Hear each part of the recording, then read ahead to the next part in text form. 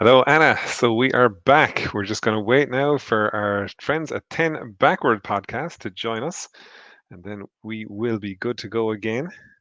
Unfortunately, the lovely Sean has left us for the time being, so you won't get to see his lovely uniform change. You'll have to wait a couple of hours for that. I think he's back on at 4 a.m. or sorry, 6 a.m. GMT, so that will be the next costume change you'll see. You will get to see me for the rest of the morning until I think 4 o'clock is my last time here. So we're starting to see the guys drop in now. So we've got one. I wait till all three of the guys have logged into the chat, and then we can get going and we can drop over to them and they can tell us what they're going to be discussing today. Sean Ferry, 4am GMT, absolutely right. Hello, Sean. Hello, Taxi Cab. Hello, Penny. Everybody is back in again. So what we'll do is we'll bring Rick into the conversation and we will add in Rick. Hello, Rick. Hi there. How's it going? Not too bad. Thank you very much for coming along and joining us again tonight now. And we've just got Will dropping in here now as well in a minute. Hello, Will. Hello, how are you doing? Not too bad. We're one short, if I'm right. Is that correct?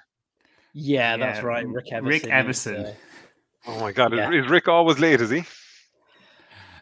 Yeah, he is actually. So guys, don't worry, I won't be guesting on the podcast with you. I will be I'll be jumping off as soon as the last Rick joins. Well, so guys, if I'm right in guessing, today is going to be discussing the top 10 Next Generation episodes. Is that correct? Yeah, that's absolutely right. A difficult subject. It's one we've never tackled before because we never really thought we'd ever be able to come to any sort of agreement on that. So what you're saying, Will, is there's going to be a lot of arguments over the next hour regarding the Next Generation, right? And most importantly, where is Tin Man going to rank in the top 10 list is my question. That is a good question. Do you know, I don't know that we've given proper consideration to Tin Man, actually. Will, I think I might have to boot you from the live stream immediately for that kind of absolutely scurrilous allegation against Tin Man. I was listening to the soundtrack in the car on lunch. Actually, it's a soundtrack that I absolutely love. There's only like 4 songs on it. It's on one of the Next Generation albums, but Tin Man is totally an episode no one ever has in their top 10 list. But for some absolutely bizarre reason, I love the episode. It's a great sci-fi concept. I love the idea. I do like that episode a lot. It's a good Counselor Troy episode as well, because let's be fair, we do not get a lot of good Counselor Troy episodes. Like, they normally seem to revolve around the same kind of topic. Like, so this is really good, especially her relationship with Tam Elbrun. Yeah, another Beta Z, which again, not something we see very often. So guys, while we're waiting for the other Rick to arrive, question then, if you were to pick an episode of The Next Generation that wouldn't be normal, like I've just picked Tin Man, that wouldn't normally be on the top 10, that's one episode you might sit down and go, I'm absolutely going to watch that because no one else likes it, and I do. What would you go with? And I'm going to go to Will first. I would pick Rascals. Because it's I think it's a good episode. I think it's an episode that's unfairly. I think a lot of fans find it irritating. There is some fair criticism about the quality of the performances from the child actors in that episode, and it's really daft. But I love it. It's loads of fun, and there's some great character stuff for Ro in that, and for Guinan as well. You know, they sort of get to be kids again. Yeah. And the scene where they just get to be silly and just bounce on the bed. It's just really nice. Rick, what would you go with? So I would go with the episode Lessons, because as I've gotten older, I've become more of an old softie, and I just love it. It's such a sweet episode and a nice follow up to The Inner Light, actually. Yeah, it really is. Like, it's kind of an almost unintentional sequel with the Rescue Flute and all that. Yeah. Rick Everson has joined us, but I don't know if Rick Everson knows he's joined us or not yet. I do know I've joined. Yes, sorry.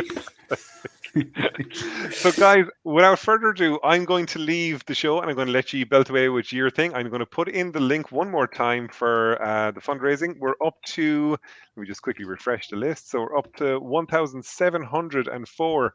If the last person had just donated £3 less, it would have been 1,701. It would have been I was perfect. just thinking that.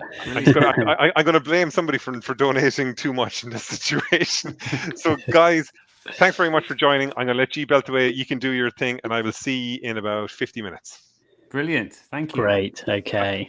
Thanks, guys. Thank you. Wow. It's just us now. Ooh. All It right. is. Well, Oh man, we better do something. yeah. Let's say Apologies, my hello camera's and- packed up. I don't know why you can't see me. But, I am looking it's okay, brilliant, Rick. so it's a shame.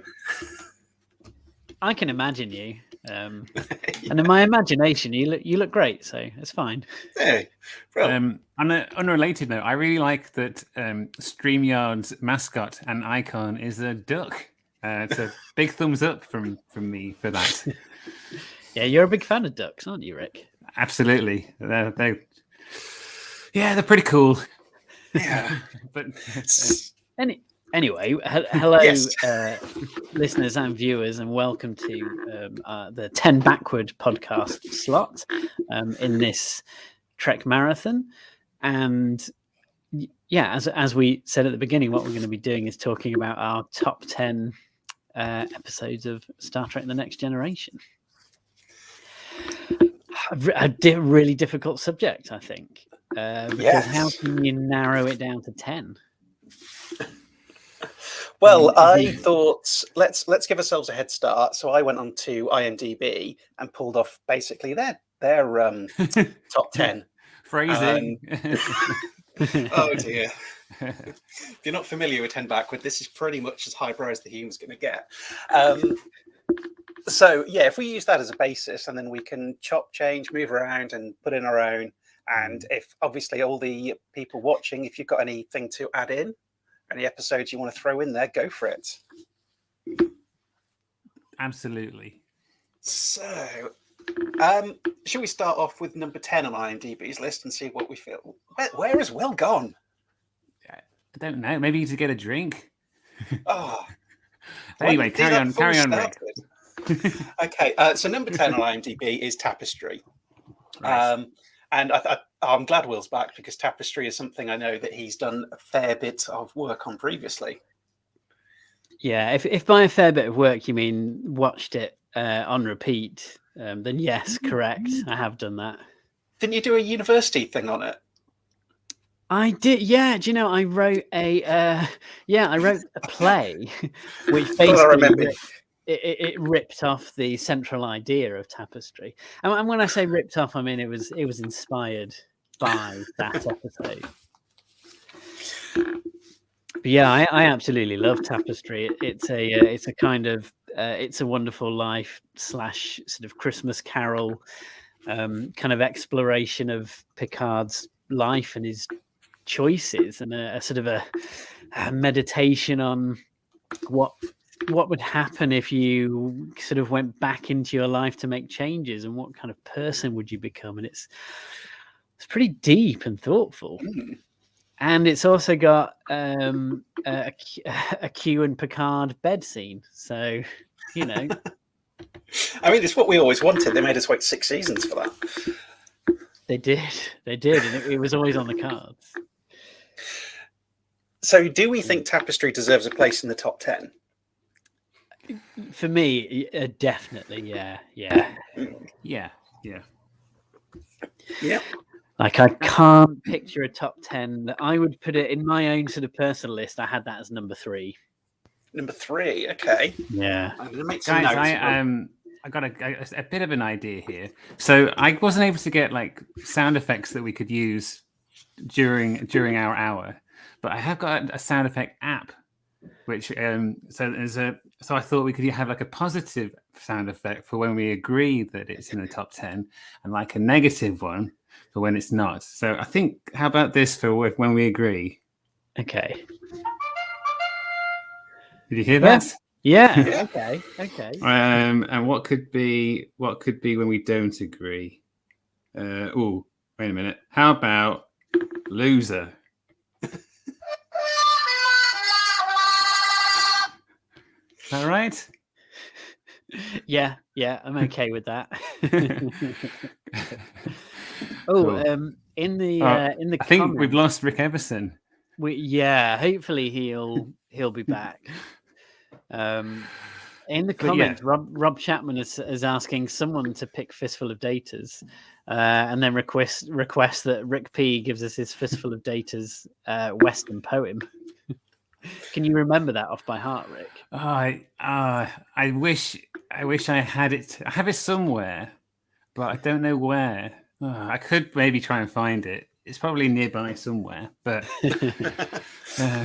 maybe bring it out at the end if we have time. Yeah. So we're definitely saying Tapestry's in the top 10. Yeah. Peter H in the comments is saying he's got Tapestries is number 8. Fantastic. So fair enough. You've already said number 3, so somewhere between 3 and 8. I think we can confidently place that as we go along. Yeah. Okay, so number 9 on the IMDb list, Chain of Command, which is obviously the 2-parter where Captain Jellicoe takes over the Enterprise and Picard is taken prisoner on Cardassia and tortured by Gul Madred. I mean, I'm going to say this is definitely one of my top 5. I flipping love Chain of Command. Back when I was young, it was one of the few VHSs I'd been able to afford. So I watched the heck out of that because when you've only got a few next-gen VHSs, you kind of watch the same ones over and over. But it was a good one to have. So, what do you guys think? Chain of Command has got that brilliant central performance from Patrick Stewart, hasn't it? Particularly in the torture scenes. Mm-hmm. And it's made its way into sort of pop culture. The whole there are 4 lights. Yes. Thing. Yeah. And, anytime an episode makes it into pop culture, it's important. Absolutely. Yeah. I see Ross Webster is given Chain of Command a 4 or a 5. You need to make your mind up, Ross. You can't have this sort of dilly-dallying, sitting on the fence. A 4 or a 5, which is it, man? Sean Byrne has given it a solid 4. Oh, that's the decisive attitude we like. Yeah. Do you know, I don't think I would actually have it in my top 10. And not because I have any particular criticism of it. It's just that there are too many other episodes that I love more than Chain of Command. I did always feel the first half has a bit of padding in before we get to the second half. And okay, I said I didn't have anything negative to say, but I do. A minor criticism, a slight pacing issue, I'm going to say, for Chain of Command. But it's a minor niggle. It's mainly just there are episodes I love more than Chain of Command, and that's why I wouldn't have it in the top 10. Okay. Peter H is in the chat. He's agreeing with you. He's saying at number 12, and he's got the same view. This has all got horribly wrong. I don't know what is wrong with you people. What about you, Rick? Thoughts on Chain of Command? Yeah, I really enjoy it. It's I would definitely be up there. It's maybe one that might sort of slip my mind a little bit, just because sometimes when something's really good, in a way, you can get used to it. And I think Chain of Command was in a period of TNG when it was just really strong all the way through that season, pretty much anyway. So it would definitely be up there. I have to admit, I haven't really put together my top 10 list. I'm kind of freewheeling it right now compared to you two guys, but it would definitely be up there. I'm only wondering, because it's a 2-parter. Is it weird if part 1 is not near part? So say Will, say you had it as like part 8. Would part 2 be number 9 in your list or number 7 in your list? It'd probably be. I don't know. I think to sort of to uncomplicate it, I think we'd have to. Should we consider 2-parters as one choice, like one story? Yeah. Let's see. What do the people listening and watching this think? Maybe we can take a beat from them. What do you think, guys? Two-parters Yeah. as two-parters considered as one long story? And Yeah. Two-parters, full one dis- choice, or Full disclosure, on the IMDb list, they are counting two-parters as two separate episodes. So part 2 is number 9. Part 1 doesn't make the top 10. So, I think I'd agree with that. Peter H and you have now split ways because he's saying two-parters is number 1. That's wise words, Peter H. Yeah, Sean Byrne says two-parters, one choice. Yeah, so does Rob. Two parts. Yeah, and Tired George Studios is saying two parts should be considered as one episode. I believe that's my friend Lee. Hello, Lee. Yeah, okay. I think it's fairly decisive then. Two parters are one choice. Let's say that. Yes. Yeah, I'm glad the majority's agreed with me. This thing is back on track. I don't know if we reached a conclusive decision on whether Chain of Command is in the top 10 or not. But maybe the best thing to do is move on to another. Let's maybe leave it as a tentative. Yeah. Let's see what other episodes. Oh, was that a loser sound effect? No, that was a cuckoo. That was a cuckoo clock. Okay. Cuckoo clock means we haven't made our minds up. Okay. IMDb's number 8 is Q Who, where we first meet the Borg. And actually, in my case, because I missed a few first season episodes when I was younger, the first time I even saw Q. Yeah, Q Who is an excellent episode. It feels fair that it should be in the top 10, actually. Yeah, pretty easy choice, I think. I haven't written it down in my list, but that's maybe because I got hung up on Best of Both Worlds. But Q Who is so good, and it's sort of so exciting when you get to Q Who because it's the first sort of truly amazing episode, I think, that you get to in the show's run. Oh, I mean, I'm a big fan of conspiracies. I don't know if I might disagree with you on that. Oh, yeah, that's really good too. But yeah, Q Who. Yeah, the first time we meet the Borg, Q throwing them into the Delta Quadrant, and the kind of the Borg are at the most relentless in Q Who, aren't they? There's no option for them but to run away and sort of beg Q for help, and it's kind of it's sort of pretty devastating to see the Enterprise look so weak against an adversary. Especially considering there is a point where it does blow massive, great holes in it. Yeah. I mean, this totally sells the Borg as the most unbeatable foe, and it's terrifying. And it's a great one because, ultimately, we kind of used to seeing Q do these tests, and the crew sort of ultimately gets sort of the upper hand. But in this case, they're completely humbled. Picard has to just sort of swallow his pride and say, "Yeah, you got me on this one. We're stuck. We need you."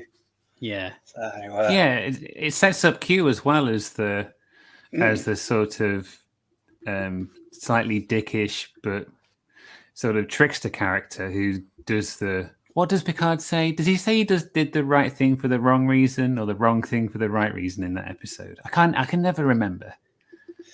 Something like that. Yeah. Which one is it? I can't remember the line off the top of my head. Wish I knew. I could have done some research. Terrible. But yeah, I mean, I love Q Who. Great episode. Yeah. So, there's a few people in the comments calling out Q Who as well, and in agreement. So yeah, it goes okay. in then, doesn't it? It's in there. Yeah, it's got to be. Okay. So next at number 7 is All Good Things. Yeah, that's a solid yes for me to get in the top 10 because All Good Things is just fantastic. When we did an episode on it previously, I think I said it's like every good lesson they took from 7 years of making Next Gen, they put into this 2 hours. Yeah, it's a great finale. It just works so well as a finale. Absolutely, it does. Yeah, it's not just a great episode of Star Trek. It's one of the greatest TV finales ever, I think. And I think the beauty of it is that it doesn't they were constrained by what they could do with it because they had generations coming up right afterwards, so they knew they couldn't do anything radical like blow up the Enterprise, or they couldn't really even sort of bring any kind of closure to any of the characters. So what they did was kind of brilliant in the way that they somehow did manage to end the show sort of emotionally with a really satisfying story without ending the show. Yeah, it gave you this, this is the end of your journey with them, but they're always going to be going on. You had the sci-fi concept within it of the anti-time was incredible and really well done. Yeah. And it was also good to be able to sort of join up the beginning of Next Gen to the end and the future with the time jumping. It was so excellently done. So. Yeah. Plus, you get to see a future Enterprise with 3 nacelles and a massive phaser cannon underneath. And it flies up the screen. We get kind of like a space battle on a different plane, don't we? Instead of horizontal, it's vertical. Blows my mind. Guys, should we check out some listener comments? I can see Drew BK says, "All Good Things is the best series end for Trek, in my opinion." I think I agree, Drew BK. Yeah, 100%. Yeah. Peter H says, "All Good Things is his number 7 in the top 10 TNG." Just like at IMDb. So, yeah, I think that's a solid All Good Things gets in, isn't it? Yeah. Wait a minute. Wait. Oh, wait, sorry, that's the wrong one. Oh, the horse has stolen your sound. You should save that for... Okay. All right, what have you got next on the list, Rick? Okay, number 6, Cause and Effect. So this is the time loop episode where we see the Enterprise blown up several times until Dr. Fraser Crane comes in at the end. Yeah. And I think this was an episode that came at a time when sort of time loop stories hadn't been done to death, or at least it didn't feel that way when I first saw it. I remember thinking I'd not really seen anything quite like that before. Because has it loop kind of 4 times, or is it 5 times in the end? I can't remember. There's a number because we start off with a destruction one. So yeah, if you count that one as well, we're probably looking at 6. There's at least 3 destructions, isn't there? I can think of. Yeah. More. And I mean, for me, any episode where the Enterprise explodes, it's automatically kind of a 5-star episode anyway. Yeah. So being as it explodes about 5 times, it's a winner. Yeah, I mean, I like as well that the more times that we sort of join at the point. I think we join at the point where they might have been doing this quite a lot. Correct me if I'm wrong, but we join at the point where they start to. This happened enough that they remember. They're starting to remember what's going on, you know. And that's, I think all the stuff in the poker games is really good. Really it's a really good data episode as well. Like data really comes to the fore in that episode, I think. It didn't quite make it onto my top 10 list, I've got to say. It's close, but I wouldn't quite get it into the top 10. How about you, Rick? Oh, Ricky's gone again. You know what? I do like this episode, but I think you might be right. I think it'd be up there. It's a great episode. Don't get me wrong. It's really, really good, but might not be quite there for me if I had to choose. Yeah, again, and it's not because I have any particular criticisms of it. It's just that there are other really, really excellent episodes that I wouldn't want to see pushed out of my top 10 for the sake of cause and effect. Drew BK says, "Isn't it 17 days that they are out by the end?" Yeah, Drew BK. Right. That's right. And Peter H says they tried to get Kirstie Alley to make a cameo as Kelsey Grammer's first officer.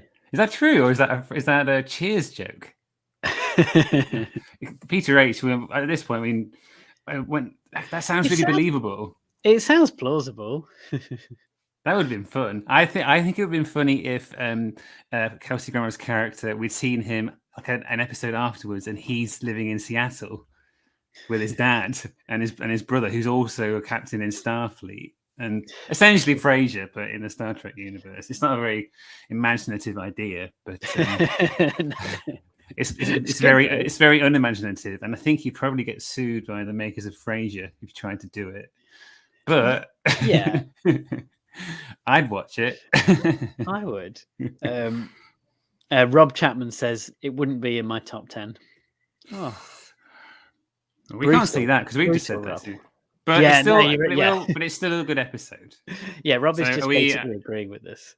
So yeah, I guess we have to say not in the top 10 for us. Cause and effect. Yeah. Oh, sorry, cause and effect. And I mean, Rick Everson might well have had a rousing reason why he wanted that in the top 10, but he's back. Okay, back. We Sorry, can see guys. him. Yeah, I don't know what's going on my interweb today, but yeah, I'm back. Yeah, no, I have no rising thing for cause and effect. It's a great episode, but I probably wouldn't top 10 it. So sounds like we're on agreement. Let's boot it out. Yeah, bad news to cause and effect. Okay. Unlucky, Frasier. So number 5, The Measure of a Man. Yeah, I've got that in my own top 10 list. Yeah, that would be my top 10. Yeah, I think it's maybe the best because TNG does quite a few, well, not quite a few sort of courtroom drama style episodes where they really just dig deep into a subject, and I think Measure of a Man is probably the best of those. And it's philosophical, it's thoughtful, it's a great data episode. It's a really good episode for Riker, as he's put in a really awkward position where he has to act as the prosecution, doesn't he, and argue that data isn't a person, and he sort of rises to that challenge even though he doesn't really want to. He does very well, sadly. That's it's an excellent one. That's a fairly rising, definitely, with Measure of a Man, isn't it? Yeah, I would have it in my top 10. I think it's brilliant. Excellent. That was a nice, easy one. Just very rare time. So I was sort of moving this through. So IMDb have got at number 4, The Best of Both Worlds Part 2. So if we just count both of those, because sorry, that was for Measure of a Man. Should we just get into Best of Both Worlds as we're counting two-parters as one? Yeah. I frequently wax very lyrical about Best of Both Worlds. I think it's amazing. On the two-parters as one, I don't know how many people remember back in the day, the old VHS releases, they put out some edited together ones. So essentially a lot of the two-parters are edited together as like movies. And I picked up quite a few of those. So in my head, they kind of became one because, edited together. So Best of Both Worlds is obviously one. So I know a lot of people prefer part 1 to part 2, but I kind of they're just one to me now. The cliffhanger at the end of part 1 of Best of Both Worlds is wow. It's so dramatic. Yeah. It's one of the all-time great TV cliffhangers, isn't it? Even in outside of Star Trek, it's a legendary cliffhanger, I think. Yeah, absolutely. And I think it's an example of something that, like all of these episodes that are in the top 10, they aren't just we're not just putting them in because they've got like a really good central idea or like a really cool action sequence. Like everything about them is good. So you've got the brilliant idea of the Borg attacking Earth, but then you've got some really great character stuff with Riker in turmoil about whether he's going to leave the Enterprise or not, and then you've got him in conflict with his sort of potential replacement. And there's some great Guinan stuff in that episode. Oh yeah. And it's just Yeah, and not to mention the whole, everything that goes on with Picard as he becomes Locutus. And it's just an example of TNG just kind of firing on all cylinders. Like everything about those episodes is good. Well, the remnants of those events still come through now.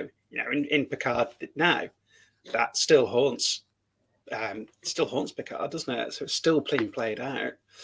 So Yeah, totally. Yeah. I mean, I even had that.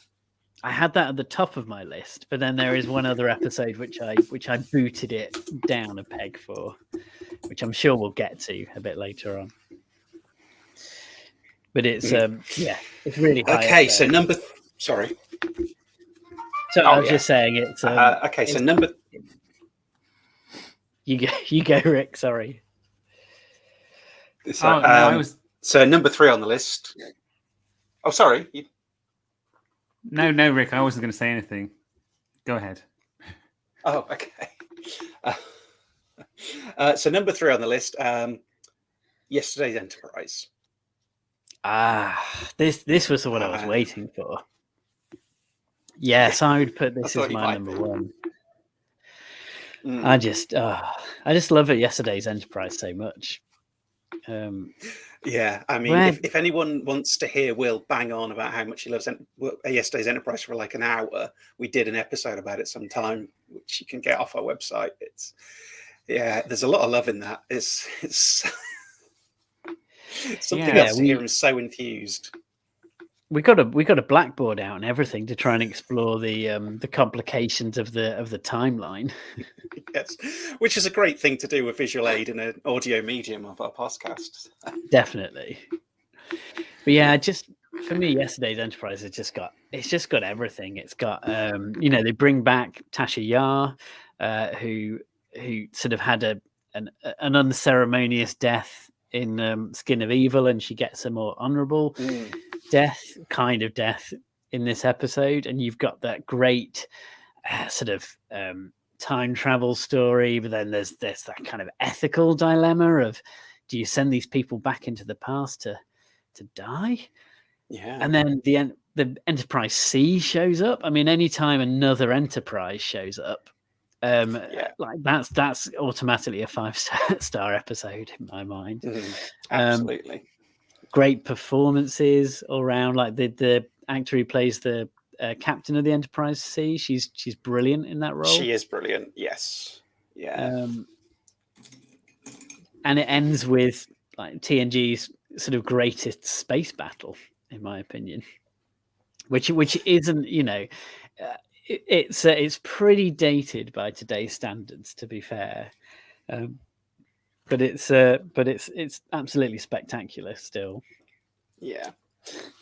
Rick, how are you faring on Yesterday's Enterprise? Is it in? Oh yeah, it's a superb episode. Absolutely in. I think you guys were just saying it's a proper send off for Tasha Yar and for Denise Crosby as well after like a very meaningless death in Skin of Evil. It was great, and I just think they did that whole shifting into a different reality really well. Like they're just by changing the lighting on the bridge, basically. But it really worked. Yeah, and it's and just all those little changes to the set dressing to make it look more like a warship. Just it's just very clever. It's just very well done, and I think that's the mark of all the episodes that we've agreed are in the top 10, is that just everything is really good. Yeah, everything comes together. Plot, acting, all the detail, all the filming, everything is just perfect, and that's why it's in the top 10. Brilliant. Sean Byrne in the comments is agreeing with you. Tasha Yar gets a proper send off, which is absolutely one of the big features of it. So great. So that's in there. Oh, can I just say one thing? It's not to do with the top 10 of TNG, so I apologize. But the toilet sound on this sound effect board is rubbish. Look, listen to how long it goes for. That's it. That's not a very long flush. Not enough detail. It's not HD sound, is it? But yeah, sorry. Back to the subject at hand. But Okay. So, next one on our list would be The Inner Light. This is an interesting one because I really love The Inner Light, and it would be in my top 10. But I know that's one that you don't love quite as much as everyone else, Rick Everson. I think it's nice. I think it's done well, but I just don't think it's as good as it gets. I think it gets overhyped. It's just like, it's nice, but I just don't get it to the level that everyone else seems to. I mean, I appreciate I'm probably going to be outvoted here, but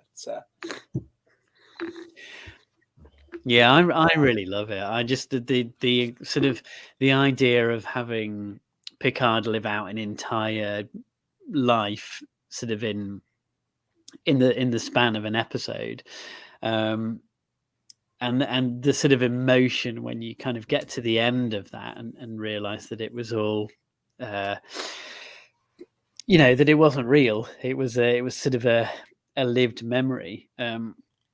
Is heartbreaking, and it's just a great episode for Picard as a character because he sort of gets the family that he never had in the main series. Plus he plays a flute, so I think Lessons does the flute thing better. Hey, Lessons wouldn't have that flute if it wasn't for the Inner Light, man. Yeah, but then Chain of Command Part 2 would be highly rated if it wasn't for Chain of Command 1 setting it up. Yeah. Oh, on the chat, Rob Chapman has said, I prefer Lessons to Inner Light. Yeah. Drew BK has also agreed with me. It's great but overrated. What the heck? Peter H is saying the Inner Light is my number 3. LHA again. I also do not love the Inner Light. Okay, but not amazing. What? I might not be I might not be quite as rare and controversial as I was thinking. Well, this is interesting, isn't it? Because it's a subjective thing, isn't it? Which episodes you really love or not, and it's going to come down to personal taste. Always to an extent, yeah. I mean, we've got a lot of common themes, I think, in this list. There's a lot of ones that most people find, I think, but yeah, it's nice to see a little bit in there that people are actually. Rick P, sorry, we didn't get your thoughts on Inner Light? I think it's great. But I think it works. It works as a really good sort of, almost like a two-parter with Lessons. I think that's how it works best. I think it is great. It probably would be in my top 10, sort of for the reasons that Will has mentioned. There are just some. I think for Captain Picard to have that experience as a character who hasn't really opened up much about his personal life and his feelings in that regard, and he's a bit of a closed book up until this point. But we see him get a family and everything and live out a life, and the scene at the end where he's just clutching on to the flute is heartbreaking. So as a piece of drama, it's superb. I think I do get why people don't have it in their top 10, but for me it is in there. Okay, so in terms of us, it's 2-1 for the top 10. We're kind of evenly split. I think some people are saying it should go in. A few people are saying it's not as great. So yeah, it's in the chat. There's a lot of support for your viewpoint, Rick. Actually, Ty George Studio saying didn't really do it for me. Yeah. So I don't know. Should we leave that one on the fringe? Should we move on? Stick it with Chain of Command as a tentative. Oh, wait, sorry, I bugled too soon. I'll cuckoo. Where are we? Cuckoo buck.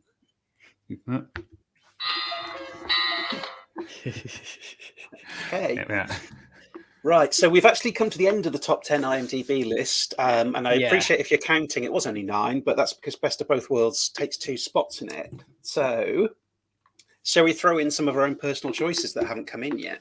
Definitely. How about we throw in some that listeners have suggested? Indeed, first? yes. So I know that Rob Chapman, he mentioned the game number 5 in his list, but that's mainly because Ashley Judd's in it. Okay, I mean, she's also in Darmok, but Yeah. I suppose she's in the game more. So, but It's a fun episode. It is a fun episode. It's kind of delightfully daft, in its way. So, and it's, I don't know, but it's cool to see Wesley back, and I was a big fan of Wesley Crusher, so it was really good to see him come back and have this role to play in saving the ship again. So yeah, I like it, but it doesn't do enough to make it into the top 10 for me. There's some more suggestions. Tide George Studios is throwing Half a Life out there. That is an excellent one, because I mean, in terms of what that does, it takes the Luoxana character and takes her on a completely different journey. You know, you see a whole different side to her, and it's a really emotional, really beautiful piece. Very sad in this way as well. It is. I mean, the only reason I wouldn't sort of stick it in the top 10 is that it's not on my list of ones that I would go to rewatch, just because it's a hard watch. It's too emotional. But it is a great episode. I can also see there's a shout out for Remember Me, which I love, and I maybe would put that in the top 10. It's just got a little bit of a duff ending, but the whole concept of it to me is brilliant. I love it. It's with Remember Me is, I mean, I'm a big fan of a good Crusher episode, so absolutely I think Remember Me should get highly placed in anybody's list. But yeah, the ending, I mean, I'm kind of like, when she gets pulled out of that static warp bubble and she just hugs Wesley, you'd be going off your nuts at him. I mean, his bloody experiment almost killed her, trapped in a dissolving universe on her own where she thought she was going crazy. I'd be really mad at him. Yeah, she should have grounded him at the least. Yes. Yeah. Or like said no pudding for his tea. Yeah. There's a Peter H has called out a great quote from that episode where she says, if there's nothing wrong with me, then there must be something wrong with the universe. Yeah. That's a great quote to live by, isn't it? Absolutely. Yeah. Sean Byrne, in his top 10 list, he mentions Who Watches the Watcher. Oh yes, it's number 2. That's an episode that I really like. That would be up there for me. It's great. Okay. Yeah, I do like that one. I don't know that it would make it into the top 10 for me. I could see it getting into my top 10. Okay. Shall we put that in the tentative? Put it in the tentative. Yeah, there's two solid votes for it, and I mean, I guess I don't really have any great. Oh, there we go. I don't have any great reasons why I wouldn't put it in the top 10, other than there are better episodes, I think. Okay. Well, just to keep you on the stats, we have got 6 confirmed in the top 10. Yeah. Those being Tapestry, Q-Who, All Good Things, Measure of Man, Best of Both Worlds, and Yesterday's Enterprise. We have tentatively got 3: Chain of Command, Inner Light, and Who Watches the Watchers. So even if we put the tentatives in, we need a 4th. And I want to throw this one out and see what our viewers say. I flipping love Suspicions. This is the one where we start off that Guinan visits Beverly because she's had a tennis injury, and Beverly explains how she's been fired. And we go into a bit of a flashback thing where she organised a science conference. A guy got murdered. He'd invented like a shield to go into the sun. And then she got fired because she did an autopsy on him. He's a Ferengi, and that's not allowed. Although, weirdly, they can vacuum dessicate their remains. So I wasn't quite sure why. But anyway. Does that mean that you can put boiling water into their remains when they get to where they're supposed to be, and then you got their remains again? Yeah, I guess like, so. like a pot noodle. I bet so. Not to eat them, but to to sort of put them in a Display case. I don't know. Put them in put them in a casket on their home world. Like you freeze dry them in when they're off world, and it's easier to ship them back to their home world to get for the rights and everything. And then you just pour water on them, and they pop back into shape, and you put them in the coffin, and hey presto. Well, DS9 showed us that they sell them, so you can own a piece of the deceased. Oh yeah. So that's kind of what happens with them. I don't know what happens if then you add water and you get like a 2 fingers or something. So, or something if else, you didn't like it, right? Oh man. Yeah.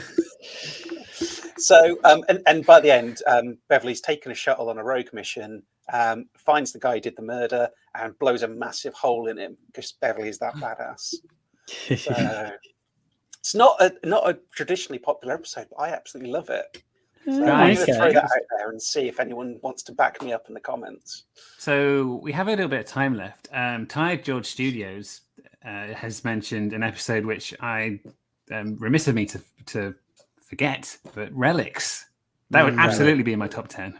Yeah, that was in my list, and that for me is another one. It's another example where it's a great idea. Bring Scotty back, have him as a guest star, but not only that, it's kind of it's a really cool sci-fi idea because you've got a Dyson sphere. It's a really great performance from James Doohan, and it's really well written and really emotional. The bits where Scotty is kind of looking back on his life and he just feels out of place in the TNG universe, doesn't he? In the scene where he goes onto the recreated original series bridge, just gets me. Yeah, it's a love letter to the original series, I think. Yeah. It's brilliant. Yeah, that I would definitely have that in my top 10 actually. Yeah. I mean, you can't go wrong with Relics. Yeah. Pop that in there. Okay. So Brilliant. 3 more to go. I noticed, I think, was it Rob Chapman earlier on? I haven't had a chance to say it yet, but I think he mentioned the drumhead. Yeah. That's another one I had in my list as well, actually. Yeah. Well, that goes totally with my favourite thing about Star Trek is, yes, the future's a utopia and it's brilliant and wonderful, but it's boring. I thought if the stories and there's no drama, there's more entertainment about how you keep that utopia, how you fight for that peace. So it doesn't take much. It doesn't take much for things to change that, and societies that can seem like utopian will often have an undercurrent of ideas and ways of doing things that absolutely aren't.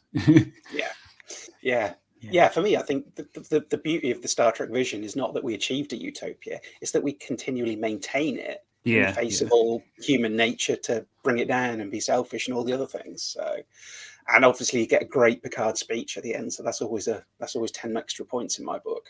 Yeah, it's a really well-paced episode as well. I think, like the escalation of events is well judged. At first you kind of understand where the Admiral's coming from. And then you sort of get to a point where you start to realize that it's, hang on a minute, it's a little bit out of order here. And it just escalates and escalates. And it's brilliant. Wolf goes along for the ride for a bit. Yeah, he does, doesn't he? Yeah. He's well into it, hunting down dissenters. But he's like, I might get to murder someone here. I love murdering.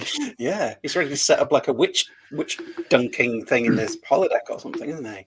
Yeah, it is a witch hunt. Yeah. Oh no, I can see someone in the comments has spoilt it for everyone by bringing up Sub Rosa. Lindsay, LHA again has said there's always Sub Rosa. I knew someone would.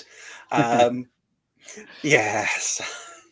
I mean, give Sub Rosa credit for trying something completely different and off the wall. It's not like any other episode, is it?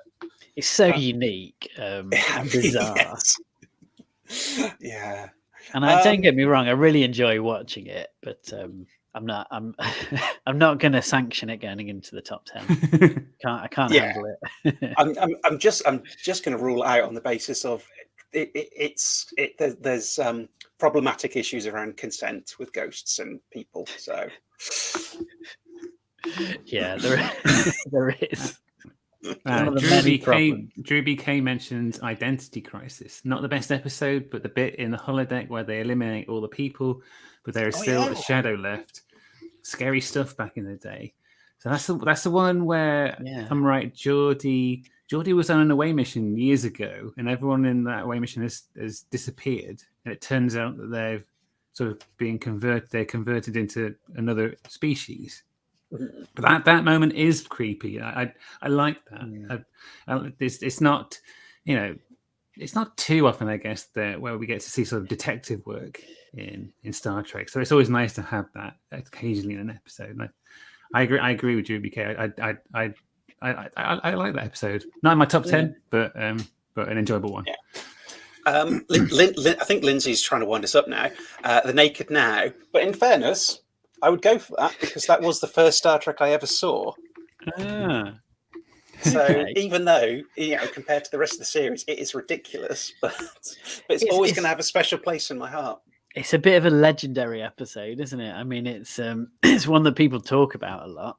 It's the one when we find out that Data is fully functional in multiple techniques. Well, exactly. I mean, that's kind of almost a well-known. That's almost as well known as There Are Four Lights, isn't it? It's an oft-repeated meme within the fandom. Rob Chapman is bigging up peak performance again. That was a kiss. That was a kiss sound for the Naked Now. Okay. Yeah. I mean, peak performance is an excellent episode. Rob has a very good point there. This is the battle simulation one.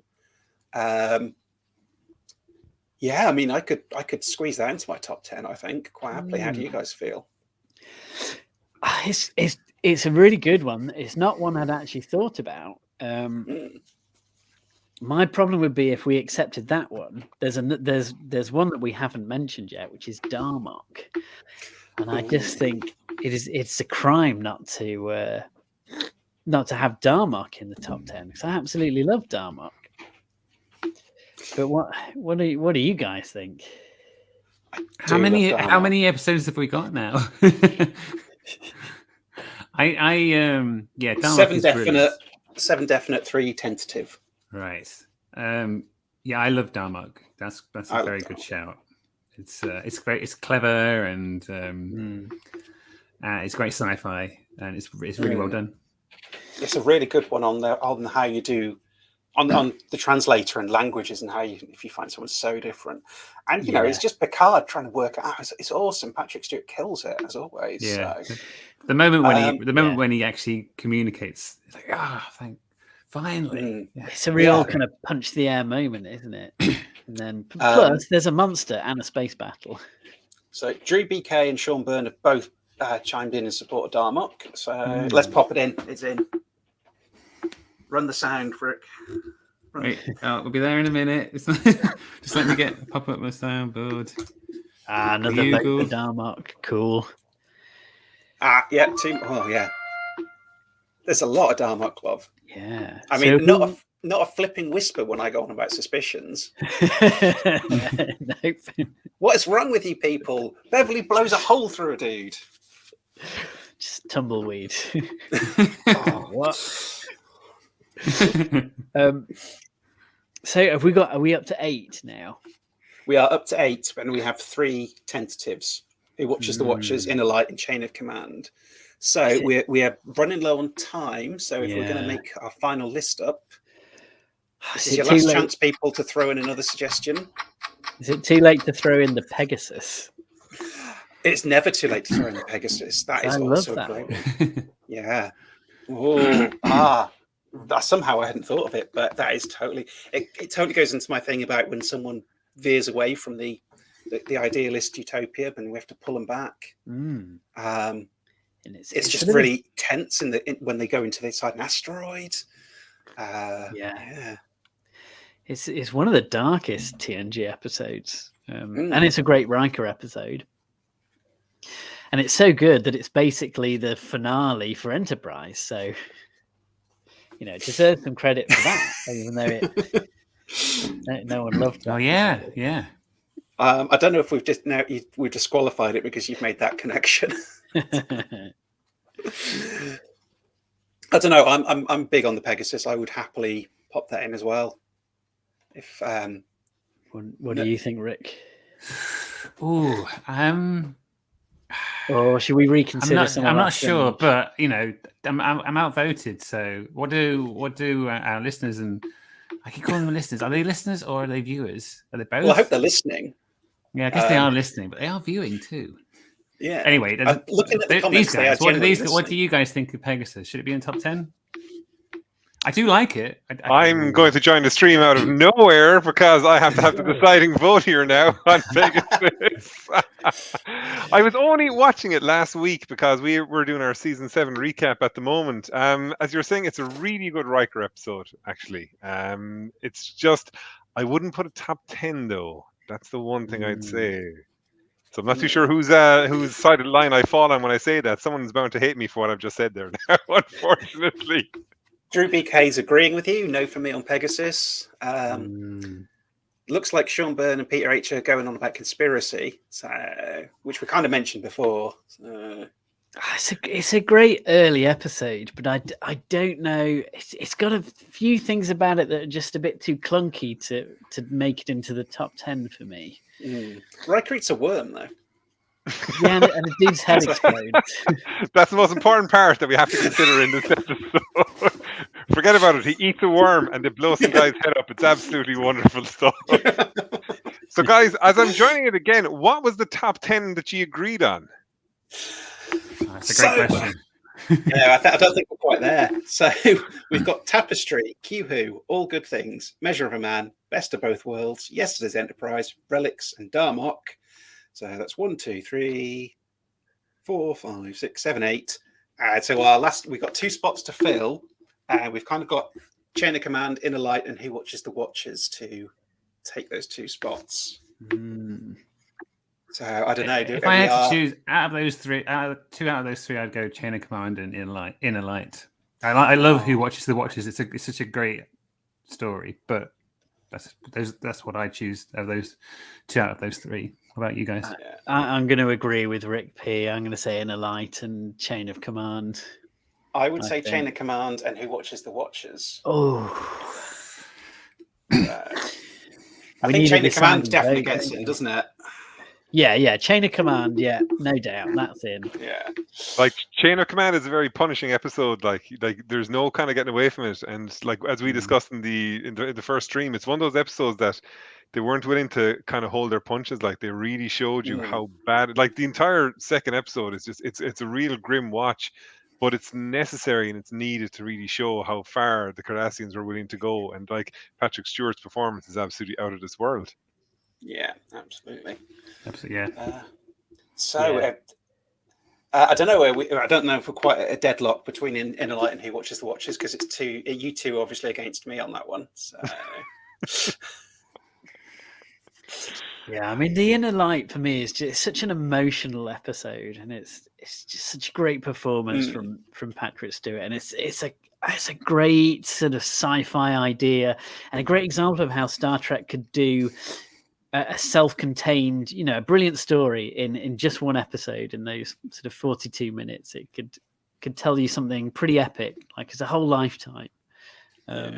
For that reason, I think it deserves to go in. Okay, a couple of people are saying top 11. Just put them both in. yeah. We could do, couldn't we? Well, do you know what? That is the diplomatic approach that Picard would use. Yeah, he would. Right, let's make it a top 11. I don't think we're going to have time to put them in order. So. No, but it's been so much fun. It has been. That is our 11. Put them in whichever order you like. So, Rick, give us the rundown again. Give us the 11 again in one more go. Tapestry, Chain of Command, Inner Light, Who Watches the Watchers, Q-Who, All Good Things, Measure of a Man, Best of Both Worlds, Yesterday's Enterprise, Relics, and Darmok. I mean, that's a fairly respectable list of good episodes, I think. Yeah. I did hear Will kind of doing the old, not sure about certain choices in here now at all kind of thing. I'm never sure. As we've read out that list, I just think throw them all out, start again. Bring in Guys, 10 there's plenty of hours left in our 24-hour stream. I can find you another hour to argue this out more again. So, guys, thank you very much for coming on. Thanks for giving up an hour of your time to do this tonight. We really, really do appreciate it. I hope ye had fun as well coming on and doing it. Absolutely. Yeah, did. absolutely. Thank you so much.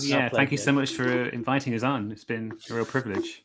No problem at all, guys. So, guys, I'm going to dismiss ye because I'm going to bring in Hit or Miss. So I will let you go. Thank you very much again. Have a good evening and have a good weekend as well. And we will talk to you soon. Yeah, you Thank too, you man. very much. Take care. Thank you very Bye, much. everyone. Thank you, everyone. Guys. Thank you.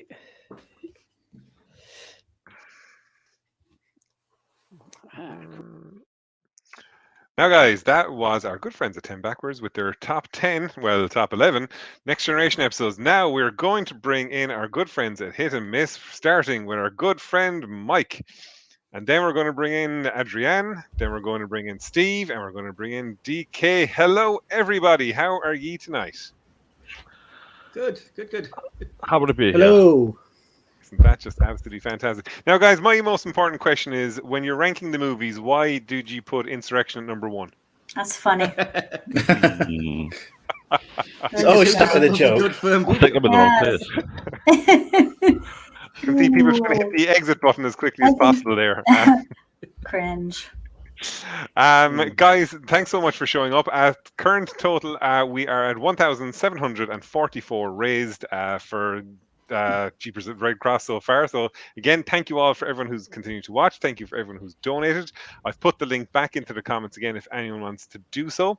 So what I'm going to do is, without further ado, I let Mike and the gang take over. I will make myself disappear very fast, and I will talk to you in 2 hours. Yeah, see you then.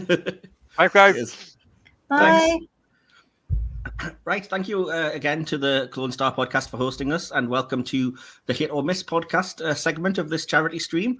And I'm just going to go around and introduce everyone to each other because we've not really had a chance just yet. So I'm going to start with my good friend for many a year, Mr. Stephen Brown. Shout out, Stephen. How are you doing? I'm really, really happy to be here, man. Happy to have a good Awesome. chat tonight, hopefully. Yeah, and you've got your list of 10 films ready. I did, yes, I did. It's all ready to go. Say hi to DK and Adrienne. Hello, people I've never met before, so don't judge me too hard. I know. We are all united in Trek, though, I assure you. And the reason that I'm on here doing this is because I was asked to help by the Clone Star guys, and I do have a Star Trek podcast here on this Star Trek, which is what was involved, but I also do a film podcast called Silver Screen Podcast. So it occurred to me, if we're talking all things Star Trek, and I also am the guy for film, then why not talk about the Star Trek movies? And so my next guest that I'll introduce has been on both my Hit or Miss Star Trek and my movies podcast, and that is my friend DK. How you doing, buddy? Hello, I'm fine, thank you. Yourself?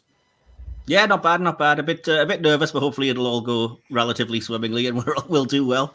If anybody has any problems, just let me know. But DK joined me for a review of DS9's "It's Only a Paper Moon" on the Trek podcast, and a review of the movie Die Hard last Christmas on my movie podcast. So we've reviewed a lot together. Yeah. And he's still not tired of me yet for some strange and obscure reason. No, not at all. And finally, Adrienne, the only other person brave enough to put a camera on. Welcome. Hi, everybody. Can you hear me okay? I Yeah, can perfectly. Okay, good. Yeah, this is my first time doing a camera pod, any type at all. So it's kind of all new to me, but I snuck into my son's room and here I am. I'm excited. And I have my favorite Starfleet sweatshirt on from my days, at the academy. So I'm all got my badge on somewhere, but you oh, can't nice. It's hidden by the microphone. There you go. Where's your son? Has he been banished to another room? I know he's coming home from school and he's not going to have any idea that I'm in here with him today. Mom, I know what He's going to be scarred for life. Right. Yes. I have my list ready. I have my that's all list. good. I am totally ready. We've talked before. We're not complete strangers because you have also guested on the Hit or Miss Trek podcast in one of the most recent episodes. Actually, didn't we review Unimatrix Zero? Unimatrix Zero, and of course, I'm sorry if anybody goes back to listen to it because I had a fan on. I forgot all about the microphone thing, and Mikey did such a great job fixing all that for us. So it's still We did. I don't think it was that bad. Yeah. Oh, okay. Just being nice. No, it was a good discussion. I enjoyed it, and Adrienne, I think, is a big fan of me and my podcasts. So at least there's one person listening at all times. So yeah, that's great. So as I say, I am here hosting because I'm on behalf of both podcasts, but mainly the Hit or Miss Star Trek podcast. But I also have a little co-host with me, Mr. Tricorder. Hello, Mr. Tricorder. Fresh from the set of Star Trek Generations. Have you ever seen anything like this, Mr. Tricorder? No, Geordie, I haven't. Oh, just watched that. Ugh, I just watched that yesterday. Really? Wow, that's weird. Yeah. And Stephen, did you get a chance to rewatch all of the movies that you said you were going to do?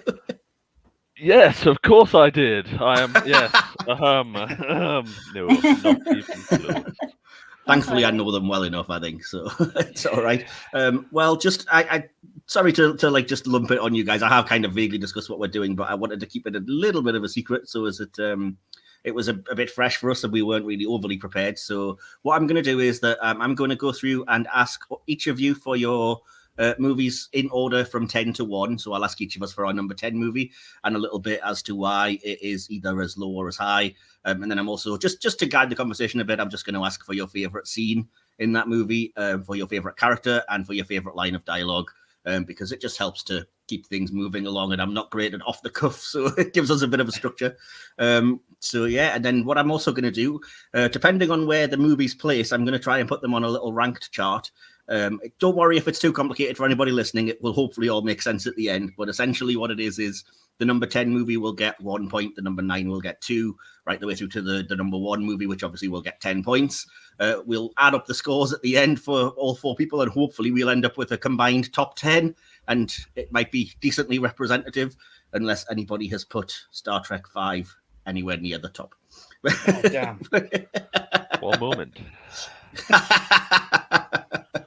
Well, you know, in terms of greatest line of dialogue, there's only one, and it's what does God want with a starship? So if we stick with that, then we'll be fine.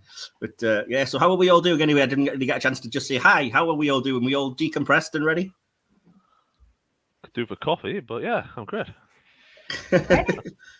And have we all caught up with Star Trek Picard yet? Oh, wow. Oh, no. That was a good opener. It was, yeah. Lots of questions, but yeah, I've watched a bit of the opener, but no. I'm waiting. Wow, you're behind. I know. I haven't even watched Discovery this week yet. I am truly behind. Oof. Oh well. Yeah. I'll not get into a big review of that. You what say? It'll probably what I'll be doing after we're done here. So you're gonna go at midnight and start watching just numerous episodes of Trek. Well, at least there was 2 mentioned. Yeah, definitely. Fair enough. Got to get that watched. Very Fair much enough. Forward to that. Awesome. Just for a little kind of groundbreaker, then, and I've probably already asked some of you this either in person, Stephen, or on the podcast. But what was the very first Star Trek film that you ever saw at the cinema? Can you remember? And when was it? We'll start with you, Stephen. I'm still thinking. Shall we move on? At the cinema. Oh my god. I remember mine because I think I was with you. That was probably the first one I've seen. Yeah. What did we watch? It was Insurrection at Gateshead Metro Centre Cinema. That could well be it. Because I'm trying to think if I watched. I don't think I watched First Contact, but I remember we watched that in our art class. Ooh. The obligatory GCSE art lesson where we put it. We watched it in media studies because I brought it in. Just was it media studies? I thought it was art for some reason. Or was it both? Because we just insist on watching it. It could have been both. I was carrying the videotape around. Yeah. Oh well, yeah. I remember Insurrection, and I think I might well have seen everyone since, or almost everyone since, with you as well. So yeah, that's quite possible. Some better than others, obviously, but yeah, cool. We've had many a long night talking Trek, I think, haven't we, over the years? Indeed. What about you then, DK? Do you remember the first time you saw a Trek movie in the cinema, and when was it? Oh, this is going to show my age. It was Search for Spock. Wow. Yeah. It was I think it was my very first like solo outing with friends. You know, when you get to that point where you do see films with like your family and things, but that first movie where you go and see it just with friends and you feel all important and I'm an adult now. Yeah, my adult film was Search for Spock. Awesome, it's cool. And do you mind if I ask where it was? It was in Odeon Cinema, Barnsley, South Yorkshire, England. Yes. How did you end up in Spain from Barnsley? It's such a long story. You'd need another 2 hours, and frankly, it's not that interesting. Fair enough. Adrienne, all the way from the USA, then, what was your first cinema experience with Star Trek? As I fiddle with my aging myself. Okay, so when I was a little kid, I did go and watch the motion picture in the theater. I was really small, and I went with my best friend's family, and I can remember absolutely zero about it, except the fact that I was kind of nervous because that creature's actually out there. This thing is actually launched, so I remember that part. Oh yeah, the probe, I guess. Yeah. Theoretically, yeah. I was going to say, as a young person seeing the motion picture, that must have been the best nap you ever had. No, I actually loved it. I couldn't believe it. Did the family hate you? Yes. Yeah, no, I loved it. Bless. But that's cool. And that was somewhere in the States, I assume. Yes, it would have been in Los Angeles County somewhere, of course. Oh, so you're so much cooler than us. We're in like Gateshead and Barnsley, and you're in LA. No, it's not cool. It's great that the Star Trek is everywhere. It's so interesting to hear everybody talking about stuff from Hollywood. It's just amazing. I love it. Definitely. Yeah, we are all united with Trek. And just before I get into it, then, in case we didn't make it obvious, we are here for a charity for a reason. We're all using the hashtag Trek for Ukraine because we're raising funds. Even if you're someone who tries to avoid doom scrolling and news like myself, you can't have avoided seeing what's happening there. And it's a humanitarian crisis. It's tragic. It's utterly heartbreaking. It is. It really is. So we are basically raising funds for the Red Cross, who we know will get the money to the right places for people in Ukraine who have suffered. And it really is the people who are least deserving, I would say, probably who are suffering at the moment. And we need to get some help to them. So there will be a Just Giving link appearing randomly on the screen. And if you just go onto our social medias, it's posted all over our sort of Twitters, and you can see the Twitter for the podcast there is @HOMTrek. You can follow that on there, or I believe the donation is justgiving.com/Trek for Ukraine, but I couldn't swear to that, but hopefully our hosts will come on and pop that on screen at some point later on. But yeah, do give what you can. We're all having fun, but it's for a good cause, and we're hoping to raise quite a bit of money. As mentioned, we have raised a little bit so far, so we have to. If we can raise quite a lot in the next 2 hours, we'll show what we specifically the Hit or Miss Star Trek podcast can do. But I know that we as Trekkies are going to come together for this good cause and do the best we can. So yeah. So with that out of the way, then that little bit of sort of seriousness. I'm going to go straight in and ask for the lists then. So hopefully we've all got a top 10. And I'm just going to have to work out an order here. So why don't we start with you, Stephen, because you are bottom right on my screen, so I could just go clockwise from there. So we'll start with you, Stephen. What is your number 10 movie on your list? So the worst movie. Okay. Well, there's 3 presumably that aren't on your list. So the worst one that you've made out of your 10. Yeah. So as I mentioned beforehand, briefly to yourself, I was sort of I had a solid top 6, I think, middle ground 7 to 9, and then at the end I was like, I can't really decide which one I don't like the most. So I'm actually going to just throw your numbers off straight away, and I'm going to throw the motion picture in there and Star Trek 5. Okay. If you had to pick one of the 2 to be your number 10, what would it be? 5. So you're going to Final Frontier? Yeah. Fair enough. Just cause. I should probably have asked what the 3 were that weren't going to place, but that would kind of give the game away. So I'll not do that. But we've all had to sort of leave 3 out, I guess. So that's fair enough. And I think you like the movies a lot less than me, because I didn't find it that difficult to find 10 that I thought were at least decent. But, there's none that I truly hate, but yeah, I certainly get to a certain point in the middle where I enjoy the movies, but I just don't have massive feelings about them and can really rate them that heavily, unless I'm truly forced by Unless forced. Like by a fair podcast enough. like this. Yeah. So why was the motion picture? Sorry, why was the Final Frontier specifically? First of all, so low, but secondly, why did it save itself from the chop being one of the three that didn't make the cut? Well, it only really made the cut because it is the worst, and I had to pick a top 10. Well, again, Otherwise there's it would three be below 13. it, though, isn't there? Surely. No. Mine just ends there. The other ones are just they exist. A bit like my 7 to 9. They also just exist. But I felt the need. I had to mention the fact I really didn't like the movie, and that's why it's my 10th. Fair It's enough. not even So like, if, on my list. It's not even like the 10th. It's just star. Just you, because you I make can't everything really... difficult, don't you? Yeah, absolutely. I just had to mention I don't like it, and yeah, this fact is I love the when they're getting on the rocket boots. Loved it, apart from the number of flaws on the the Oh, that was ridiculous! Yeah, even before Discovery had immense labyrinth corridors, it had multiple decks on the Enterprise here. Yeah, that's it. So I like that scene, but just something about the movie, just you'd have to pay me to watch it. Really, fair enough. Well, if you had to pick a favorite character then in Star Trek V, who would you say it was? Scotty. Scotty, just purely for the know the ship like the back of my hand joke? Yes.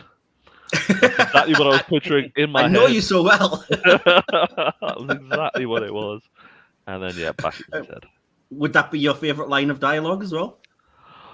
I mean, that's a good one, but what does God need with a starship? It's also very much like a boof. Yeah. You take that, God. That's fair enough. Well, as much as you can do, so yeah. Your favourite scene, then you said it was probably the opening scene with the jet boots and the camping and whatnot. Yeah, the camping bit was quite fun at the start, give it lighthearted, but then obviously at the lift, the fact that you're climbing up that elevator shaft for ages, and your Spock disappears, and like, where's Spock? And like, then he flies up there and sort of rescues them, but not really. Just makes it makes their entire. He does make a great pun about the gravity of the situation. To be fair. You're really trying to help me enjoy the movie, and it's not really going to work. Character assassination of the Final Frontier. Oh, well. I shan't put you through it any longer, then. I will leave that and say that it's probably not going to bode very well that you've actually just given a point to the Final Frontier, but something has to get 1 point, so there you go. Judge me. I'm going to move on then, as I say, clockwise, and I'll go to you, DK. And I will just ask, what is your number 10 movie on your list? Okay, I'll preface this by saying there's none of the movies I really detest. So Thank they're you. all it's all obviously art subjective. So I've got to pick ones that don't really strike a chord with me at the lower end. So I'm going to go with Star Trek Beyond for my number 10. Oh, okay, wow, all right. And why would you say that is so low? But also, why is it not one of the three that didn't place? So there's only 2 from the Kelvin verse that's in my top 10, and as much as I like it compared to the second one, which isn't in my top 10, it comes across to me as forgettable. I can watch it, and a couple of days later, I can pretty much have forgotten most of the movie. If I'm being honest, there's nothing that really latches on. Right, fair enough. I think you might have some disagreement later in 1 or 2 of the lists. I can only speak for myself, though, because I haven't seen them, but that's all right then. So if you had, though, to pick a favourite character from Star Trek Beyond, who would it be? It's got to be Sophia Boutella's character, Jayla. I think she's a fantastic character. If they do have any sense, and hopefully they will not recast Anton Yelchin when they come back from Forth, it would be nice to see her take that spot if she's up for it. Yeah, I can imagine it. Yeah. Jayla, so named because they were trying to cast Jennifer Lawrence and didn't get her. But one of those great Star Trek things, just like how they called the planet Shakari in Star Trek V because they thought they were going to get Sean Connery, and then did Last Crusade instead. Can't really blame him. To be fair, it was the wiser decision. No one can accuse him of making the wrong choice there. Absolutely not. Awesome. So, well, if you had to pick a memorable scene, if you can, from Star Trek Beyond, then what would it be? It's got to be the Beastie Boys attack at the end. There's not much that sticks with me, but that will never leave me. Yeah, the beats and shouting. Yeah. Yeah. Awesome. And do you have any line of dialogue that sticks in your head or not? I'm going to be ashamed to admit this, but there is absolutely nothing dialogue-wise that. It's a low I don't dislike. Yeah, I don't dislike the film, but it just doesn't stick with me for some reason. I don't know why. I would perhaps recommend giving it a rewatch, but again, I'm sure I'll get to that later. But there we go. Well, fair enough. I'll move on to you then. Well, actually, I'll go to myself because I'm next clockwise. So just to let everybody know, the number 10 movie on my list was Star Trek: The Motion Picture. It is number 10 because it is incredibly boring. Let's be honest. Even for us Trekkies who are quite a cerebral bunch, it's quite a slow, laborious kind of movie. It's also a film where you can tell they were just writing the script as they filmed, and so the first half is just very much what do we do? I don't know, wormholes or something. I don't know. Oh, you're gonna hate my list. You gave me grief for mentioning Star Trek 5, and you've mentioned the motion picture. Well, the thing is, the reason that it makes my list, though, and doesn't get shunted to the 3 that shall not be spoken, is because the director's cut, I think, does improve it a little bit. And it picks up the pace a lot in that. And to be fair, there's a good story in the motion picture if they had cut like half an hour out of it, I guess. I don't mind the story. Though. You what? Is it not like just 20 minutes long? No, it's a decent story. I mean, we discussed on a podcast which will be out in a couple of weeks because I reviewed the original series episode, The Changeling, and we talked about how that Star Trek and Roddenberry did a lot of this machine merges with another machine and looks for its creator and humanity versus machine tech and everything. So there's some good ideas in there. It's just the execution I think was a little bit iffy. But ultimately, at the end of the day, having said that, I would sit and watch that gorgeous shot of just the brand new Enterprise and the ship going around it for 20 minutes just all day. Just put that out. That's already a better movie than the 3 things that didn't make it on my list. And so I suppose I have to ask myself the questions. My favorite character from the motion picture would be Spock, because I think it was great seeing him again, and he's clearly the focus. I think the film really only comes into focus, pardon the pun, when he comes on board the Enterprise. It's a little bit kind of scattershot and a little bit not sure what it's doing until he arrives, and then it seems to gain a lot more perspective, and he sort of echoing his kind of struggle for his humanity with that of V'Ger, I think was really cool. And my favorite scene in the motion picture, that is a struggle, but I'm probably just going to go with the fly past of the Enterprise, because what the heck, I'm a sucker for ships and stuff, as anybody who knows me will know, and it looked beautiful, so why not? Even though it's got nothing to do with the plot whatsoever. And now I have to think of a decent line of dialogue. It's a struggle. There's dialogue in there somewhere, I'm sure. But Okay. the only thing that sticks in my mind, and this is going to be quite traumatizing for a bunch of people, is I always remembered, because I was just horrified by the scene when they have the kind of horrible transporter accident at the start because they need to get rid of Spock's replacement. Yeah. And I just remembered how incredibly evocative the line "What we got back didn't live long," thankfully, is. And I was like, oof, that is, without showing you anything, I don't need to know any more than that. That's a great piece of dialogue for kind of chilling horror elements, I guess. So I'd probably have to pick that as my favorite line of dialogue. But yeah, so the motion picture did manage to get 1 point out of me and came into my 10th place. Right. So I'll move to you, Adrienne, then for the last number 10, and ask you what number 10 was on your list. My number 10 is Star Trek 5. The Final Frontier again. Yeah. It's kind of a movie I've watched so much. So I at least had to have it in my top 10. Not my favorite, but I had to have it there. That's fair enough. If it's a personal thing and you've watched it a lot, then that's probably a good enough reason why. There's a lot of things, including my number 1, that's there just because I watched it a lot and at a time in my life that I was able to. So awesome. So if hopefully we can come up with something different from Stephen's half-assed attempts then. And ask, what was your favorite? I mean, at the moment, Star Trek 5 is winning. I mean, that's apparently terrible. It's totally, but ironically, yes, at the moment it is winning. But so what would be your favorite character, for example, from the Final Frontier, shall we say? Well, I loved the Dr. McCoy and his backstory with his father. I thought that was poignant It was so heavy, and he's one of my favorite Star Trek people. So that was really something for me to watch. Yeah. That's How we fair couldn't enough. save his dad. Yeah, it's such a good scene and so brief, and you completely forget it's in that movie because it just it seems like it belongs in a better film for not to be too cruel to that movie. But yeah, I can understand that. So awesome, Dr. McCoy. So what was your favorite scene? Would that be the same thing? Or? That's the same. Yeah, just because it's so heavy, it's so revealing of him and his whole doctor thing, and he couldn't save his own dad. So that was really there something. was some real richness they could have done with the whole cyborg taking away whatever unspoken pain you've got, and then I think they only really used it effectively with McCoy, unfortunately. But yeah. Agreed. Oh, well. Yeah, agreed. And so, what would be your favorite memorable line of dialogue from it then? Just the part, when he says, "And you couldn't save your dad," and he says, "No," and they've discovered a cure just right past that. So right after that, and that's fair enough. Yeah. Powerful enough. Yeah. Oh well, it seems like one scene might have made the film, but what the heck? If there's things that's worse, why not? But yeah. I think it's been ages since I've seen The Final Frontier, but I just remember thinking it was a slog to get through, and there's some real messy moments in there. The whole Scotty and Uhura relationship just coming out of absolutely nowhere really threw me, and yeah, very weird. Although I liked her dancing, that was kind of cool. It was, again, weird and out of place, but I suppose it was cool in its own way. I just thought that was neat. Yeah, Nichelle Nichols. The only other thing I remember that's notable from Final Frontier is that I thought it was the galactic barrier that they went to, and then I got schooled after the recent Discovery episode because everyone was like, "It's not the same thing," and I was like, "Really?" I spent years thinking it was the same thing, but no. Apparently, it's the one in the center of the galaxy in the Final Frontier, and the one on the edge of the galaxy in the original series.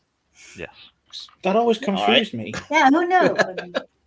Yeah, so there's a barrier on either side. We're just in like the apparently so. Yeah, donut universe. Yeah. Yes, we are the delicious donut in the universes. What a way to look on humans. Ah, bless. Well, with that, then we'll move on to. I'm going to ask for everyone's number 9, and I'm just going to go in the same order because why not? We've established this now. So, Stephen, your number 9 film that you probably also don't like. What you trying to say? What you trying to say? Well, actually, it's Star Trek Beyond. Right. Okay. It's already been mentioned. That was I thought again. That's gonna happen. As I sort of I've already preluded really. 7 to 8, so 7 to 9. They're fine. It's not that I don't dislike them. I had to pick an order, and I just happened to pick this particular order. Again, yeah, it happened. It was fairly, nothing particularly. Talk about damning with faint praise. That one's not going on the back of the video box. It happened, Stephen Brown. Star Trek Beyond. They went somewhere they've never been before and found things. Yeah. They boldly went. Yes. And yeah, I mean, like the final section for me, where if they'd gone through all the stuff they had, rescued the crew, got them on the ship, and maybe gone in orbit, blew up all the swarm, and got away, and that was it. That would have been fine for me to end. The whole getting back to the space station, all that stuff, and the floating around in the 0G in the center, just unnecessary. But you have to have a big fight with Idris Elba, otherwise why cast him? Just for the voice. Well, I guess, yeah, that's probably true enough. Yeah, and a few flashbacks. But yeah, it was kind of, the music. I think my quote would be, when she kicks up on the music, he goes, "Nice choice." That's a good choice. Yeah, it's a good choice. Sorry, yeah. I'm embarrassed myself. I should have blatantly watched them. But it obviously goes straight back to the first 9 movie, yeah, where he's obviously playing that in the car.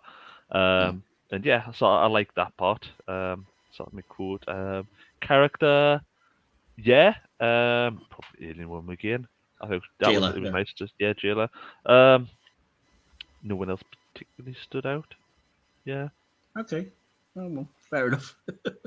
So yeah, I think we've established why that's kind of as low, but why it's made it onto your list then. So 2 points for Star Trek Beyond, currently tying it with Final Frontier. So few.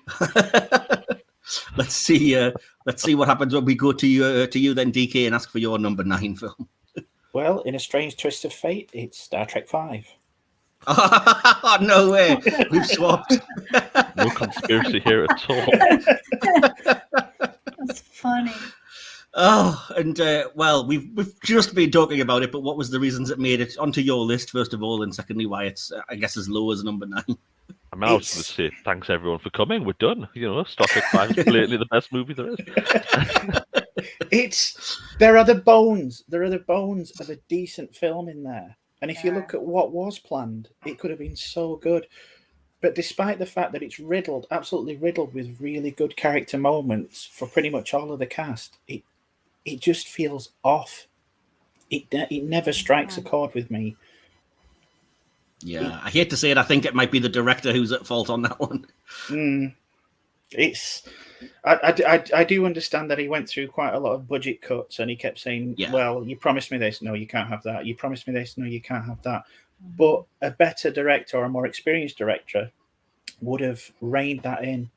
And obviously necessity is the mother of invention. A better director, I would have thought maybe Nimoy could have brought that in and tightened up the movie. But as it stands, this just as I say, it just feels off. It's there, it's good for what it is, but it could have been so much better.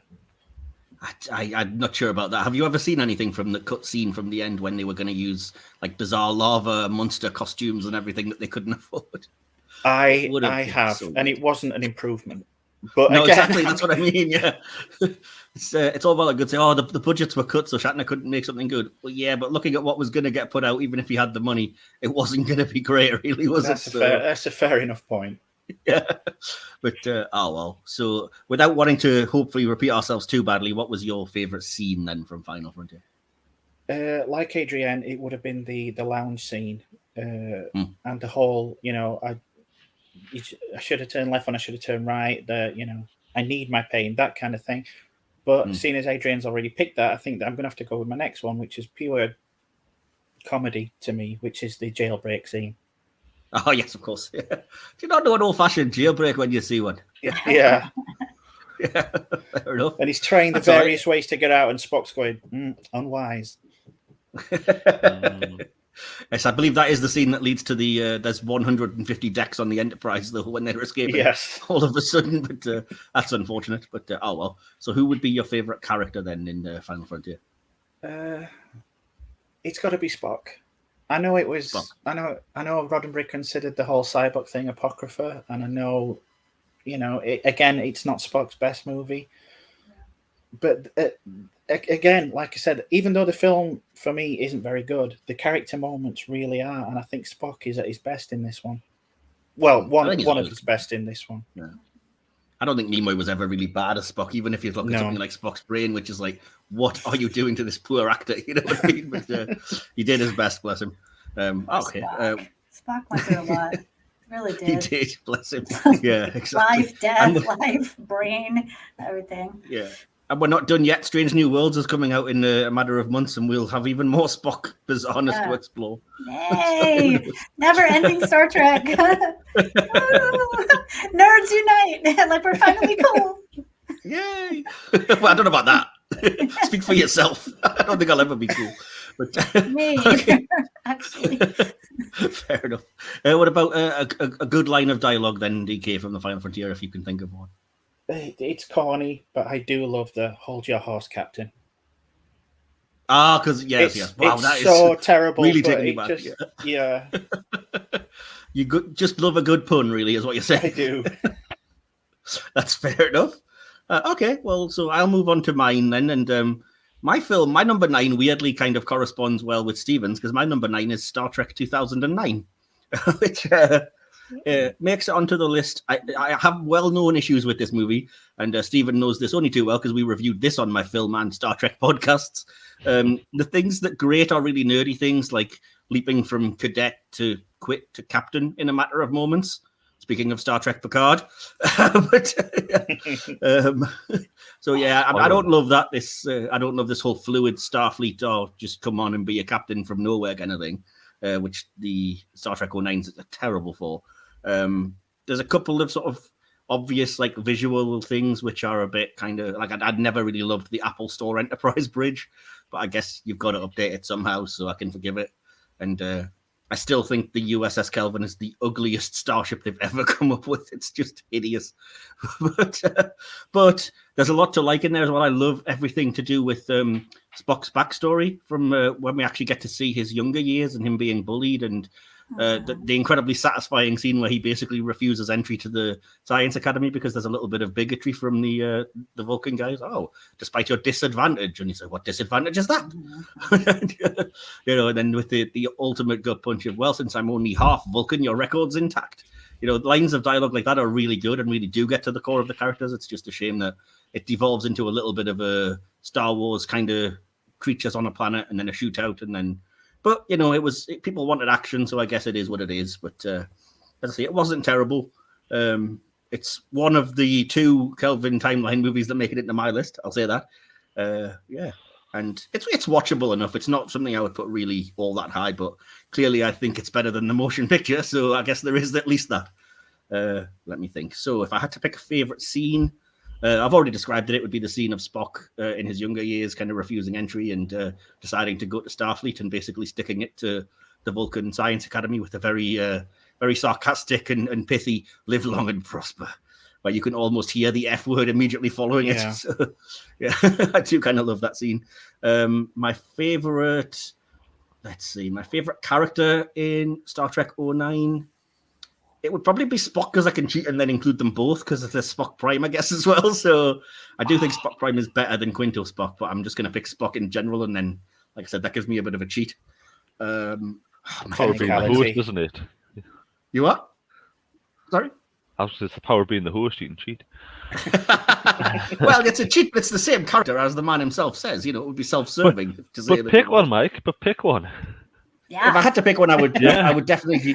If I had to, I would definitely go with Spock Prime over Quinto Spock, just because of how he's played. I think Quinto Spock. We've discussed this as well. I think me and DK even discussed this on a podcast that I think Quinto is a little bit too angry on the surface, and maybe it's just because he's played psychopaths so well in like American Horror Story and in Heroes. So I always kind of was a bit more scared of him losing his temper than I was with Nimoy, which was always like. You felt bad when he lost his temper and you knew it was severe because Spock would never. Whereas with Quinto, you're just like, yep, the psychopath's at it again. Favorite line of dialogue, and just for pure Star Trek geekery, is Captain Pike's challenge to Kirk in that movie. Your father was captain of a starship for 9 minutes. He saved 9,000 lives, including your mother's and yours. I dare you to do better. That's great. It's a quality line of dialogue. I probably got the numbers a bit wrong there, but you know the scene I'm referring to. So my number 9, Star Trek 2009. So we'll move on to you, Adrienne, then, and ask what's your number 9 film on your list.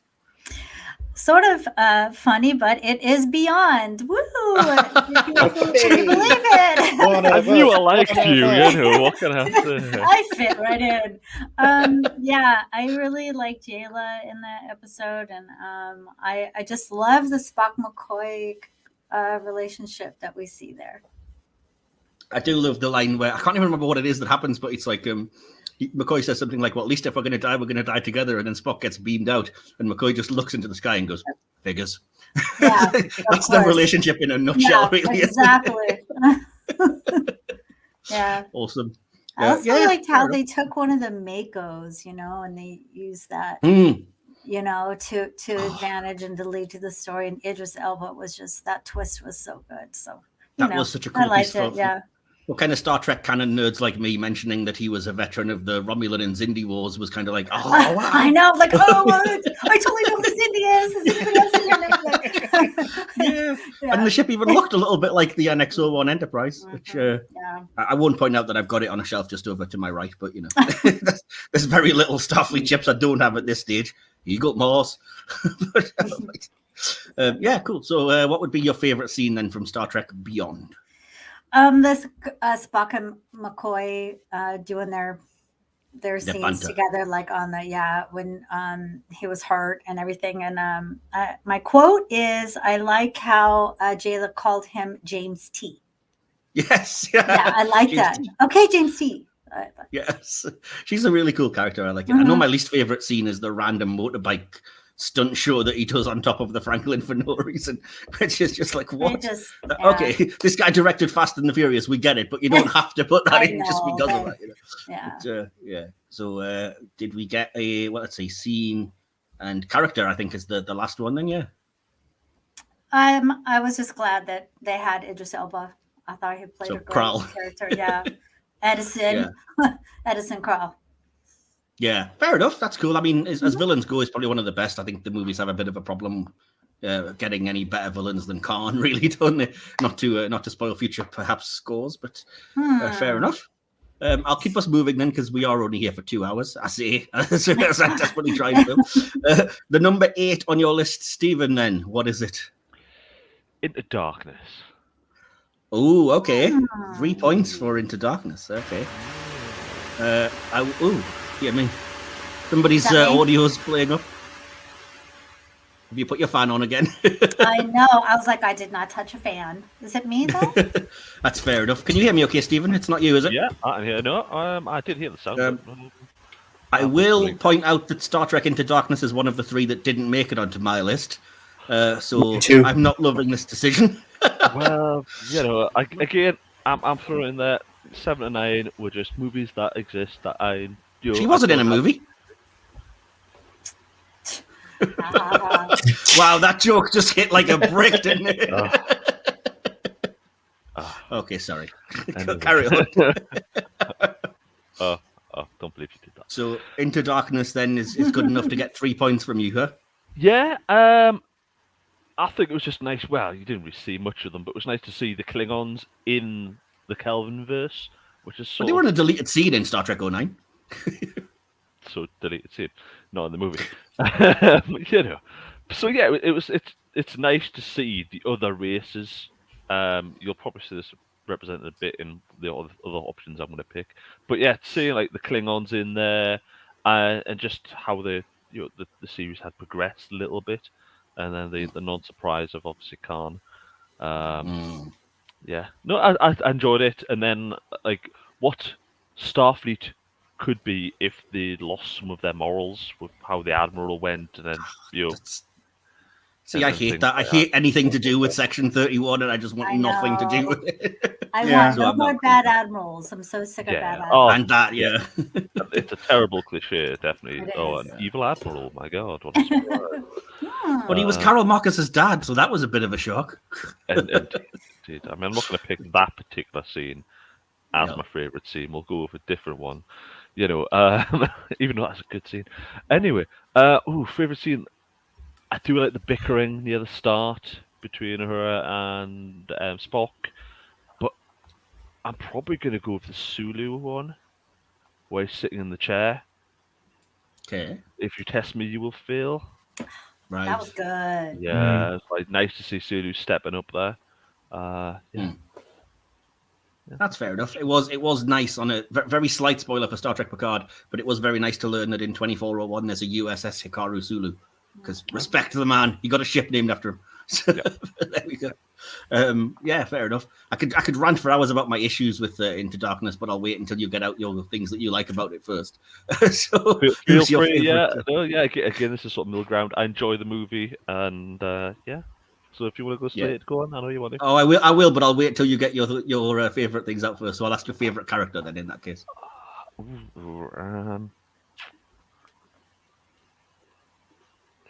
Yeah, moving on. Sulu, because of the one scene, I guess. Her face. Okay. Aye, just off that. I don't know. Just reminding you gave this film 3 points, but okay.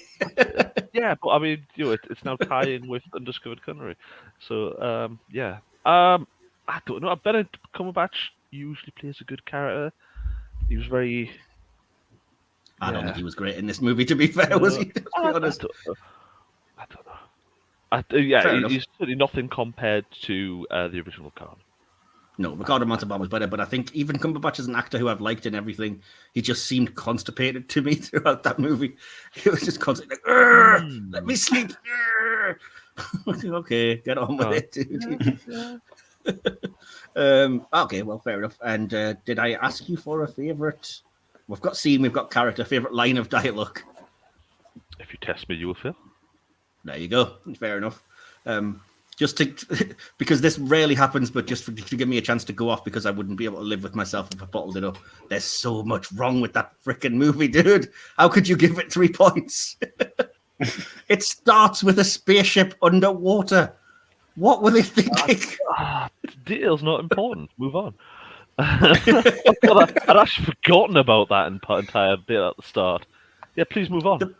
The whole point about like breaking the Prime Directive and stuff is a good enough idea, but the ludicrous visual of the Enterprise rising from the water it always reminds me of that joke in Futurama when they send the Planet Express ship down and it's like, oh, we're hitting like 14 atmospheres. How many atmospheres can the ship take? Well, it's a spaceship, so anywhere between 0 and 1. Like, yes, exactly. What I mean, it was a great shot though. The music's kicking in and it rises up, and I guess that was not bad.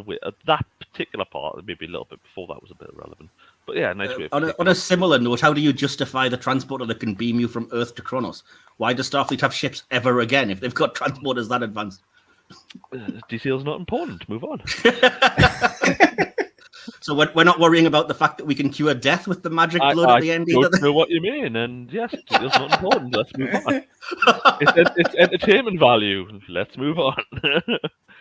Disengaged brain, I suppose. Absolutely, yeah. I feel the pain of every single one of those 3 points. I'm going to vex you personally. It's fine. Just a personal needle at me, exactly. Well, we'll go to you, DK, then, and hope that you are in my good books a bit better than Stephen, and ask for your number 8. Well, it's a tie, so I'm going to go with the first one on the list with these two, and it's Generations. Right. Okay. So 3 points for Generations. And what made you pick Generations in this position? What makes it better than the other 5? And why is it not as high as the other 7, I guess? It's a decent enough film, but it gets very po-faced at times. And that's not always what I look for in a Star Trek movie, for a start. I think how could you, DK? I'm in that movie. It has some good moments. Again, has some good moments. But I think both crews that were represented deserved a little better. It was neither one thing nor the other. There were some good moments, and I would have loved to have seen the cutscenes again. I knew you were going to say that the orbital skydiving scene from the start that they cut with Kirk would have been really cool to see. Yeah, and the Geordie torture scene. Yeah, maybe not. I could have lived without that one. Geordie went through. It's not something I was cheering as. Come on, let's see him again. But the whole scene afterwards, where Soren comes back and says his heart just wasn't it, and you're like, that's equipped to nothing now. I guess.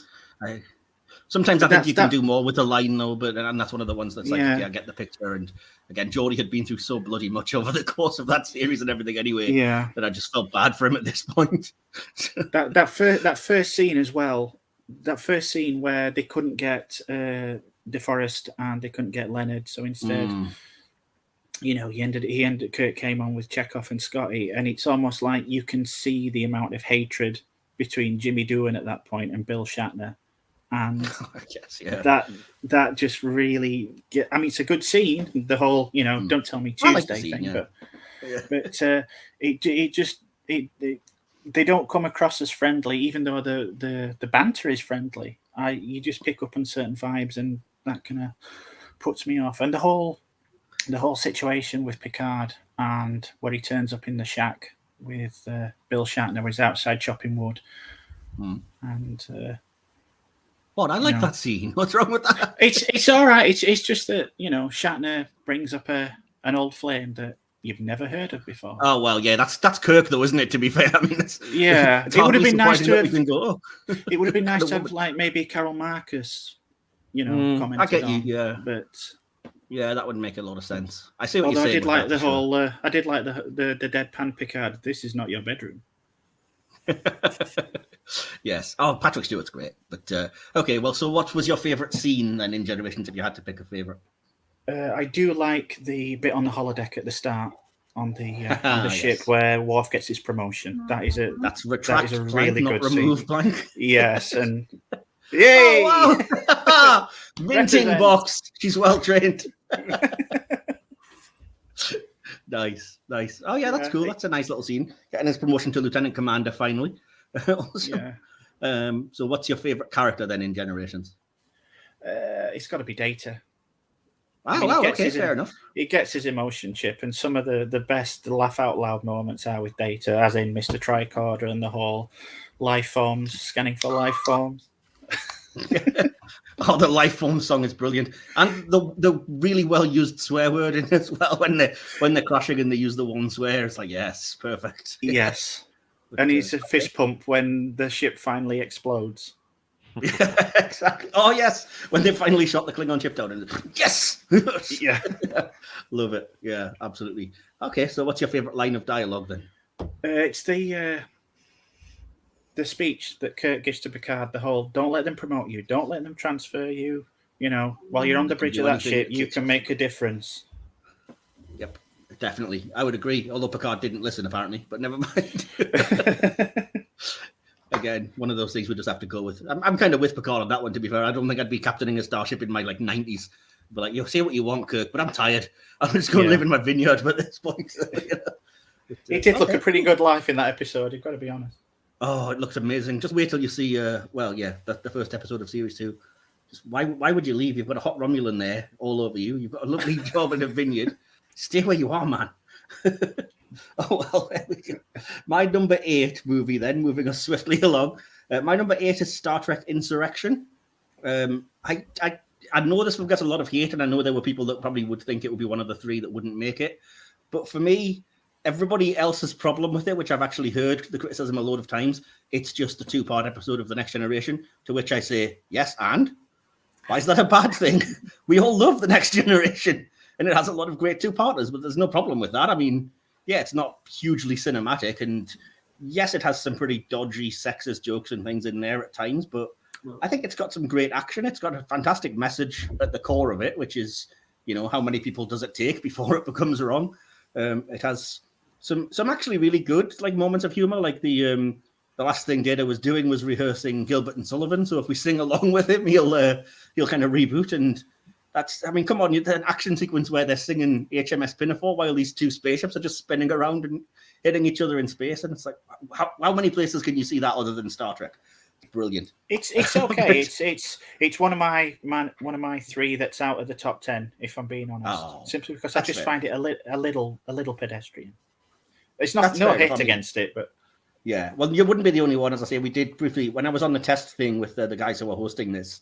They said we're not going to give our top 10, but we'll tell you which 3 won't make it. And Insurrection came up a lot.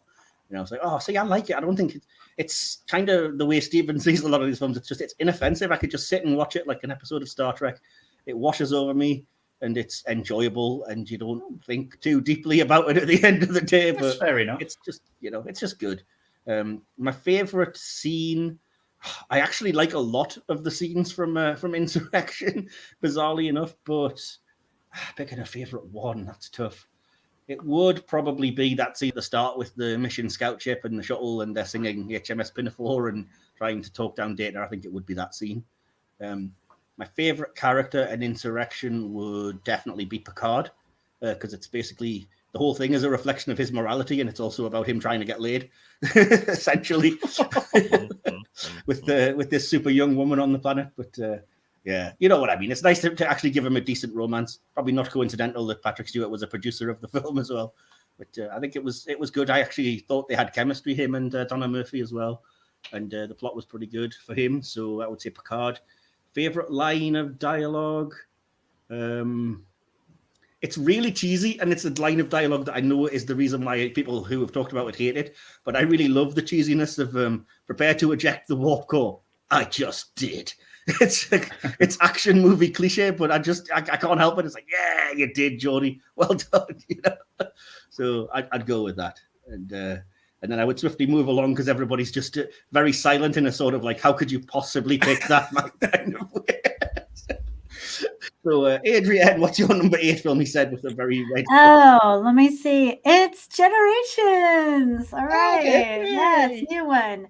I love this movie because Guinan, I think Guinan is so great, but if I had to pick my favorite character, it would be Data. I thought it got a little cliche with some of his humor stuff, but what my favorite line still the whole thing is, "It is revolting." You know, I was like just going to that. say I that. mean, Yeah. It is revolting. I like More, that. please. More, yes, please. I'll take more. Down to the whole thing. So I liked it. Yes, I think Whoopi Goldberg's amazing. Any Mhm. and every time she plays Guinan. I know. He said without wanting to give too many spoilers. Yeah. But there we Oh, go. yeah, I'm excited about that too. No spoilers. Yeah, she but steals the scenes. Yeah. Guest. She Yeah. really does. She's so Yeah, good. she does. She is. Love her. It's a shame she never got more to do after that until, fingers crossed, now. But there we go. That cameo in Nemesis was unforgivable, just having her sit there and say nothing. What was the point? Anyway, that's neither here nor there. So who would be your favorite character in Generations then? It's a tie with established? Data and Guinan. I mean, Data and it's not Guinan. a story. It's not a story without either of them. So I'm going to Yeah, say, exactly. Yeah, yeah, that's fair I'm going to enough. say. Oh, but if I have to pick, it'll be Data. That's all right then. Yeah. Well, Data and Picard are basically the through line of all of the next gen movies, aren't they? So that makes sense. What's your favorite scene in the movie then? I like the bar scene where he's drinking. You know, there's so much heaviness in the movie, but sometimes I just need humor, and I like the part where he's trying the beverage. That's it. Yeah. It also leads into the really cool sort of tense scene between Picard and Soren when Soren's effectively reading his mind, and he's like, "Captain, they say time is the fire in which we burn." And oh, I know. Picard's And visibly Picard's fit. like, "Are you kidding me right now?" yeah, for if sure. only that had been his exact line. I know. You kidding me It would right now? it would totally suit. I don't know why I don't write Star Trek dialogue. You know that. Exactly. It would have to be said in a posh British accent, though, so it'd be more like, "Are you kidding me right now?" Stop reading my bloody mind. True. When I first saw the movie, I was like, Sauron? Is that really? I mean, are we so nerdy that we're bringing a Lord of the Rings? So like we're bringing a Tolkien. I was like, is it really Sauron? Come on, it can't be Sauron. It's basically Sauron. That's true, I guess. Yeah, fair enough. I never really picked up on that. And yeah, lastly, favorite line of dialogue then in the movie. It is revolting. We did, yes. It is revolting. Okay, fair enough. Yes, it is revolting. That's fair enough. Yeah, that's a good choice. That's all right then.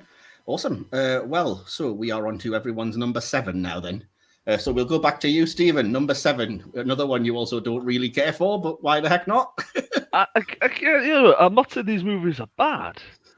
They're just I can sit and enjoy them and watch them. Mostly, there are parts. I swear he is a Star Trek fan, people. Believe it or not, he really is. Haven't watched the latest episodes or anything. You know, why am I even here? Why am I even here?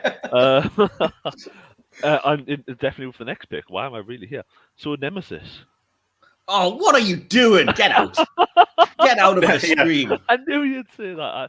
Again, just as I was saying, before with the Klingons, it was nice to see the Romulans featured, not just the Federation as always. It would have been nice to see the Romulans instead of whatever those horrible vampire bloody things were. Well, we'll forget. The Riemann part is the part that I just don't really like that, and just get in the bin.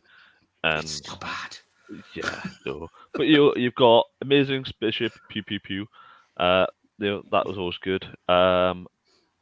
You've got a cameo from Kate Mulgrew, Janeway, and her you're asking Picard, does he want to go to Romulus? And he's like, with or without the fleet.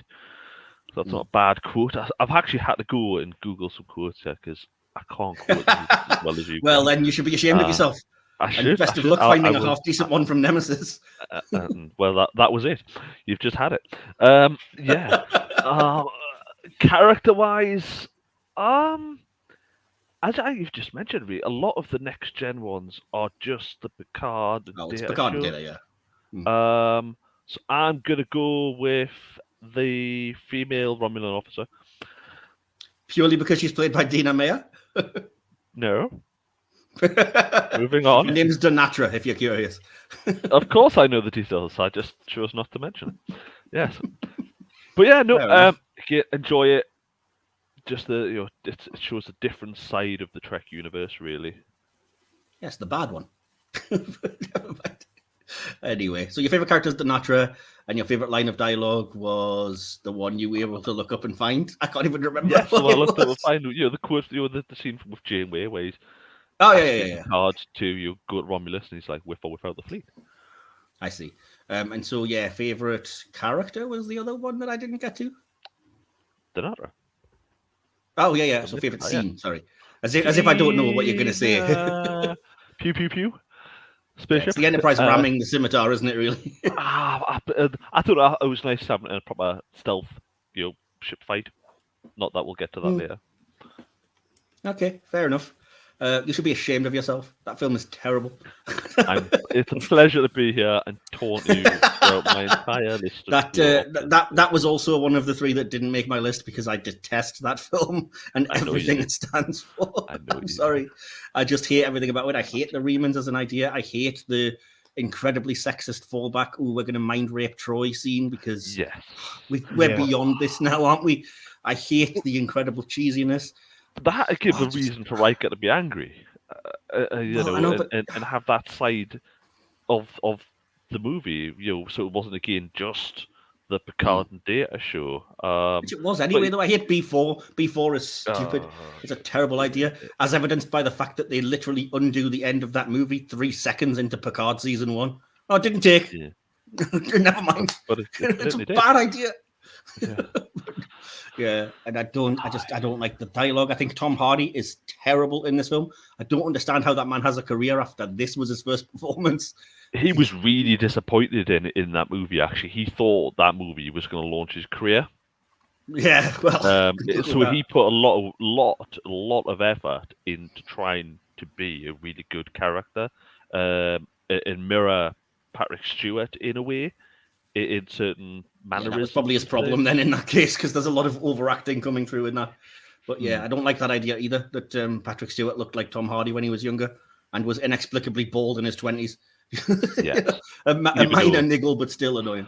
Well, they already did the flashback in the Q episode where he's already in the academy. Or is he just, he was a young officer at that stage, and he's already bald. Just getting shipped out after the academy, but he has hair. Yeah. I'll point that out. Yeah. In those flashbacks, when it's not actually just like Patrick Stewart as we see him, he does, yes. I'll have to go and Google that, and I'll let the people in the chat maybe comment upon that as we're having a chat. I'm not even seeing the chat. Is anybody saying anything, by the way? Click on the comment. I'm not seeing anything. Comments on the right hand side. Did any of you enjoy Into Darkness? Somebody says. Well, yes, somebody did. Yes. Generations was the first. I will represent the common people. It's fine. In Tapestry, see, Clone Star podcast agrees. In Tapestry, it shows him when he was younger with hair. See. So anyway, ignoring Clone Star, who are hosting this whole thing, by the way. But, yeah, they also say the charity link should appear in the description. Hopefully, so hopefully it is. Yeah. Insurrection gets demoted 2 places for beardless Riker. That is true. That is true. Yeah. Fair dues. Okay. So what was that? That was your number 7, wasn't it? Yeah. And let's not get into actual movies I have an opinion about. We'll actually get into 6 films you apparently like at this point, then I guess. So, DK, what was your number 7 film? I'm going to get a lot of hate for this one, but you've got to bear in mind, I'm a child of the original series. The next one's First Contact. Oh, Clone Star, can we kick him out with a stream? No, I like it. I just like some of the other movies more. Oh, that's going to throw off my numbers. 6 of them as well. Yeah. Yes. Oh, dear me. Consider him gone and banned this year. Okay, well, so obviously the reason would be that you're more of an original series fan, which I guess I can respect, but is that the only reason why First Contact doesn't make it higher than 7? It feels a little... when I first watched it, it felt a little insular to me. Like it's very... all takes place in such a small cosmos. The entire Borg battle at the start, they rescue one ship. Oh, it just happens to be the Defiant because, obviously Worf's on it. I like it. It felt like it took place in too small a universe to me. I would say the opposite. I thought it expanded the universe quite well. But, once they go back, I absolutely adore it. But at the time, I can remember seeing it in the cinema and being a little disappointed at first. And that kind of feeling just always stuck with me. But again, like I say, maybe it's just because I'm a child of the original series. Okay, so you preferred it, the Battle of Wolf 359, when you just didn't see it at all? Oh no! It wasn't that. It was just, I don't know. There was just something about it. It looked great, but it just felt very enclosed to me. And I didn't. I've never been a huge fan of the. I think we discussed this at one point in one of the Hit or Miss podcasts. I've never been a huge fan of the Borg Queen as a character. Well, yeah, that's a controversial thing, one way or the other, I guess. Yeah. But, yeah, the Borg to me have always been more threatening as a collective. Yeah. I think that's fair, yeah. But if you had to pick a favourite character from First Contact, then, because it is your number 7, so it did get 4 points. So what would it be? It's definitely Picard in this. Picard comes into his own really in this one. He was kind of just left there in Generations previously, but in this, he's front and center. He gets most of the character development, and he turns into a proper, again harking back to a previous podcast, he turns into pretty much the space John McClane. Yeah, he does as well. It's true, absolutely. I was just going to say Picard McClane. The line must be drawn here, etc. Yeah. And what was your favourite line of dialogue from First Contact? You just said it. That whole scene. That scene is just so powerful. I think if the Academy Awards weren't biased against sci-fi, that was some Oscar-winning stuff in that scene. Personally, I've always said that. I think him and Alfred Woodard in that scene are great. So, would that be your favourite scene from First Contact? That would be my favourite scene from First Contact, definitely. Although I do have to give little bonus points. It's not a scene as such, but the look on Jonathan Frakes' face when Troy falls down drunk. Oh, Troy drunk every time. It just cracks me up. Yes. Oh, awesome. Well, I will have some rebuttals to that, but suffice to say they'll probably come up later. First Contact will probably feature somewhere higher up on some of our lists, I would hope. So I'll give you my number 7. And again, we've talked about it at length, but my number 7 was Star Trek Generations. For much the same reasons as Insurrection is my number 8. It just seems like an episode of Star Trek, and I can put it on and it's inoffensive and it's fun and there's cool moments. There's some good humor that I like, some decent action scenes, some pretty good memorable dialogue. And at the end of the day, yes, it doesn't set the world on fire, but it's just enjoyable, pleasant, Star Trek. So that's what else can I really say except that. My favorite character in Generations, I would go Picard, because for whatever reason, I just relate to his whole kind of coming to terms with his own mortality throughout that movie. It's a message that seems to resonate every time Picard appears ever since then, but I think it's probably the most powerful in Generations. And yeah, I like his through line doing that. And then the fact that, as you say, it does culminate in kind of, you are important, you can be a hero, because he's talking Kirk into it again. So that's pretty cool. Favorite scene in Generations? Let's think. It would probably be, this is going to really sound sadistic, but it's probably the crash of the Enterprise D, just because it was kind of cool to see a realistic looking sort of Starship crash special effect. And I thought it looked really good. Yeah, I was going to say on the big screen, but I didn't see it on the big screen. It just looked good on whatever video cassette I was watching. So I'll probably go with that. A whole fight actually ending in that. My favorite line of dialogue is the exchange at the very end between Riker and Picard, where Picard says, I'd rather believe time's like a companion that goes with us on the journey, reminds us to cherish every moment because they'll never come again. After all, we're only mortal, to which Riker responds, speak for yourself, sir, I plan to live forever. So, yeah, that's cool. We'll move on to you then, because I'm trying to keep time flowing a bit better. So, Adrienne, what's your number 7 film? My number 7 is A Search for Spock. Ooh, okay. I like this movie. It's I'm a child of the original series too, and I like to have this in my top 10 somewhere, but it's not my favorite, but still I just love that movie. That's fair enough. So you probably just like stuff. A lot of your top 7, I think, probably then in that case, more than Stephen does his anyway. That's okay. So who's your favorite character then from Search for Spock? Is his name in the title? Rouge. He's a bad guy. Yeah, I love Brown Klingon. Yes, yeah. Great Scott Kirk. Yeah. I love all the Vulcan stuff in there. I love all the Vulcan stuff too, like how they have a Klingon ship on a Vulcan planet. I just love all of that. That's cool. So what's your favorite scene in Search for Spock? I think I can potentially guess, but we'll find out. I like when they're I don't like all the stuff when he's aging on the planet, but I like how like they're fighting over him at the end. So the fight with Kirk and Cruz Yeah, at the end, maybe. yeah, they're fighting. That wasn't the scene I would have thought, but okay. But I just like I like the idea they're fighting over him because that's why Kirk stole the ship to get there to begin with. He loves him. Of course, yeah. Awesome. And so, what's the favorite line of dialogue from Search for Spock? I have been and shall ever be your friend. Yes, fair enough. I mean, that's more so from Wrath of Khan, but I'll give it to you. Yeah. I guess that's fair enough. Awesome. That's okay. As I say, number 7 is not a shameful position. It is if you put Nemesis in there, but some people are fools. Speaking of which, what's your number 6 movie, Stephen, for 5 points? Oh, Voyage Home. Read very carefully, by the way. Indeed, Voyage Home. I went with.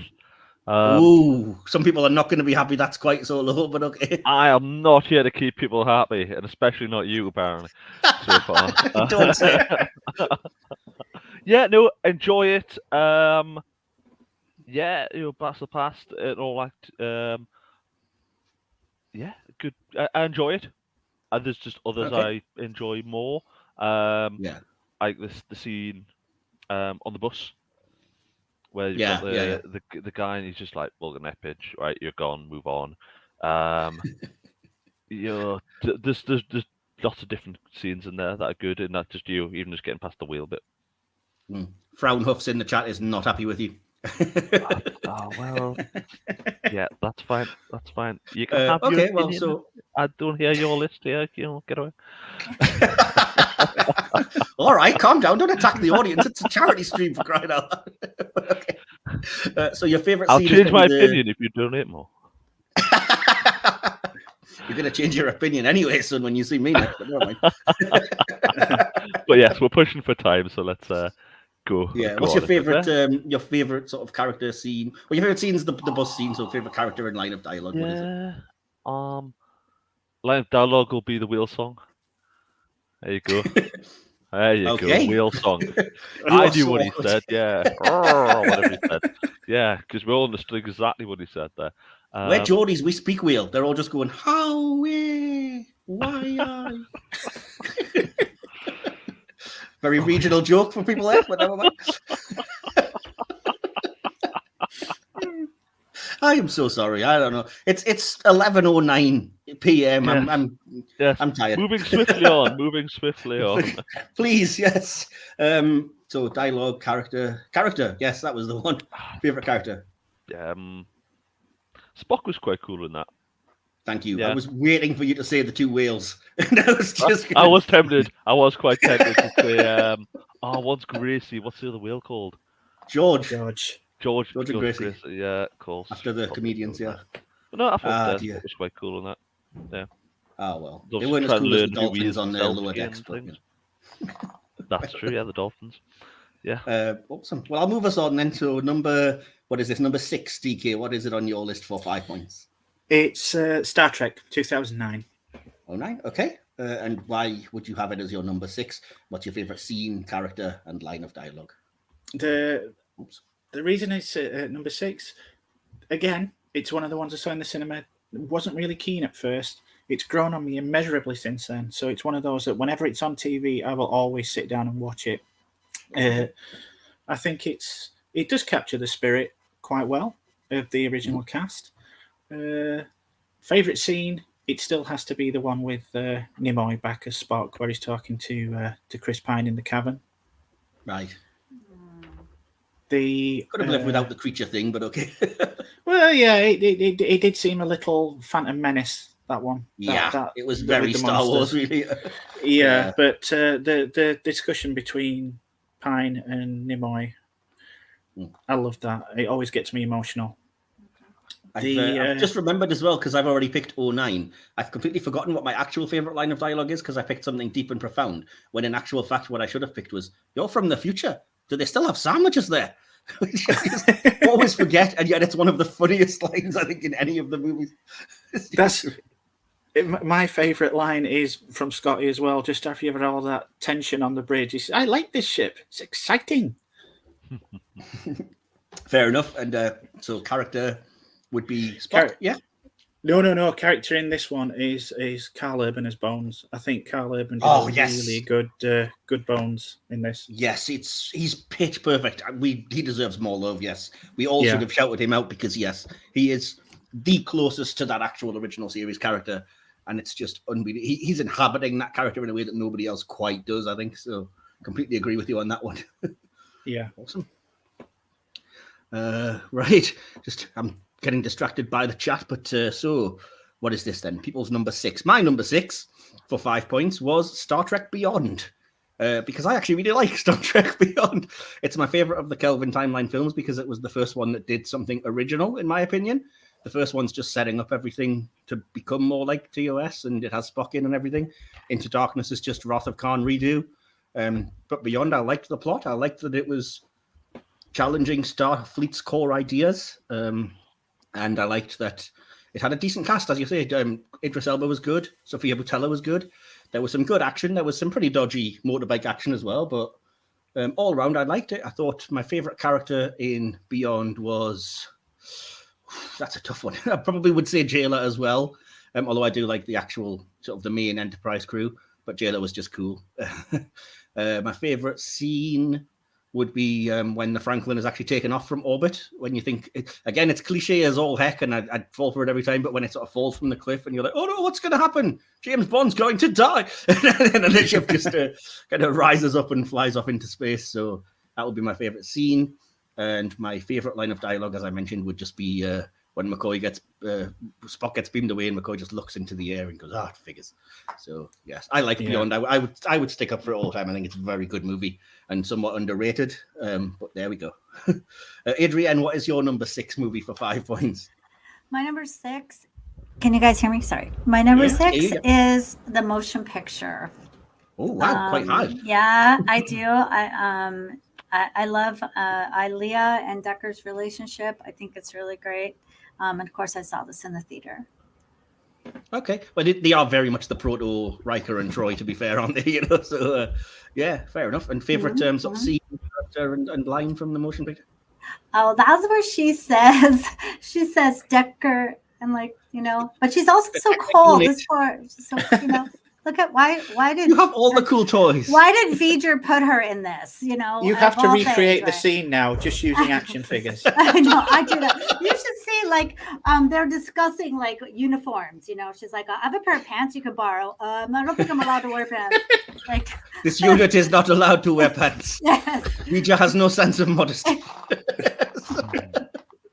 Yes. Okay. Fair enough. I notice nobody's giving you grief for having the motion picture on your list, like I got, but whatever. I know. But yeah, cool. That's fair enough. And so your favorite character would be Ilea, I guess. Yes, probably. My favorite, absolutely. Your favorite scene. Your favorite scene has to just be the. Oh, okay, fair enough. Well, I'm just going to pretend it was the Enterprise flyby so that I can feel justified. Why was it a half hour looking at the new Enterprise? Because it looked amazing. It was amazing. Again, yes, beautiful. Why wouldn't you? It was so good they repeated it half the length in Wrath of Khan. But why not? And so yeah, favorite line of dialogue then. That was Decker. Decker. Yeah. Decker unit. Oh, fair enough. Awesome. So then number 5 on everyone's list, which will be getting, 6 points. Yep. So your number 5 for 6 points, Stephen, please. Generations. Yeah. Okay. Already been covered, I think, plenty. Well, yeah, the first one from the Generation cast, really. Really enjoyable movie. Got some Klingons in there, classic enemy. Really enjoyed it. You had Guinan in there, probably my favorite character there. Obviously, Whoopi Goldberg was always good in there. I think the time is like Predator quote that's already been mentioned is a great line. And then, the ship crashing. You've mentioned the effects there, but the fact that you've crashed your starship, a bit like this was the end of Wrath of Khan. Was it Wrath of Khan? Not Wrath of Khan, no. Search for Spock, where they destroy the ship. And it's like, where can you go from there? You've destroyed the ship.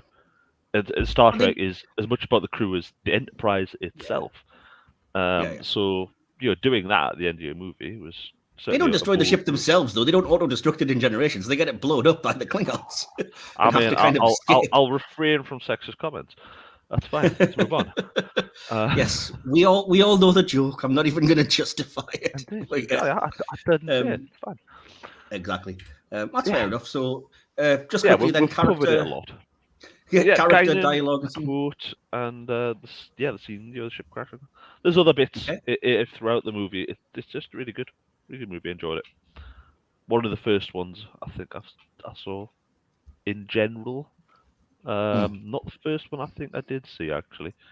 My number one choice I think is the first Star Trek movie I've seen. Certainly it has the most impact. Okay. Which is why it's my number one choice. But anyway, we'll get to that in a few more. We will. That's fair enough. So, I mean, that's worth 6 points for Generations, though, which is pretty good. Yeah. So, DK, you're number 5 for 6 points. Search for Spock. Search for Spock for 6 points. And why? Yeah. What do you like from that movie? It gets a lot of hate, and I think it gets a lot of hate unfairly. I think it's a good old-fashioned little romp. Yeah, that's fair enough. I would probably say the same thing. So, do you have your favorite kind of line of dialogue and scenes and characters in that one? The favorite scene is the, sir, someone stealing the Enterprise. Love that bit. Yeah, that's true. Yeah, and then the Excelsior trying to chase them and not doing so well. Okay. Even now, when they're trying to get the space dock doors open, I'm still holding my breath every time I watch it. Yes. Okay. Fair enough. All right. Favorite line? So the whole bit at the end that my father says, "You've been my friend. You came back for me," and that whole little where they repeat what they went through in Wrath of Khan. But it's so emotional when they're trying to recover his memory. Yeah, it's true. It's very, very, very good. Yeah, okay. Cool. Mods, if we could get somebody into the chat, we have some not particularly great people in here just to shout it out. I don't know if you're around Clone Star, but I think some people taking advantage of our goodwill, so we say. Okay. Search for Spock, I think, is very underrated, just to move it back to the actual subject at hand. Yeah. It gets a lot of unnecessary hate because I think a lot of people said that whole thing about, even-numbered Star Treks are good and odd-numbered are bad, which I never agreed with when it came to Search for Spock. I think I'm with because it goes between two such strong episodes that it kind of just gets a little bit overlooked. Mm-hmm. Cool. Okay, fair enough. So you prefer your favorite scene would be, trying to escape the Excelsior stealing the Enterprise, the tension of will the door open in time? Again, cliche, but what the heck, if it works, doesn't it? So, yeah, exactly. That's awesome. So do you have a favorite character and line of dialogue quickly then? I do like the Bones in this one again. And Kirk, how many fingers am I holding up? That's not very damn funny. Yeah. Oh, in the bar as well. Yeah, that cool scene. Excellent. Yeah. Awesome. And okay, so that's probably one of your lines of dialogue. Anything by Bones really as well. So, definitely. Cool. So my number 5 is Star Trek IV: The Voyage Home. Perhaps controversially, I do like it. Obviously, number 5 is not a bad position, but for me, it's just not necessarily action-packed enough for me in the way that Star Trek is. I love that it has no violence and that Leonard Nimoy's proud of that, and that's fair enough. I love the humor in it. I think it's brilliant. Everything that people like about the film, I do like, but for me, it is just a little bit like I go into a Star Trek film to see starships and sci-fi, not people roaming around 1986 aquariums. It's a little bit kind of, okay, maybe we could have paced it a bit better, but having said that, I do love, my favorite line is, hello, computer. Keyboard, how quaint. Scotty being kind of out of time and everything. My favorite character in Voyage Home is Spock, just because he's coming back to terms. Scotty, there he is. Spock coming back to terms with his humanity and just of the whole, everything from the whole, I don't understand, the computer's asking me how I feel, to everything, and trying to hide who he is with the headband in 1986 and nerve pinching the punk dude and everything. So favorite scene therefore in The Voyage Home, it's got to be the whale rescue at the very end, and then the Bird of Prey's epic sort of swooping under the Golden Gate Bridge. And yeah, it just looks amazing and it's cool. That's using your time period well, I think. So that's what I would go with for that. Yes, I agree with you, Fraunhoff's Voyage Home's lovely and fun. It is. Search for Spock. Alexa, Irene mentions the line, and if my grandmother had wheels, she'd be a wagon. Scotty talking about the Excelsior and its trans warp. Yes, there's a lot of good lines, isn't there? That's fair enough. So, my home assistant just went off because I said your first name, Alexandra Irene, shall we say?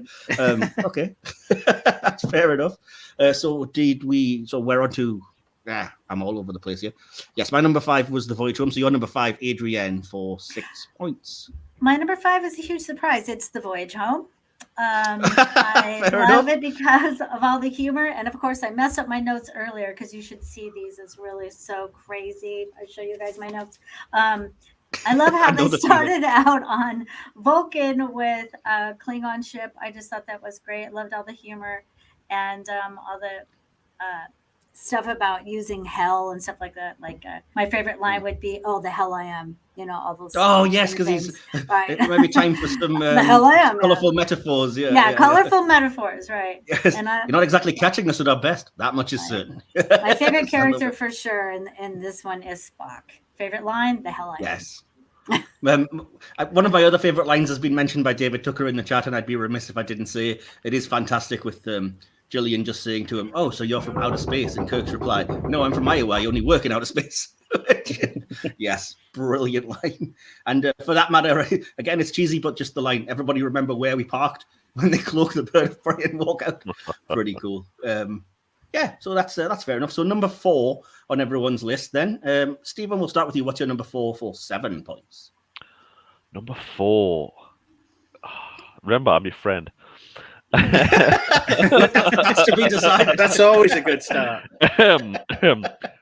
Wrath of Khan. Oh, okay. Wow. Chat, how are we liking that being in 4th place? I'll just leave that with you. Why 4th place, Stephen, then? Well, it's great. It's a good movie.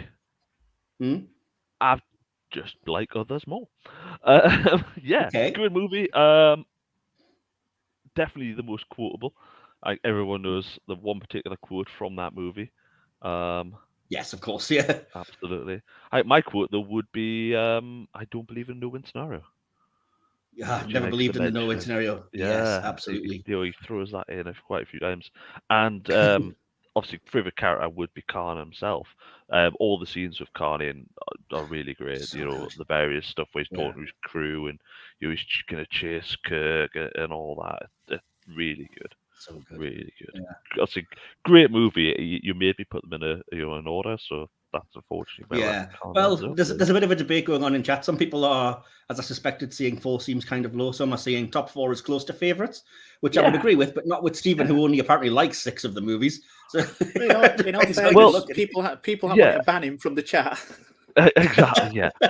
My top 3 are each of a different part of Trek. That's okay if it doesn't connect with you. That isn't my favourite original series movie. Okay. So what was the one scene that you liked then out of those? Because that's the only thing we haven't really had. I've been sitting here thinking of one, and there's so many, dude. Yeah. There's so many great scenes. Again, all the ones with Khan in. One that just dropped in my head. The bit where they put the codes in and just drop the shields. It's only part of time. It's really been used since. Every other time they seem to conveniently forget they can do that to Federation. Yes, ships. I'm sending it now, Khan, and he uses the command codes or whatever to drop the shields, and you see the little dots. Yeah. That was quite cool. How they would get past that and do that. But we'll throw that in. Okay, cool. Yeah, before I get kicked from the chat, we'll move on.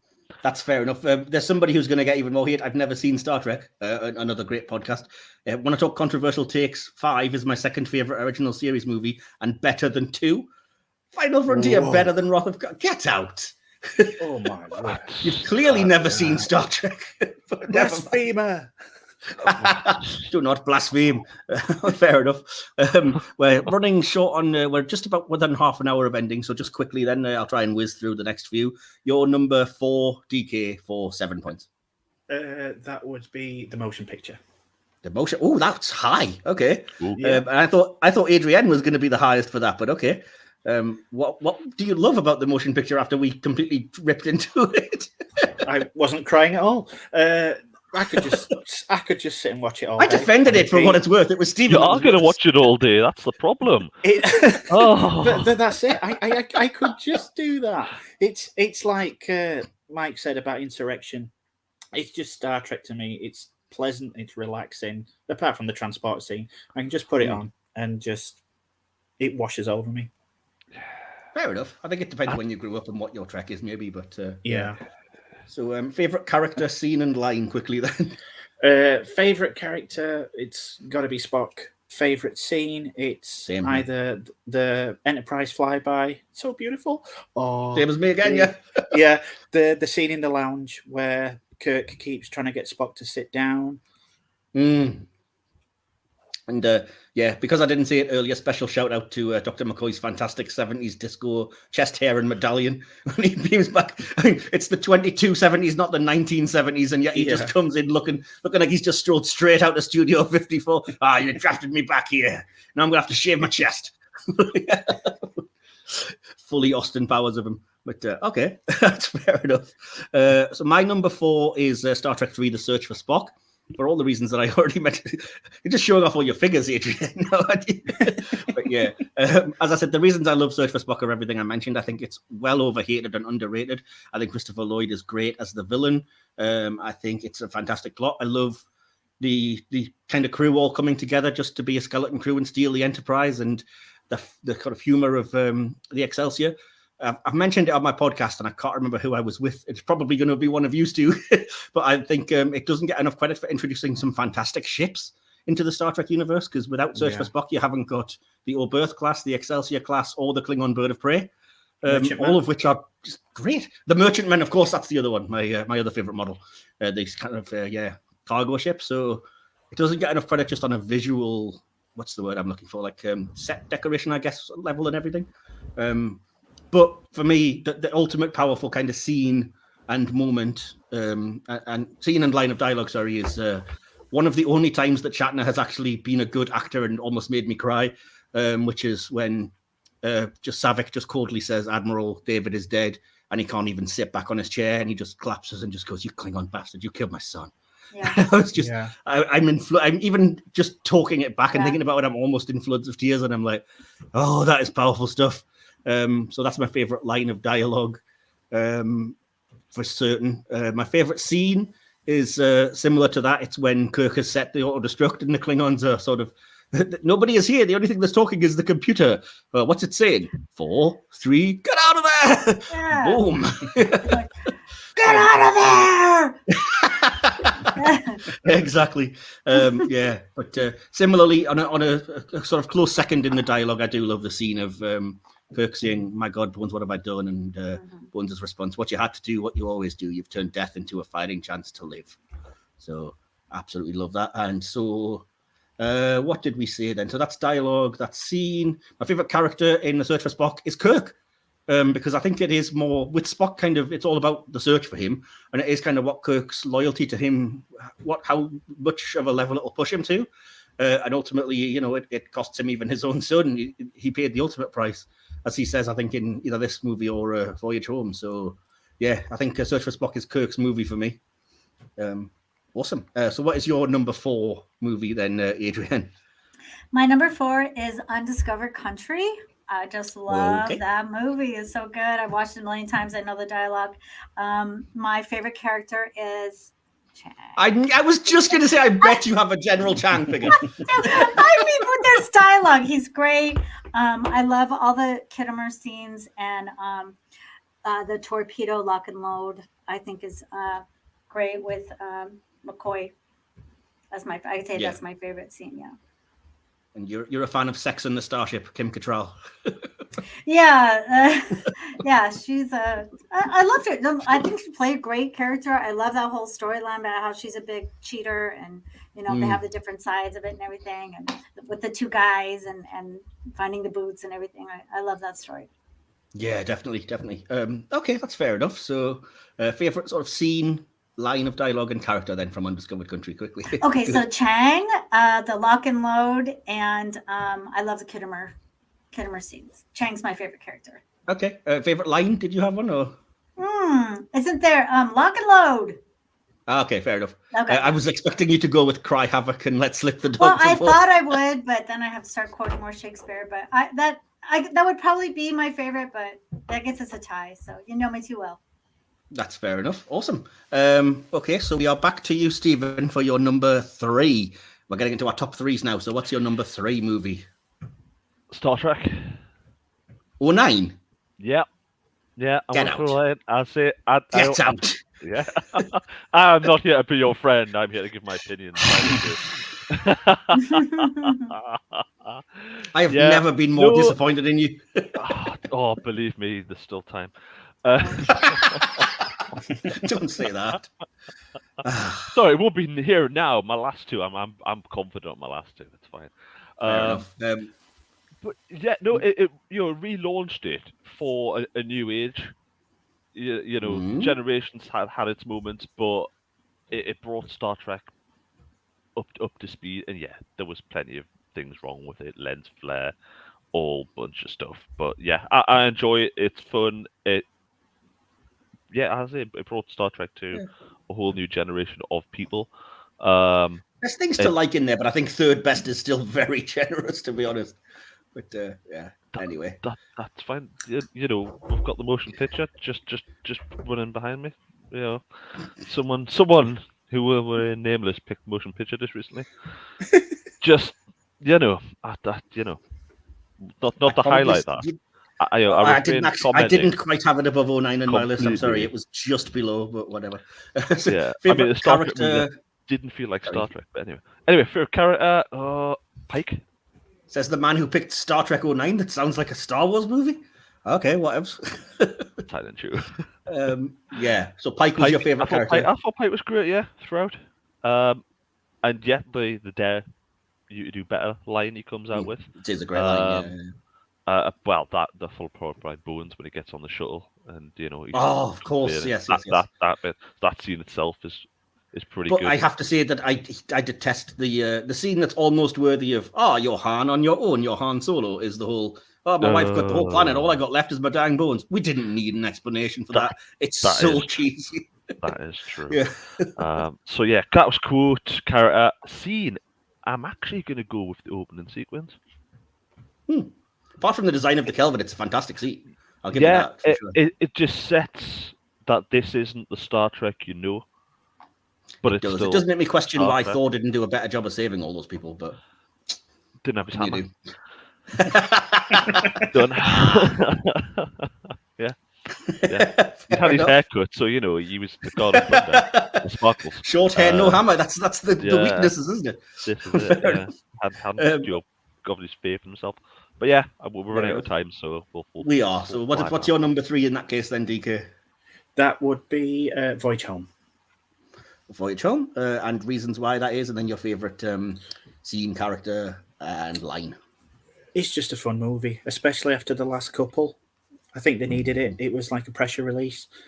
Favorite scene, the whole "Do you guys like Italian?" Loved that little back and forth. She's good. What's her name again? The lady who plays Jillian. I forget the actress's. Anyway, I can't. Yeah. The favorite line, it's not so much a line, it's one word, but it's the way it's delivered, where Bones goes, joy. When he's told that he's got to go on the mission with Scotty and Sulu. So I can't believe nobody picked nuclear vessels as their favorite line from that. That always gets brought up. And favorite character, Spock. It is. It's Spock's movie, really, isn't it? Yeah. I think you're right. Actually, just quickly, I think that is a good point. I think in isolation, Voyage Home is perhaps not as good as it is as the third part of that trilogy, when by that point you need that levity and you've had all those space battles and the kind of big stakes. And so, yeah, as the third part of that trilogy, perhaps it works a little bit better. I would say that's fair. Awesome. My number 3 choice, again, we've just talked about it, but my number 3 is The Undiscovered Country, Star Trek 6. Because I love this movie. I don't know why. I like that we're sort of moving towards the next gen era, which is my particular favorite Trek era. So making peace with the Klingons and everything brings us into there. We've had a little Worf cameo.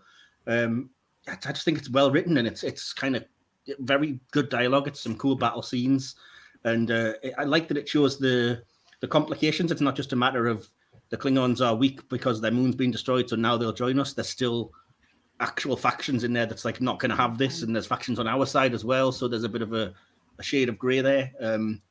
My favorite character in that movie is probably Gorkon, perhaps controversially, just because I love that he's kind of the one Klingon that's really, really trying hard for peace. And even when he gets killed, his last lines are just "Don't let it end this way, Kirk," which is very profound. Very honorable character. I like that. Yeah, definitely. And it's just a great actor who I have met, David Warner. Good chap. So, yeah. Favorite scene is the scene at the end when they've finally found a way to see through the ship that can fire when cloaked, and the Enterprise and Excelsior just both fire from either side of it and just completely obliterate it, because it's one of those satisfying punch the air type moments of, yeah, take that, Chang. And favorite, let's see, line of dialogue. My favorite line of dialogue is just any time that Chang's quoting Shakespeare, but especially I think, yeah, cry havoc and let slip the dogs of war. Or to a lesser extent, be honest, Captain, you prefer it this way, one warrior to another. Yeah, fair enough. So you're number 3 then, Adrienne, and some reasons why, and you know the drill. Okay, my number 3 is Star Trek 2009. My favorite character is You're killing me, you guys. because I know I'm so not going to say that she left me only my bones is my favorite line, because I don't get trouble. Fair enough. I love the Pine, like was said earlier, the Leonard Nimoy and Chris Pine in the cave. I just think it was a magical Star Trek moment forever. I could watch that scene over and over. I just loved it. Awesome. Also credit to Pine. I think he does, as much as we were giving Carl Urban credit, and he is the best, I think the way that Pine channels a Kirk-esque Shatner quality when he's like just chewing on the apple during the Kobayashi Maru scenario, like, we're not worried, just save them, you know, people were born. He's just so casually not giving a crap, and I love it. So did you have any other last thoughts on that one before I move on? My favorite line was before he says, all I got left of my bones. I love how he rattled off everything that can happen to you. Your eyeballs will be bleeding, you know, and all that stuff. I thought that was great. Space is disease and death wrapped in darkness and silence. Uh-huh. Who'd have thought McCoy was so goth? I know. Awesome. Right, we're into the big ones now. Then number 2, Stephen, and be very, very careful here. What's your number 2 on your list? Stephen. Oh dear. Oh, you're not going to like me again here. I'll build up suspense here. First Contact. This is just evil. First Contact. Okay, all right, okay. Yeah. Certainly the one I think me and you bonded over, possibly. Yep. Yeah, definitely. Yeah, I really enjoy it. Plenty of parts in there. Obviously, the Borg, age-old enemy, sort of being dealt with. Picard having to sort of come to terms with what's happened to him in the past. Just great.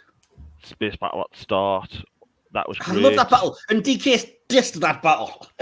I'm not having that. I love that battle. Didn't diss it. I just said it wasn't what I was hoping for. Oh, what? I'd only introduced like 6 new types of starship. That wasn't enough for you? I'm not talking to the Eagle Moss collector here. Hey, we can't bash collecting, people. You do not want to look at my desk right now. Captain Chill over here. Oh no, never mind. That's cool. So yeah, as I said, a lot of great acting and scenes and dialogue to choose from. But what would you go with then, Stephen, just for those 3 things?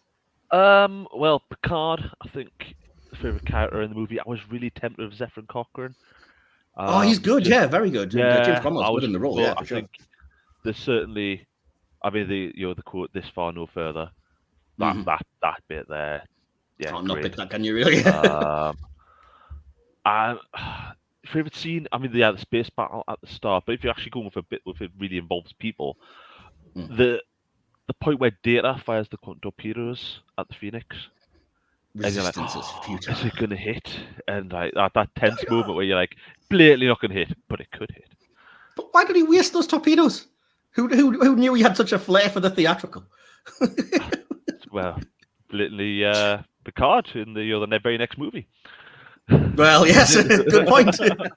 Good point indeed. So, any other thoughts before I move on to DK's number 2? Great movie. Really, I know what your number one is because I've been able to work it out, but I will ask why you put that Indeed. above First Contact when you get there. So I've got my own personal reasons for that. Yeah. But yeah, a great movie, and I think it really brought Star Trek to the masses. And that's why it's so high for me. Apart from the fact I love it anyway. I think First Contact is the ultimate one for Trek nerds, as opposed to the sort of. I don't know if it brought Trek to the masses, but it really appealed. It was the perfect one for the geeks that really wanted to see something cinematic from the next gen and the next generations. I say was very much just an episode of the show. First Contact was a movie, so that's it. Like we mentioned right at the start, we put that on when we were in school, and we had like an hour for it was like Christmas or something. We'd put it on, and people wanted to stay to watch the rest of the movie. You know, everyone in that class virtually wanted to stay to carry on watching the movie, and before everyone in that class had more sense than DK. Simple as that. Yes, indeed. But a lot more often than you would think. I'll let him give his inferior opinions now. It's very. He knows I'm only kidding, bless him, or am I? So what's your number two then, DK, for 9 points? It's Undiscovered Country. Okay, awesome. Well, we're all kind of vaguely picking the same ones, I think, for our tops. So, okay, Undiscovered Country was your number two. What's the reasons why? And what's your favorite character line and scene? It's just epic in scale. It tells so much in such a short space of time. It's another masterclass by Nick Meyer, in my opinion. Favorite scene? It's a very overlooked scene, but I do like it from working stuff out. It's the one in the ship's galley where they're trying to figure out why he couldn't just vaporize them. Yeah, definitely. That's when they're kind of exploring and they do all this whole sort of Starfleet are calling us. There were wooden shoes named Sabo that they used to throw in, hence the word sabotage. All that kind of detective-y stuff. Yeah, that's cool. Awesome. So dialogue and character then from Undiscovered Country. It's got to be Bones again. And favourite line is when Chang's going, "I am as constant as a northern star," and Bones pipes, "I would give real money if he just shut up." Just shut up, yes. And is it Undiscovered Country as well, where McCoy has the greatest line at the very end, where he just goes, "Once again, we've saved civilization as we know it. And the good news is they're not going to prosecute." That's the one. I mean, awesome. It was tied is the final scene. It brings me to tears every time. The second star to the right. Oh, it's very good. Very good. Yeah, very good stuff. Awesome. Hello, Andriy Rapula in Ukraine. Hopefully we're doing you proud, yes. Wow. Okay. Hello, Andriy. Bless. Hopefully you're a Star Trek fan, otherwise it's probably going to be very boring for you, but bless you. We are here doing our best for that, so do try and click on that link and donate whatever you can, and check out the hashtag Trek for Ukraine if you can as well. Live long and prosper, Andrew. Indeed. Live long and prosper you as well, friend. Absolutely. United in Trek, as I said. Okay. I wish I didn't have to move on, but unfortunately I do. So my number two film then, I'm not sure if this will be controversial or not, but my number two is Wrath of Khan. It was very close between my number one and two, and Wrath of Khan was number one for a long time, and it was... I can't really fault it. It's just that I like my number one a bit better for personal reasons. But Wrath of Khan, I love everything from, the epic Khan that everyone quotes to the, hours could seem like days thing, to everything between Kirk and Khan on the view screen, just spitting venom at each other. I think it's all great. And favorite scene is just the entire fight in the Mutara Nebula. Particularly the idea that Khan doesn't think three-dimensionally, so they can, in fact, just go up and down. Basic, yet effective. Favorite line of dialogue? That's tough trying to think of one. Well, of course, it's got to be the obvious. I'm just going to go for it. In fact, you know what? I'm not. I'm going to go for the speech at Spock's funeral. Of all the souls I've encountered in my travels, his was the most human. Yes. Absolutely. Favorite character in Wrath of Khan, it's got to be Spock, hasn't it? Really, I mean, sacrificing himself for the greater good at the end, needs of the many, and all that. So that would be my number two. So what about your number two, Adrian? My number two is First Contact. Watched this movie just hundreds of times. Favorite character is the Borg Queen when she comes out of the structure. I just thought that was so great. And her spine is like this. And, that was really great. And I think my favorite line is when I think it was Deck 13. And they said the Borg on Deck 13. And it was like they won't stay on Deck 13, whichever deck that was. So, yeah. Cool. Awesome. Yeah, fair enough. So what was this is the big one then. What's your number one, Stephen? As if I didn't already know this. What do you think it is then? I believe it's The Undiscovered Country. You are right. Indeed. Spot on. Always had a special place for me. First movie I can really recall watching was The Undiscovered Country. It was like a Christmas Eve, something like that. Big family get together, and we'd gone. I remember everyone sort of came to the living room and watched Undiscovered Country for the first time. I think it might have been fresh out as well. You were just on video or something. And probably I say that maybe the first one I'd seen at that point. I might have seen some others beforehand, but definitely the one that was always stuck into my mind is the one that really hit home for me. For sweet reasons, that's fair enough. Yeah. Okay. Kang, great. You've already mentioned Gorgon, great as well. All the Shakespeare quotations, all that, quote. Well, DK has already nicked the one I was tempted with, which was, I'd give real money if he'd just shut up. Absolutely, yeah. We had a friend who used to quote that, actually, if you remember. Did we? Yes. If you say so. Yeah, we did. I'm quite tempted with Sulu, Fly Her Apart then. And yes. Yeah. Fly Apart. That was great. Mm-hmm. Yeah, Fly Apart. And one did just jump into my head. What was it? Who was it? Mm-hmm. It was probably Kang. I was about to say, I bet it's this guy. So many good. But for some reason, I don't think it was Kang. I'll maybe throw that back in towards the end if I recall what it was. Fair enough. But yeah, awesome. Scene. You've mentioned a couple of great ones. I just like it all the way through, really. Great it's all story. one big scene to me. Yeah. Yeah. All the putting aside old hatred and things like that. Yes. It's actually that's fun. It's probably not the thing I was going to think of, but the point at which it's not the younger generation who have to learn to live with our generation will have the hardest time living in it. That's it, yeah, because of all that hatred and stuff like that. That's quite good. Not what I was thinking of, but that's another great line. But yeah, I can't pick a particular scene. If you think of anything else, just give us a shout or pop it into the chat. That's fair enough. Yeah. So DK, what's your number one? Then your big climactic 10-pointer. It's got to be Wrath of Khan. Wrath of Khan.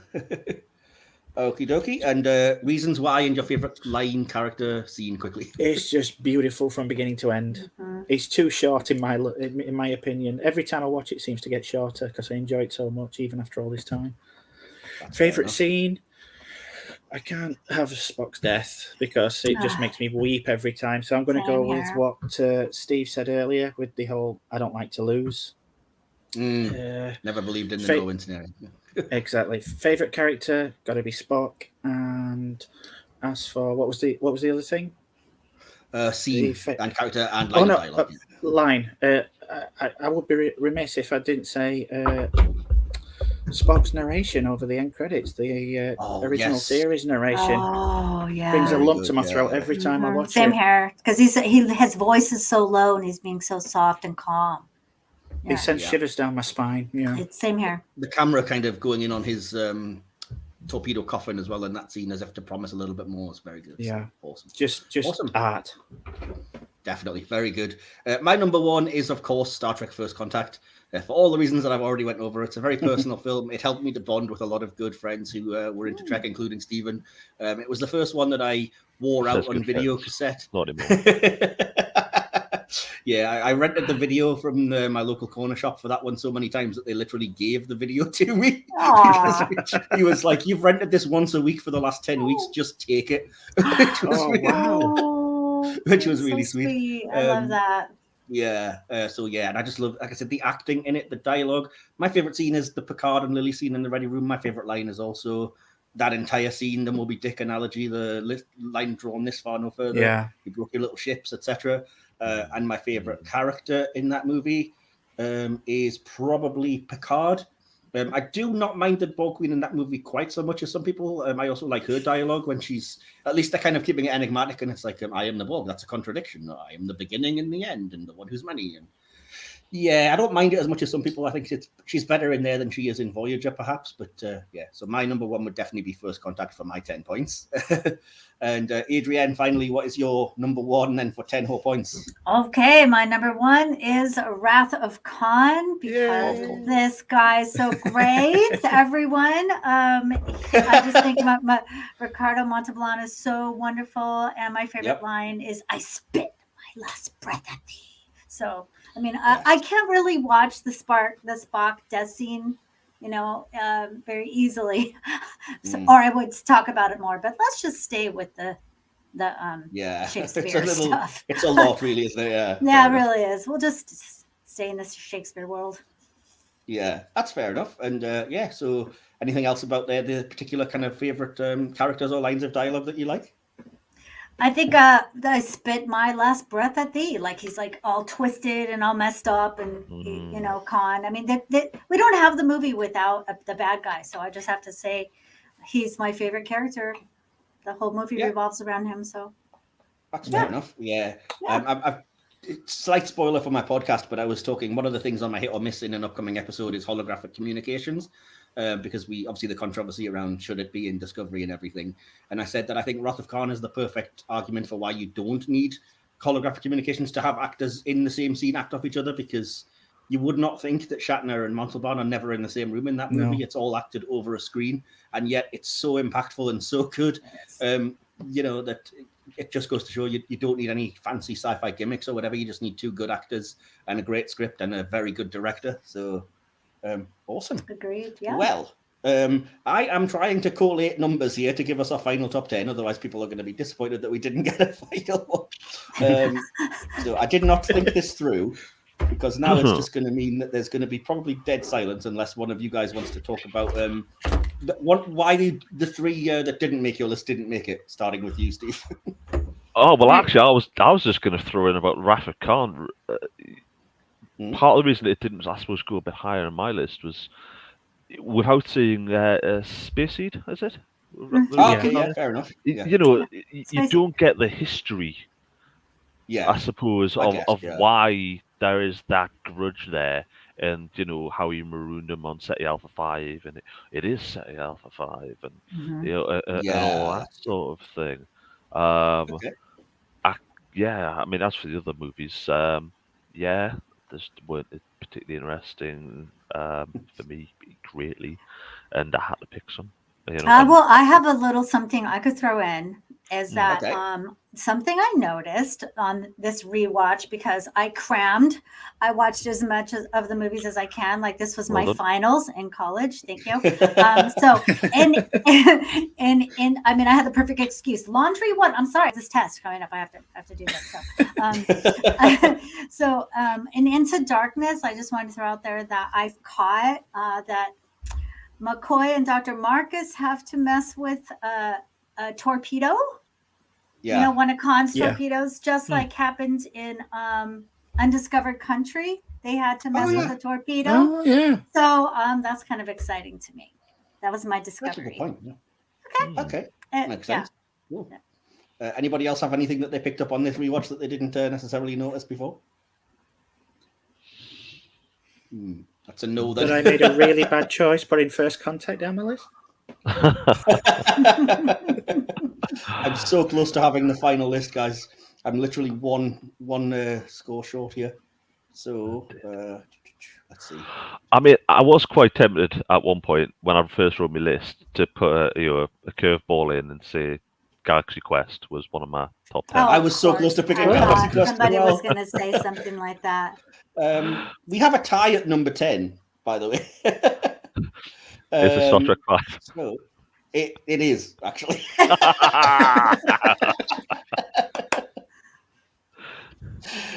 So do you want to try and do a tiebreaker, or should we just say that number 10 is a joint number 10 between two things? I'll change mine to motion picture. There you go. It's gone. That's fine. Okay, fair enough. In which case, the number 10 is settled and it's not Final Frontier. Great. Okie dokie. Right then, so the final top 10 then in reverse order, just so as we can finish this off and everybody can be less annoyed with us. The number 10 movie, according to our combined list, with a total of 3 points, would be Star Trek Into Darkness. That's our number 10. Our number 9 with 10 points is Star Trek Beyond. Our number 8, let's see, with 14 points is The Motion Picture. Our number 7 with 16 points is Star Trek Generations. Our number 6 with 17 points is Star Trek 3, The Search for Spock. Our number 5 with 23 points is Star Trek 2009. Our number 4 is Star Trek 4, The Voyage Home, with 24 points. Our number 3 is Star Trek First Contact with 32 points. Our number 2 is Star Trek 6, The Undiscovered Country, with 34 points. And the number 1 best Star Trek movie, democratically decided by all of us, with 36 points, is Star Trek 2, The Wrath of Khan. Surprising nobody, I'm sure. So, yeah, awesome. I see we've got our... Jumping in here, I can't believe that is the most peculiar list from about 10 to 6. I think I was expecting to see from the list you put together. I was not expecting some of the movies to be kind of that high up the list at all. Like, oh, we're a varied bunch, all four of us here for sure.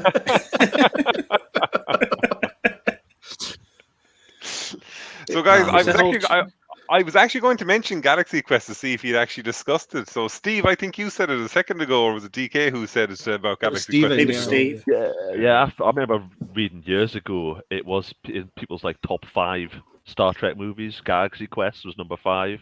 Yeah. That was a few years ago now. But yeah, if we included it, probably would be my number 5 actually. Yeah, you know, a bit like the same sort of inspiration from like the Orville, really.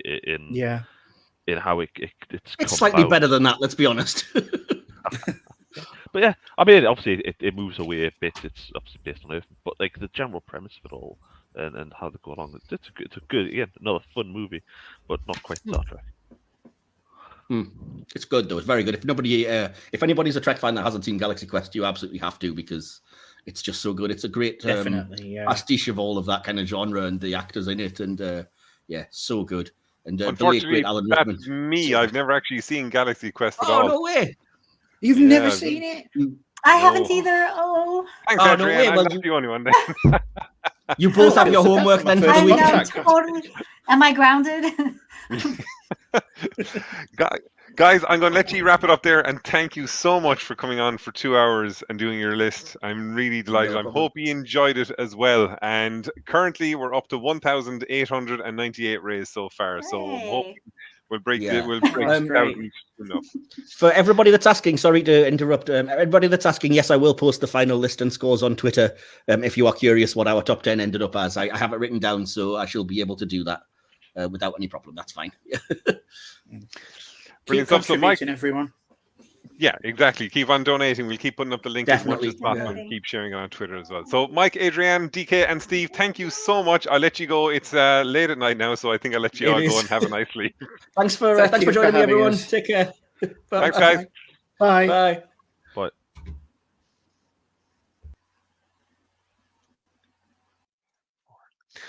Now, guys, thank you so much for staying with us now at this point. So we've moved on now from hit and miss in their top 10 list. I'm surprised now that Nemesis ended up at number 1 there. So what we're going to do now is we're going to move over to our good friend, Jeff. Hello, Jeff. Hi there.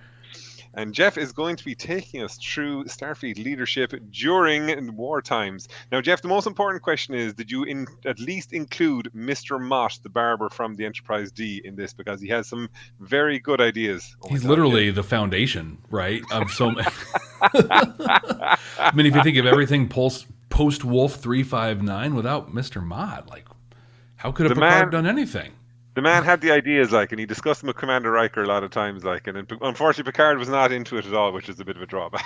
Yeah, well, I think Picard, he's all about asking for help. It's one of my favorite things about him. But he's about asking for help from what he thinks are the right people. Yeah, apparently barbers aren't that. Jeff, I'm looking forward now to your in-depth explanation about how Mr. Mott was right about not colonizing too close to the Cardassian border, because in the end, that did cause problems. If it wasn't, I mean, seriously, can we be for real for a minute? And like, all of Voyager would have been different. Deep Space Nine, there would be no Eddington. None of this would have happened if we just listened to him. You see, that's the thing. You see, the thing with Star Trek is you have people at times who've got the best ideas, but they're just not listened to, or they're kind of disregarded because of who they are and things like that.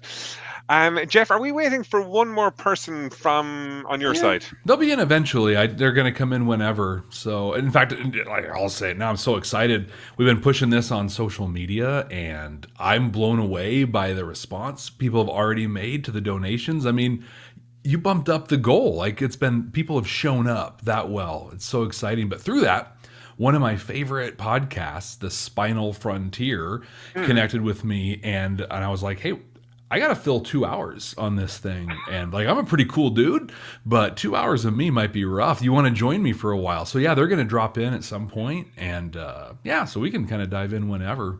Jeff, this is the first time I've ever spoken to you, and I can tell you right now, if it was just you talking for 2 hours, I'd 100% listen to it, because you have this lovely kind of soft voice like that. If you read the phone book, I'd be well on board with listening to it for the rest of the night. So I've been told that and I don't know how to take this, but I've been told that my podcast, the Starfleet Leadership Academy, is really good to fall asleep to. And I'm like, is that because it's super boring? Or is it because I have such a soothing voice?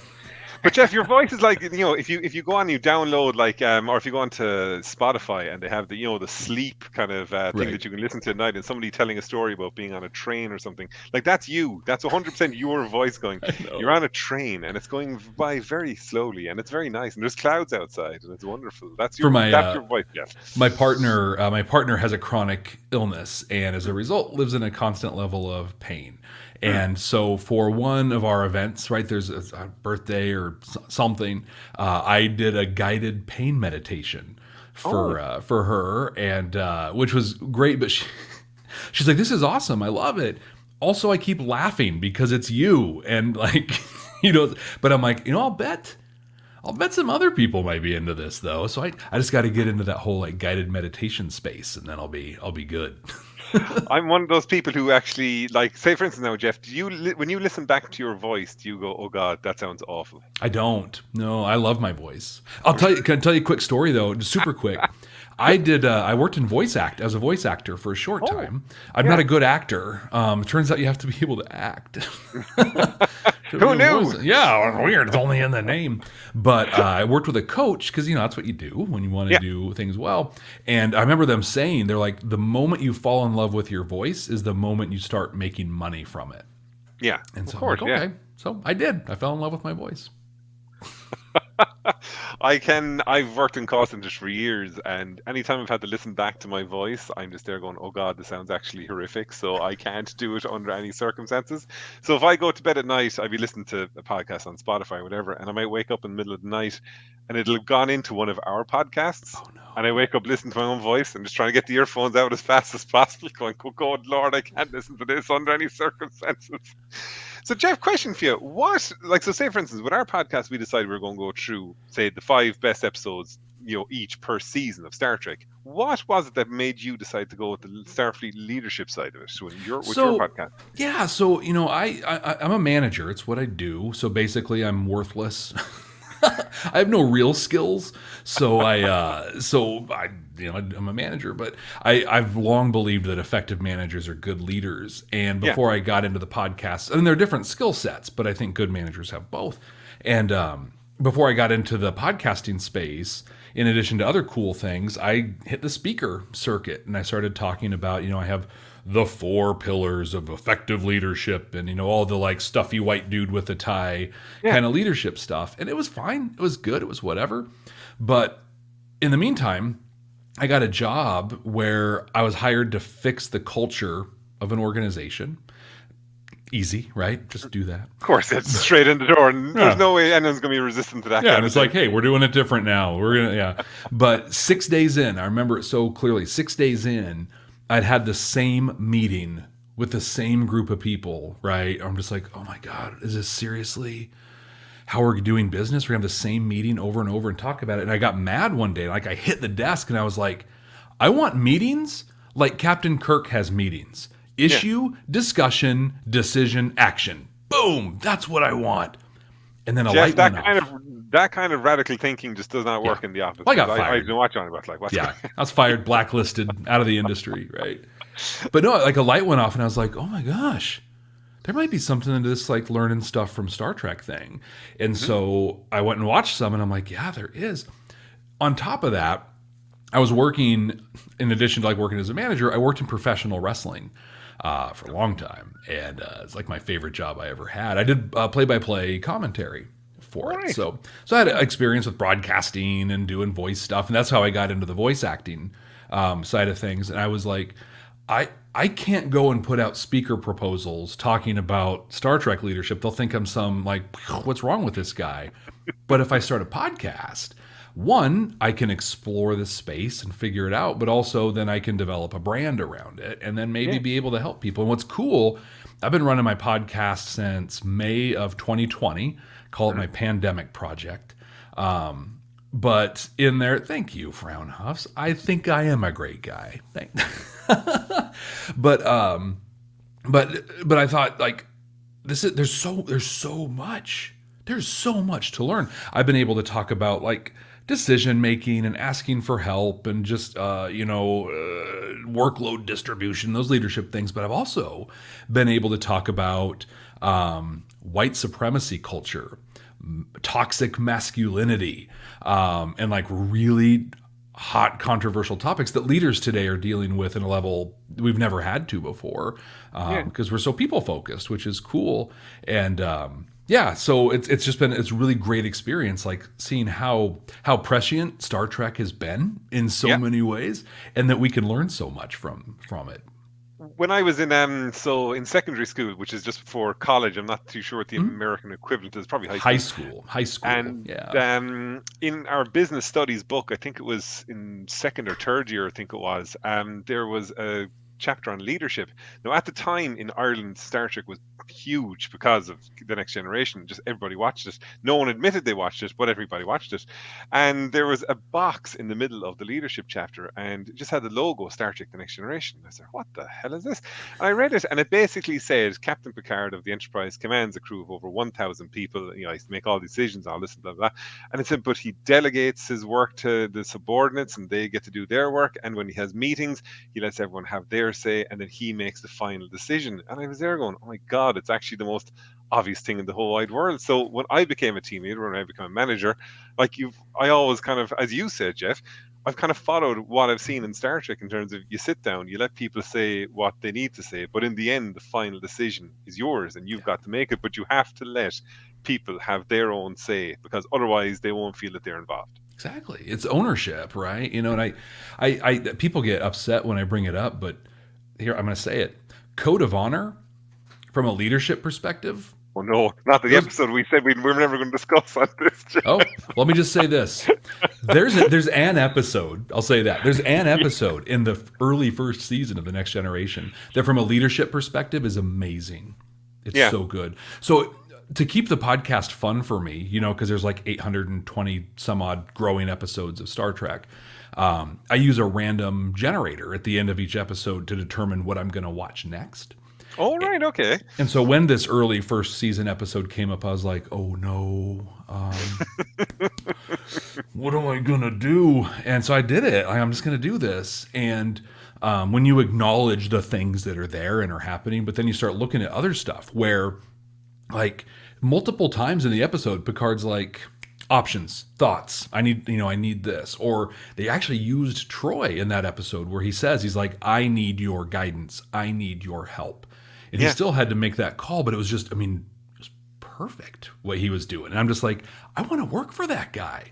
Like, because he made every person feel like they were a part of it, even though it was him and Yar that had to go down and do this stuff. But it's so like good. The second season episode Pen Pals as well, when they're discussing the Prime Directive and the fact that Data's effectively broken it, and like they have a meeting in his quarters, and it's perfect. He lets everybody have their own say, and he sits back and just lets them have their say, and it's brilliant because the whole time, no matter what they say and all that, he is the final voice. He's the deciding vote in terms of what's the decision that's going to come next. Yeah, and I think that's one of the brilliant things about being a great leader, especially someone like Picard, who's in a quasi-military organization, literally making life and death decisions.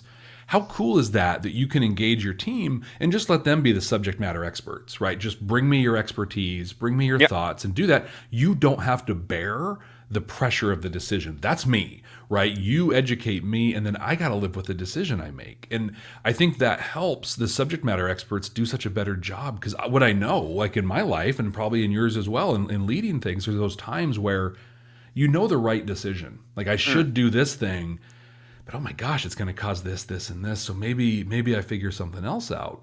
And if I'm LaForge, and I'm having to think of all that, I might hold back ideas. I might not share everything because this thing's going to kind of be like, ugh.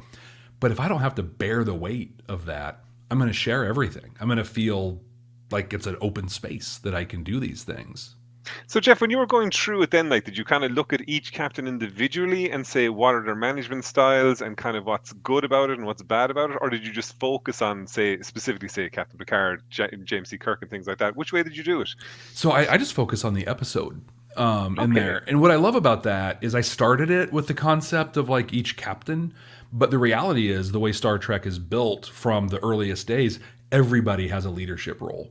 Yeah, in there. So like, I just did, what did I do here recently? DS9's Whispers, right? One of the first O'Brien Must Suffer episodes. Yes, that's right. Yeah. And so it's almost all O'Brien in that episode. And there's a little bit that Cisco has in there, but O'Brien does some really great stuff. And so I was able to highlight him as the leader in that. Or in Inquisition, with Bashir and Cisco. Cisco does some fake Cisco does some great stuff, in that one, but Bashir does some really great things in that. So I kind of go episode by episode, but I'm starting to track, in there just kind of the traits each captain really has and what differentiates them. And I don't know if this will be controversial or not, but I'll tell you who, hands down, at this point, I mean, there's a lot of new Trek coming out, but so far, hands down, the worst long-term captain. Yeah, who would you say the worst I say long term because we have like Lorca and stuff like that come up, but like somebody who carried a series, who would you think the worst captain was? Oh God, I don't know why I've just picked Jonathan Archer in my head. And Bingo. Yeah. Yeah. So, and here's why. He ends up in a great place, and he does as a president of the Federation, and he's like kind of births the things. But I look specifically, and I'm bringing up like this specific episode because I mean, oh my gosh, and it's an early first season, Strange New World on there. And so the scene is that, they're on the surface and there's the hallucinogenic gas, making people kind of lose their minds. One of the crewmen, I forget his name, but he comes up and he's got the plants growing through him. And Phlox is trying to figure out, how do I help this guy? What do I do? And Archer comes in to check in, and Phlox he's broken, he's just like, I don't think I can do it. I don't think I can help this guy. I don't know what it is. And Archer yelled at him, I'm not looking for excuses, Phlox. I need results. And I'm just like, dude is broken. Take 5 seconds. 5 seconds to be like, oh my gosh, I bet you tried really hard. That has to be, different. Blah, blah, blah. And then Archer's a bro. I don't know if that's a term that translates for everyone, but like, just like, if you're in, hey, I love water polo, right? Come and do this. But if you don't, he's standoff on everything. Oh, I could go on and on. Acquisition. Is it Acquisition? No, it's a different one where he has to apologize. He has to go and apologize. The whole episode. Oh, One Night in Sickbay. That's the one. Yes. Which gets some pretty uncomfortable sexual tension going on with him. But beyond that, he just needs to go apologize. And if the whole episode is him being like, I'm not going to do it. I don't want to apologize. Dude, just suck it up, man. Come on. Jeff, I'm going to interrupt you here because Erin is just about to come into the chat as well. So we'll just give her in 2, in 1. And we have Erin. Hello. Hi, how's it going? Not too bad. How are you? I'm doing great. My podcast partner and fiance Kelly is logging in shortly, so cool. Yeah, she'll be joining us soon. Erin, I'm a fan. Oh, thank you. Yeah, both you and Kelly. So I'm so excited you're here. So we've been talking leadership stuff here. You have the coolest podcast? Like seriously, just tell us about it. So Kelly, like I mentioned, my podcast partner and fiance, is a doctoral candidate at our local university, and she specializes in biology, specifically physiology and anatomy, but she's also a behaviorist. So when we watch Star Trek together, she likes to pause the show and tell me about the alien of the week, because what she does is she looks at physical traits of animals and extrapolates that to their behaviors, their habitats, that kind of thing. And here she is. So she can tell you more about the specifics. But our podcast is using the way aliens appear and behave on screen to talk about real world biology and maybe sometimes make some guesses about what those aliens' home planets and cultures might be like. It's not all truly scientifically based? What? Guys, just as you're about to continue that conversation, I'm going to let you go because this is your show now. So I'm going to just gracefully just ditch off to the side here. And thank Sorry, you. Jeff, Thank you for staying up. I mean, it's midnight where you are, right? Oh, wow. 100%. I'll go to sleep. Oh. You're champion.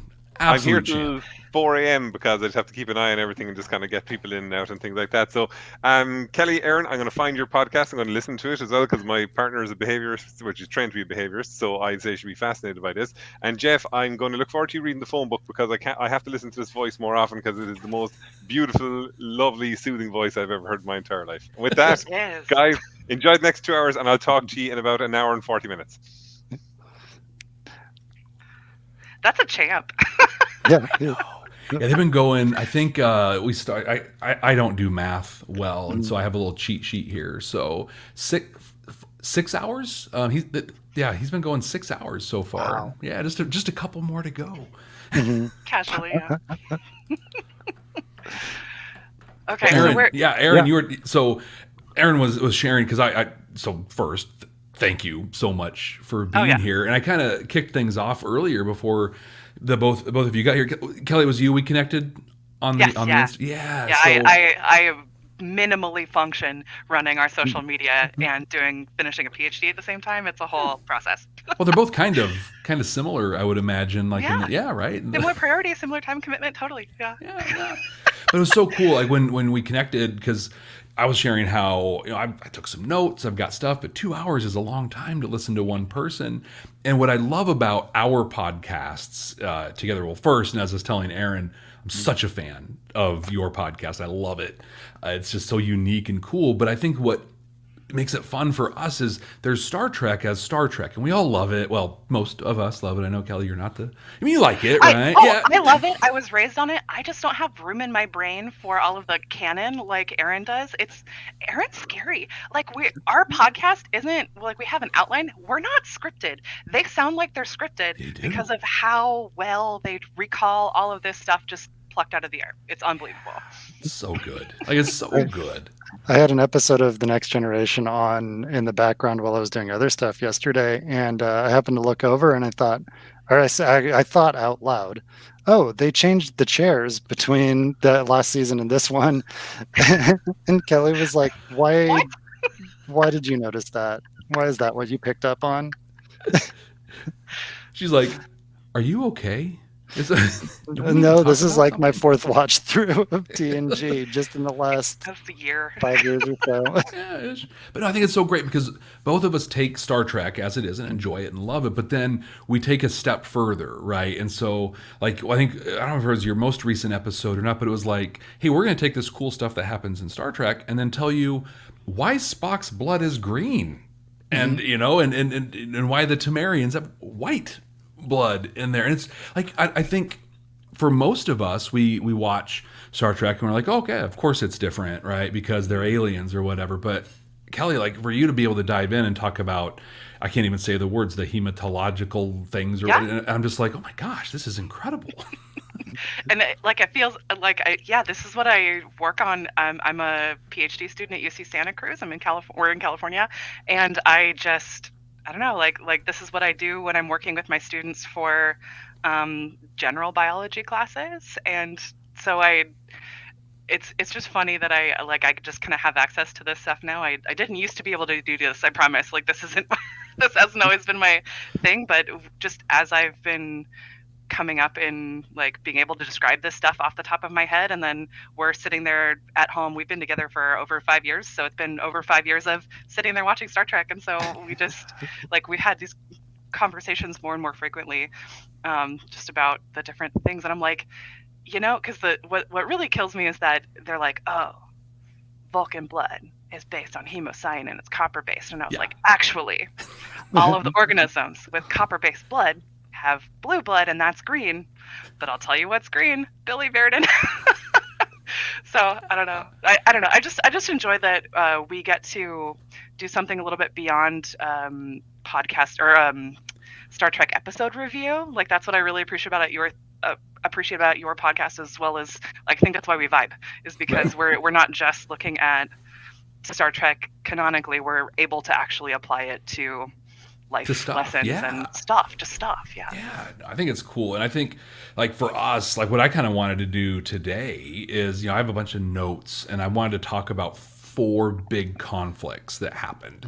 And so, like, I've got some leadership stuff, and Aaron, I'm so excited that you're here, because just the knowledge you're going to bring to this. I'm going to be like, this thing happened. You're going to be like, actually, no, that was Admiral so-and-so, if you remember. And they were a vice admiral, not actually an admiral. So. And I can't wait.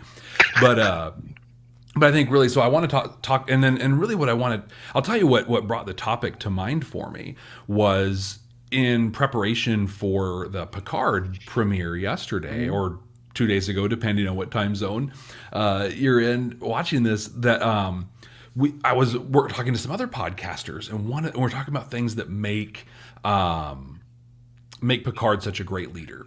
And in the season 2 episode Q Who, right, where we get introduced to the Borg, 18 crew members are killed in that encounter. And there's a moment where Worf comes over and he says, Captain, the casualty list is ready for your review. And he was like, nope, don't have time for that. Got to move on. And I was like, I cry foul. Captain Sisko, in the depth of the Dominion War, took every day to read. And he talked about how that just, became a list of. In that moment, and then talking about this, I was like, there's levels of leadership in time of war that's different than just your day to day. It's a crisis that most of us hopefully don't have a frame of reference for. And I was struck how, Picard is held on high as kind of like he's the ideal Star Trek leader, which I partially agree with. I think everyone brings different things to the table. But I was like, there's that. And there's a couple other instances with Picard where he kind of poo-poos the lower level things, or the names of people that died. And so I was like, what a great opportunity to talk about the humanity that comes from strong leadership during war. Because, I was going to say, not to make it political, but here we are in Trek for Ukraine. This is what it's all about. And we're seeing that leadership in action, right? In Ukraine, from someone who's being real and being a human. And we're seeing the impact that has. And so I thought it'd be cool and fun for us to dive in and just see, like, what does that mean in the world of Star Trek for stuff? So, yeah, that's kind of where I'm coming from. Yeah, totally. So I think I was going to say that's fascinating and a really great thing to talk about. Yeah. Yeah, no, I think we're going to see some weird. So, what I'm excited about in this, right? So, I want to talk about the Federation Klingon War because we've got stuff in Discovery about that to look at, and some of the after effects in TOS. The Federation Cardassian War, and then I was like, do I want to talk about the Borg as war, or let's just maybe? I mean, we can, but maybe really zero in on Wolf 359. Yeah, and some of the stuff there, and then of course like the Dominion. I mean that it sounds terrible. The greatest war in all of Star Trek, but the most documented, for lack of a better term. We get an entire 4 seasons of that. So yeah, I feel like those 4 seasons are some of the they're 4 of the best seasons of television. Period. Like not just Star Trek. Oh, I agree. Yeah. That's so good. And maybe it was Fraunhofer's. I feel like there's some theories out there, right, about why didn't they prepare so much for this? Is there a false flag flying? Maybe. We'll dive in and find out. But let's talk about the Federation Klingon War. And Kelly, I don't know if you are able to. So I'm going to take a geopolitical thing and see if maybe you can turn that into some sort of a biological thing in some way. But in Discovery, we see that really that war started as a result of a vision that T'Kuvma had. A great vision of unity, nationalism, and patriotism for Klingon. Remain Klingon in there, and was trying to bring together all the houses against the great evil that is diversity and multiculturalism through the Federation. And he was kind of, I think that his death was a big part in making that a success, right? That martyrdom that happened. And I have a lot of thoughts on his leadership we'll go into. But I don't know. You've talked about the Klingons on your podcast, and I don't know if you have any thoughts on like the way he approached this and what that meant for Klingons in society and stuff. Well, I'll let Aaron comment on like more of the cultural aspect of it, but biologically, we cover this in our podcast too in the first couple of episodes, that race is a construct, it's a social construct, and if we're recalling the TNG episode, The Chase, Klingons and humans are technically distantly related, so they can hybridize, as we've seen with B'Elanna Torres and with Alexander and Kalar. So the there's kind of a fascist false paradigm that like another race is like another species, because it's not like, and the biological concept of species itself is complicated because there's like ecological factors. It's not just genetic. It's really not simple. And so technically Klingons and humans are different species, but they can hybridize and they're somewhat related. So it's kind of, it's bunk to say that like these differences are just like, that's biology and it's just natural fact. And using the term natural and biology to separate humanoids is like that's not right, and that's not okay. And it's so unnatural to use the term natural. Yeah. Natural means something pretty specific, and that's not it. Yeah. Now, Aaron, what thoughts do you have? The thought that immediately comes to my mind is, who is the most Klingon you can think of? That's a tough question, to be honest, because like what you want to say is Worf, right? But I'm going to say Commander Kruge from Search for Spock. That's awesome. Yeah, I think most people would say Worf, but when we look at Worf's history, his background, he was raised by humans, and he is very committed to being Klingon, but as he understands it, what he's read in books, he has, as of like the first couple seasons of The Next Generation, next to no experience with actual Klingons. So he can quote chapter and verse of the book of Klingon, like the field guide to being the perfect Klingon. But as soon as he meets other Klingons, it falls apart, and he realizes all of these values that they say they hold dear are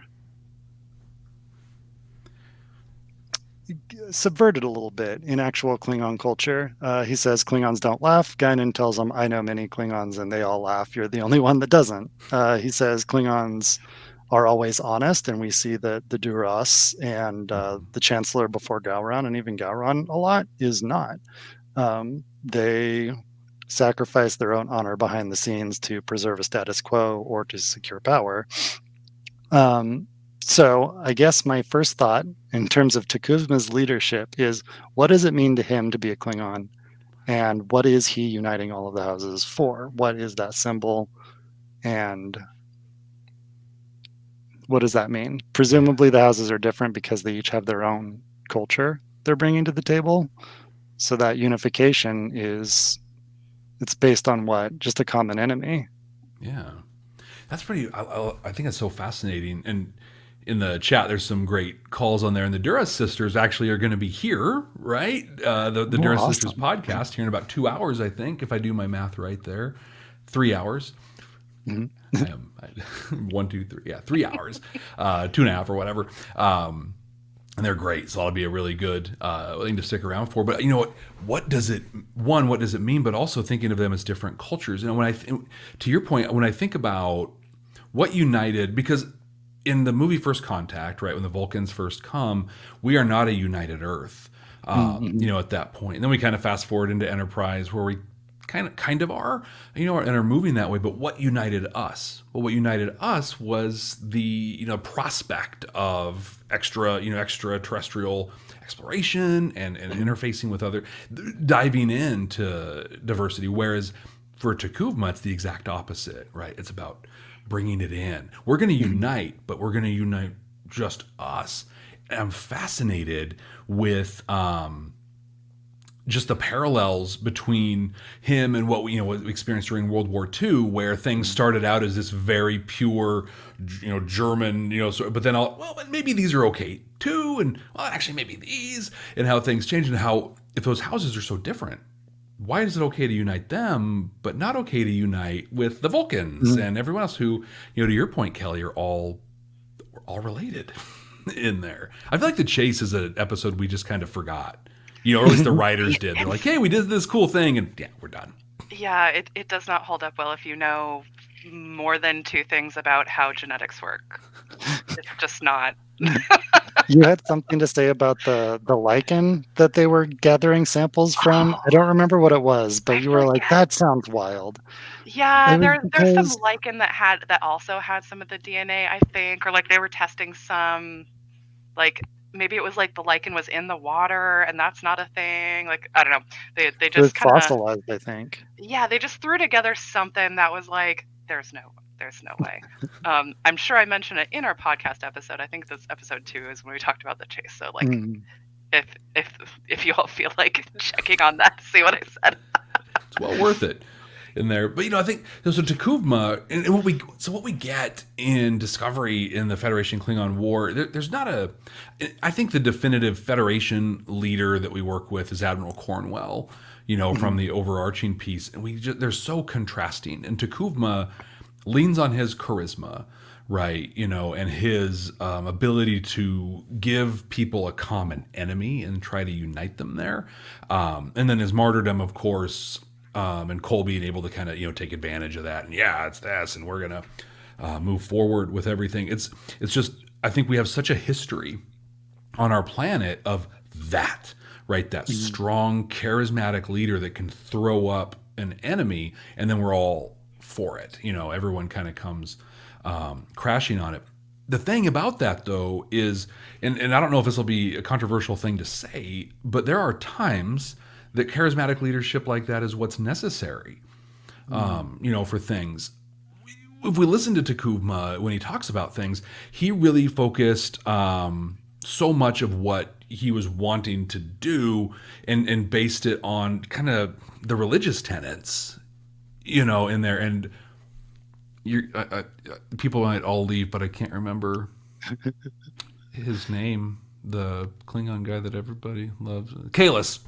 Oh yeah. Kailash. Who do we seek? Kailash. It's gotta be so hard to talk with those teeth in their mouths. Oh yeah. Yes. Wow, I owe somebody something for forgetting Kalis's name. That was wow. But using that through line, he's able to that, and then the construct of race and species. He's able to unite people that weren't, they were warring, before then. And so I guess kind of one of the questions I kind of pose, and as I think about the leadership style in this, is did he have a hand in saving the Klingon society? In that, were they gonna? I mean, we don't know, right? But were they gonna consume themselves, in inner fighting? And through a terrible thing, did he maybe bring the Klingons together to a point that they're a positive value add that we'll talk? We can talk a lot about when we talk about the Dominion War and what they did there. I don't know. It's just a thing that I always look at. That I don't know. Maybe there's some. I don't want to justify what he did. Like I'm not doing that. And that's why I'm kind of skating carefully. But it's just that thing of like acknowledging the leadership style that happens there, and the place the Klingons were in at that time. Well, he was able to do something that his predecessor Voke wasn't able to do, wasn't able to keep going, and so like Voke used a lot of the same talking points. I'm under the understanding of kind of all of the ingredients were there, but it was missing that quintessence or that ineffable quality that made people want to follow T'Kuvma. Well, he was so great. I forget the name of the actor that portrayed him, but just a powerful speaker. Filled that space. That I mean, just I think we all know people either through television, through media, or in our workplaces or whatever, who are those people that walk into a room and everything changes because they're there. And the actor brought that to T'Kuvma, whereas Voke didn't have that at all. Right. And I think there's a lot to be said there in from a leadership standpoint in authenticity. All right, so T'Kuvma was who he was through and through, and he believed this, and he had the charisma to do these things. Voke believed it, but he was trying to be T'Kuvma in there, and so he lacked that authenticity in there, and then we got the great character of Ash Tyler as a result of it. But spoiler alert, right? If any. I feel like there's like a year moratorium, and the statute of limitations is up. Thanks, Fran. Chris Obi is the actor. Yeah, so good. But when you contrast that with Admiral Cornwell, right? Like, first off, greatest admiral in Star Trek. She's pretty awesome. Yeah.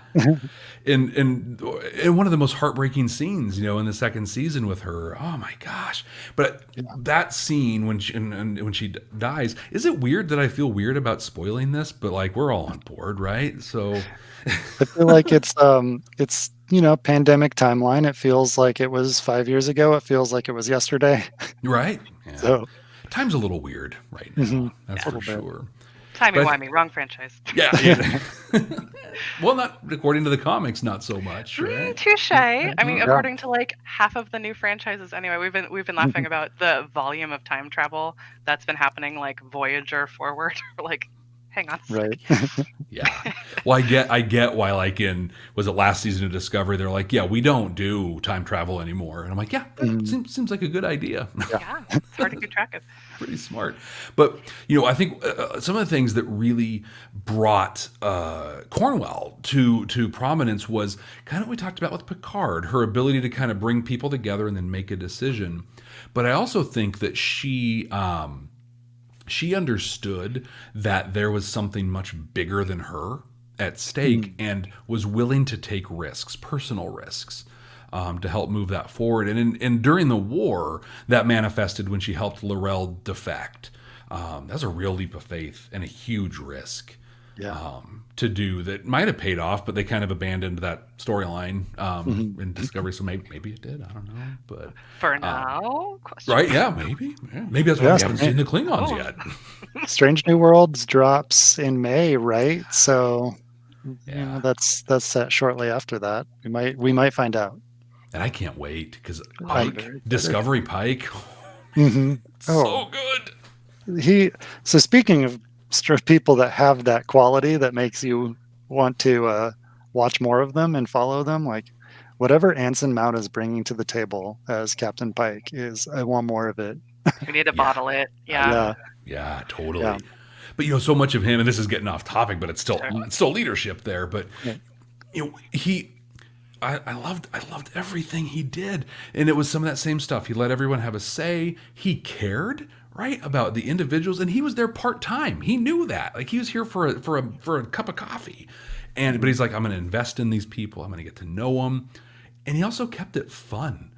There's one singular terrible episode of the original series.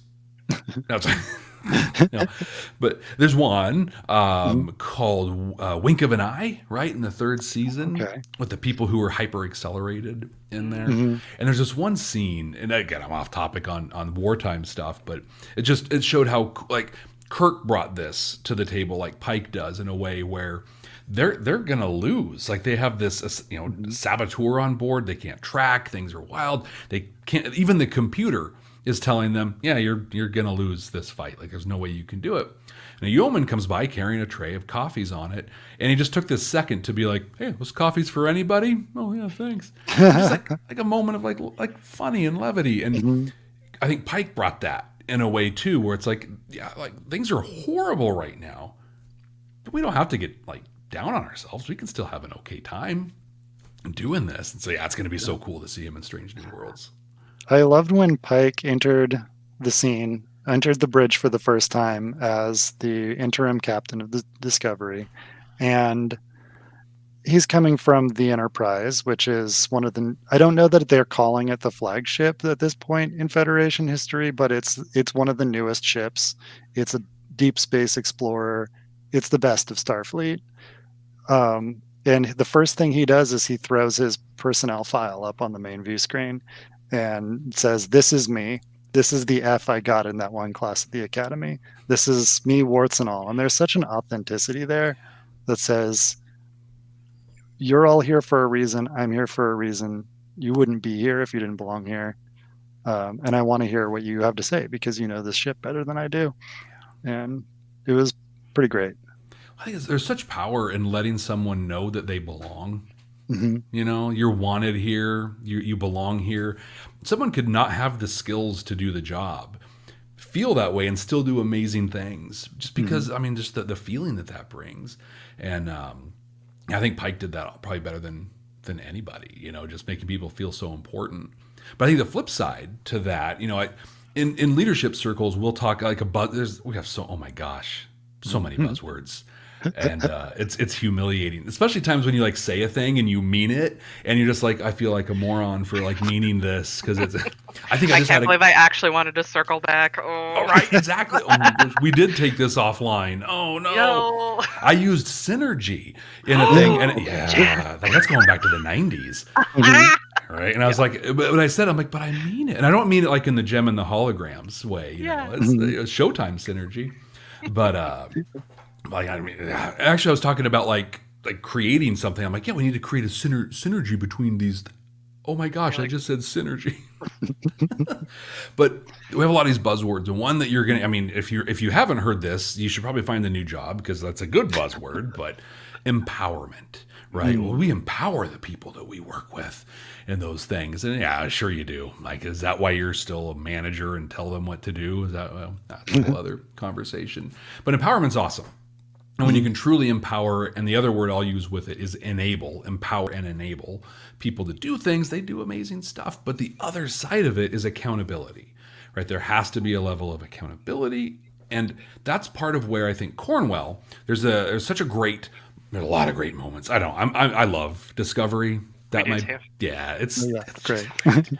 And so season one's got this great stuff. And Lorca, like we don't know. This is pre-mirror Lorca, pre-mirror section of the show, but he and Cornwell are coming together for drinks and the whatever, and then she's worried about him, and he's able to kind of, again, charismatic leader. That's cool. I'm fine. I'm going to lean on our relationship. Everything's good. And then he tries to choke her out and shoot her in the face, and she's like, not cool. This isn't good.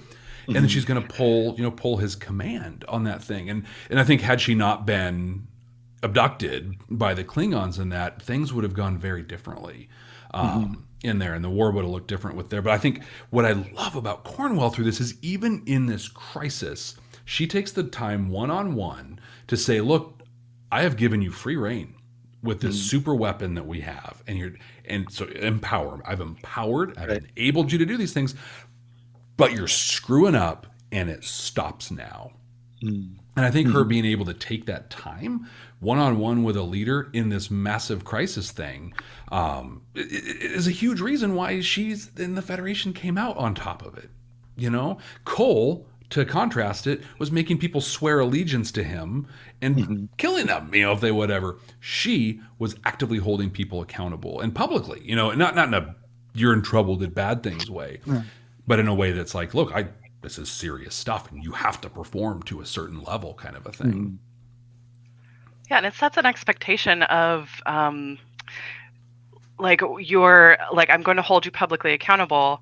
And so it kind of encourages a culture of bringing more things out into the public and open and collaboration and working together on things.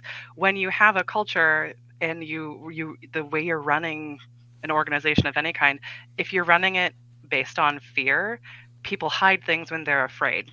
Full stop. And so that encourages the subterfuge, that encourages the sneakiness and the fractures and secret alliances, whatever. It's very dramatic and it's really a good television, but like it's not good to be part of that organization. And I think kind of going back to what we were saying, like, do we think the Klingon Empire would have even survived? I don't know. I know there are a few people that had some opinions in the chat, but like I think that the thing about the Federation that opposing something like the Klingons, the Klingons are able to oppose anybody. They're able to unite around just like, you're not from our planet. Like it's all about levels of organization and running an organization that is against something. That's Brene Brown calls it like a false relationship, like a false friendship, where, you know, if you are friends because you don't like something, you don't actually have anything in common. You're not building a relationship. You're not building a team. You're just like all kind of like negative. It's all built on negative emotion. But like if you're all building something together because you're able to share and you feel united because you want to work together because you're not afraid, like that's what the Federation's supposed to be about at its finest, right? So I mean it's not always like that because it's an organization of humanoids, but you still, I don't know, you still have the opportunity to have second chances instead of just like, you know, getting your head chopped off or something by a very fascist one chance organization. Well, then that builds a community and a relationship that goes much deeper. It's much stronger for it because you're coming together out of cooperation and that you, for lack of a better word, like each other. Whereas what Takuvma was doing, I feel, is ultimately self-defeating, because what happens if they beat the Federation? They win the war. They're the dog that caught the car. Without that common enemy, does Takuvma's alliance stay together? And I would say probably not, because people like Cole are there. Yeah, who are always going to be vying for his seat. Hey, we defeated this enemy, so now the enemy must be within, and I want your position, you know, so I'm going to go. Where with Cornwell, she helped, because of that accountability, she helped create that environment, and we see that, right, when they have the plan to drop the hydro bomb and basically sterilize Kronos in there, and she's down for it. She's like, yeah, we're going to do this. But the whole, I think it's one of the coolest moments that's been overplayed a little bit now in Discovery, but where everyone's like, we're Starfleet. This isn't what we do. And people felt safe saying that. I mean, here she is an admiral. Yeah. She's commanding a war, and lieutenants and, you know, whatever, just like, no, this isn't okay. We're not good with this. And she heard that out, you know, which I just think is, could you imagine? Could you imagine working for like a global organization and the CEO walking in and being like, so we're going to do this thing, and you work in the mail room and you're like, no, we're not doing this. And then for them to hear you out, like, how incredible is that? Yeah, that's a very special relationship and a very special organization that can allow something like that. Yeah, I think it's a lot of why Federation won the war in the end. That's why people want to continue to join the Federation, and why people keep bringing it back together, is because it's a place where people feel like they belong and feel like their opinion matters, or at least they can have a conversation about things. And I'm seeing in the chat, Frown is saying, like, I would say a common enemy isn't as effective at building real unity. I would say a contrived common enemy, like I mean, current events, there is definitely a certain aggressor that we can all agree, just objectively, is a difficult, is challenging to deal with, and we all are focused on the same person, the same government. But in the case of the Klingons, they're just kind of like, they picked they just picked the Federation because they happen to have a negative interaction. They're like, we're taking advantage of this one problem that we're just gonna blow this whole thing up into an entire war just based off of one tiny thing. So I think it's the invention of a common enemy and like kind of building off of something that isn't quite real or something that's like easily fixable, like something that's blown out of proportion. But if it's like a real, if there's such a thing as a real common enemy, but inventing what's the problem. I think it's about intent and motivation, right? So the intent in Takuvma is to unite the Klingons and bring them under the whatever of Kalis. And has picked a contrived enemy to give them something to go and fight.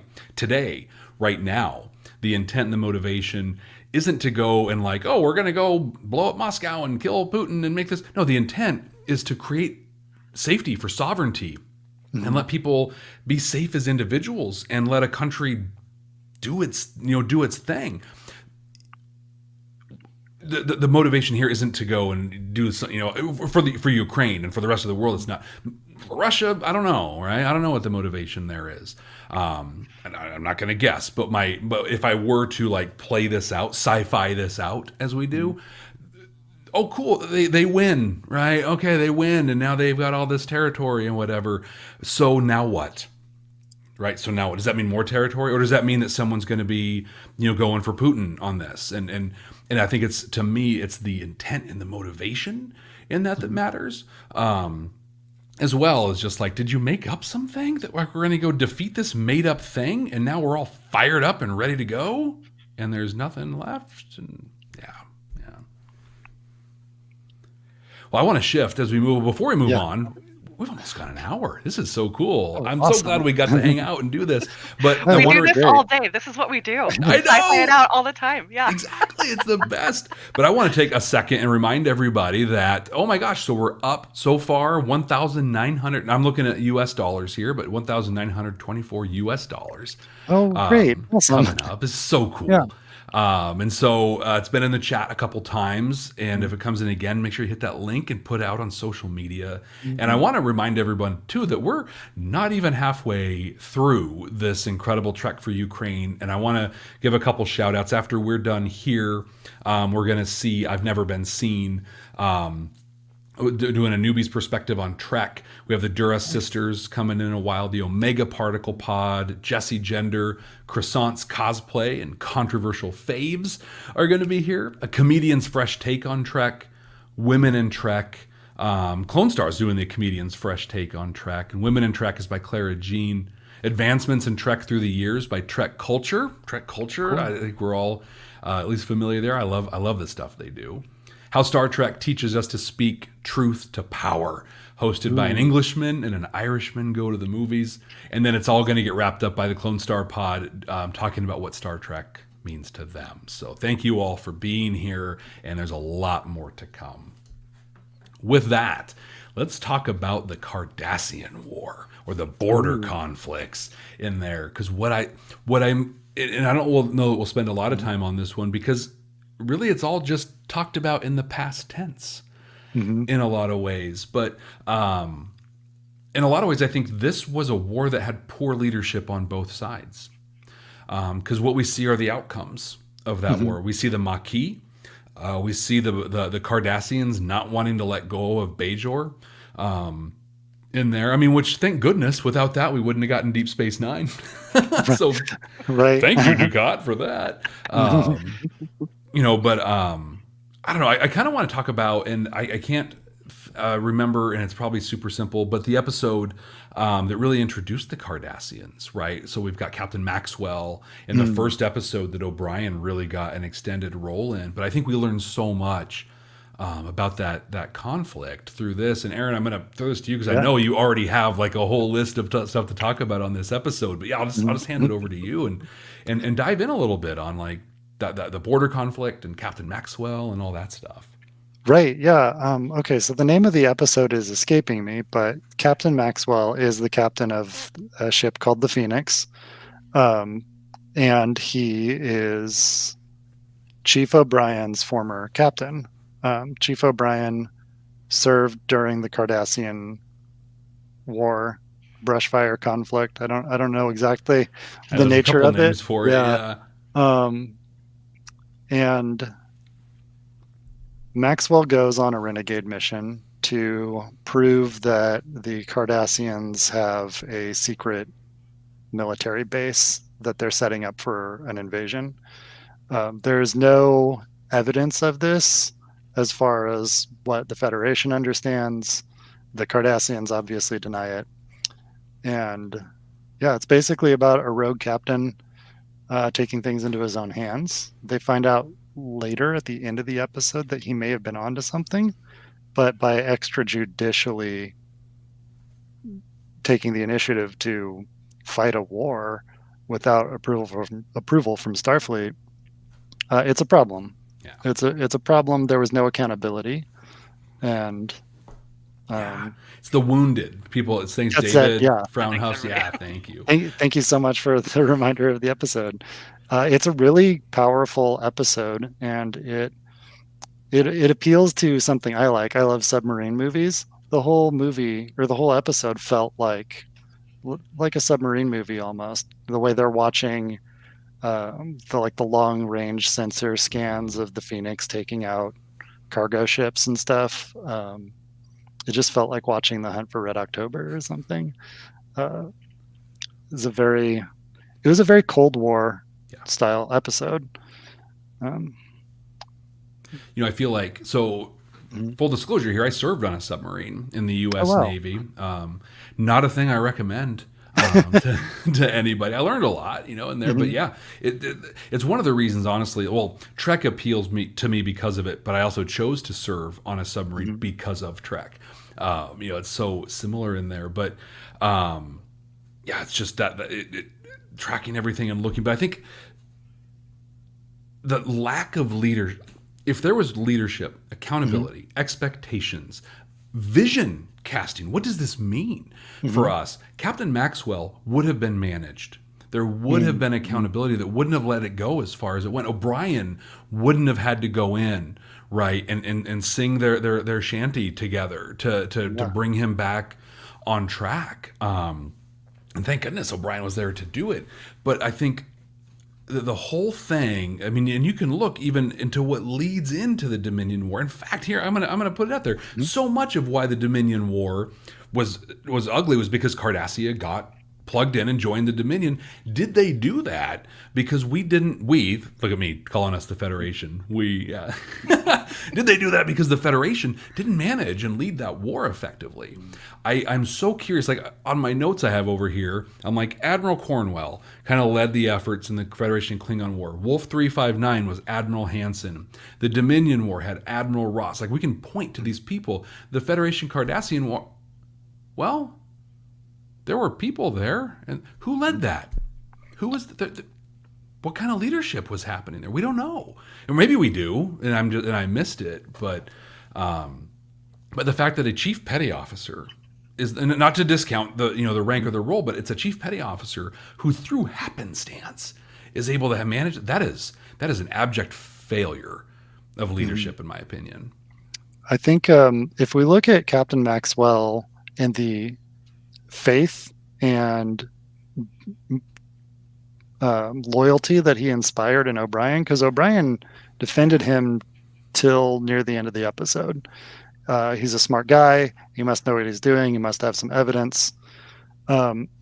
Maxwell at one point was probably a very good captain and a very good leader.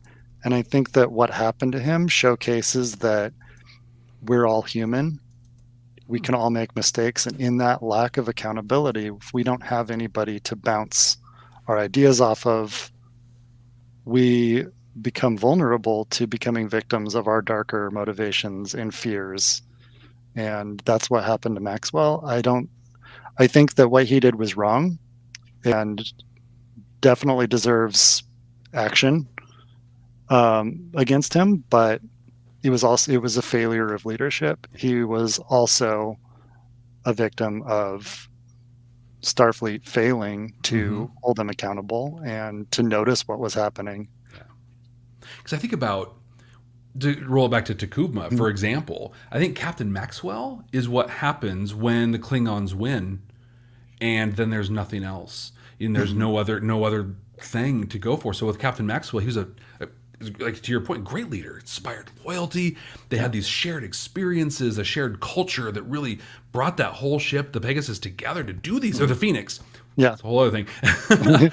To do these things and stuff, which is great. He wasn't able to make that shift though from war to peacetime, or quasi peacetime in there, and he should have, the chain of command should have been supporting him, coaching him, providing that feedback to where he's like, okay, so now I'm going to take these skills and adapt them this way. We see this in modern business, where I'm going to look at Microsoft as an example, where they had, and I don't know the names, and I apologize, but they had a CEO prior who was kind of like, we're going to keep the boat afloat and we're going to go forward. And what happened during that time, right? They lost the mobile phone race. Their software started to get, eclipsed by other pieces. They brought in a new CEO, what I call a wartime CEO, who's like, we're changing everything around. We're going to become thought leaders in automation. We're going to bring our things together. Now Microsoft is at a level they've never been before.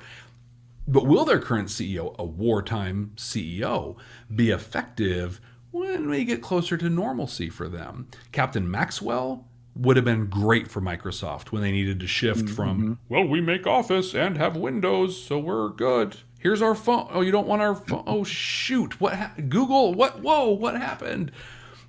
And all of that. But I think I really wanted to talk, and this is so good, Aaron. I appreciate everything that you said here, because it's I think Maxwell really just embodies that inability to shift because there was no leadership and no accountability. But Kelly, I have a question for you on the Federation Cardassian War. Yeah. You might not be prepared to answer. How do Cardassians grow a beard? How does that happen? Oh, gosh. Well, I'm guessing since Cardassians are also part of the complex of 13 humanoid species that are all related, I think, honestly, they're just so uptight. I'm pretty sure they just shave. I'm pretty sure they just shave constantly. And then when they don't, I'm pretty sure they're just like the rest of us. I know when I don't shave, right, my beard grows in pretty fast. Yeah, I didn't shave this morning. Gosh, I thought you had a clean face when we jumped on. Exactly. I don't know, it's been stressful. And it was all very rich in color too. So this is a question I'd ask on our podcast. Kelly, I know that you're not a herpetologist specifically, but do you know of any lizard type animals in the real world that grow hair? No, I think hair is a pretty strictly mammalian thing, or a vertebrate thing at least, because I mean we've got monotremes too, like the echidnas, like the mammals that do everything, but they also lay eggs. Those are whole separate animals. But lizards would have they just kind of have frills, or like anything that's on their skin that's hanging off of their skin is a modified scale.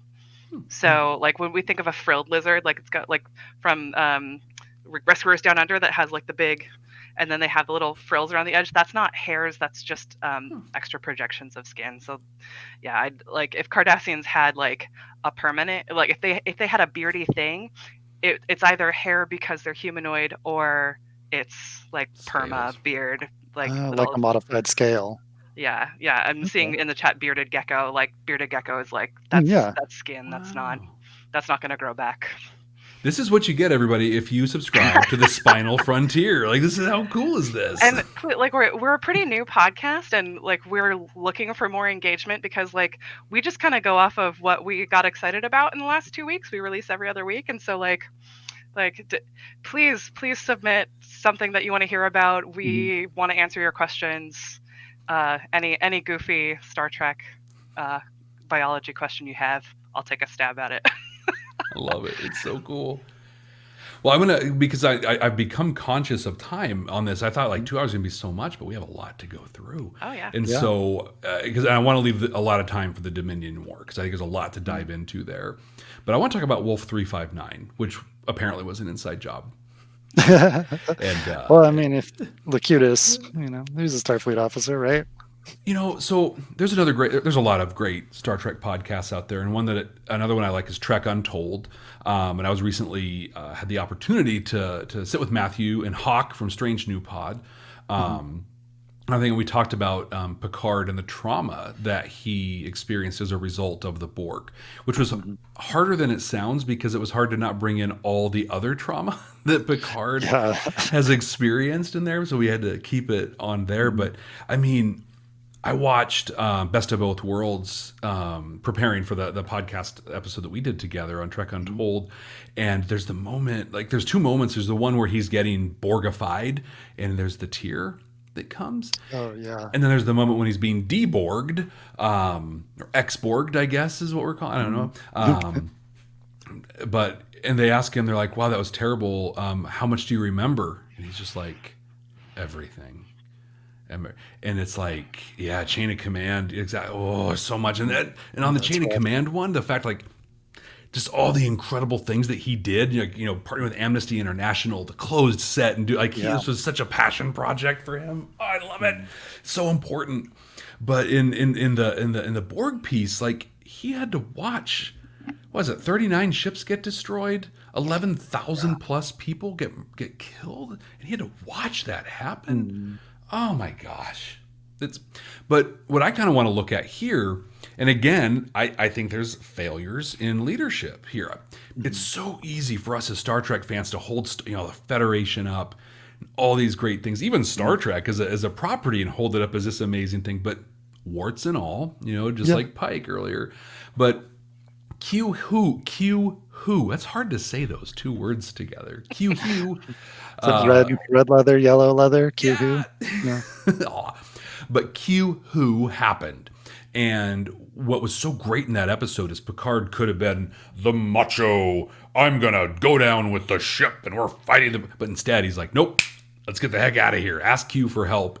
Surrender my ego and get us out of here, which he did. But then he's like, hi, Federation, here's all this knowledge and information, and we have tick tock for this thing to happen. In there, and they did some prep. Right, we get Commander Shelby and the task forces and the stuff that Hansen was kind of looking at, but then it happened. Like, oh shoot, this was real, and then the fallout even afterwards that led to the Defiant. But do we really need the Defiant and stuff like that? But I feel like there's a version of this where they took him more seriously, coming back from Sector J25, and we're like, we need to mount this thing and do pieces. Yeah. But Aaron, I'm going to go to you again. Yeah. You're just the expert here, but I don't know. How do you ever read on kind of what I just talked through, that Q who to Best of Both Worlds time period, and where do you see the opportunities for an Admiral Hansen or someone else to have really stepped up? So, I actually have a lot to say about this.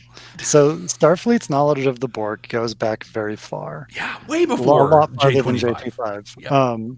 And there are places where they can be forgiven for writing it off, and places where maybe they should have taken it more seriously.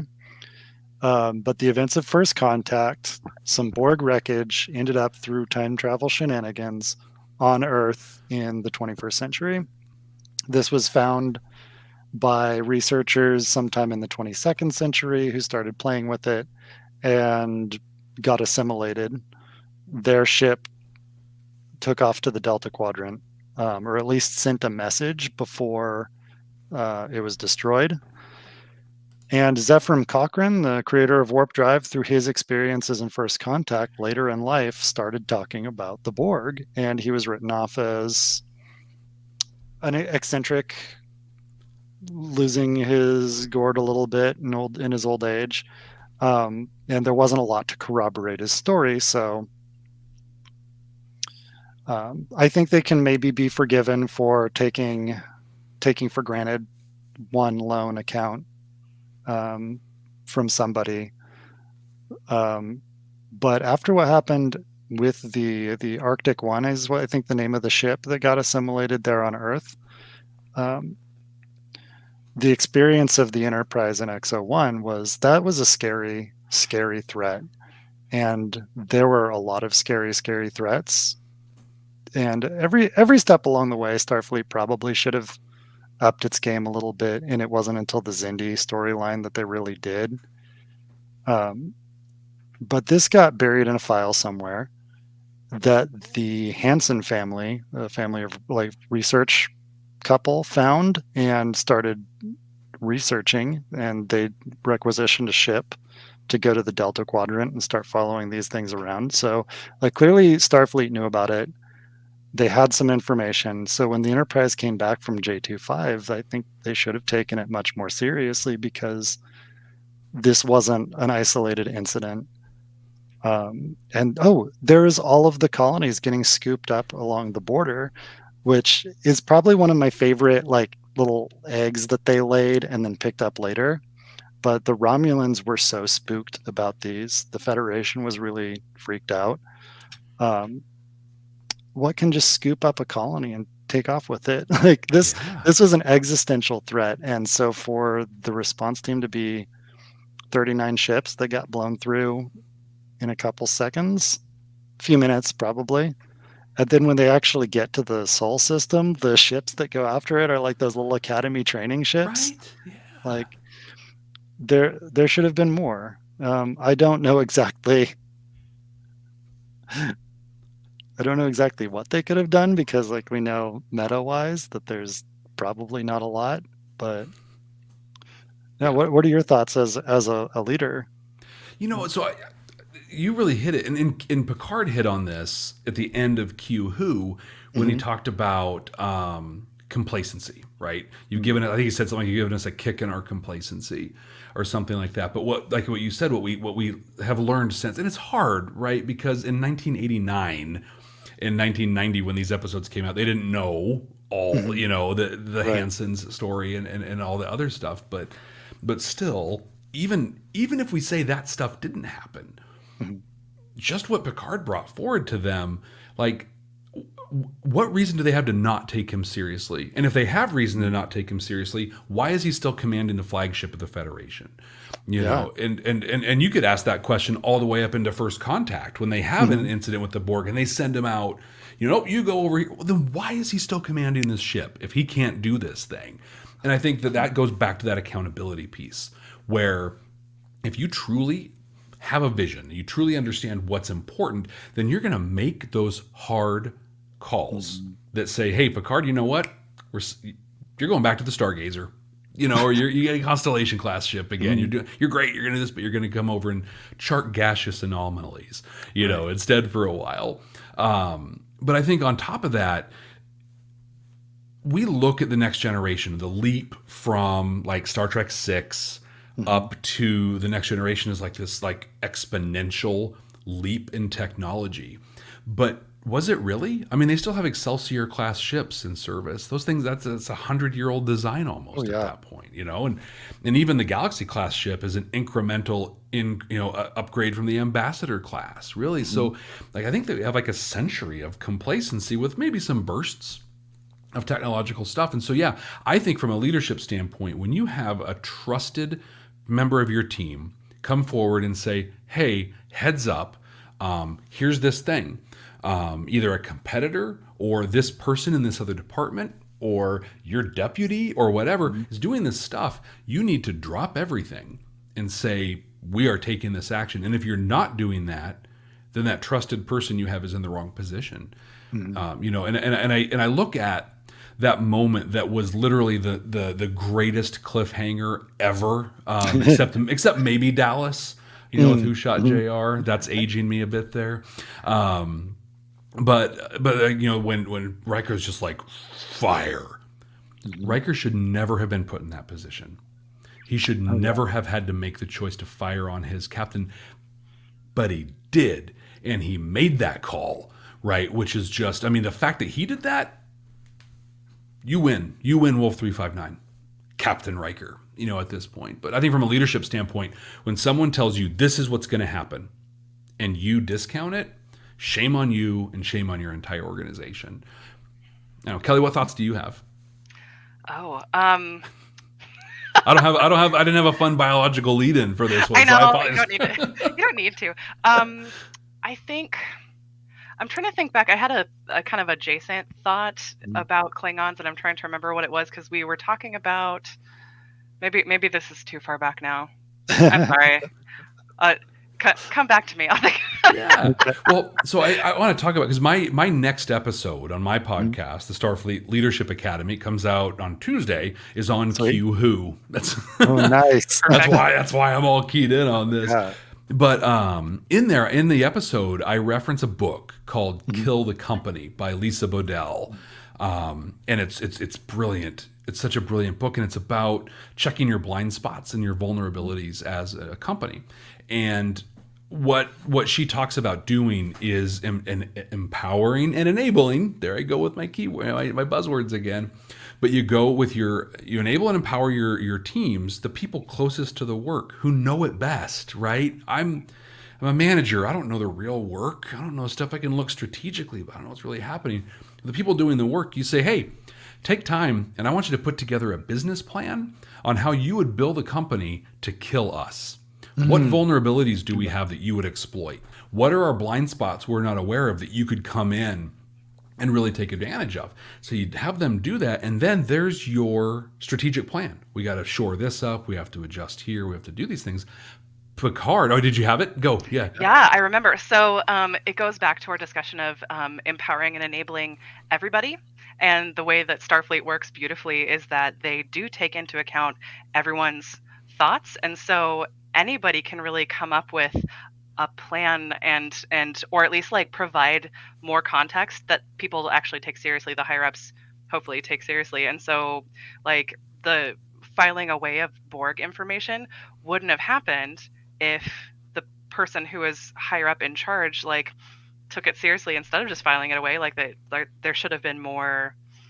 I don't know. There's you'd imagine that there'd be a list somewhere of like our threats and right. Thinking about our vulnerabilities, like from what these people who had the experience knew, like what can we do to build that into our organization on the off chance, which turns out to be the on chance, that that this really terrifying enemy is gonna come back. And as we learn later, it iterates too. Like it's not just a static enemy either. Like they really very quickly integrate information, and so you really have to be able to use a lot of brain power and use a lot of people's perspective and opinions in order to beat an artificial intelligence that learns so quickly.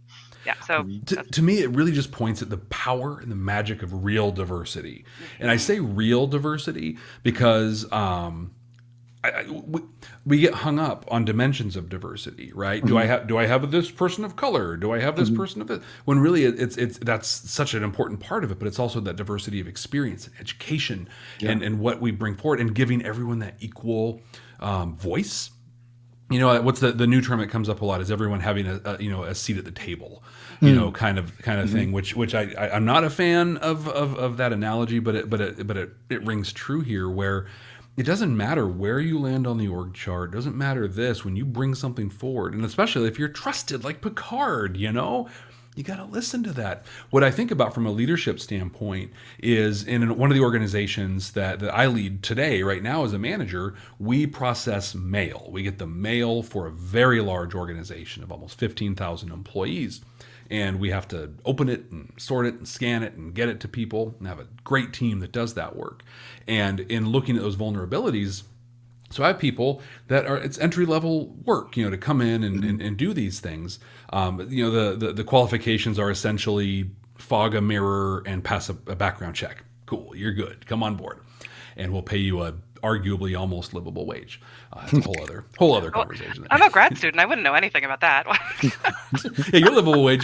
Hey, I have this internship for you. It's great. What an opportunity. Wonderful exposure. I'll pay you an exposure. Exactly. That's funny. My landlord doesn't accept exposure to pay for things, nor does the grocery store. But I had a member of that team come to me and say, hey, I was doing some digging around online, and did you know that they have robots now that do what we do? Like, you could buy a robot that could replace this in our entire team. And I was like, oh my gosh, what do you think we should do about that, right? And so now we're working with that team, the people doing the work, to strategically position ourselves to remain competitive in doing that. And so, I mean, that's not like a Borg level threat on there, but that's what happens when you create that space for just anybody to be able to say, hey, here's a thing that's coming. And I think as I kind of wrap on this and start to move to the Dominion War, what I want to recap on here is we were able to talk about there wasn't a major war in TOS, and a lot of that was either Vietnam focused in response or Cold War with the movies in there. And so it was very different in what they were addressing. But Discovery, we were able to talk about like the greatness of Cornwell and how she brought people together and held people accountable and did these things. We're going to talk about some of that with the Dominion War. But in this TNG time period, right, the Cardassian stuff and then Wolf 359, what we're highlighting is that complacency that didn't just happen technologically, but also happened from a leadership perspective. Hey, we've got all this information. Cool. We can go warp 9.97 now. We're good. It's all fine and stuff. But instead, here we go. And Fraunhofer's really hitting it there. It's exactly, we don't create anything. We consume and then we assimilate and go. And to that point earlier of Takuvma as a charismatic leader, that can get you somewhere. With the Borg, we just consume, adapt, and do it. Yeah, that can get you somewhere. Is it going to get you? Well, you have to stay tuned to Picard Season 2 to see where that gets you. But up until then, no, it doesn't get you anywhere. Well, and that also takes us to why you don't like the seat at a table analogy. Because if the table is designed in a certain way to structurally not support the diverse voices that are sitting around it, there's no point in having that table. Throw the table out the window, start over. Yeah. To borrow the box from the chat. Because you throw that away, but also you're right. There are people who cannot come to a table, like whatever, they just physically can't come there. Or I think the other piece to that is maybe a table triggers trauma for someone, and being at a table actually shuts me down in those things. So it's like, let's just get a group of people together, and everyone has an equal voice and everything. But the Dominion War, to kind of shift into that, and before we shift to the war, I'm going to give another update here and give another call. So we're still at $1,924. Our goal at this point is $3,000. And these are US dollars for everyone, but our goal at this point is $3,000. We're 64% of the way there. So be sure to go through the chat, pull up the link on there to keep going, but also feel free to share this. I know a lot of you in this chat, because I've been popping in and out throughout the day, have been here for a long time in there. So share this in your networks, and let's make sure that we can make a difference for Ukraine in doing this. And David, exactly that picture of Putin at the end of the what the hell is that? That's paranoia at its finest. Yeah, it's a lack of trust and people at the table. Yeah, I don't want to sit at that table. Right. Because, hey, I have this different idea. I think, oh, shoot, I just got fired. And then I just, weird. That happens. Yeah. Anyway. Yeah, so the Dominion War, right? So the Dominion War, oh my gosh, it's so great. But what's great about it is we see everything that leads up to it, right? There is a Cold War element, and it starts, was it really in the second season of Deep Space Nine, when they kind of they start getting into the Gamma Quadrant, and they're like, touch, oh, that pushed back a little bit. And it started out kind of, Quark and the Ferengi are like, hey, we got a chance to make some money. Get in there and go, and let's touch this. And then, everything changed. They became a threat to the Dominion's wallet. Yep. And their trade agreements. It's the Ferengi's fault. Yeah, It's the Ferengi's right. traitor. Like, I don't want to lay all the blame at the Ferengi, but I feel like that's not an insignificant part of it. Is they came in being charismatic as the Ferengi do, and wheeling and dealing, and it became a threat to the business arrangements that the Dominion had. Yeah. And then on top of that, much like we saw in the Klingon War, now these people that are under the Dominion thumb have an image. They get to see something where, hey, these different groups of people are coming together and they're working together and they're doing. How come we don't get to do that? And so it's that whole what we see and we've seen in Russia, North Korea, where we're going to not let people see what's happening everywhere else because they're going to want it, and we don't want them to want those things. So you stifle it and you shut it down. It's a great way to run an empire. Yeah, right. It works well till someone shows up in a really cool runabout and they're like, "Hey, we're all different." In an age of information, it's a stopgap. I don't think that it's a permanent solution, and I think that just scares them even more. Yeah.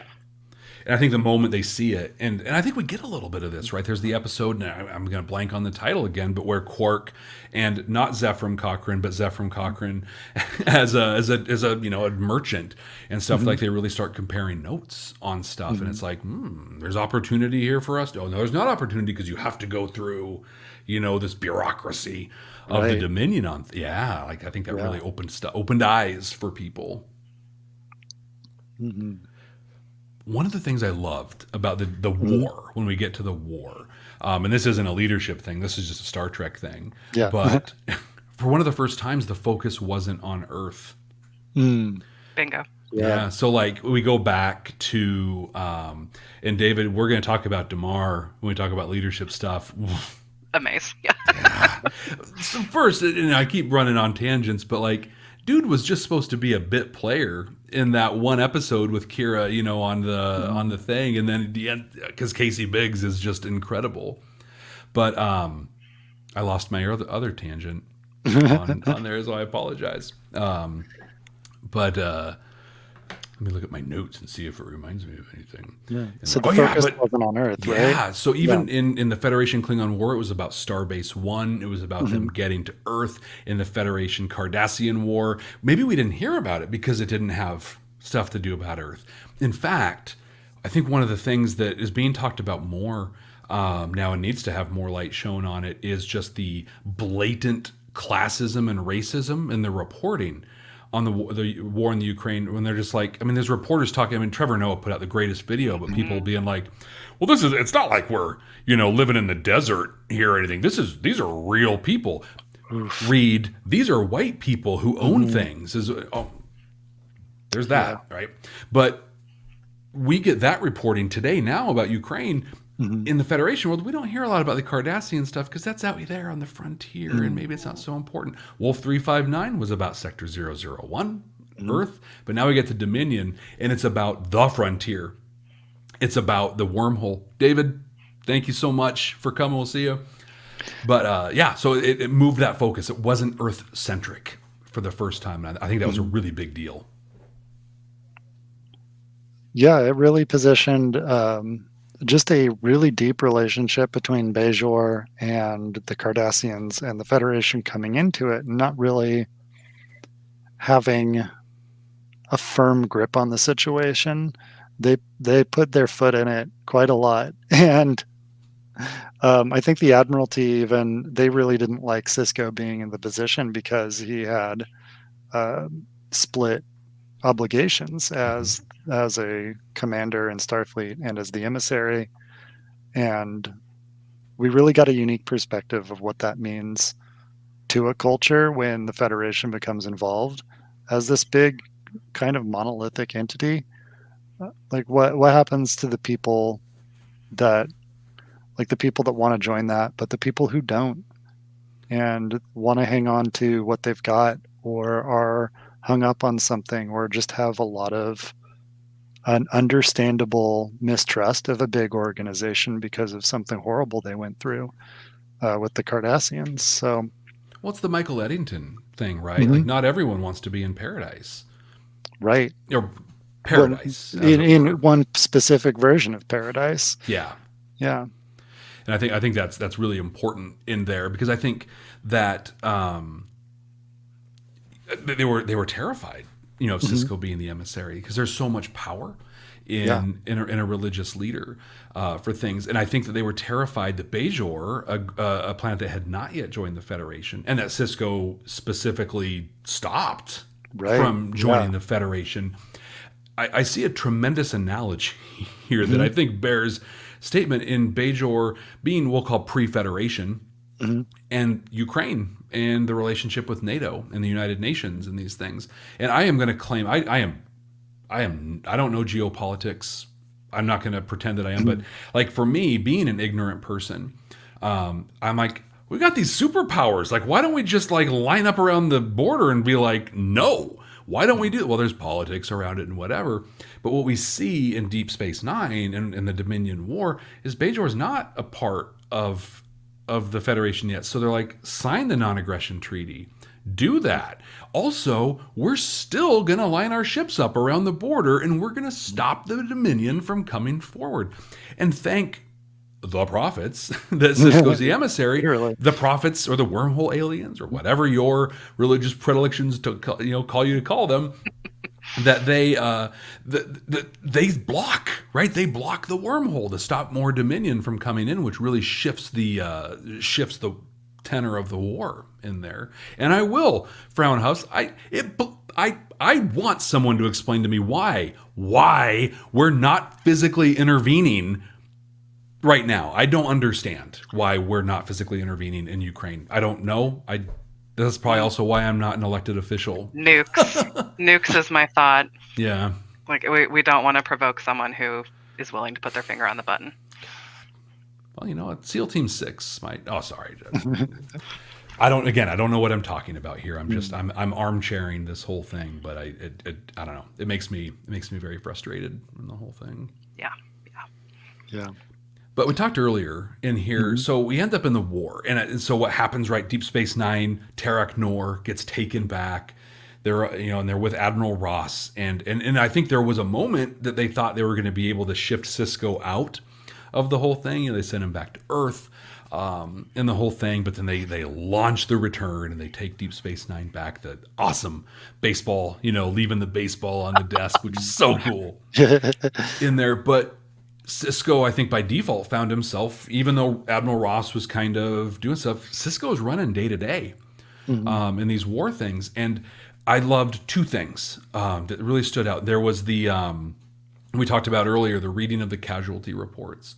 Even though the repetition and just the beating of it all the time, he talked about how it just became a list of names to him over time, and I can understand that, but he still took the time to honor the is it fair to say humanity in this? I don't know, but human.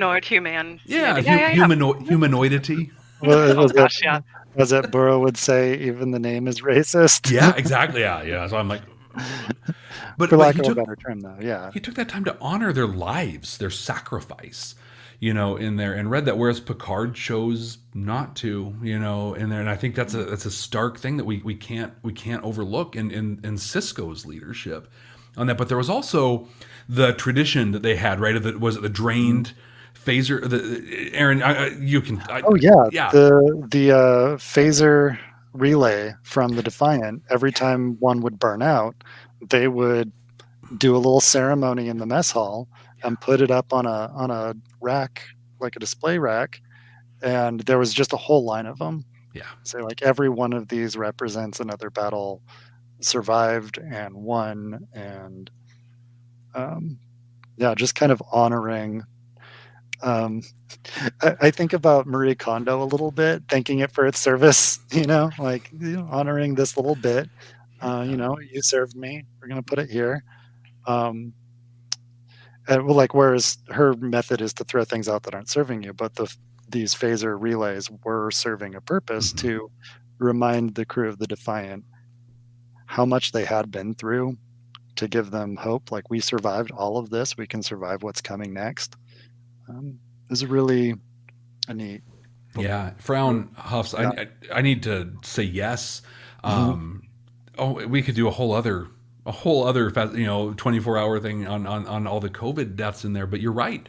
I will never forget when we were in the United States, we were approaching 100,000 dead, and the New York Times published everyone's name in there, and I have a screenshot of it on my phone because they wanted people to see what that looked like, and 100,000 was unthinkable, right? And now we are approaching 1 million, and at some point, and I think that's a thing that in war, and especially when we look at war historically, we talk about X number of casualties or this many people, and then over time we round those up. The Holocaust, for example, 6 million. Right, 6 million. Well, was it, or was it 6,432,800? I wish we had the exact number, because there was an exact number of people that died, who lost their lives, and I wish that we were able to do that. And Cisco did that. Cisco did, and even if it did become just a number or a stream of names, he still took the time to honor each and every one of those. And what a massive task, because that's just the scale is so much bigger. There's 150 member worlds in the Federation. We have 7.5 billion on Earth alone right now. And with their technology, they can support so much more people per world. Anyways, Starfleet is much bigger than even like a whole country as it exists today on Earth. The casualties for something like that must have been inconceivable. Yeah. What I wanted to kind of think back to the practice of the phaser relay, because we talked a bit about like developing culture and like bringing people together in around a positive thing. And I think that one thing about the Federation is that they're taking time to not like drum up like, we hate the Dominion, like those founders are terrible. Like they don't do that. What they're doing is we're honoring our dead, and we're getting together because like this is what we've mutually lost, and creating some ritual and creating some culture, even though it's like they're not going to do that always. Like it's kind of the temporary culture of war. Yeah. But at the very least, like building some of these traditions in and creating some meaning in it, when a lot of these numbers themselves are meaningless, having a physical action and having a way to honor is super important for a social species like humans and social taxon like humanoids. Like we are not alone, and we can't be alone, and so we have to conceive of other humanoids that we've lost, some comrades that we've contextualize it. Mm-hmm. So like another thing I do is I GM for tabletop games. When I'm learning a new system, there's all these numbers, 50 spaces, 50 feet, whatnot. Until I actually play the game, I don't really have a concept for that. It's just kind of a number. I go, is that supposed to be a lot or not a lot? And that's just for like small time, a tabletop game, right? Yeah. For something like a casualty list in a huge conflict, like the human mind has a hard time grasping large numbers. Yeah. And to contextualize it like that with a little tradition or ritual or a drink to fallen comrades, it really grounds you in the moment of what you've lost and what you're fighting for. Yeah. And that humanity. And the point in the chat too, like, Cisco lost Jennifer, lost his wife, watched her die in the Saratoga, and he the one person who confronted Picard, for what he did was like, we met in battle on there because he lost, and you're so right, like he had that loss, and so to Picard, they're 18 people, and I think we're going to learn some things in season 2 of Picard that might ground him in some loss and trauma that we didn't know before, but we know that with Cisco from minute 1. I mean, it's right there. For it, and I think it changes things. But keeping an eye on the clock here, I want to point us to where Cisco maybe not so great, right? And when we talk about taking a drink to our fallen and in the pale moonlight. Oh yeah. This is like people fall. This is almost Tuvix level of controversy on things. to set the stage, things were not looking good. The Dominion were winning. They had Cardassia on their side, and the Romulans had a non-aggression pact signed with the Dominion, and the feeling was that the Allied forces on the Alpha and Beta quadrant also, we always it's always the Alpha quadrant, but it was we never talk about Beta quadrant. Yeah, right. But it was both. Alpha-centrism. Right, exactly. We used to be Earth-centric. Now it's all Alpha Quadrant-centric. But and in fact, I think that Deep Space Nine is actually, I think it might be in the Beta Quadrant. I don't know. Well, either way, it's all where we are. But they feel they need the Romulans on board in this, and Sisko ends justifying the means. Engages in some activities with Garrick to try to fake the Romulans in, and then Garrick makes a move and makes sure that Senator does. Yeah, and there it is. I lied. I cheated. I'm an accessory to murder. Here's what I want to drop in here to fast forward things. Did bringing the Romulans on board even make a difference in the war effort? Because you have those gorgeous scenes, of the Klingons being there, the Federation. I don't remember seeing a lot of Romulan warbirds. Right. Don't they cloak though? Yeah. Well, yeah, maybe. Sorry. Because this is the kind of person I am. I couldn't help but notice that they canonized some of the fan maps in Star Trek Picard and in Discovery. Just background information, but if you look at it, the Romulan Empire is on the other side of the Federation from the Cardassian Union and Bajor. So the supply lines that the Klingons are also in the Beta Quadrant on the other side. Logistically, they have to cross Federation space in its entirety to get to the wormhole, to get to the front with the Cardassian Union. Those supply lines must have been insane. I don't know.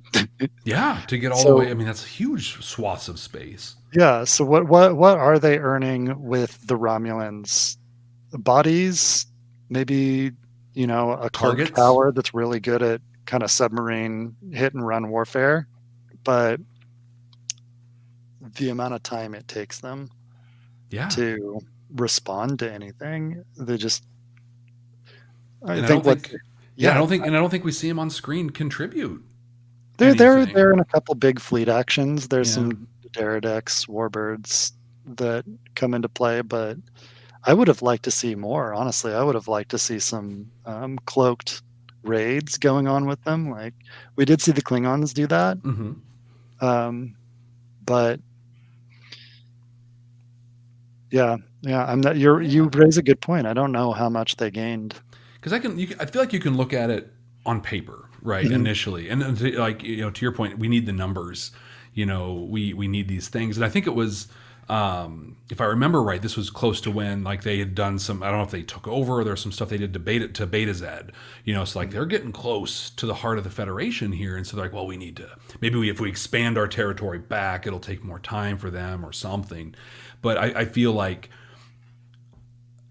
Sisko did such a great job humanizing the war and giving those traditions and being an active leader and doing all those things we've talked about so far, casting the vision, making people accountable, enabling and empowering them to do things.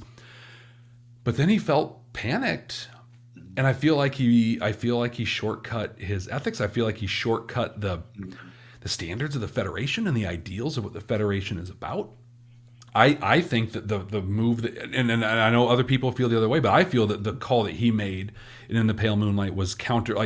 If that had been the tipping point that changed everything for the war, is it worth winning if you sacrifice everything that you believe in to do so? I don't think it is. I don't think the ends justify the means. And I think that Sisko got there here, and I don't think it was okay. And then I think that it didn't amount to anything for them. And I feel like maybe as part of his now non-linear, non-corporeal existence, he's maybe having to deal with that, personally. But I feel like that was a huge failure on his part. I think that there might be a case to be made that the Romulan position tends to be to attack when their enemy is distracted or down. So while they didn't really help with tipping the war, possibly, what they did secure was some guarantee that the Romulans weren't going to attack on the other front. Yeah. Yeah. As we have about 10, 15 minutes left on here, because I want to close us talking about Damar, because I think there's a lot to dive in there. But before we do that, just a quick update on there. We're still at 1924 of the $3,000, which is awesome. This is so great that we're making this impact. Please make sure you're sharing that link out to your social media out there. And I want to let everyone know that coming up here in 15 minutes, we're going to get I've Never Seen coming on to provide a newbie's perspective on Trek, which will be a lot of fun. And then after that, the Duras sisters will be talking Unity for Ukraine, the best teamwork episodes in Star Trek, and then a lot more coming up. The schedule is out there at the Clone Star podcast on their Twitter and everywhere else. So make sure that you're seeing this, you're sharing it with your networks and getting people here to be a part of Trek for Ukraine. But with that, in our final moments, Damar. I mean, oh my gosh.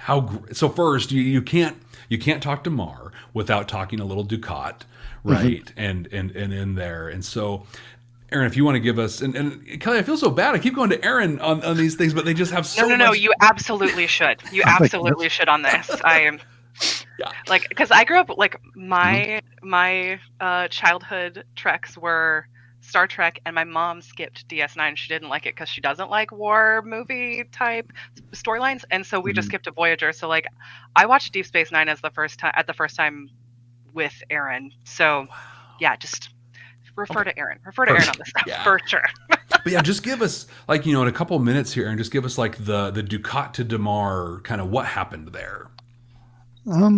This is one of those parts of Trek, though I've seen Deep Space Nine a couple times. It is one of my favorite treks.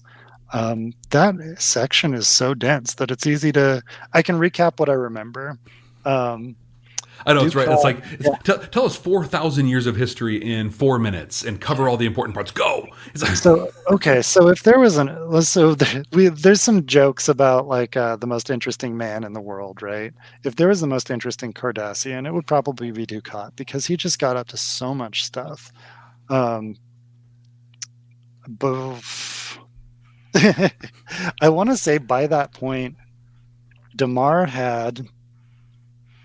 This was after Zial, Dukat's daughter, was killed, right? And Damar's the one that pulled the trigger, which is some pretty heavy stuff. And so Dukat had a rough time after that. He started to go off the deep end, or even deeper off the deep end than he normally is, Well, he was so megalomaniacal at that point and saw, I think, delusions of grandeur in allying with the Dominion, where he really felt that like, this is going to be where I become top. And then when Damar killed Zial, because Damar, Damar was a true Cardassian who believed in the real Cardassian Union and was fighting for that cause, and killing Zial was part of accomplishing that. He wasn't doing it for the Dominion cause. He was doing it for the Cardassian, I believe.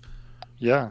And when he kind of ascended to Dukat's place after Dukat left to pursue his own dream of pulling the wool over the eyes of Bajor's Kai.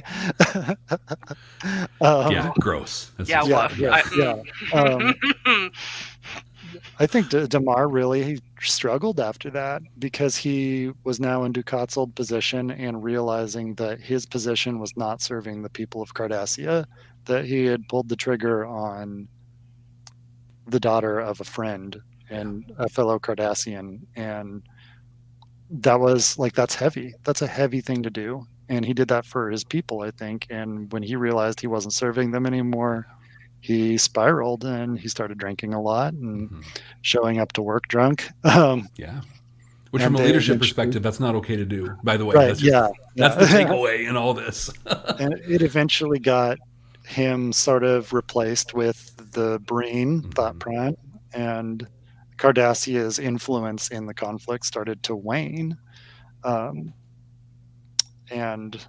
then, as we all know, he kind of turned it around and helped spearhead the Cardassian resistance against the Dominion, which really put the nail in the coffin there. Yeah, that's what I remember at least. Yeah, I think it's good, and really like the tipping, the moment that really flipped for him, and I think he realized that was when Ezri and Worf, they were about to be executed, and he was like, this isn't part of anything. There's no reason to do this, and so he freed him.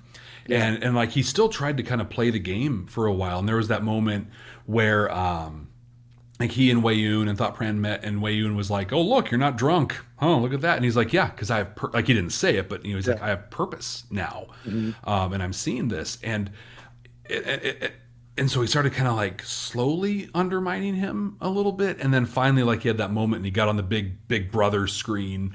It's all over Cardassia Prime, and he's like, I'm declaring, our rebellion. We're not doing this. And what I think, to kind of tie things back and start kind of, wrapping this up, where we talked earlier about the intent and the motivation behind a thing, Damar was all in on this Dominion war and was a proud soldier. Yeah. Murdered his friend's daughter, and these things. But not because of the Dominion cause. It's because he was proud to be a Cardassian. And his intent was to help the people of Cardassia in there. And Dukat saw this as an opportunity for him to ascend, and be seen as, whatever goal-legged, I'm the ultimate Dukat, out there. Whereas Damar saw this is a way to bring prosperity to the people of Cardassia. And the moment he saw that wasn't happening, it gave him purpose and drive. And he's like, nope, I'm going to sacrifice myself and put everything on the line because I believe in the people of Cardassia.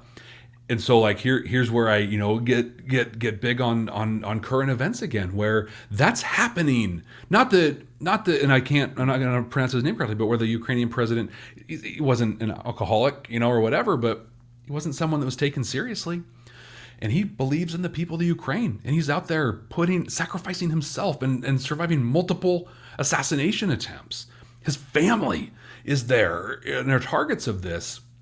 In so many ways, Damar represents that, because his intent and his motivation, he doesn't want to be some big superstar or whatever. He just wants to help the people of Ukraine, which is exactly what we're trying to do here, And I don't know. I feel that Deep Space Nine, the conclusion of Deep Space Nine was so emotional in so many ways and so well done. But the part of it that we forget, we always talk about that awesome moment of, Bashir and O'Brien and their memory scene and all the Vic Fontaine stuff and at the end of it. But like we forget about that sacrifice of Damar, and I think we see it when Garrick and Martok and Sisko are there in the ruins of Cardassia Prime, and they have that drink again, raising the drink to their fallen people, and like that happened because of Damar in there. Yeah, I remember specifically Martok was raising a drink too, as Klingons do, to the victory, to the fight. But yeah, I think Sisko said something. I don't remember what he said, but it was kind of sobering. It was like, this wasn't a party. This was people. Yeah, he kept that grounding and in humanoidity, but he kept it personalized, and it's just, I mean, to me, Sisko, in my opinion, is not the greatest leader captain of Star Trek. For me, like my vote, Captain Janeway is that, and I could do a whole other thing on why she's so incredible. But bring me back for that one. Yeah, well, I mean, just and super quickly, she didn't, and we see this in Equinox. I can't. Apparently, I can't speak. In addition to not being able to do math. I mean, it's been a couple hours, Jeff. You're right. It's been a little bit. But any in the slot is correct. Yeah, they didn't. Ross and Sisko didn't share a drink with Martok. They poured theirs out. Yep. Yeah. And because as far as a wartime leader goes, Sisko is it. Like what he did was amazing. And it was above and beyond, and I compared the Ukrainian president to Damar, but I also need to compare him to Sisko, where he's doing that same thing. We have two wartime heroes in Star Trek that we're seeing play out in reality, and just the horrifying inhumanity that's happening in Ukraine right now, and what I hope, and part of why, and this is where I'll close, and then give both Aaron, you, and Kelly a chance to wrap as well. But I love Star Trek because it shows me a future that's better than what we're doing today. And I try to develop leaders through Star Trek because it's going to take leaders to move Earth and humanity into what that future can be. And in my own little way, in a podcast, I'm hoping to make a difference and help people move us towards that future. But we see what we see through the wars that were fought in Star Trek and the leadership provided pre and post TNG periods. So there is hope. There is an outcome. It's not pretty. It's not ugly. We had to go through World War III and the Bell riots and the eugenics wars to get to Star Trek, right? Yeah. And maybe we're starting some of that right now. But And what even, sorry. I was going to say, even the Federation, as amazing as it is, isn't perfect, because through some of the examples we talked about, I don't remember where I heard this, but I once heard that utopia is a verb. I love that. Yeah. I love that. It's something you do. It's an action. It's in there. And we see through these, and we end with that moment of the drinks on Cardassia Prime, saying that it's not going to be pretty, but there's hope, and there is a future where Ukraine has its sovereignty, and that we honor the sovereignty of other nations. It's there, and maybe one day we honor the sovereignty of our planet as well. Through Star Trek, and that's what I hope we can do. I don't know, Aaron, Kelly, I'll hand it over to you and kind of for final thoughts. I don't know. I think just through all of our talking, and I think I'm gonna bring the phrase out of this live stream into the future of we're gonna sci-fi this, because a lot of just critical thinking about the context of sci-fi stories in, like, at least American zeitgeist, is that we imagine possible futures and we imagine what we can achieve, and a lot of these like having a lot of these stories and having a lot of the allegory helps us think about a future that doesn't have the same cultural constraints. So this is our future that's free of racial tension and free of free of the kind of capitalist drivers of things, at least within the Federation, although there's a lot of capitalism in a lot of Star Trek, but we kind of pretend it's not there. But I think that there is a lot of value in taking something that seems fantastical, allegory that seems fantastical in this like very foreign setting for us, and trying to aspire to that and trying to bring that forward and think about, like, absent of the cultural context of race, or absent of the cultural context of like the current pressures of nuclear war, how would we do this? How would we try to overcome this in a way that is very, for us, is very Federation, right? Is like, we are Starfleet, we don't do it that way. There's always another way. Yep. So that's just, I just like the paradigm of there's always another way, and sci-fiing it. We're gonna sci-fi it. Yeah. Well, I want to thank, because we're getting the music played on us here, but Kelly, Aaron, this was a last minute thing to bring in. Thank you. This has been so great. So I want everyone here, after you share the link to donate and you've donated, after you've done that, go follow and subscribe The Spinal Frontier. Kelly and Aaron, it's such an incredible podcast, and I would love it if you did the same for me, the Starfleet Leadership Academy. Thank you so much, Jeff. It's been so wonderful to finally talk to you. It's great. I love it. Thank you so much. It's been an honor to be here. Guys, I kind of feel bad because, like, I suddenly appear and it's like I'm the headmaster telling everyone, Right. that's it, right back in. That's the end of it now. Kind of no more mess acting. Let's just put a stop to all that. I've been keeping an eye on you downstairs. It's been brilliant, especially keeping an eye on the comments as well. So, guys, thank you very much for all of you volunteering. Thank you, Jeff. Thank you, Aaron. Thank you, Kelly, and especially Aaron and Kelly, because as Jeff was saying, it was last minute. So I really do appreciate everything you've done. I really hope you've enjoyed yourselves. Oh, we have. Thank you for the immensely. Yeah. Thank you. Not at all. Guys, I will let you go because I'm pretty sure it's early evening. It's 2:00 in the morning here, and I'm awake because what else would I be doing on a Friday night, Saturday morning? Best of luck with that. Yeah. Not at all. Guys, thanks very much. Live long and prosper, and You we'll too. see you again soon. Peace and long life. Bye. Thank you. Bye, guys. Now, guys, we have completed Jeepers above. There's so much going on at the moment. Even I'm losing track of what's happening.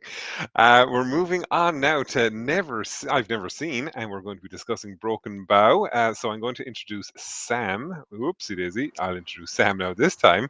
And I'm also going to introduce Patrick. Sam, Patrick, how are ye? Hello. Hello, Patrick. Sam, how are you? Can you hear us? I can, yeah. Can you hear me? I can indeed. Yeah, that's absolutely perfect. Guys, as always, thank you so much for volunteering. Thank you very much for giving up your time and coming along with us again tonight. I think tonight you're going to be discussing Broken Bow. Is that right? Yeah, a bit of a discussion on Broken Bow, a bit of discussion about sort of introductions to Star Trek, differences between having sort of nostalgia for the show versus coming into it fresh. Yeah, of course. Yeah.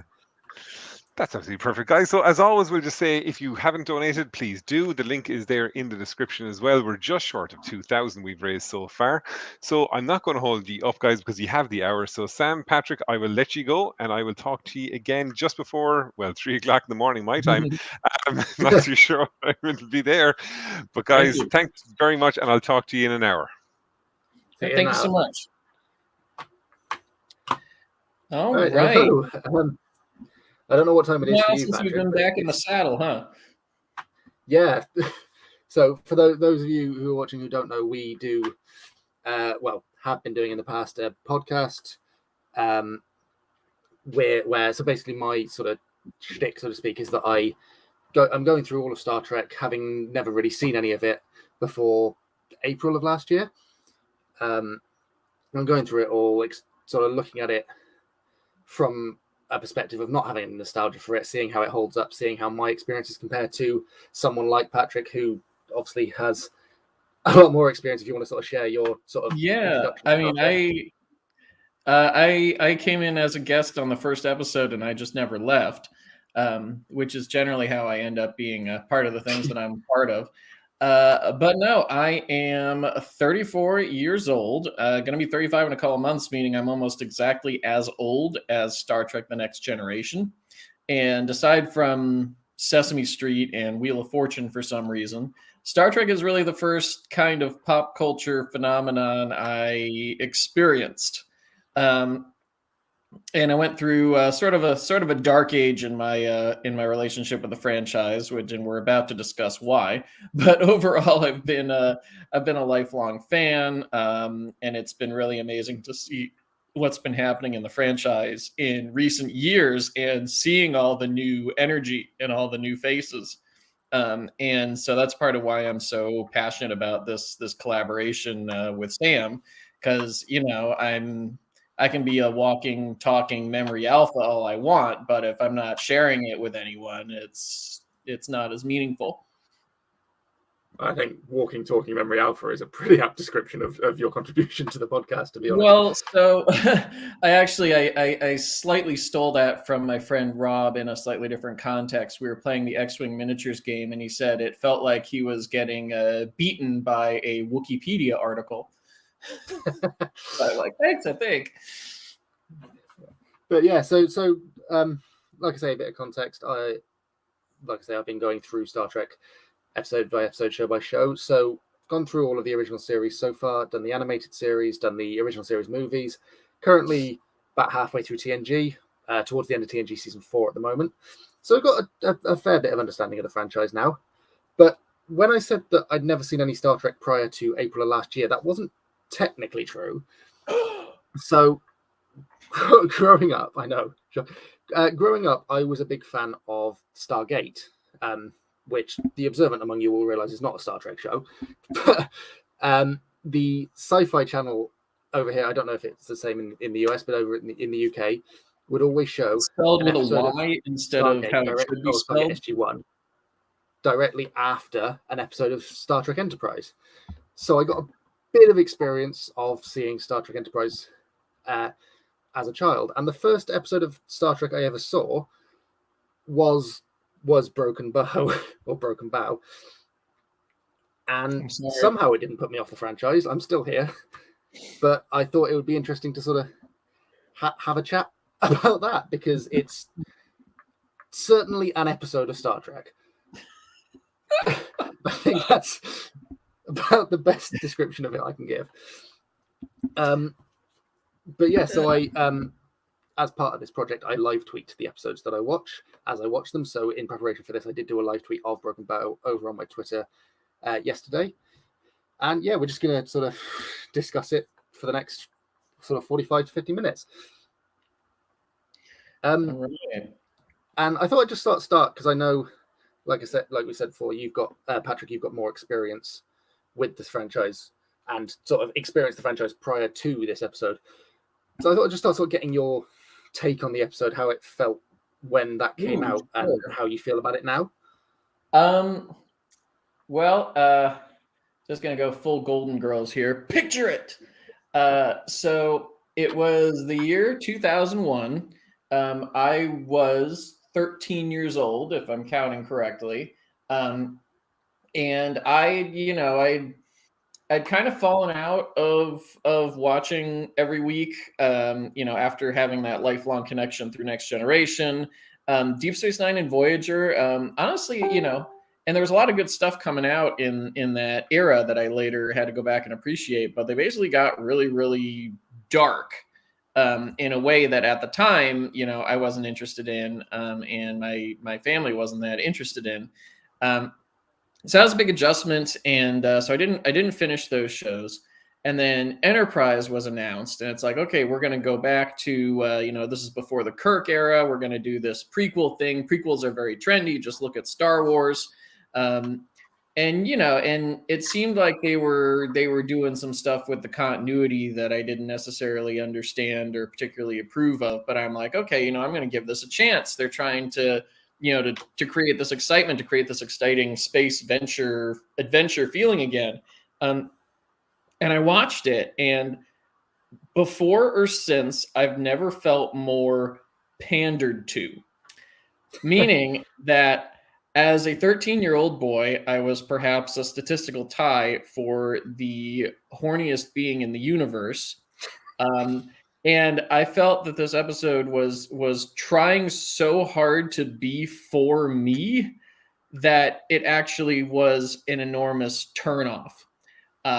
So that was it. That was the beginning and the end of my association with Enterprise. I was essentially a dormant fan, aside from going back and appreciating the old stuff until 2009. So you could say that it had a big impact on me. Yeah, definitely. And I can, having gone back and watched it again recently, I can definitely understand that. I don't think I ever really noticed it so much as a kid, but there is a lot of, like you say, pandering in that first episode. It's not sexy, but it's trying to be. And it's not really action-packed, but it's trying to be that also. And it's not really profound, but it's trying to be. It tries to be a lot of things. I don't think it succeeds in many of them, to be honest. But it's interesting you mentioned sort of using prequels and how well worked or didn't work, depending on your opinion, for Star Wars. Because I did sort of, as I was rewatching it last night, a lot of scenes I looked at and I was like, that looks like something they've just gone, oh, Star Wars did that, we'll do it. There's a scene on Rydal 10 of some like scantily clad alien women dancing, and one of them like eats a butterfly out of midair, and I swear that happened in one of the Star Wars films with one of the dancers in Mos Eisley or something. No, I mean, probably at some point in some corner of that franchise. At the time, and I don't use these words pretentious and profound lightly. I think very much at the time, this era of Star Trek is they publicly are too good to acknowledge that Star Wars exists. They're just like, Star Wars, what's that? Oh, is that some kind of children's programming? But then behind the scenes, they really, really, really want what that's selling. And we'd seen that before with the motion picture, where it was like, oh, we're really going to be like 2001, but also, hey, all of our spaceships get shot like they're the models in Star Wars, and we're going to hire some of the same people. So it still, I think, had an unhealthy relationship with what I'll go ahead and call its sister franchise. And generally, people now are willing to say they're a fan of both more than they would in 2001, where I was kind of trying to be a fan of both, and people would be like, but which one do you like better? And to some extent that still happens, but not as much. And Yeah, so so, I mean, I oh, sorry. Oh no, to me, I think what Rick Berman and Brannon Braga, who wrote this episode and who were the showrunners and who were absolutely the undisputed kings of Star Trek for that decade, they are trying to take Star Trek Voyager, which was their baby and everything that they did before. They're trying to take Star Trek Voyager and then pack in and incorporate everything that they thought people liked about Star Trek the original series. But neither of those people were not involved with the original series, but also didn't have a relationship with it that like a Ronald D. Moore or an Ira Bear actually had that pre-existing relationship with the original series that they then brought into their work. So that's why it feels like an imitation. And with all the tongues and the rubbing gel on each other, and then the woman kisses the captain in order to do a lie detector test on him. It feels like the sort of like the giggling adolescent sexuality that was part of The Cage way back in 1964. But there was a sincerity to that, even though it was messy, but it represented someone, Gene Roddenberry, really trying to create this view of the universe. And it just feels like they're trying to be a thing that they don't really understand when they're doing this. Yeah, absolutely. I mean, I'm looking at the live chat for this, and people talking about the decon scenes, the Vulcan neuropressure stuff, and it's like it very much came across as, and I think someone mentioned when I was doing the live tweet last night that it was to a large extent a case of Berman and Braga not having anyone to tell them no, not having Ira Bear there anymore and Jerry Ryan and that there anymore, and just being, I mean, it's childish, really, isn't it? I mean, you've got an entire 2 or 3 minute scene in the middle of the pilot where two of the characters go away from everyone for a bit and talk about how many breast-specific species of aliens have. It's like, oh my god, I hadn't even like Total Recall did that joke better, like 15 years before, 11 years before, but still. At least they had a visual. Total Recall at least had a visual gag there. This is just two men floating about in an anti-gravity. Total Recall understood what it was. Yeah, and Total Recall understood what it was doing. It was self-aware. So like I was just rewatching, or I rewatched as much of it as I sort of had time for tonight, because I do have these very clear memories of the pilot, but they're from many, many, many years ago, so I wanted to refresh. And you know, we've been accentuating the negative. I want to talk about the positive. That I think it was the setting in general is a really clever extrapolation of what was established mostly in Star Trek First Contact, of this embryonic relationship between the humans and the Vulcans, and they clearly have an end game in mind. So like the Vulcans are all huge, massive tits in this this episode, but it does feel like, okay, that's going to build to something. They're gonna learn from humanity, and humanity is going to learn from them, and we're going to get to this Starfleet. So it's interesting to have the dramatic irony of this relationship seemingly falling apart, and we know we're going to rise above and transcend that.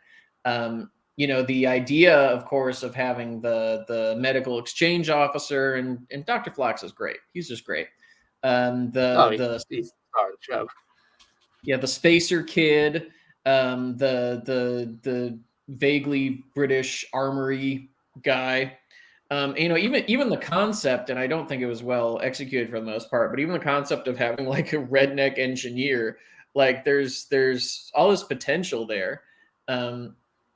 So it's a good setting, and then the production design, I think, is I didn't appreciate it when it first aired, but I think when you go in with kind of a critical eye now, and you look at the sets and the CGI models, that there was an intense love of the 24th century production design and the 23rd century production design, and even the stuff in First Contact, and this really deep commitment to blending it. And kind of like in Star Trek Discovery more recently, they said, you know, we're going to acknowledge continuity, but we're not going to let it control our show and our look. We're going to create something that looks good and feels good. And so I have a lot of respect for all of that. Yeah, see, I mean, I think I have my issues with the production quality. I'll be honest. I think it suffers from that very typical early noughties thing of everything has to be murky and muddy and not very distinct. And I feel like they tried to start relying on CGI too much too early. I think I pointed out whilst doing the live tweet, there's a flashback scene of Archer trying to control like a drone ship, and the ship is entirely CGI and it looks abysmal. And you could have just used a model for that. Yeah, it was definitely chasing trends, which was another thing that kind of turned me off it. And to some extent you have to do that. You can't just like let yourself get left behind, but it can be done well, it can be done poorly. And yeah, like I sort of the same as you, my overall impression of the production design was not positive at first because of the, kind of the colors, and I think the shot choice and the lighting, which I also want to say was pretty consistently lackluster in the Voyager years as well. But in both cases, if you can concentrate on the set itself, you see that's where the love went. But it's very, very, these days TV and movies as far as quality are kind of blending together. And back then it was, this is TV, this is movies. Yeah, absolutely. I will say, I think just final point on the production value. We don't want to get too caught up on this, but the one bit of production value that did bother me, and this, like as I explained at the beginning, I'm only halfway through TNG at the moment, so this could be something that changed before Enterprise. But the design specifically of the Klingon Council in TNG and from clips I've seen from Deep Space Nine, it's very sort of it's dirty, it's grubby, it's Klingon. And in Enterprise, even though it's essentially set a long time before any of these shows, it seemed too sort of clean and crisp, and like it's all metallic rather than like in the older shows it looked rocky and dirty, and it's like metal grating and stuff, which I get as a production concept. I don't think it necessarily doesn't suit the Klingons, but it's a weird sort of contrast to what we get in TNG and Deep Space Nine. Sure. And it's interesting you say that, because at the time it was very controversial that they looked like the TNG DS9 Voyager Klingons, because they're like, well, then how did we have all this stuff in the middle with TOS where they just looked like dudes? And eventually there came a canonical explanation, and then Discovery kind of came and threw that in the hopper. But it's all details. So wow. It's interesting though that multiple multiple 21st century shows have had this struggle with what to do with the Klingons. And even having a Klingon in the first episode, like, yeah, I don't want to say the word pandering too much, but it did feel like, ooh, yes, we can go back to when they were bad, and we're going to be so excited and edgy with this. But they didn't know how to do Klingons except the way that they just did Klingons. So like you said, it doesn't feel exciting. The differences feel like they're mistakes rather than differences. Yeah, definitely. It feels like, I mean, someone's just mentioned in the chat as well about how it was planned to sort of be on Earth for most of the first season and then take off. I think it does very much feel like the show was caught between wanting to be something entirely unique and new, but wanting to appeal to old fans at the same time. Like, because like the first episode, you set up Suliban as this new race, and you set up that this is in the past and not the world that we're used to, but you still got to throw in the Klingons because you've got to have something for the old fans to go, oh, I recognize that. And you've still got to throw in the Vulcans and say, oh, we recognize that. It didn't know what it wanted to be, I think. Yeah, and then it boxes itself into this problem of, Kronos is 80 hours away at warp 5. And it's like, good Lord, no wonder you were always fighting. Yeah, they're basically on each other's doorsteps. What I found interesting on the rewatch, and this is not really even to this show's credit particularly at all, but how Discovery followed it up. Because what the Suliban are trying to do is fracture the Klingon Empire and turn all the houses against each other, and you're sort of left with the general impression that they failed. But then at the beginning of Discovery, they have absolutely succeeded, and the Klingon Empire is in chaos 100 years later. So that was kind of an interesting way to follow up. And then I think this is still technically a non-canonical interpretation, but it feels really spot on, and it really dovetails with what we later learn about Klingon culture and what we already knew about Klingon culture. In this interpretation, the Klingon Empire actually considered Archer returning Clang or whatever he was, rather than his body. They considered it to be an insult, and it actually was awful for their relationships with humanity. And that did end up leading directly to the Klingon War and Discovery 100 years later. So, which to be fair, is exactly what the Vulcan said would happen. Yeah, and that's so funny to me, especially because like I don't like going after individual actors when I review something, but Scott Bakula is not good in this. No, he's a great actor, but he's not good in this. Yeah, like no, I will agree with that. Yeah, like not in this episode of this show. Like he opens his mouth, and I'm just like, I'm really not a negative person. I think we picked the wrong episode to sort of do this. People who are watching, we're usually much more like accentuate the positive, but we just had this bright idea to. And it makes sense because it's the Star Trek you have seen, but then it also happens to be the Star Trek that sent me packing for most of a decade. Yeah. But yeah, touching on what we just said as well, I think we should talk about the portrayal of the Vulcans and the sort of emphasis on humanity's infancy, so to speak, in this episode, because I think it's not a bad concept, but it gets a lot wrong. Yes, it's the devil's in the details. And I think again what is happening is that Brandon Braga is a really talented writer, director guy. But he has these blind spots, and he's said as much when he's kind of working without a net, like when he's the executive producer, when he's not working with Moore or with anyone above him. And then Rick Berman is not a professional writer. And aside from almost incidentally on Star Trek, has never been a professional writer. He was an executive at the studio. And basically he ended up in the position that he did because he got along with Gene Roddenberry really well. And then Gene Roddenberry passed away, and Berman thought, okay, I've got to protect this man's legacy. I've got to do it the way he would do it. And, that's his sole like creative North Star.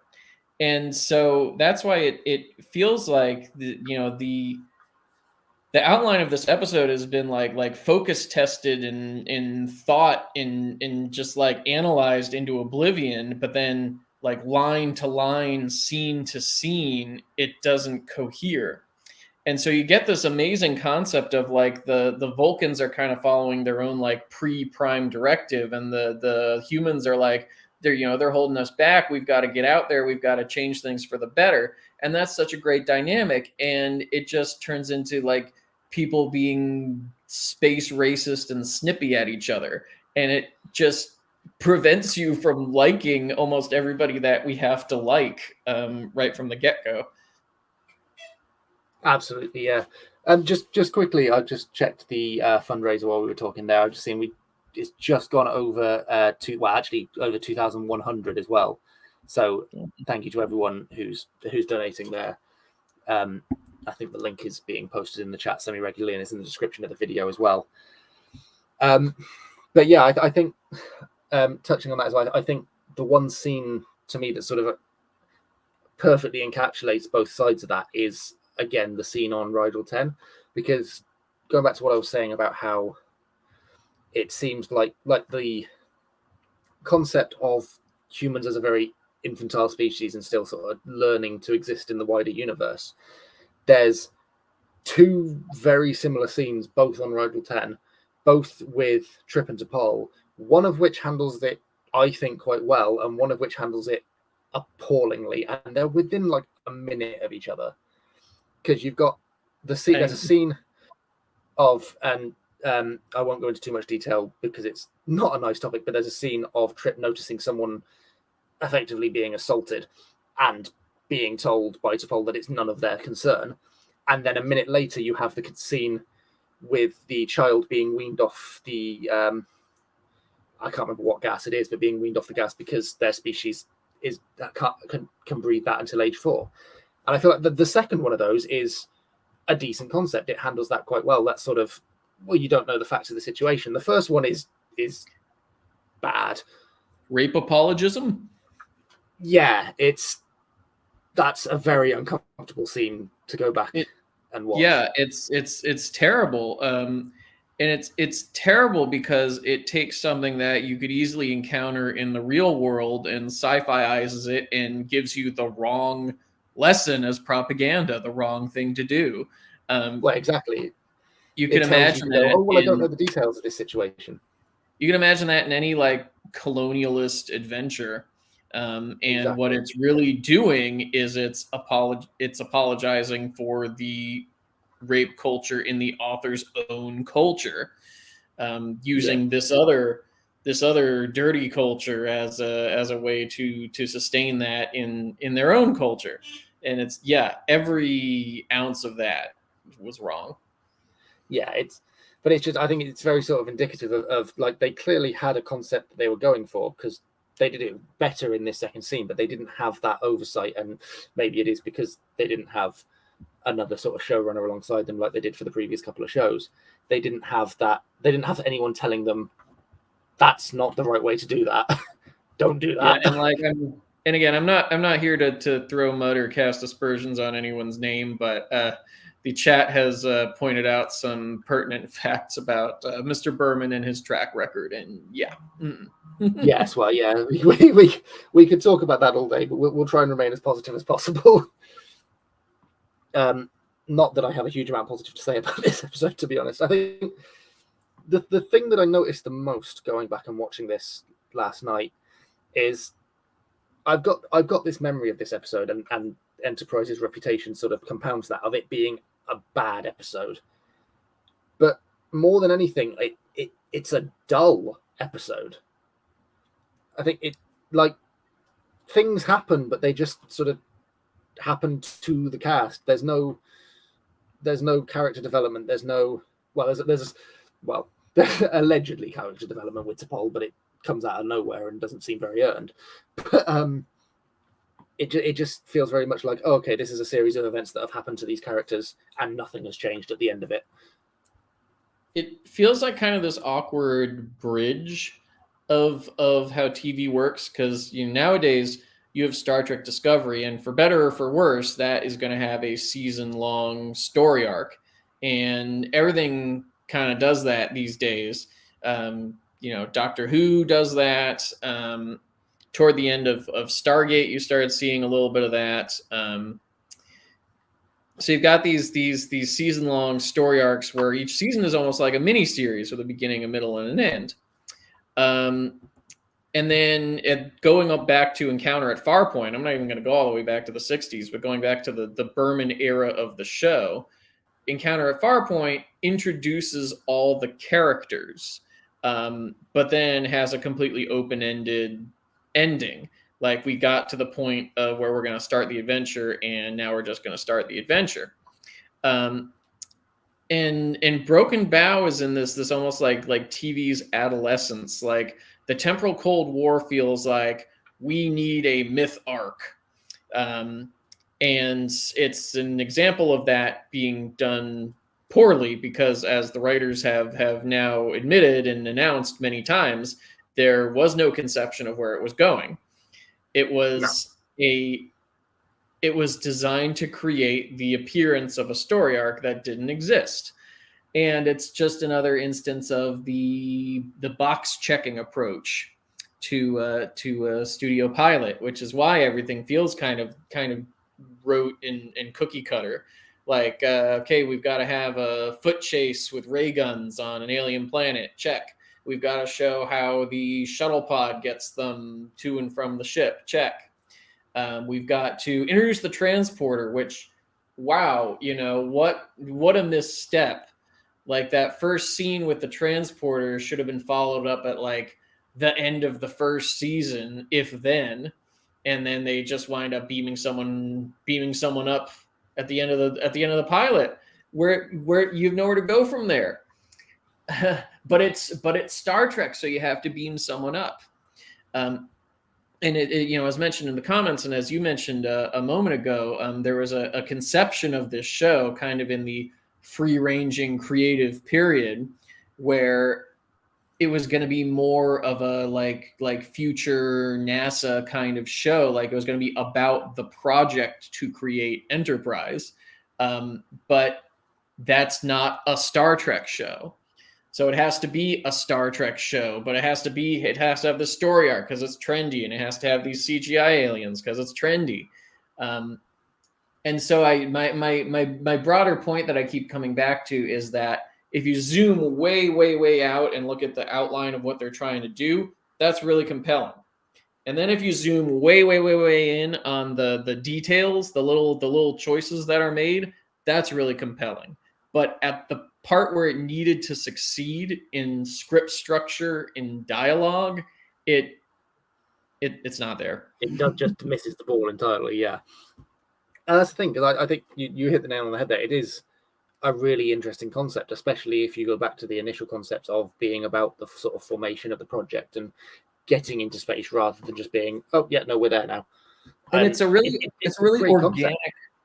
I was saying it's a really organic follow-up to First Contact as well, and that was clearly sort of a creative zenith for the franchise. Like, that's just a very successful movie, and it's a very original movie, and it almost like put the last piece in the puzzle to how the Star Trek universe works. And so they wanted to go back and explore that, and they got James Cromwell to do his cameo, and it just was this really interesting concept, I think. I was going to say that it was once an interesting concept, but that's too mean. Enterprise, the show, is an interesting concept, and I've set aside a lot of my overall bitterness toward it. I've even tried to rewatch once or twice. Didn't quite get all the way from the beginning to the end, but I have seen a good chunk of the show by now, so some of those wounds have healed. Yeah, and I think that's almost the most sort of disappointing bit is, like, obviously because of the nature of this project, I haven't seen all of Enterprise, but I've seen bits and pieces over the years, particularly when I used to watch Stargate and it was on before.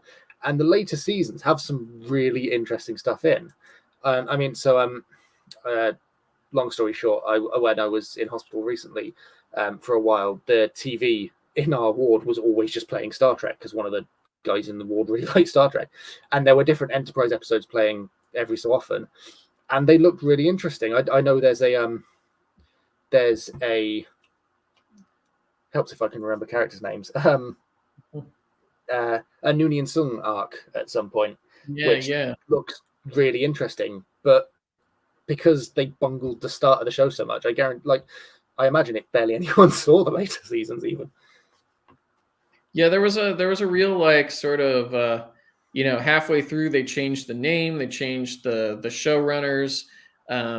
The third season had that gritty, they deal with the alien terrorists, only actually they're going to join the Federation someday.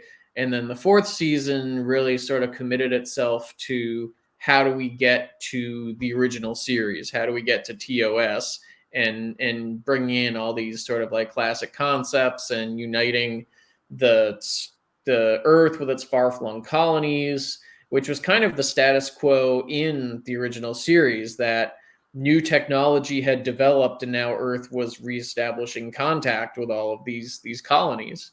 Yeah. And there was a real commitment to exploring that people were really responding to, but just, between one thing and another, and times changing, tastes changing, the network changing, just didn't get enough of a new lease on life. And so it was the first of the post TOS series to not make it to the traditional 7 seasons. I almost think that's a shame as well, to be honest, because I think it had a lot of potential, and it definitely should have could have, I think, carried on to 7 if it had sort of been given a chance. But it was just a series of bad decisions and bad timing repeatedly through its entire run. Yeah. Well, am I jumping the gun if I talk about the legacy of the show? Because I think go ahead. That's very interesting. So, like I said, I was brought back in by the 2009 reboot, or temporal reboot, or whatever you want to call it. And I'm sure I'm not the only one. And it didn't escape my attention, or a lot of people's attention, that with the way that movie is set up, Enterprise is the only canon for it, and everything else is was shifted onto a new track. And I didn't necessarily expect anything to be done with that, because the production design was such a different approach, but they acknowledged it. They had the and I didn't even remember this was in Broken Bow until your live tweet, but they follow up a gag in Broken Bow about not wanting to put Archer's dog through the transporter, and then we find out Scotty actually did that. And I always thought that was funny, kind of by itself. I knew it was an Enterprise reference, but I didn't realize it was that specific until you just reminded me. So there's that. There was the models of Enterprise, of NX-01 that were found in Into Darkness, and kind of that legacy stack of models on the Admiral's desk. The uniforms are referencing Enterprise in a lot of ways. And then kind of the apotheosis of all that was in Star Trek Beyond, where they took the Franklin, and they created this whole history for it that slots perfectly into Enterprise, and the interiors looked like they could have come right from that show, and the transporter looked like it could have come right from that show, and it felt like, I don't know, and clearly you can listen to me, I'm not an Enterprise fan, but it felt like this kind of moment of healing, like we're going to follow the rules, we're going to follow what's said. And I approve of it, just like when Star Wars as a franchise commits to, like, okay, the prequels are Star Wars and the sequels are Star Wars and everything is Star Wars, and we're committing to that idea. And I'm like, great, love it. I'm not the kind of guy who's into like punitive retcons. The story is the story. And so that's been nice to see. And then the Enterprise used Section 31 from Deep Space Nine. In a way that, for better or for worse, really trickled out to Into Darkness and to Star Trek Discovery, et cetera, et cetera. And then Discovery, I think, again, you really see in the uniforms and in acknowledging the explicit history with Kronos that was set up in Enterprise. I think it's, and fans always do this work, right? The unofficially and officially of smoothing in these gaps. And I think it has brought Enterprise in from the cold quite a bit. Yeah, absolutely. I think that's something that obviously I've not seen a lot of it, but from what I've heard, the new sort of era of shows is doing quite well. Is incorporating every era of Star Trek, and like even the embarrassing stuff. I think we should, because we've got about 20 minutes left. We do need to talk about the Suliban at some point, because sure, they're a huge part of the Chia Pet people. Yeah, that's a good description. Like somebody described them, I think, as crushed cornflake people in my live tweet yesterday, which is What were they thinking with that character design? One thing that made an enormous impression on me all these years later is, I guess almost it turns out to be a throwaway line, because as far as I know, it was never picked up. But the idea that Dr. Phlox knows exactly what a Suliban is, and that they're known to the 22nd century Vulcans and Earth people, and then specifically it's these Suliban who just happen to be of that species, and it's the difference between them and the like mainline species that clue them in that something really weird is going on. And then we never see any Suliban that aren't connected with the temporal Cold War, which means I think a really interesting story point to explore got just, I don't know, forgotten. I mean, they literally forgot about Future Guy at some point. I know that. I think we'd all quite like to forget about Future Guy, but yeah, I don't even know what to say about them, to be honest.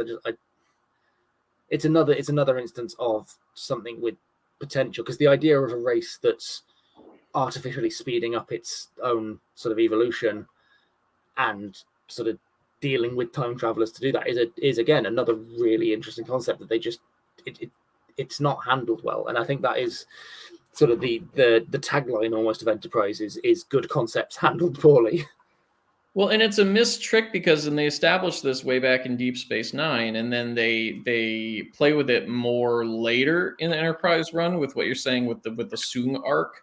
But the idea is that there is this enormous prejudice against the idea of eugenics and of genetically modified sapient organisms in the Federation, and that that's just bone deep, and they don't believe in changing people, and it goes back to Khan and all this stuff, but nobody reacts in like a culturally consistent way when they are confronted with the Suliban, with what is essentially taboo, both in work set before this and work set after this. So you can't really say that they had no idea.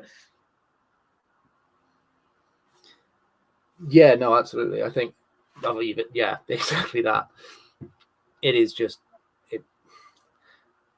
it's almost frustrating how many good concepts like existed in this, and even just in Broken Bow, even ignoring the rest of Enterprise, how many interesting concepts they touch on just on this first episode that they just effectively squandered. And let's back up and let's put it in context for you. You were saying you've been through this whole journey through the original series, and that was where I kind of jumped on and started talking on your tweets, and then through the Next Generation, and like there's been some tough slogs, like there's been some real crap, but like so. Is there something qualitatively different about Broken Bow? Is it just another bad episode, or is there something a little deeper down? I think the main thing about it is again something that I mentioned earlier, is like a bad episode I can deal with. I mean, you look at original series and you've got episodes like bloody Alternative Factor and all these like really not very good episodes, but they're always at least somewhat entertaining. Like Alternative Factor is, to me, the worst episode of the original series. But sure.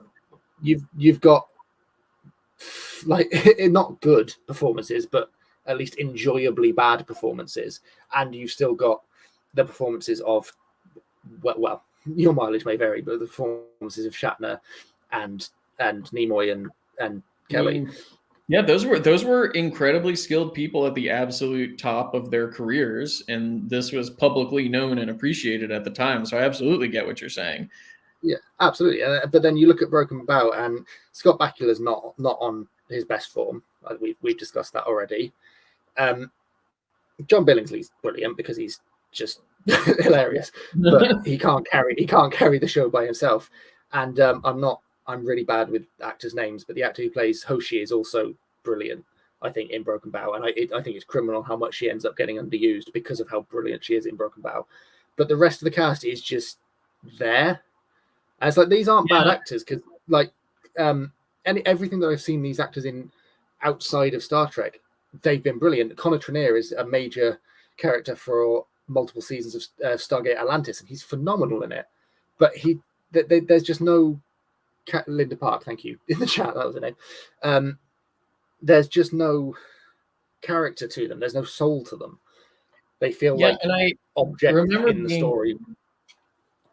And I remember being frustrated with T'Pol's performance in, Jolene Blalock's performance as T'Pol in the pilot.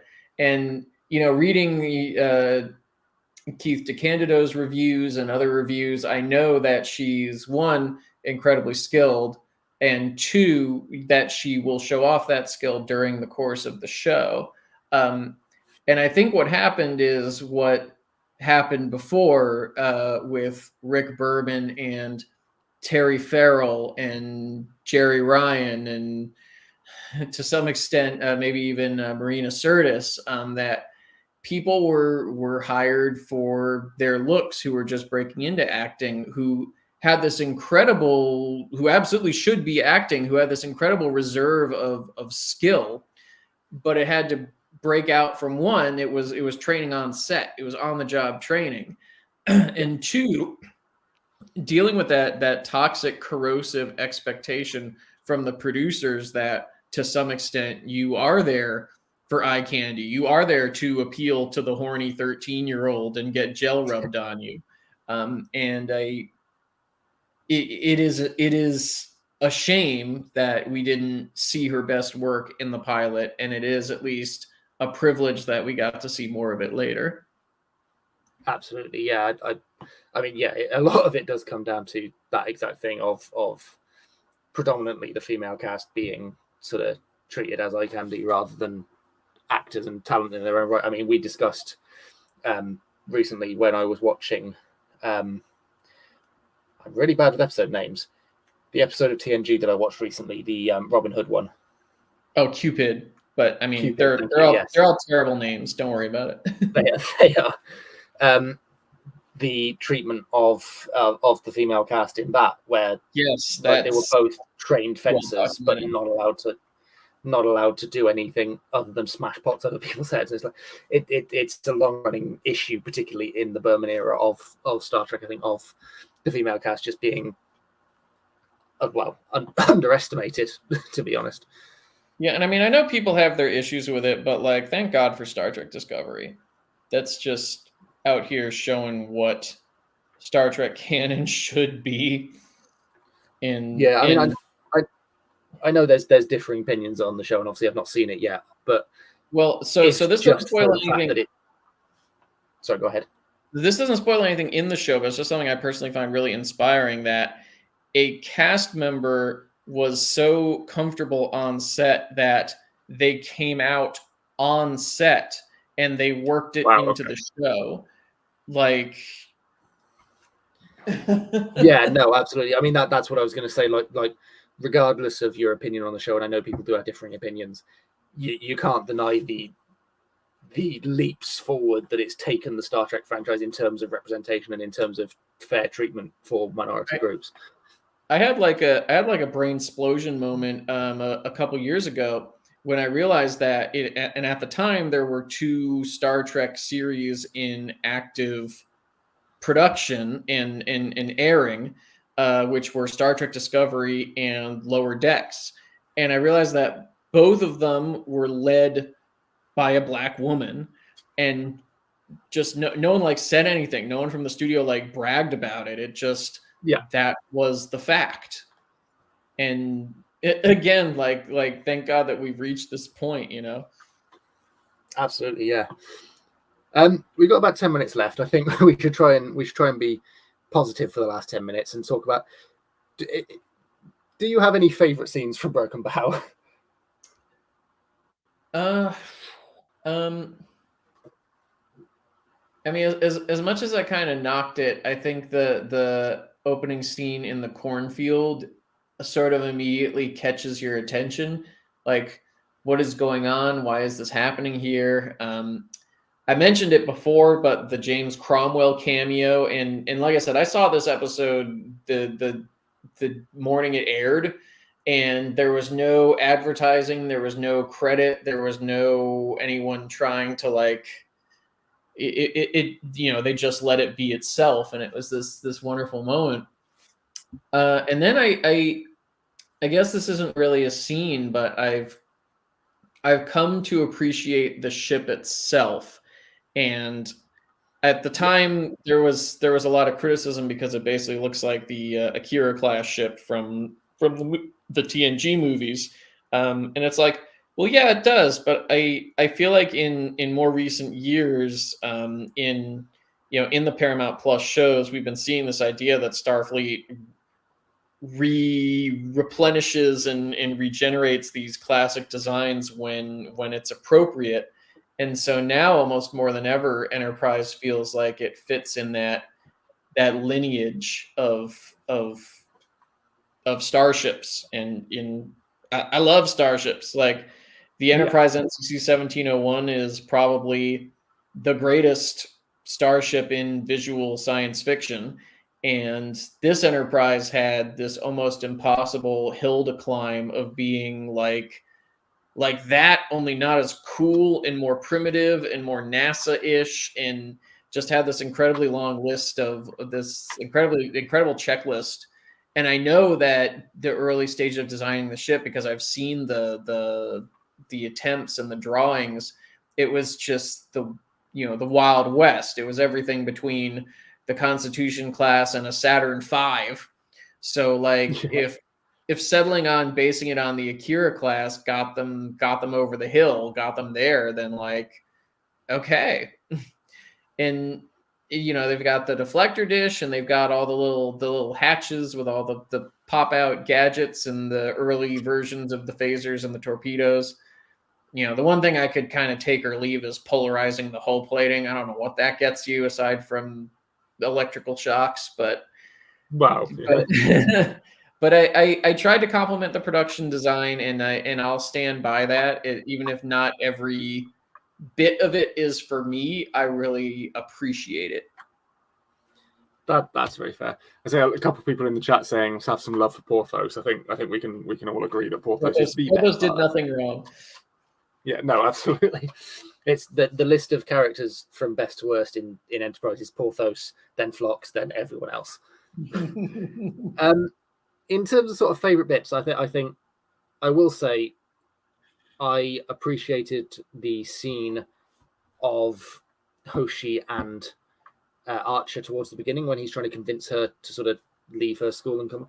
I think, and again, this ties back into what I was saying about how criminally underused Hoshi's character was, and how brilliant an actor Linda Park is, because she's quick-witted and clever, and like he tries to sort of almost manipulate her and play her, and she's straight back at him with the particularly with the bit about him saying, oh, he could forcibly recall her, and her saying, well, I wouldn't be allowed on a ship if you did that, so deal with it.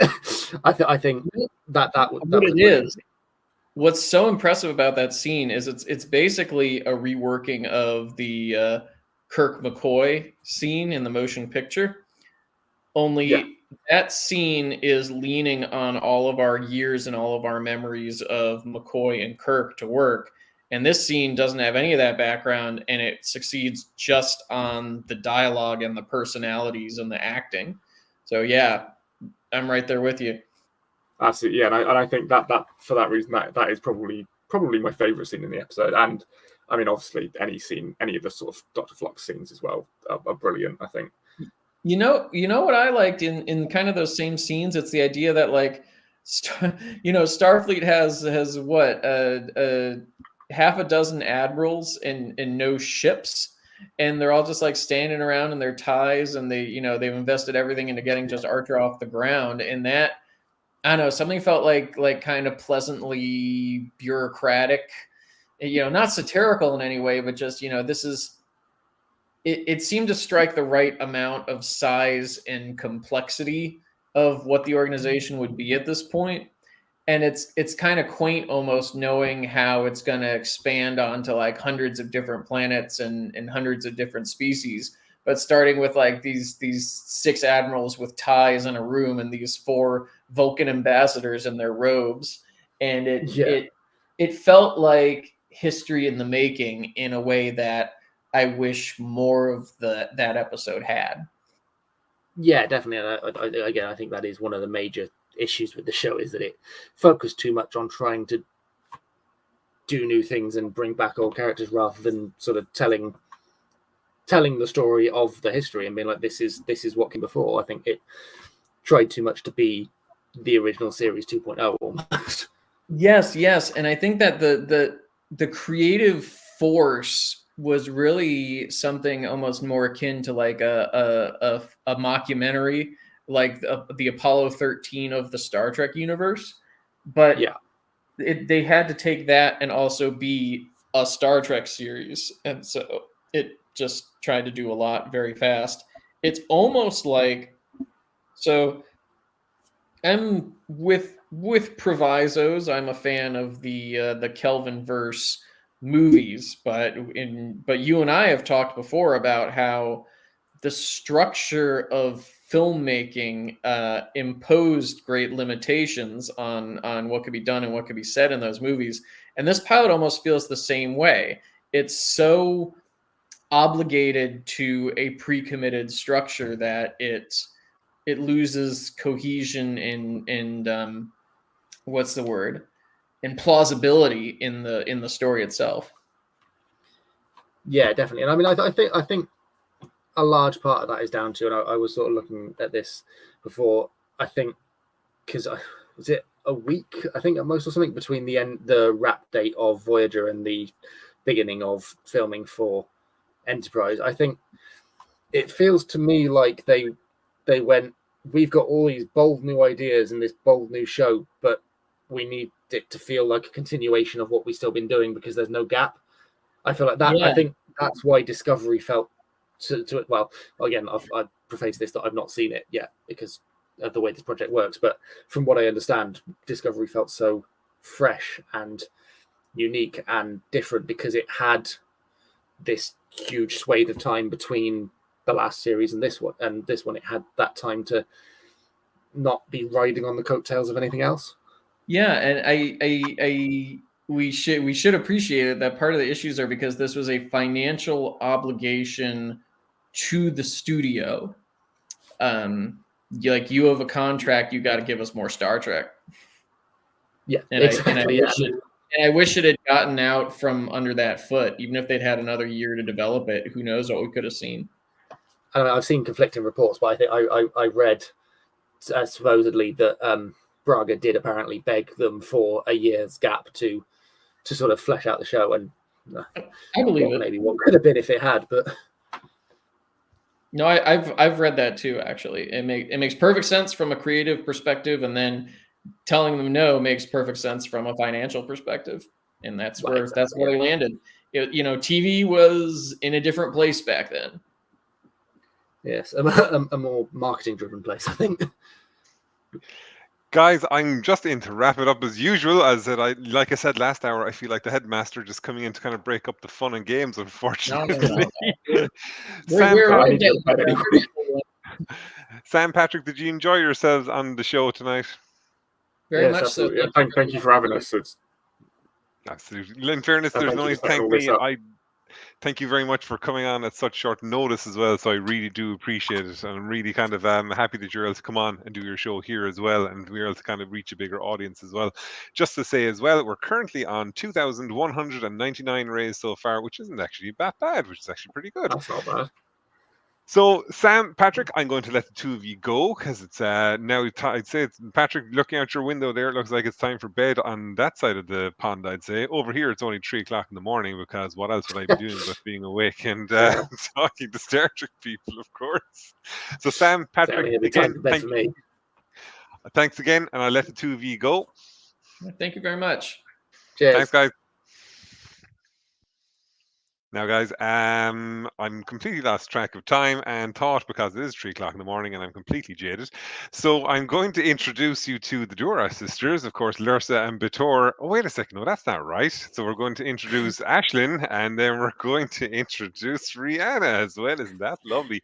And the Duras sisters are here tonight to discuss some of the best teamwork episodes in Star Trek. Is that right, Woo! ladies? That is Woohoo, absolutely yes. right. We're very excited.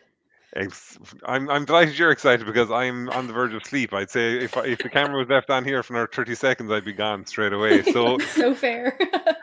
ladies, I don't want to hold you up because I'm always conscious of the fact that everyone has time and they want to do their episode and things like that. So I'm going to gracefully just push off again. Again, straight away, thank you so much for signing up at such short notice, for showing up, for coming on, and for having a topic and things like that. So I really do appreciate it. And as always, guys, if you can donate, that'd be absolutely fabulous. And I will leave you in the wonderful hands of the Dora sisters, and I'll talk to you in an hour. All right. Thanks See you so in an hour. much. Bye. Appreciate it. Bye. Never.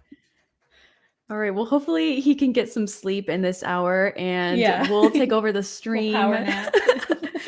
We're all in different time zones here, and that's something that's so amazing about this project. I'm over in Virginia, in America. Rihanna's in Chicago, and so Yeah, for I'm us, actually go ahead. I'm actually here in Ukrainian Village right now, so it's kind of perfect. Yeah, that's I happen to be dog sitting around here. It's amazing. Yeah, really lucky. And for us, the night is just beginning. So I know our friends over in Europe are sleeping still. So if you're in America, hello, and thank you for watching.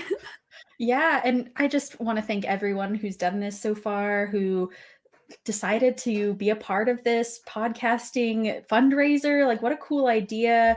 And we just want to thank particularly the Clone Star podcast for putting this all on. Absolutely. Super awesome. And I'm seeing in the comments, of course, he's not sleeping. The Clone Star podcast has been working literally around the clock to make this happen. So once again, we just have to say thank you for hosting us. And we're so excited to get on with our show. Yes.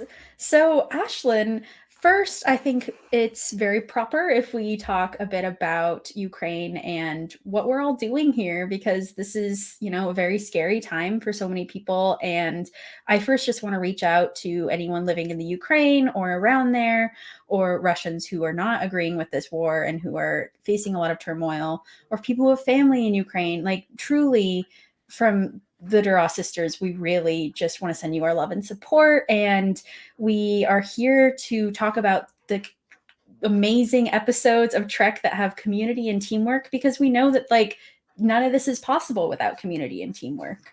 Yeah, absolutely. And I think we also wanted to watch these episodes because a lot of them deal with people in conflict. And there are some really great demonstrations in these episodes of people coming from completely different backgrounds and able to find common ground together.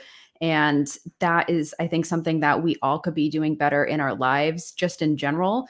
Obviously, for war, it would be nice if, maybe we could just have some peace talks instead of just charging into another country. So come on, Putin, get it together. But yeah, so I really enjoyed watching these episodes. First, I'm going to talk a little bit about our podcast. For those of you who don't know, we clearly are not the Duras sisters, but we survived generations. So I feel like, we're a little bit better. A little bit better. We are the Duras Sisters podcast. We've been going for about 1.5 years now. We have over 50 episodes out, which I just realized, Brianna, is wild. Our podcast basically goes through themes, essentially. So we started off with our pilot series, and that went through every single pilot, and we reviewed them and talked about, is it a viable pilot or not? We went on to family, love, and affection. We have had so many series. Right now, we're in the middle of our feminism series. We just wrapped up movies a couple of weeks ago. And so we obviously have delayed our normal pod because we feel really strongly about this issue. And I think a lot of us have been feeling really helpless about the situation. And I think being so far removed in America, it's hard to even imagine what is going on in Ukraine. And I see posts every day, TikTok, like it's invading my stream because it's invading literally everybody's lives. The world is different now. And so, I'm sure people watching have already donated, but I just want to remind you that your donation will help the people in Ukraine get help, like just the basic necessities, the things that they need. So just once again, like please consider donating. And all right, Rihanna. So let's go. Do you want to actually talk a little bit about the like kind of rules that we're setting up for this stream? Because normally Rihanna and I talk for like 2 hours or more on our podcast. Yeah. And so for this, we were like, oh my God, we really have to cut down. So Rihanna, what are some of the rules that we're going to be doing throughout the pod today? Well, we are going to be introducing each episode that we discussed with a 30-second plot summary. So I'm going to be timing Ashlyn, and then she's going to be timing me. And it's like totally off the cuff. Like we have not prepped these these summaries at all. So that'll be fun for you to see us stressed. Yeah. And we are also going to be doing the occasional toast. I've got a little glass of wine here, but you can do it with water, coffee, water, hydrate tea. Yourself, everybody. Please hydrate. Or wake up yourself or hurt yourself. Either way, we're going to be doing toast to certain characters or situations. We're also going to be, I have a couple intriguing questions, Ashlyn, to ask you. And also, we're just going to periodically be reminding you, like, hey, if you have the means, go and donate, because this is what this is all about. This is our fundraiser. And we're just very excited to be here. And Ashlyn, can we talk a little bit? Would you mind reading the episodes that we watched for today's Community Unity for Ukraine theme? Yes, absolutely. So we watched A Little Ship from Deep Space Nine. Fantastic episode. We also watched Learning Curve from Voyager, maybe kind of a deep cut for you Voyager fans out there. Then Everything is Possible, which of course just came out a couple of weeks ago on Discovery. And then Time Amuck, which is from Prodigy and is also fairly new. So we got a good mix of new Trek and old Trek. So you Trek bros who don't like new Trek, you can just cut out at the halfway mark, you know, and peace out. Be done, Join back in an hour. Yeah. Yeah, and one more thing is we both, between us, have 4 dogs in the house. So if they bark at all, just know that they're just wanting you all to donate. So. Oh, I see in the comments we have some people are going to join with coffee and margaritas. So ooh, okay, nice. Very exciting. Very exciting. Love that. So Ashlyn, the first challenge is up to you. I am going to put 30 seconds on the clock here. Okay. And you are going to give us a plot summary of One Little Ship from Deep Space Nine. Ready? Okay. 3, 2, 1, go. Okay, so the crew of the Defiant are like exploring this anomaly in the Alpha Quadrant, and it's really small. So they have to make a little shuttle really small, and then they do that, and then the Jem'Hadar come when the little ship's not on the big ship, and then they have to go back in the big ship and basically all work together to stop the Jem'Hadar from taking over the Defiant. And Cisco's really crafty and he's really amazing, and the whole crew works together and they end up saving the day, and the Defiant's fine. Done. Oh Lord. Oh, nice. 30 seconds. Oh man, minutes. I had some time to talk about Cisco, so that was good. How awesome he is. So Ashlyn, I am really excited to talk about this episode. I think it's really hilarious. And some people, like I saw someone just, it's such a fun episode. And I agree. It is kind of like a bizarre one to think about for community and teamwork. But really, if you think about it, it would not have been possible without every single member of the crew doing something. We have our little crew and our big crew. So it's really just, it's perfect. I'm really worried about the puns that might happen during this segment, Rihanna. I'm getting a little scared. I really love puns, so yeah. So first of all, I just want to say how hilarious it is that Kira is just cracking up at the beginning of this episode. Like she thinks it's the funniest thing that they're turning tiny. Like because they're going to be like literally this small. And Kira is just like bent double laughing. I just think that is so funny. Even Cisco's getting a good chuckle. That's her biggest role in this episode. She laughs for like the first 10 minutes of the episode, and everyone on the bridge is like, bro. They're like, you good? Yeah. Literally, Worf is like, I do not see what's funny about this. Oh, I do have a question since you brought up Worf already, Rihanna. Mm-hmm. In the episode, they talk about Klingons composing poems to represent big, important events. And Jadzia just kind of slips on the comm like, Worf, I can't wait to hear your poem. And Rihanna, I noticed that you are a poet. Yes. And so I'm wondering if you composed a poem about the historic event. I did not compose a poem. I was totally going to, but I will say the great words of Worf. This is the story of a little ship that took a little trip. Yeah. You know, Rihanna, I was going to say I did write a poem, and I was going to say that. So perfect. You know, I'll write a poem tomorrow and I'll put it up on our perfect, our social media. So excellent. Yeah, so they do commemorate this event with a special poem. Well, Worf doesn't have it ready. Like, come on, like me, he does not have his poem ready. But then they turn small and they're this anomaly for like 2 seconds before the Jem'Hadar come. Like, they literally get no breaks. And we heard that this is like the first time they've done a scientific mission, like purely scientific, in months. Like, they've been in the war deeply for months. And so they're finally so excited to like do something like Starfleet-esque. But nope, it's now just back to Jem'Hadar fighting once again. Yeah, this happens a lot, I feel like, in DS9, where they're just Yeah. on their mission and they're like, oh, okay, gotta fight the war.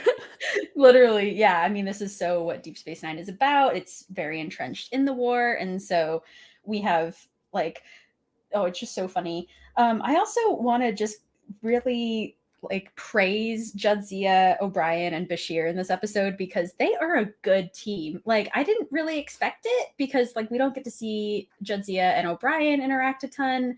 O'Brien's usually down working somewhere on the station and she's always in ops, and Bashir is always just like there and funny and like cracking jokes. But obviously he's there too because they're going to be so small, so he needs to monitor their vitals. And I just love the way they all work together. Thank God Jadzia is there because she's a phenomenal pilot. It's just very helpful. Yeah. You know what, Rihanna? I'm actually going to make a toast to Dr. Bashir. Yes, to Bashir. Because, oh, it got me. Because there is a moment where O'Brien is freaking out when they have to like beam themselves into this tiny part of the Defiant, and Jadzia has to beam air in there. And O'Brien is freaking out because he doesn't know exactly where they are.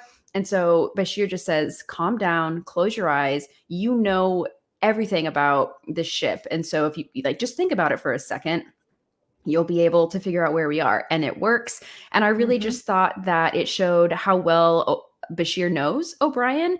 And also just like his counselor side is coming out for a second, you know, where he's just really helpful. And I agree, like that team is amazing because Jadzia is doing like amazing pilot moves and jumping around the ship. So yeah, I love to see it. I'm really glad you brought that up because I like the way that they help each other adapt to this new environment. You know, I think it's so important to have people to lean on to adapt in really stressful situations.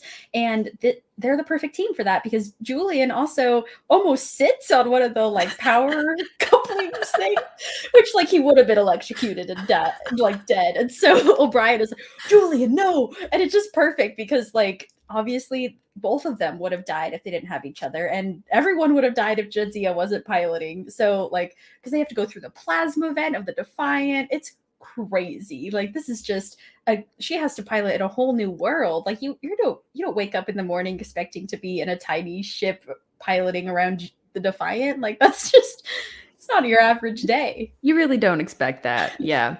I also saw that Sean said, Honey, I Shrunk the Runabout. That's exactly this episode.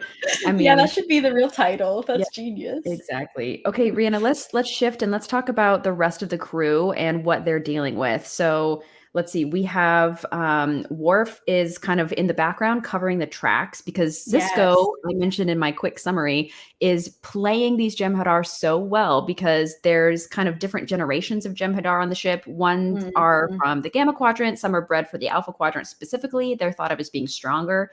And so Cisco is really playing games between the first and the second because the second is more experienced, and he's right. Like, the entire time he's right about what the first should be doing.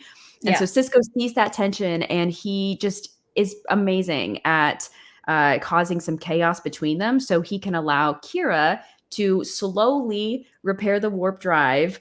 And then we have Nog, who's trying to get the command codes from the bridge.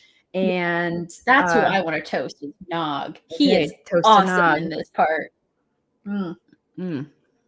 cheers to Nog, because he, I think, has the hardest job. He's trying to go through a million lockout codes. It's so tricky. Like, he's still an ensign. Not that, his age means that he's like not going to be good at this, but this is a very hard task he's been given under pressure, literally with Jem'Hadar breathing down your back. That's very stressful, and he's doing a magnificent job. Yeah, I agree. Go Nog. I mean, he's so amazing. I also thought that Kira was doing a really great job too, because she's just perfect for antagonizing the Jem'Hadar and like really making them frustrated. And she's kind of the embodiment of like hands back. She's like, yeah, it's fixed. Literally, it's even fixed. O'Brien is like, she's certainly taking her time. I love when they got a viewer of everyone, like they could see what everyone's doing, and immediately they know. They're like, oh, like we know that Benjamin's got this thing going, and so I think that's genius. Yeah. I think this episode really demonstrates what a lot of Star Trek episodes do. Just that the teamwork within the Federation and like the type of training that they have to go through at Starfleet Academy to train for these types of really insane situations is really effective, clearly, because they rely on each other. Nobody skips a beat. Nobody questions Sisko's orders. They are all kind of reading each other's minds. And this comes from being a crew that is so tight, and also just like it shows the trust that they have in one another, that no one is questioning anybody's orders. And so I feel like there's, thousands of Star Trek episodes like this, but I think this one really stands out because we really see that they're all separated in this one. And yet they still outwit the Jem'Hadar at every single turn. And it really shows also the weakness of the Jem'Hadar, because they don't trust each other, and it's all about obeying commands, which is not an effective way to lead your troops. Exactly. And you bring up a good point. Yeah. Cough. You bring up a good point too. The fact that like they literally are unable to communicate with I think the Rubicon is the shuttlecraft that they're on. Yes. And like they are not able to talk, of course, to the large sized people, the average sized people. And so I just love that like Jadzia has to like inch the little Rubicon to like open the door. Like everything about it is just so funny. But yeah, you're right. Like because there's separation and there's distance, then they have to work together even without getting to communicate with each other. And that's kind of a lot of what we're doing right now. We have so much distance physically from the crisis of Ukraine, but like we're still coming together and doing stuff to help. And that's what's so important, is like relying on your community and really taking stock of like who's around you and how you can like, figure it out even from afar. Oh, yeah. And Fraunhofer makes a really good comment. They say every person is important to the plan. It wouldn't have worked out without the whole team. Yes. And you're exactly right. If Sisko had failed in, messing up the Jem'Hadar, it definitely would have not have worked. If Bashir had been fried, it would not have worked. Well, Ant got fried. Yeah, like literally they all needed each other, and which means they're all victorious. So I have a question, Ashlyn. Who would you bring on your little ship mission? Okay, this is the exact same mission, and I just get to choose who's the three who's in the little ship. Who's in the little ship? Okay, it's me. I want to see Worf be little. Although I don't know if it'd be smart, because I feel like we wouldn't really need like someone to do combat. But I just like Worf. I feel like he'd be funny. So I'm gonna have Worf and Jadzia for sure. I'm just gonna third wheel, and we'll be successful even if I just stand in the back. I mean, I'd be a team too, because I would help them out. Rhianna, what about you? Who would you bring in your little tiny ship? I would bring Janeway and Dr. Crusher. What? You're bringing people from different series? Oh, we're not supposed to? Well, you can do whatever you want, but yeah, it's my question. So wow. Okay. I'm bringing Janeway and Crusher. Okay, well, ladies' party. Your next question I'm going to answer with everyone else. So before we move on, I also just have to talk about the elephant in the room, and that is the moment at the end where the runabout flies in the room after the Jem'Hadar are passed out, and Sisko says, "Mr. Worf, I think your wife is here," and it flies right up to Worf, and you see the shot of Jadzia waving at Worf. I'm just going to toast the weird and amazing, memorable shot of that. That is so memorable. That is I love it. And you see Worf, perfect. like his eyes in the window. Oh, it's so the effects are unforgettable. terrible, and I love it. It's amazing. Okay, All right. should we move on? So Rhianna, I am getting 30 seconds on the clock. Okay. And I'm actually going to try to hold up the time so everyone can see. Yeah. I want you to give me in 30 seconds a summary of Learning Curve, which is from season 1 of Voyager. So we're kind of changing gears here. Okay, I'm ready. All right. Ready, set, go. Okay, so we've got the Maquis on the ship. They are not doing well with the crew of Voyager. So Tuvok is assigned to have sort of a mixing a training, essentially Starfleet training for the Maquis crew members who are not doing very well, integrating with the rest of the crew. It goes terribly. Tuvok's really harsh. Chakotay comes up and slaps one of the Maquis members. It's crazy. He goes to Neelix. Neelix helps him to figure out, hey, you need to be better with these people. You actually get to know them. Then they're in a crisis. They have to work together. They end up working together, and then they're all part of the crew, and it's great. Wow. Okay, 2 seconds to spare. You kind of started losing your mind at the end. You're like, and then everyone hugs each other. It's like, I don't know what else to say. But that's about the summary. Did I miss anything? No, that was great. Okay. I think the slap was the most important part, and as long as you got the slap in there, the slap is so weird. So, because we see that essentially this is a really tensious episode because the Maquis are still trying to fit in with the Federation crew. Obviously, they don't want to be Federation. Understandably, there's one character, Dalby, who has a lot of really traumatic past. Wait, and how do you say his name? You said Dalby. Dalby. Okay, is it Dalby? I literally heard Dobby the house elf the entire time. So I'm glad you said Dalby. I think it's Dalby, but yeah, go ahead. Anyway, he's a random Maquis guy, but yeah, he's been through a lot, and so have a lot of the Maquis. I mean, that they have clearly they're Maquis for a reason, and so this integration process has been really difficult. And I feel for them. I feel like this is not a super fair situation for them to be in, that they have to be Starfleet. They can't just turn it into a Maquis ship, which of course, that wouldn't work, but it's still hard. And I think that it's really natural to see this integration have a tough process. And I'm glad that they mentioned it and that they talked about the difficulties of this, because when getting to know anybody new, and if they have a completely different set of beliefs and values, you're gonna have issues and you're gonna have conflict. And so when we first started watching this episode, I was like, maybe we shouldn't talk about this episode, because it is very contentious. Tuvok is harsh AF. He is not very kind. And he's just acting like a regular Starfleet training teacher, trainer. He's like a basic training. Yeah. It reminded me of that very military type vibes he was going. He's like, run laps. And I'm like, come on, this guy just spoke out of turn. He said run 30 laps. I was like, Tuvok's my favorite character on Voyager, but even I was like, buddy, calm down a little. I just got 2 middle-aged coonhounds. I've only had them for a month, and I really related to Tuvok in this episode because I'm like, get down, leave it.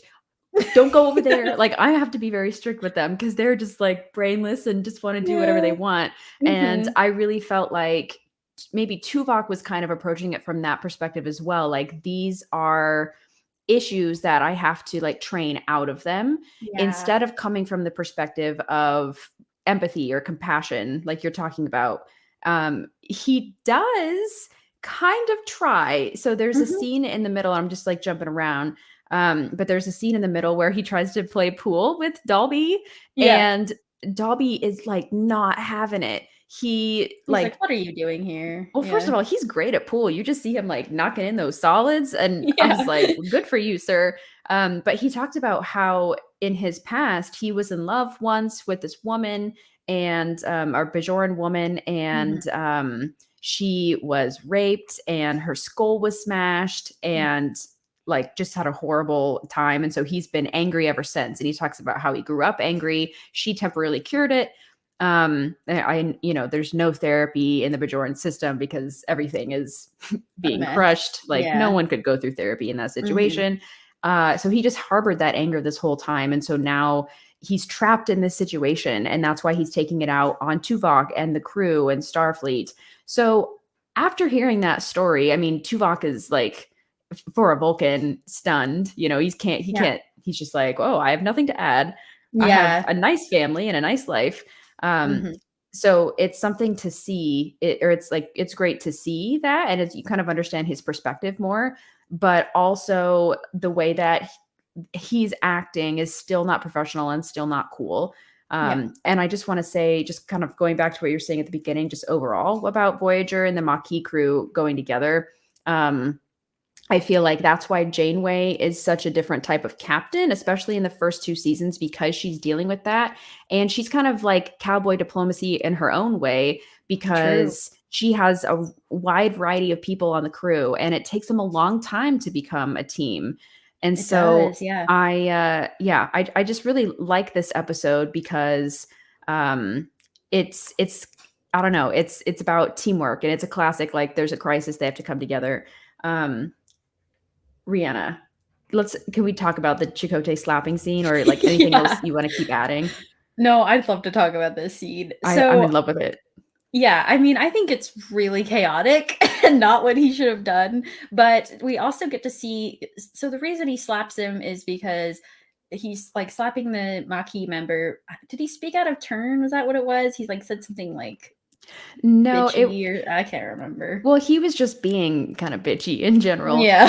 But he said that I want things to be the Maquis way, because I'm so used to doing everything the Maquis way. In the beginning of the episode, we see him like doing an unauthorized repair, and it caused Janeway's like hollow thing, her literally turn of the screw holodeck program. It's literally the play / opera turn of the screw. Like, it's 2 little kids who see a ghost. I'm just saying. Anyway, and she's the governess. Anyway. Whoa, you're so right. I never put that together. That's crazy. I'm like, I mean, she was in that. Yeah.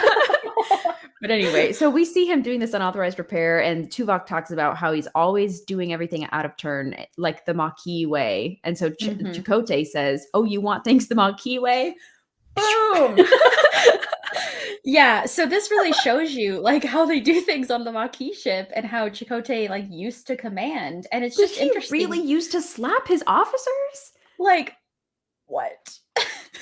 I am very glad that he is learning from Janeway, and that they're all sort of learning that there's like different ways to do it, and not that Starfleet way is always the best way either. We learn this in Voyager all the time, is that Starfleet ways a lot of times like get in the way of like stuff that needs to be done because of protocol is holding you back or whatever. So I'm not saying Starfleet is perfect by any stretch, but the Maquis way seems like I would not do well in. Let's put it that way. I do kind of love it though, and Fraunhofer is saying he's not wrong. Like, it's true. I also really wanted him to say, because at one point Dobby's saying something like he's treating us like we're children, or like we're young teenagers who don't know like what the world is.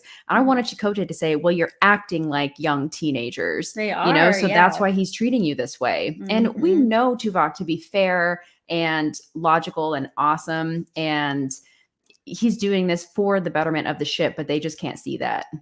And it makes me wonder too, because he probably has so much experience with the Maquis since he was undercover in the beginning of Voyager on the Maquis ship. Yeah, I wish they would have brought that up at all. I know, but I think that he does then carry some implicit bias toward like against the Maquis, because then it's sort of like he knows that he has to be a hard ass. He knows that he has to like really lay down the law because he's seen sort of how the Maquis run things. So it's just interesting. That's really true, Rihanna. Let's talk a little bit about each of these people that were chosen for the program. I unfortunately, I can't remember the species of the blue dude. I know he's not Bolian. He's not a Bolian because he doesn't have the breathing tubes. I don't know either. If someone in the comments remembers, that'd be awesome. But he's funny. They describe him as talking a lot, and he's quick to like disobey orders, basically. Yeah, so that's why he's there. Yeah, and then we've got a woman who's like, I don't know, just doesn't follow the rules. Yeah. I don't know. And then obviously Dolby is like cutting corners and he's not even consulting B'Elanna. Like, she's the chief engineer. Oh, he is a Bolian. Chell, sorry to interrupt. Oh, thank you. Okay, thank you, Mubby. Appreciate that. Yeah. So yeah, it's just interesting because like the people they chose are obviously have like confusion, or like not confusion, but like conflicting ideals with Starfleet, and so that's why they were chosen. But I do have to say, we talked about this just last week in our feminism TNG series, but they make the Bajoran take off his earring again. I'm like, they did the same thing with Ensign Rowe, and I'm just so mad about it. I'm like, that is a like religious piece that should, like, yes, her headband, sure. I think, what did Tuvok call it? He said, like, your headband is very festive. But not within regulation. But like, it's not just a festive piece. Like, this is a religious like article, and so I hate that they make Bajorans take it off because it's not Starfleet like uniform. That's awful. Yeah, that really bothers me, and I'm surprised that even in Voyager they're taking off the earrings. It's terrible. Yeah, like, come on, sign of the times, people, get up with it. I'm gonna make a toast to every Bajoran who's been forced to remove their religious earrings. Yeah. That's messed up. Toast. Mm-hmm. Hate it. Yeah, and something that Tuvok says that I think is really important is he talks about how if we don't come together and we don't like learn about each other, then we're doomed to repeat the same mistakes. And this is just something that like we are really seeing on our world right now. And like, I mean, we're seeing so many parallels to World War II, and I'm just like reminding everybody to like, please, like, listen to history and like read about things that are going on in the world and like stay informed, because otherwise we are doomed to repeat the same mistakes. And like, listen to Tuvok, like he's got a good head on his shoulders. He knows what he's talking about. Well, and even just to bring it to the real world, like, of course, listen to Tuvok always, every time he speaks, but also listen to the people who you disagree with for a little bit. Don't make yourself crazy. That's not worth it. You can't reason if you can't reason with people who are crazy, but you can empathize with them and understand what they're going through. And yeah, that's all we can do, and try to find some common ground. Absolutely. That's what I wrote in my notes. I was like, Tuvok needs more kindness. Well, and what's crazy is Neelix is the one to lead him towards this, which like to Tuvix. Oh God. In Tuvix. I just, so the thing is like I just don't like Neelix. I'm kind of a Neelix hater, and like, I'm sorry to everyone who loves Neelix out there. He's never been my favorite character. He always annoys the you-know-what out of me. But also, like, he does have some insight into, he's very much a people person. Like, he knows what people's need. And like, obviously he's the morale officer for a reason, And so I think that even this early on that he's giving Tuvok advice is really cool. Yeah, I agree. And Tuvok listened to it. And this is also something we see that's a sign of a good leader that is often shown in Star Trek is listening. You listen to the officers beneath you, you listen to the people above you, and try to come up with the best solution. And Tuvok clearly thinks, well, Neelix knows what he's talking about. And I do think that Neelix can read people better than Tuvok can. I think maybe Season 7 Tuvok maybe could read, once he's had some more development, he reads people better. But I mean, Neelix immediately sees just Tuvok's expression and knows exactly what's going on. Yes. So I thought that was really lovely. Also, I just want to say my heater is like making some noise. It's doing a samba. So if you hear weird popping, my house is heating up. Yeah. It's built in the 50s, so it's an old girl. Yeah, it's totally fine. Also, just random, but the funniest quote of this episode is, "Get the cheese to sickbay." Yeah, that whole side plot, I was like, I mean, the cheese is what like made all this gel packs, like the gel packs were having issues. Has the bacteria. And that's what made and that's what made Tuvok and the other trainees get stuck in this room together, and where they had to do sort of like this rescue. And like, I love this though, because it means that Tuvok has to learn how to bend the rules, and also then I love how the other trainees are saying like, oh, guess if you can learn how to bend the rules, we can learn how to follow them. And it's like, yes, you found a common ground. Like, oh, it's so important. Exactly. Well, and I think in this situation, something that really spoke to Dobby, like what got him to change his mind, was action. It wasn't words. And seeing that Tuvok was willing to sacrifice himself to save the Bajoran guy, which we haven't talked about too much. He's this young kid who's in the program because he's so young. And Chakotay hopes that he'll be able to really grow as a person if he can kind of go along with the Starfleet ways for a little bit, that he'll be able to do more than he could ever imagine. And so of course Tuvok is going to save him. I wasn't even like worried about that when the kid was stuck up top and Tuvok was like, go, that's an order. I was like, duh, Tuvok's going to save him because Tuvok's amazing. And sometimes the needs of the one outweighs the needs of the many, as we all know from our glorious leader Spock. Yeah, he went back to save the one in risk of his own life. And I just, that if that doesn't show you his character, then I don't know what does. Yeah, I agree. Rhianna, cheers to Tuvok for teaching and learning. Yes. Oh, well said. Okay, shall we move on to All Is Possible? Oh my gosh, from yes. Discovery. Yes. Very exciting. Okay, Ashlyn, let me pull up this and I'll actually, show the audience this time. Okay, you ready? I think I'm ready. Okay, 3, 2, 1, start. Okay, this is the episode of Discovery where Tilly's feeling really lost. And so Hugh and this guy with the glasses at Starfleet say, oh, you should go teach some cadets because they're like needing some help connecting. And so they go and they're again in a shuttle and the shuttle gets hit by a wave. And so they crash on the wrong moon. Dun, dun, dun. And then they have to all work together, but they're fighting. And Tilly's being cute and stressed and the monsters are coming at them. So they run up on the bridge and then it's great. And then on the side, Navarre's trying to join the Federation. Beep, beep, beep. I really like that dun dun dun was essential in your plot summary. Well, and I mean, honestly, like the more important plot is Navarre joining the Federation, but like I just gotta talk about the cadets. I disagree. I think the cadets is the most important part of this episode, but that's because I'm a Tilly love, and as you can see, I have my disco shirt on. Tilly. And can I just show everybody my shirt because Rhianna actually made it. It says Picard is my Chadich. Where's the camera? And it has our little logo. So anyway, I drew and then so I had fun. I'm calling the Enterprise. You got too. your logo. That's good. I like that. Anyway, yeah. Okay, Rhianna, let's talk about these cadets.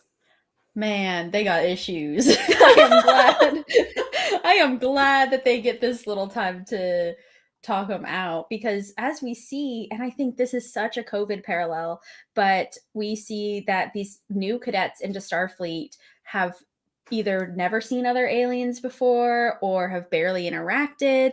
There's someone from Mars Colony. There's someone from like Sasha who's never seen a non-human. She's from Titan. Yeah. Yeah. So it's just crazy. Like we've got, which is, I mean, similar to how a lot of kids either starting high school or starting college during the pandemic aren't getting that like sort of real college experience or the real high school experience because they're either doing it on Zoom or it's like, asynchronous or whatever the nature of schooling is now because of COVID.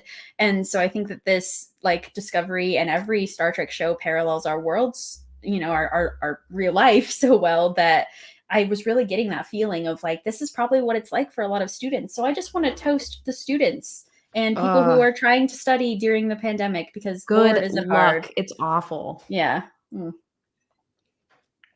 Rhianna and I both graduated in May of 2020. That was a doozy, I'll tell you that. I got my master's online in Cleveland, just at home with my now husband. And then she was on spring break went home and was staying with our dad. Get out of here. And ended up staying at home the entire rest of the semester, got her bachelor's degree online. So anyway, back to it. Yeah. We were like very, very happy to talk about this episode the day it came out with Strange New Pod, because they like live review.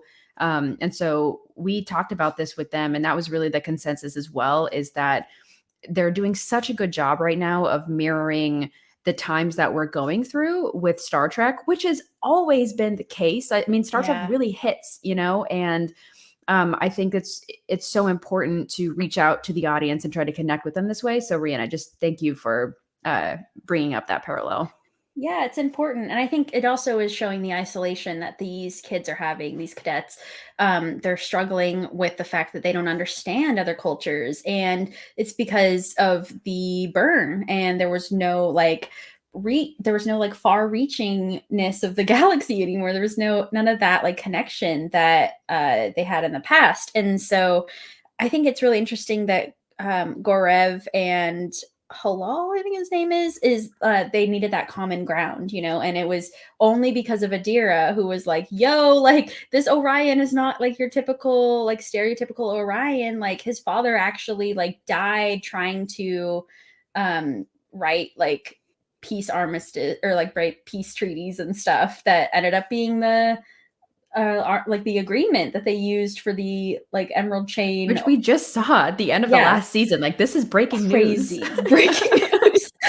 Exactly. So I think that this is just like so cool that Tilly is literally like, you need to find common ground right now. Like we are getting out of this alive, and to do that you all need to work together, because she emphasizes the fact that like we cannot do stuff alone. As much as we all want to be independent, strong people, which we can be, but it does not mean we have to be, and it does not mean that like we have to do things alone. It's something that I'm learning and continue to learn, because I'm very independent and I don't like asking people for help. I would rather like do anything but ask people for help. But I've been learning that like, hey, it's actually okay to reach out to people, and like, you can actually learn so much and become a better person if you talk to people and you find common ground. Yeah, Tilly has that great quote in the middle of the episode. She says, "There is common ground here, but you'll never find it if you don't talk to each other." Which is true. I mean, it's that like very famous quote, you'll miss 100% of the shots you don't take. Yeah. Like if you don't try to connect with someone, you're not going to. Totally. Yeah. And sometimes that's how it works. Yeah. I mean, I'm going to say it. Sometimes you shouldn't connect, you're like, that person, but you still should try, don't connect with the red flag people maybe, but like still you have to reach out and see if there is common ground, because like we can't get anywhere in this world if we only talk to people who are the same as us, Yeah, that's not going to get us anywhere. Gotta take chances, open your bubble up a little bit. And this is what we're seeing too, is Saru found the common ground with the president of, or not the president, but the president leader of the Federation. president of Vulcan, or of Navarre, and Brianna. Like, I know, I can't believe it. I said Vulcan. We're woke. It's Navarre. I gotta be woke. Well, Saru found that common ground because he talks about his own experiences with the Ba'ul and how like they used to enslave them, and it used to be this very, of course, like horrible relationship they had. And then now, in this future, and even during his time, they were able to find common ground and find a solution. And of course, it's up to Michael and Saru to do this, but they do it beautifully. When the president says that, what's his name? The beard dude is sick. And he can't come. Yeah, right. Yeah, he's sick. He can't come to the negotiations. I feel like that's the equivalent of someone saying the Enterprise is the closest fleet in the quadrant, or it's the closest ship to the crisis. Michael and Saru that's are the excuse. Yeah. ones they need to solve this problem. And there's a great quote by Michael too, because both of them, Saru has this thing going on with the Vulcan, and anyway, and Michael's going back and forth with the president, trying to figure out what to do about this. And then once they decide to have this committee that has both people like from Starfleet, but it's also like an independent review who's going to come together, and they're going to check in on all of the worlds, like everyone who's joined Starfleet, and kind of give them a survey, survey, how was your experience with Starfleet when they got some minerals from your planet or whatever, Yeah. And Michael says, because then Navarre's like, what about like, we need a representative. It's not fair if we're not involved. And Michael says, I'll do it because I grew up on Vulcan and it's in my blood. I'm, the daughter of Logic and also a Starfleet captain. And she says, I will be the bridge until you no longer need it. And I love that quote. And it really makes me think about that too. I know Rihanna and I are both like extremely empathetic people. And I feel like sometimes with my friends, I end up being the bridge. I'm not like as cool as Michael, but sometimes, Hey, you know, you're pretty awesome. I think it's important to remind each other of like, oh, this person's acting this way because they have this going on, you know, and keeping that well-rounded view of people is really important. So Exactly. I'm just glad that Michael is the bridge for them. And of course she is. She was born for this job. Oh yeah, she's incredible at it.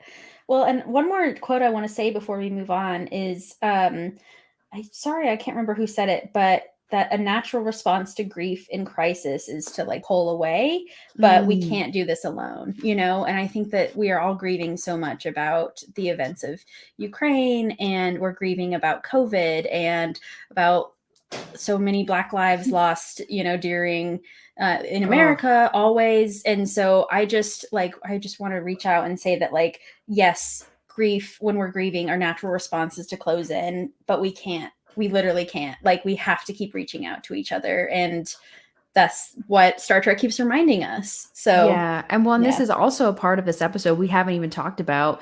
Is that Book is in therapy sessions with Hugh, with Dr. Colbert, and he's trying to process his grief as well. And he's very sick of the whole process and doesn't really like want to have therapy and be talking about his emotions. But I think it's good for him to realize, because I keep saying Bashir almost. Hugh, Dr. Colbert gets him to have an angry emotional outburst, or like the type of therapy that they're doing, which is like normally done on Book's homeworld.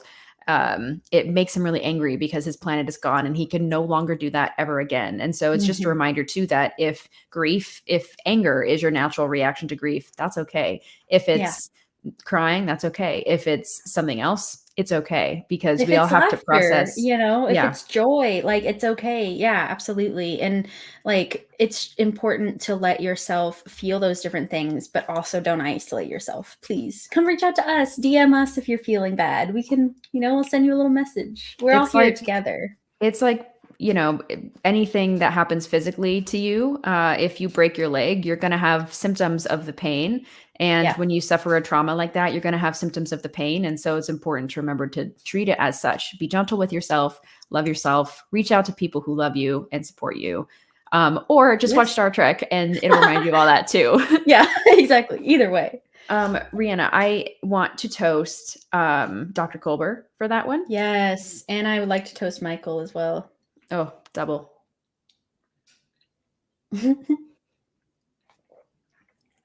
Literally, your daily double glass is amazing. I was just going to say, Rhianna got this for me. We both love Jeopardy. Love it.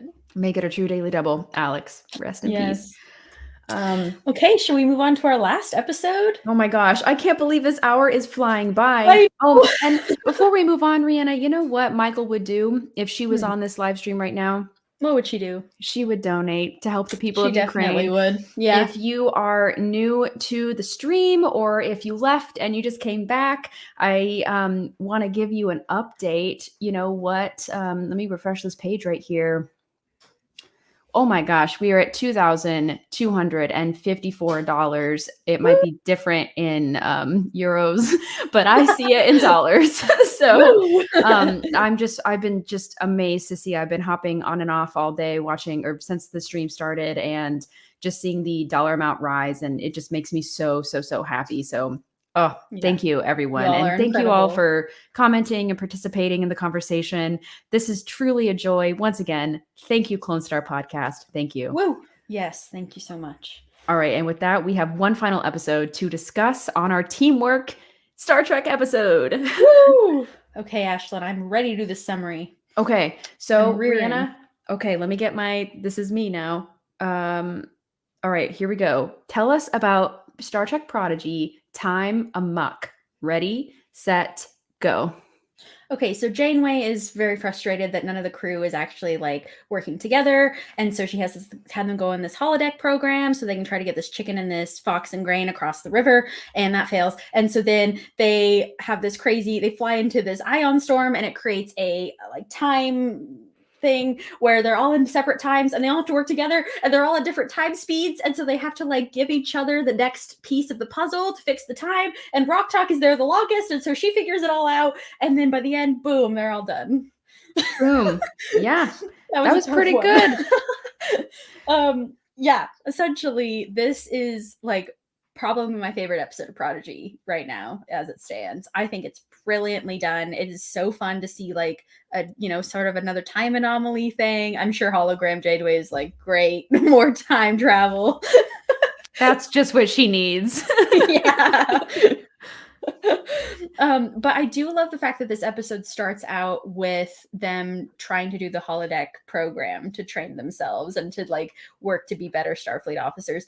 But the thing is that like in the beginning of this episode, Janeway doesn't know that they're not Starfleet. She doesn't know that they just stole the ship from the penal colony, the mining colony. Okay, whatever. how does she not know though? I feel Come like on. Holo Yeah. Janeway's kind of dumb, you know? Like, I mean, no offense to Holo Janeway, but like they don't Put even two and have two together. They don't have comms. Like, I'm sorry, they don't have comms.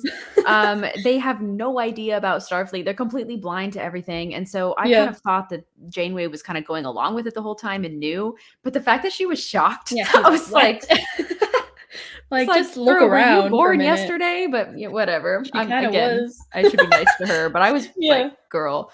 Anyway. Yeah. So I do love that she starts this hollow exercise to help them try to, you know, get the chicken and the fox and grain across the boat and like learning, oh, you can go back. You don't have to do it in one trip or like all this stuff. And to see them struggle is very frustrating because like they're not communicating. They're all just spouting ideas without listening to each other. And like, isn't that what we do a lot? Like, isn't that Twitter? Like, I feel like half of our social media is us Call just that. spouting ideas Yeah. and not listening to each other. And like, don't get me wrong, I love different platforms of like, you know, I like Facebook and Instagram and Twitter and stuff, but like it can be very dicey when you like actually don't listen to each other and like don't think of other people's perspectives. And so this is why this fails a lot, you know, is the fact that like this is not working. Yeah. Yeah. Also, did you figure out the answer to the riddle about the fox and the grain and the chicken? Because the idea is that they're supposed Elefino. to like get them in a boat across the river. But of course, like if you put the chicken and the fox together, the fox is going to eat the chicken. Yeah. But then Zero was like, we could like do one at a time and come back. Yeah. And Janeway's like, warmer. So Yeah, that's all we got. We never got a full one. I mean, but I I- think the answer is in the episode. You know, it's sort of like if you work together, they'll have a solution. I don't know what the solution is, but they probably would have come up with I mean, a it's good one. probably just putting one at a time across. Yeah. Or just the fox and the grain and then come back for the chicken. I still feel like the fox will eat the grain. Maybe. Who knows? I don't know. I don't know much about like what foxes eat, but this isn't our podcast episode. So. Yeah. Yeah, I again, this is similar hilariously to A Little Ship because each of Yeah. the crew are separated by time and everybody's going at different speeds. I also love the way that they explain the complications of this time travel because they Yes, do for, it like, so kids to understand. simply, yeah, that even kids Mhm. can understand, and they really spell it out for you, but not in like a annoying way. It's really Yeah. beautifully done. So we have everybody is traveling at different speeds and only Janeway can travel between them, but each of them complete a piece of the puzzle to help get the ship back online because Mhm. basically the warp, or what's not the warp core, the protostar is like gonna explode because it relies on gravity to be powered, and in the ion storm there's no gravity, and so Yeah. they have to build this thing to help keep it stable. I think it is like a warp stabilizer or something. Yeah. And so Zero, who I expect right away to like fix everything. Yeah. But Zero has no time, and so at first it's Jacob. Jacob is the one closest to the explosion. Mhm. And so he explodes like immediately. He thinks he's Can 10 we minutes. toast to Jacob Oh. in this episode Oh, because he yes, does not we get enough can. love. Toast Boom. to Jacob. Mhm. He's so good in this because he runs down immediately in engineering. He's right on it. So brave. He knows he's going to blow up in like a minute. And like he still is like, we need to get this thing. Like, go tell the next, you know, essentially like he figures out that what the little stabilizer thing they need, and that then of course then can help the rest of the crew make it. And so I just like, he's so brave in this. He just runs down and like, right, and of course he's closest to the explosion too, so like, you know, that it would have been really bad if they didn't have the rest of the crew. Yeah, exactly. I am really also just admiring of Janeway in this episode because she's able to appeal to every single character and have them she's able to like efficiently communicate what's wrong and then how they can fix it. And in the case of Dahl, he's playing his video game and he's not aware of the situation. And so she has to work even harder with him to say, hey, this is really serious. There's no one on the ship. Wake up, buddy. And I think also Dahl has a lot of self-esteem issues, even though he kind of puts on a vibrato, you know, and he has a little bit of an ego, is thinking that he's all that, he can do anything. But inside, he's really afraid. And I actually really connected with Dahl while I was watching this episode because he's so afraid he's going to mess up the warp stabilizer that he doesn't even want to try. He just says, nope, I can't do it. I'm going to mess it up, period. And so Janeway has to push him, you know, and say, you can do it. And also you have no choice because everyone's going to die if you don't try. Yeah. But also she pushes him to think outside the box too, because he's like, we don't have the right parts. Like, how am I supposed to do this? But he's the one who comes up with like the different pieces they can use that then he shows to Zero. And then of course, Zero is like a freaking genius and uses the schematics, even though they're in a very like limited time period. Zero just like kicks butt. Like, they're awesome. I love Zero. Which leads me to my question. Who do you think was the most like awesome team with Janeway? Who do you think worked best in this moment with Janeway? I think that Gwen worked the best with Janeway because she took it really seriously. I think she really connected with Janeway. She said, hey, I know what I have to do. And she had the added complication of trying to deal with, who's that terrible the Dreadnought guy? Dreadnought. Yeah. So Dreadnought was like created in their vehicle replicator. So that's how he was able to transport on the ship and try to kill Gwen. And so she's dealing with that. But I just thought that her and Janeway worked really well together. Rhianna, what about you? Well, I just want to say too, Dreadnought found the missing piece they needed, which is like kind of perfect. So even he helped out. I was joking because I was joking to myself because I watched this alone, but that's like me in my house. Because whenever my husband can't find something, he's like, "Where's my wallet?" And I'm like, "It's on the couch on the left side." Because I just remember where things are at. You're and like he's Googling. like freaking out in the morning. He's like, "Where are my keys?" And I'm like, "They're in your pants." And he's that's like, exactly what my girlfriend does for me. Wow, we need people like you in this world. we need people like Dreadnought. You know, it's like, where's the converter? And he's just like, it's right here. Yeah. So to answer your question, I think Zero and Janeway worked the best together. Yeah. Zero had the most limited amount of time besides Jacob, and they just went right to work. They made the entire schematics and everything was going like really fast. They're like typing and I think they even said at one point like, man, I wish I had like better dexterity on my hands. I'm like, yeah, I wish you had like, that'd be so even more sufficient and like extra amazing. But anyway, I just love Zero, and I think that they're like such a cool addition to this show, and that Zero and Janeway just are perfect. They're right in sync together. Absolutely. And then I know we only have a couple minutes left. I just have to bring up Rock Talk. Love of my one life. of my favorite characters. Yes. Mm-hmm. She is the one who saves everybody. And she has literally the farthest journey to travel. Her time is going the slowest. She is she's the most reluctant to do anything to help with the situation. She's because terrified. It's really scary. So scary. Yeah, she tells Janeway to go away. And then she ends up, because time's going so slowly, she's alone for a long time. We don't know how long, but it's long. We don't know how long.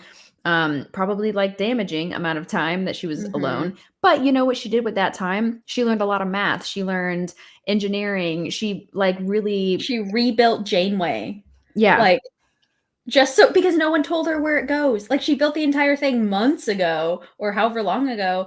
But she literally was like, well, I guess I'll build Janeway and Janeway was like, why'd you need me? And she's like, no one told me where it goes. I'm like, that's so true. Like, that's such a good point. Like, I didn't even think of that. Of course she wouldn't know. She's not an engineer. And I like the Yeah. fact that then she sort of gets to claim her own position because everyone was calling her security officer just because she's big and buff. And I just didn't like that. It's making assumptions about her. But she was just like, no, I'm actually like an engineering whiz now because I had all this time on my hands.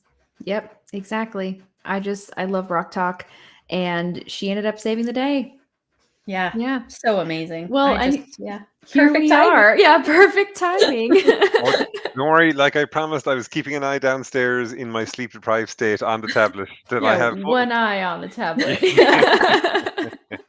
Oh no, I was keeping an ear for all the comments that were being made and kept an eye on the actual comments then as well themselves. Ladies, did you enjoy yourselves? Is the question. Absolutely. We had a blast. Yes. Yeah. And just out of curiosity, your podcast is the Duras Sisters podcast. Yes, straight out, isn't it? Oh yes. Yes. Yep. So, guys, Yeah. if you haven't picked up on it before, please do pick up on it and do give it a listen. It's a really good podcast because obviously we've been reaching out in the last week and we've been discovering new podcasts that we didn't even know existed. So this is an absolute brilliant way to kind of network and kind of get the name out there as well, and things like that.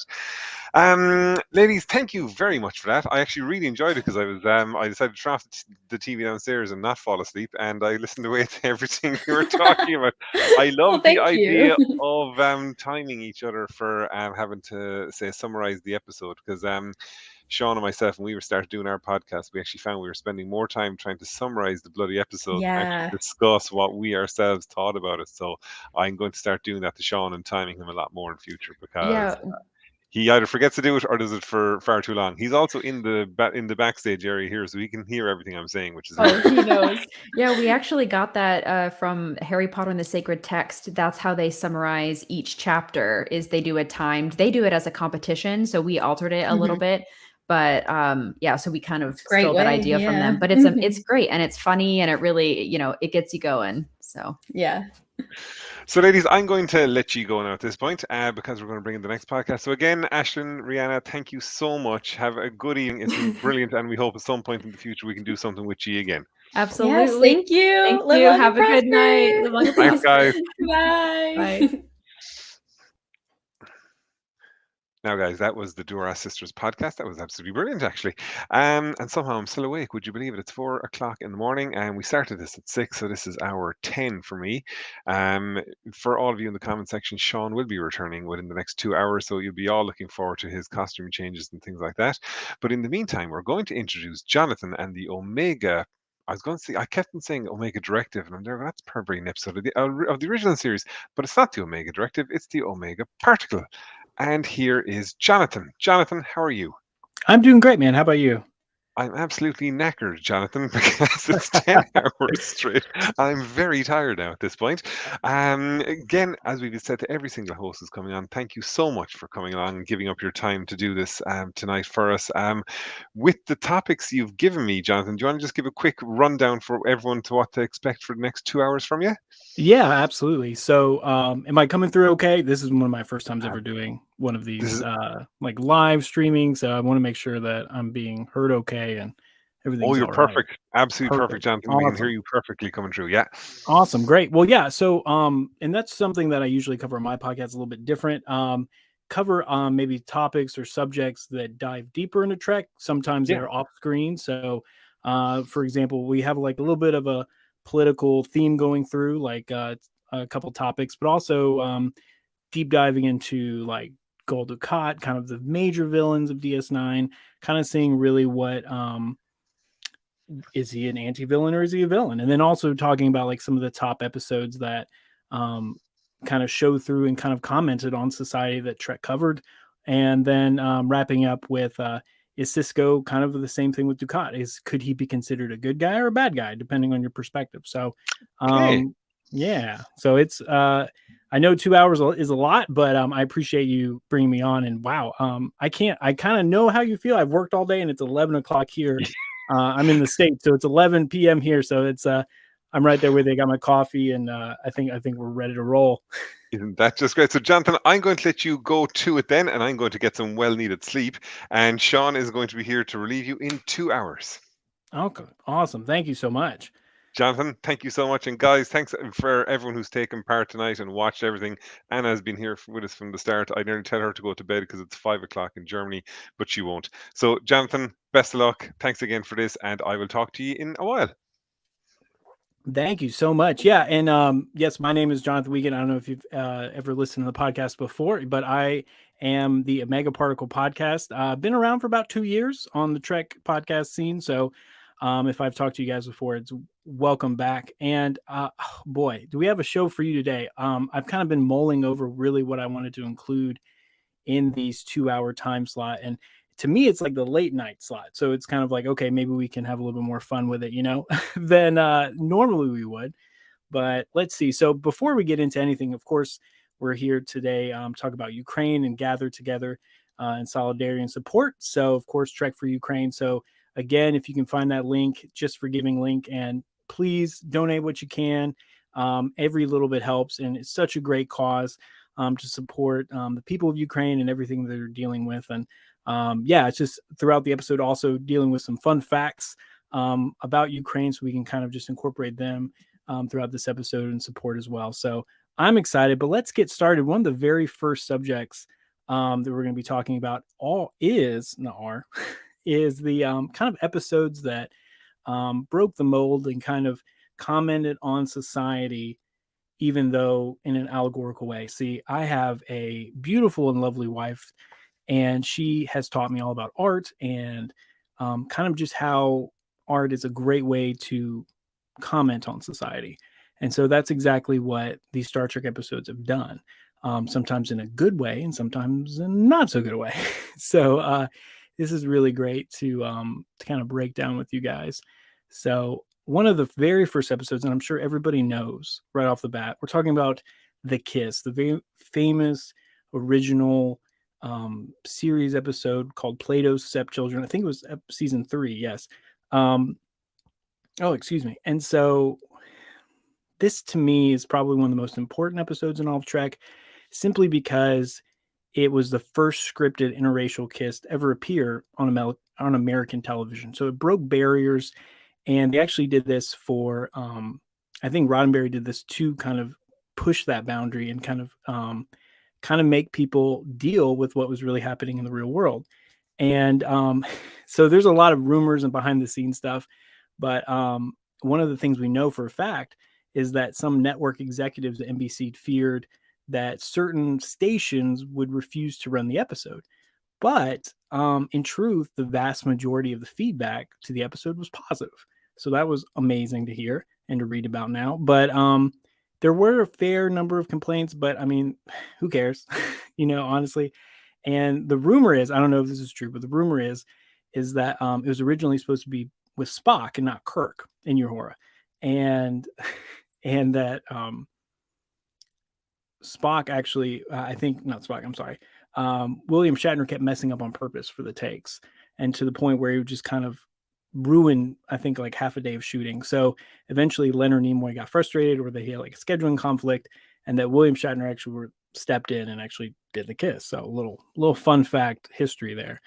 One of the other kind of interesting controversial episodes that we did with, I'm not going to touch on it too much, I know someone else is bringing on that tonight, is called the conspiracy episode. Now, I've covered this before with a lot of my other really good friends, and the conspiracy episode is I think it just needs more kind of gory and violence, which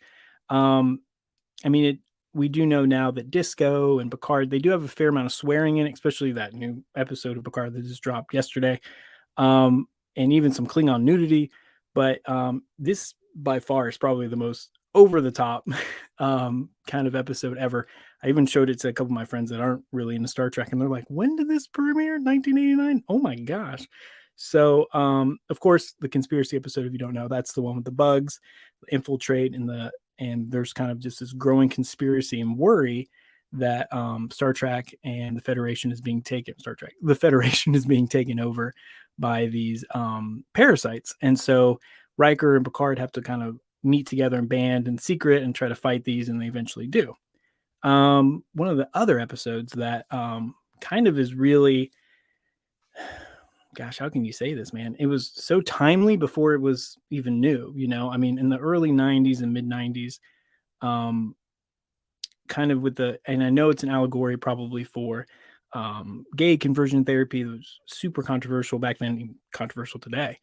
And it's the episode from Star Trek Next Generation called The Outcast. It's when the Enterprise comes in contact with a race of genderless beings, and Riker meets Soren, and the two hit it off. I think that's right. Yeah, I'm sorry. I'm talking to having my intern here, Luna, with me. So Soren reveals that she has considered herself to be a woman since she was a child, and she's forced by her government to undergo therapy so she'll become genderless again. And eventually that happens. She's forced to, and she, at the end of the episode, it's kind of heartbreaking, you know, like you have to see this, and this government forced somebody to be this way when she doesn't want to be. And it's probably so moving and touching for the early 90s. So really just light years where it was. And I think even today would still be very needed and very celebrated too. But I think when you think about Star Trek episodes that kind of breach the mold and talk about things that, I mean, that really transpond the world and really kind of show us what we kind of a mirror to ourselves. To me, it's the DS9 episode Far Beyond the Stars. Star Trek, of course, we know is taking on real world issues like racism, and this is by far probably top 5 Star Trek episode of all time. Like for me personally, and it's just a breakdown if you've never seen it. The episode focuses on the sci-fi magazine publisher in the 1950s named Benny Russell, and he turns in a story to his publisher about a future space station, and it's led by a captain named Benjamin Sisko. And so people think he's kind of leading to this nervous breakdown. And I mean, it's just a beautiful episode. And Avery Brooks, oh my gosh, amazing actor, an amazing performance in that episode. And yeah, it just really kind of showed a mirror to what it was really like back then, even what it's like today. So if you've never watched DS9, you've never watched that episode, highly, highly recommend watching Far Beyond the Stars. Really good stuff. But also, I kind of debated myself if I wanted to mention this episode, and I know a lot of people in Trek do, but just like how progressive Trek was and kind of forward thinking a lot years ahead above itself, sometimes it's kind of just wild to see exactly what happened with some of those early ones. And of course, I'm talking about the controversial episode Code of Honor. Again, I'm trying not to go too much into it. I know someone else has covered it or will cover it, and it just doesn't look good. Like, I'm surprised it's still on. Like, it's not on Netflix now. I think they're taking TNG away from Netflix, but Paramount Plus. I think I'm just shocked that it's still on there personally, because it's just very, how can I say this? Very just stereotypical and paints people of color as like less intelligent, less I don't know the words I'm looking for, but it's not a very good site. So on one side of the coin, you have this amazing, great perspective on race with Far Beyond the Stars, and the other side, not so much. So again, learn from your mistakes and move on. So, but one of the things that's really interesting and kind of wild to me, because I was researching this for a prior episode, and it's from the season 3 episode of TNG called The High Ground. And it's a very quick episode. If you've never, really quick, I don't know the word, like sentence that Data says to Dr. Crusher. And Data mentions that terrorism helped led to the Irish unification of 2024. And that single line led to such an uproar in the UK that it was banned for 17 years, up until 2007. So really, yeah, again, controversial stuff but again, speaking to politics right in the thick of it. I'm an American, don't know too much about it, so I can't comment on it. But again, it's the whole theme of this is like Trek representing and kind of telling stories, because to me, that's when sci-fi is at its absolute best, whether you're talking about Dune, Star Trek, Star Wars, even, it's when you can be an allegory for something in the real world. You can tell stories and have people confront things in their own lives and in their own thoughts and ways that they may not have normally gotten there before. So it's that's when sci-fi is the best to me.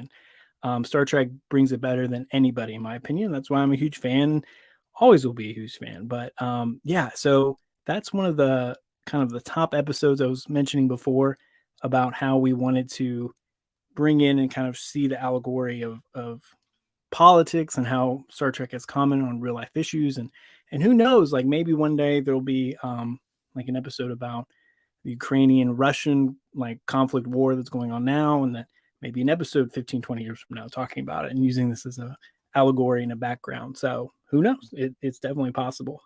Someone in the comments said, who's Luna? She's actually my my intern here. So she's like close family friend and just helping out, like just a lot of editing for me. I'm actually an accountant, so I'm completely new to the communications game with mics and soundproofing and all of it. So I'm completely don't really know what I'm doing sometimes. So it's really good to have her here and kind of get that kind of professional touch that I sometimes would never get before.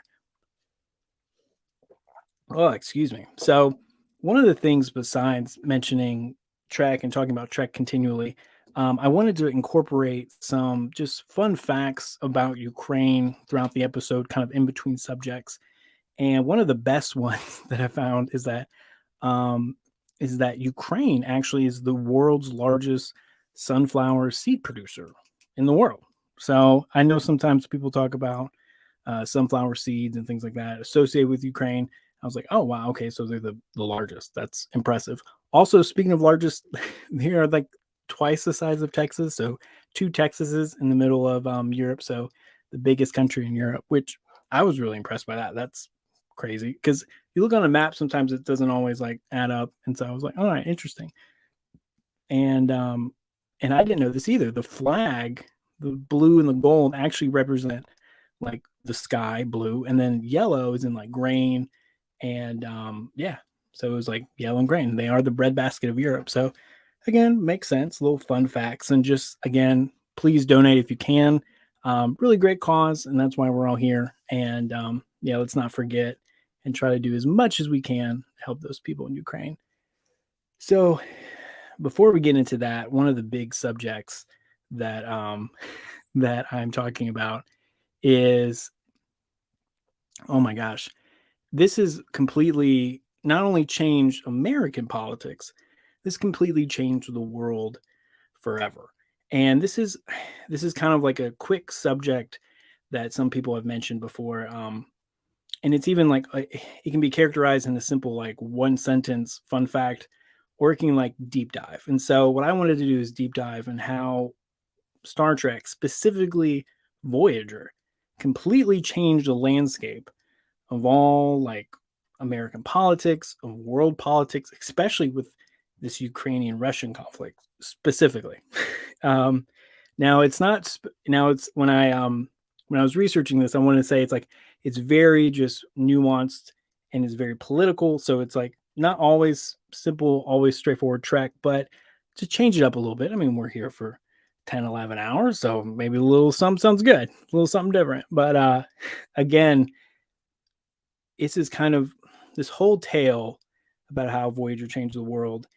Just reinforces it's important who you're in a relationship with and who you marry. I mean, we've seen a lot of these. Oh my gosh.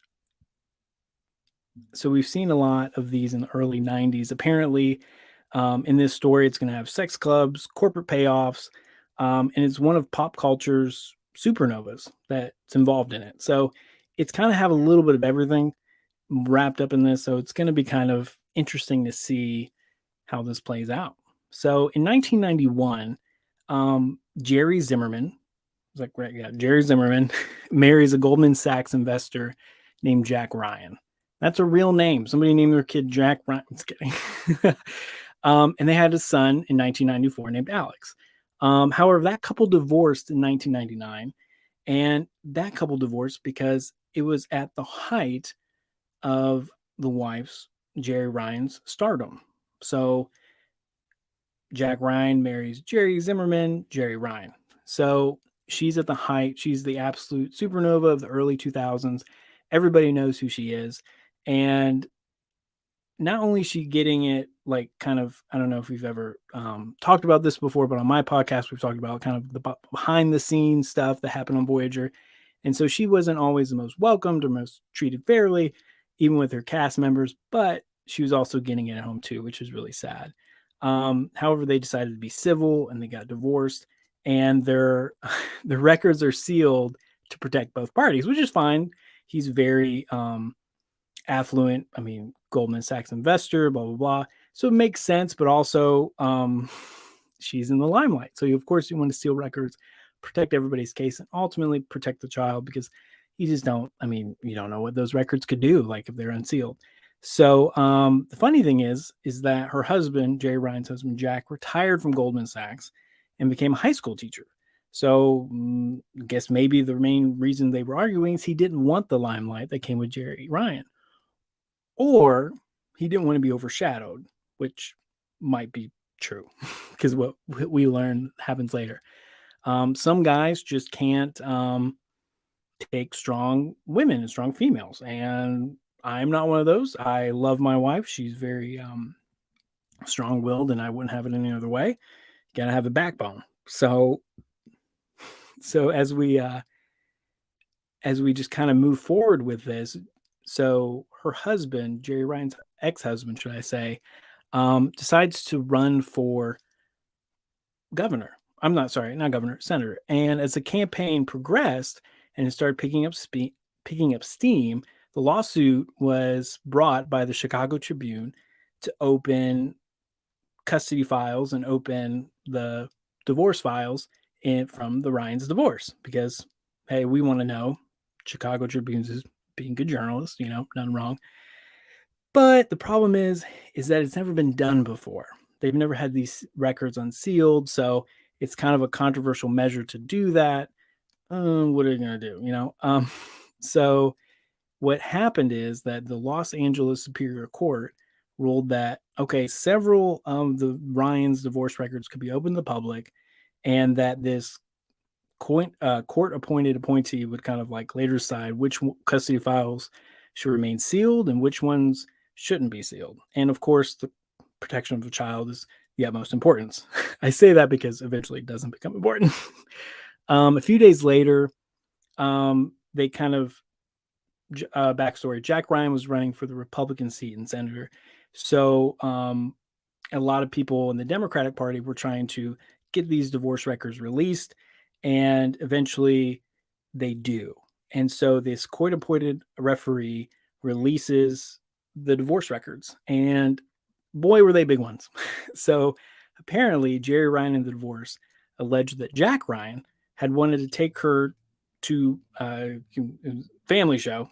So he wanted to take her to certain clubs in New York City and New Orleans and Paris that, yeah, I'm not going to brag out and say it, but yeah, Jerry Ryan described it as a bizarre club with cages and other apparatuses hanging from the ceiling. So just keep it in perspective. So I don't want to go too much into that. Family show, like, try to keep it PG.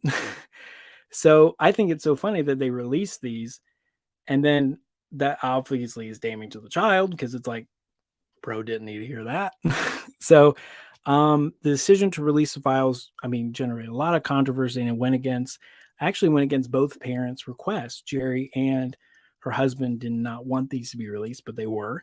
And of course, they were sensational, like, fodder for tabloids and television programs, and it was just garbage. Like, I think there's a great quote. It's kind of like, it's this McDonald's is not good for you, but you still eat it. It's like, yeah, it's one of those things. So, and so we have this huge controversy brewing. Again, her husband is running for, Jack is running for senator of this particular state that will go on the Republican ticket. And eventually it comes out that he actually lied completely to the GOP head makers and said, hey guys, like, I'm actually going to this is completely okay. It's completely safe. There's no controversy in these records, I promise. It's just kind of like, trying to protect our child. We just don't want things to get out about our personal lives, blah, blah, blah. And they believed him. And so actually caused him to be dishonest. And so, oh boy, they actually felt that he misled them purposely, and that they took him out of the senator race out of, I don't want to mention the state, but took him out of the senator's race, and he actually had to withdraw on June 25th. And the reason that's significant is because June 25th, you have July, August, September, October. You only have 4 months before the election, because here in the United States, we have elections in November, normally. And according to Ryan, he said in an interview that it was unprecedented in American politics for a newspaper to sue Access. Again, the Chicago Tribune wanted those access to those records, and that it hasn't been done since. And he lists a couple of examples, but so it's never been done since. And his replacement that for the Illinois Republican State Party chose was this guy from Maryland. He had barely lived in Illinois. Again, it's 3 or 4 months before the election. It's not going to take, people aren't really going to support him. And this guy had an unsuccessful track record. He lost 2 races in Maryland by landslides. And then he was like, I guess I'm just going to go to Illinois, maybe see what will happen there. And he just, again, focused more on trashing his former candidate in Jack Ryan, as opposed to kind of dealing with the issues and trying to clean it up. So it wasn't surprising that the Democrat won this seat with 70% of the vote. And some say it was because of a weak opponent and a damaged GOP, but it was one of the most successful campaigns ran by the Democrats in Illinois. And that, my friends, was the Democratic candidate, was somebody that I think ran twice before for the nomination and didn't get it, but got it, and then got elected again to the to the National Senate because of a weakened GOP, possibly because of these divorce records. So 70% of the vote, this guy was, of course, Barack Hussein Obama, who was then elected president 2008, 2012. So if Jerry Ryan's divorce records were never unsealed, what would have happened? If she never landed the role in Voyager, or if Voyager's decided to take a role in a different way, as opposed to being the sex symbol on the show, as she was originally intended to be, to boost up ratings in season 4, who knows what would have happened? And that directly correlates, to a domino effect all across the world of what could have happened, especially even this Ukraine-Russia conflict, because as we know, Crimea invaded parts of Ukraine in, I think, 2014, 2015. So wild. Just to begin with, it seems like one of those things that you really never know what's going to happen until it happens. And then the counter effect. And to me, it's a great what if moment in all of American history, but also Star Trek, because eventually we know Seven turns into to my opinion, one of the most celebrated, fleshed out, great characters in all of Trek lore. And even how, with Picard, that continues, amazing. So it's really great to see that progression of her character. And oh my gosh, so who would have known if maybe they didn't get divorced, or maybe those records weren't sealed? Who knows what American history would look like? Who knows what world history would look like? If John McCain would have won in 2008, and who knows what else would have happened. So little fun fact to kind of bring up the big Trek lore. But to me, it's always fun to deal with kind of controversial episodes like that and people like that. Hold on 1 second. Nope. Okay. Sorry. I was kind of making sure that my connection was strong. So moving forward to, speaking of big revelations and world changing stuff, it's always important to sometimes keep perspective on people. And one of the great things that I saw when researching for this, I guess, telethon, big marathon of Star Trek podcasts and events, were sorry, I was reading the comments. Thank you. So I think one of the big things that I read about was you have to keep perspective because you never really know what you're seeing or what you're ingesting, you know? So are we seeing, is it fake news? Is it really happening? And then is, I think the great line, this person's freedom fighters, this person's terrorist. So to keep that in mind and keep that in the same vein, I wanted to talk about Gul Dukat. Now, Gul Dukat is one of, in my opinion, one of the best villains in all of sci-fi, not just Trek, but sci-fi in general. I mean, this is before, like, I mean, talk about the writing of DS9. Amazing. Think about this before the big anti-hero fad that swept all of TV and comic books. And when we had Gul Dukat chilling in the late 80s and 90s. And I mean, you love to hate him. And I mean, you just despise him as the series goes on. Then he gets weird and he has that thing with Kai Wynn. It's like, okay.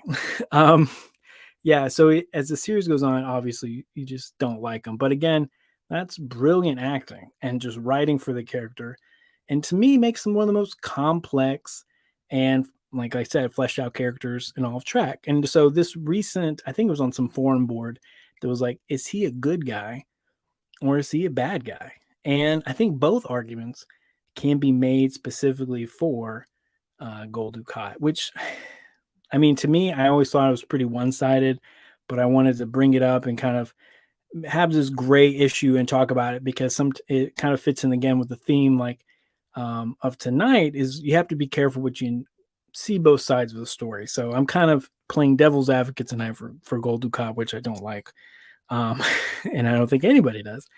But like I said, I've talked to a couple fans who don't think he's a villain, and he was just put in a bad situation. And that's a great way to phrase it. He was just put in a bad situation because, I mean, we've all done things in our lives that we're not proud of. I mean, if they had a giant screen and they played some of these moments, we're going to be like, oh, I can't believe I did that. It wasn't great, you know?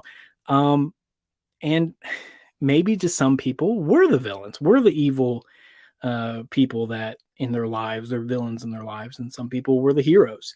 And I always think about that with like ex relationships and ex girlfriends. And boy, it's just, to me, I think you like I said, you don't always know if you're the hero or the villain. Of course, there's going to be people that think you're the villain out there. And he was, of course, if you've never watched DS9, Gul Dukat was the main antagonist to Ben Sisko, who's another great anti-hero that we'll talk about later on in his own right on DS9. Little just fact trivia for you here. Gul Dukat appeared in 35 of the show's 173 episodes.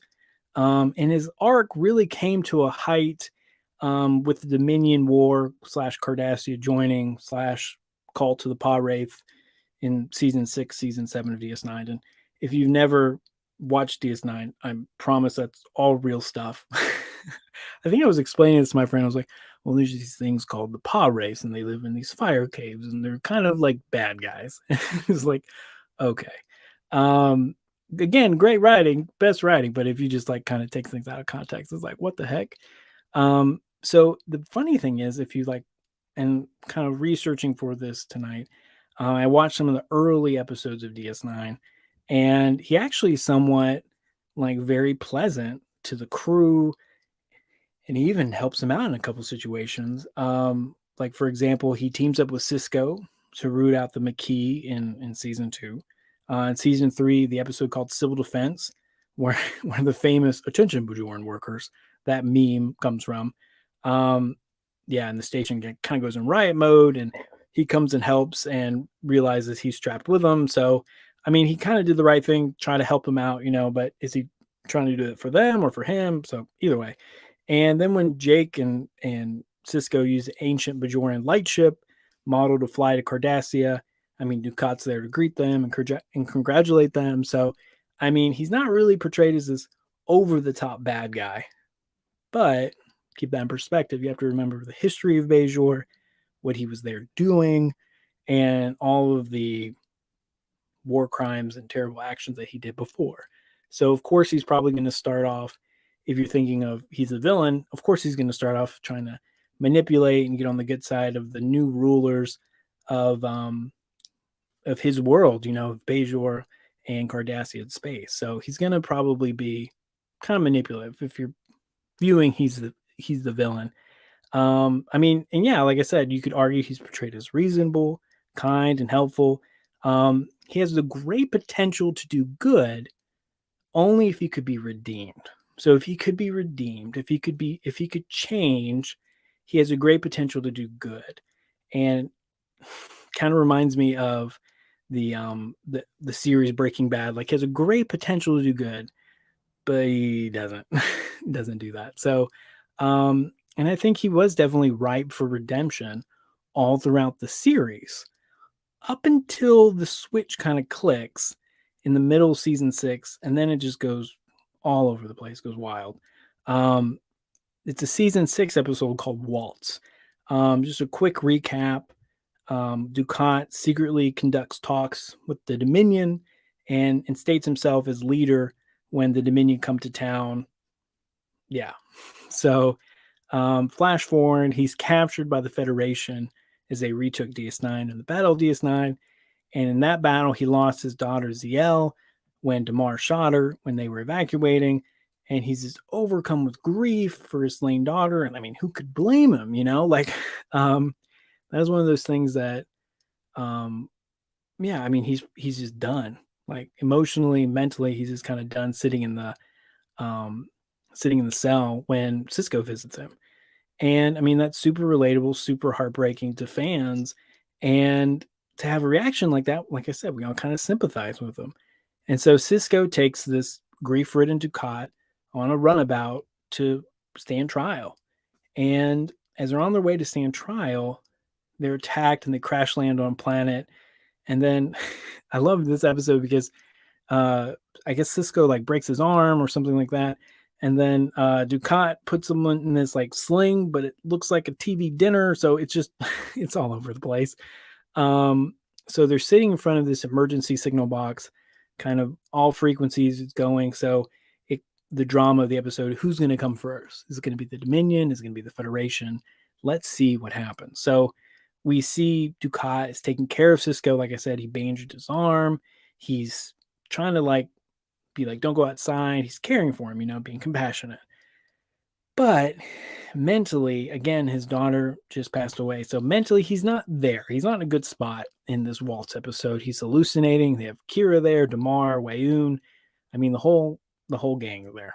And the funny thing is, and kind of when the episode turns, you kind of can see that, that emergency signal is actually turned off because Dukat wants this heart-to-heart convo with Sisko where they can finally just be honest with each other and kind of just share all their grievances, like the Festivus poll, like share their grievances.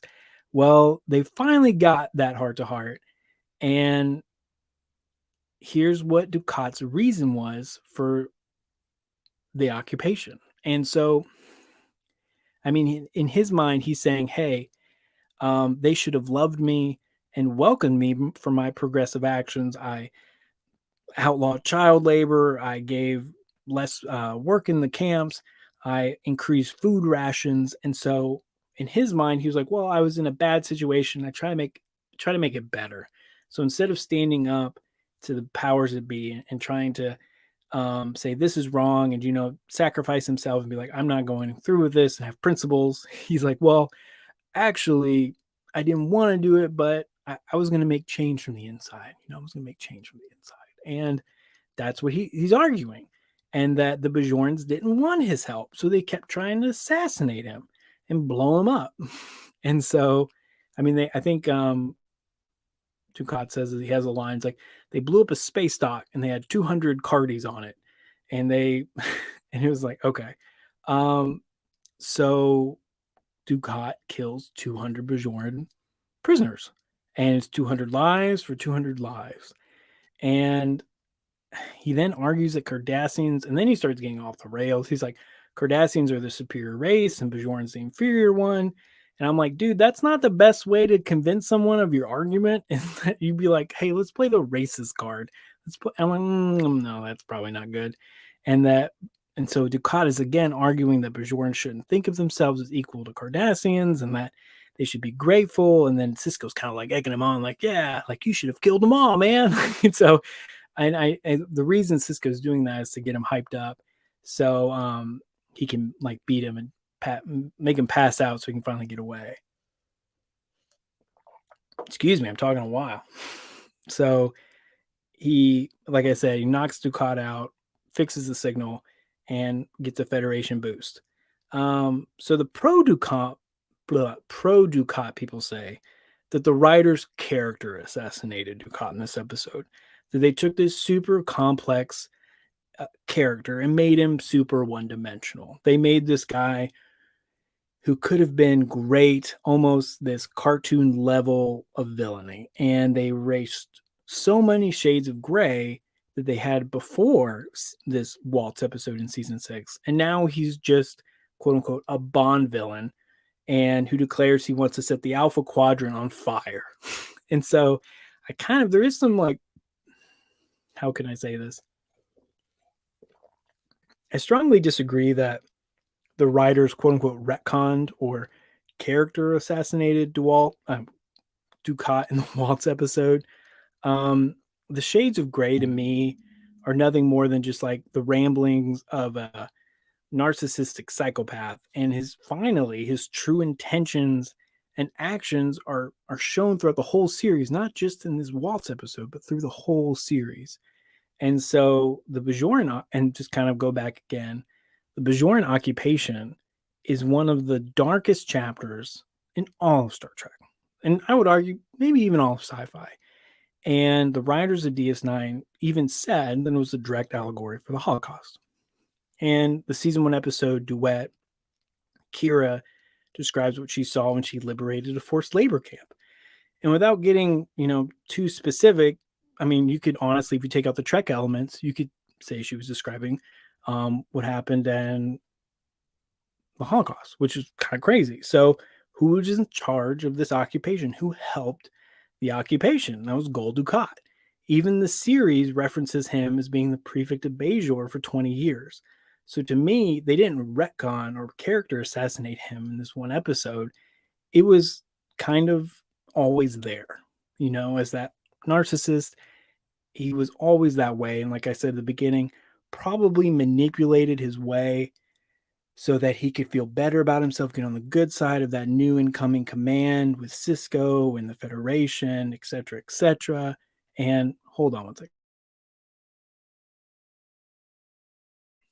Sorry about that. Yeah, I had a cough and didn't think everybody wanted to hear that at, what time is it? 11:40 at night. So to me, kind of getting back into it, sorry again. Dukat sees himself as like the compassionate, that his actions are justifiable and he should be praised, and all he's done for Bajor, blah, blah, blah, blah, blah.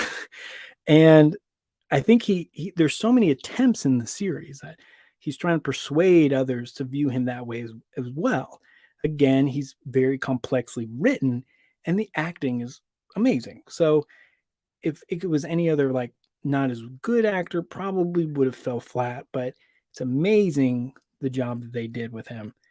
But at the end of the day, he was still a space Nazi, and even if he got redemption, should not be viewed as the anti-hero in any way, shape, or form in this Appalachian kid's humble opinion. If he truly wanted redemption, then he would have to face up to the reality of his crimes and give himself over to the Bajorans for war crime trials. To me, that would have been like, okay, he's truly redeemed.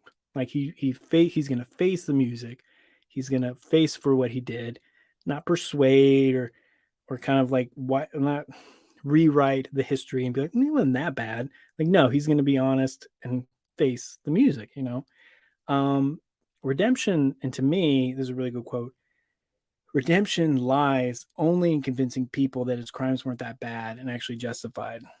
So I think that doesn't sound like a man who wants true redemption, but an abuser who gets away with his abuse. Personally, I think he's probably one of the most evil Star Trek villains of all time for that reason. Like sometimes it's like the Dominion. I mean, they're just straight out the Dominion, this fascist, huge technologically advanced, just authoritative power, and they know that's like, hey, we want to take over you, we want to conquer you, period.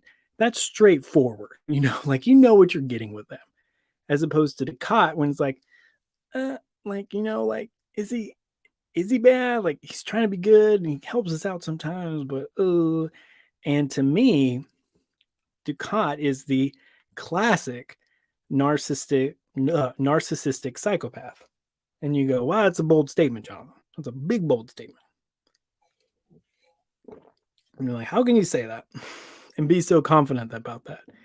And that's simply put, because, again, just opening up the onion that is me in my life. I member of my family, one of my parents, my father was a narcissistic psychopath. And a lot of the same, when I first watched DS9, a lot of the same tendency was going through. I kind of was like, oh, that reminds me, not in a good way. And I just kind of recognize that, just to be honest. And for example, exactly what his crimes were during the occupation, and he continually views history through a different lens to justify it. And so to me, that's a red flag of a narcissist, because they can never truly admit their fault, and if there is ever a time that you can kind of corner them, they justify it. So it's like, oh, okay. Like, for example, like growing up, we didn't have like a lot of food in the house, very rarely. And I was talking to my sister a couple of months ago, and she was reminding me of this. I was like, oh my God, you're right. And we just didn't have any money. So I remember I lived off coconut shavings, like the ice cream toppings. Like, I lived off those for a few days. And I actually brought it up to my dad about 14 years later. Like, I was like, hey, you remember that? And he said, oh, that never happened. No. And then when you corner them, they justify it. So it's like, you have to do what you do to survive. I think that's what Dukat says. So I just think I'm going to wrap it all up with Dukat. I don't think he's this anti-hero in any way, shape, or form. The only redemption, he only wants redemption through people agreeing with his actions and not showing really any remorse. So the idea of saying, well, he was complex and the character assassinated him, was like, he's kind of always been a space nut, so you can't really say that, like, okay, this one episode changed all of history, I'm like, not so much. So I think it's always been there, always beneath the surface, and to me that's what makes him one of the most evil Star Trek villains of all time, because, again, kind of below the surface, don't know who you're dealing with. Sometimes it's easier just to deal with, like I said, like the Dominion straight up coming at you. So, but again, thank you so much for listening. And I think it's, again, just kind of a little bit of a break. I'm gonna get something to drink here. Again, please donate as we kind of switch topics here. Donate, please. It is a great cause. Help the people of Ukraine. I mean, and this isn't just, I believe it's the Red Cross. Yeah, it's the Red Cross. It's so it's going for just humanitarian efforts. I mean, there's a huge immigration crisis that's going on in Europe. I think a couple nights ago I read that it was 1 million people that were kind of going into this refugee situation. Oh, excuse me for drinking.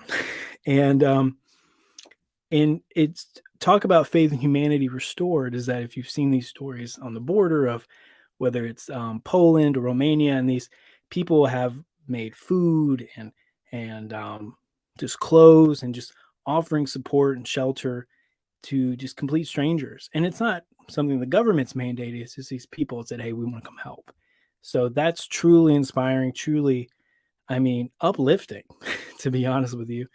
I think that's, and sometimes whenever you see like really bad and evil in the world, I think it was a Mr. Rogers quote, whenever there's evil in the world, look for somebody doing good. And this is definitely somebody doing good. So again, please donate to American Red Cross, to Just Giving. I think the link's in there. Yeah, it's a great cause. And again, that's why we're all here, Thank you. Yeah, someone just put it in the link. I appreciate. Oh, wow. Really? 4 million refugees are expected. Things don't. Wow. So again, we really need that. I personally have given many things. So it's going to be, when I had this opportunity, I was like, oh, I have to jump on it. So I told my friends, told my family, told everybody, I'm like, hey, you got to check this stuff out. It's great. But to kind of go switch sides a little bit. I know we talked about kind of like what's going on in Ukraine, and that's important, absolutely. But let's little fun facts about the Ukrainian people, and this is really surprising stuff. I was shocked because I just don't think about it, but I was researching. I was like, let's have some positive vibes, some good positive things coming out. One of the things that I was just kind of flabbergasted, because when I think of the most educated country in the world, I would think maybe Japan, or maybe like England or Spain or something like that. I wouldn't think of Ukraine. Ukraine is the most educated country in the world. Can you believe that? That's crazy. So they have 99.4% of everyone over 15 can read and write. So pretty much no illiteracy at all in the country, which is amazing. And then also they have the highest, check this out, the highest percentage of adults with secondary degrees. It's 70%. So that to me is just, wow, really impressive. And you kind of just see that education is really important to the Ukrainian people. So really cool. Again, I've always kind of wanted to visit. I'm a big World War I history buff. So going to Eastern Europe is always a dream of mine. Again, there's nothing to do with Star Trek, but just personal. Get to know you at, it's almost midnight here in the Eastern coast of the United States. So thank you guys for listening. So again, kind of going, like I said before, with the perspective between, okay, is this an anti-villain, and one person may be a terrorist and the other person may be a freedom fighter, and what do we believe and what side, and I came across, again, to kind of offset the Dukat, is Dukat an anti-villain? Is Cisco a war criminal? And I was like, good God, like he's my favorite captain. I've never thought of him that way, but again, it's good to sometimes challenge what you think. And yeah, I couldn't believe that. I was like, that's crazy to me that anybody in the right mind, because he's such a good dad. He's has such strong morals and principles. Like, is he a war criminal? But I was like, all right, let's go down this rabbit hole and see what happens, because, I may not necessarily agree with it, but let's just see.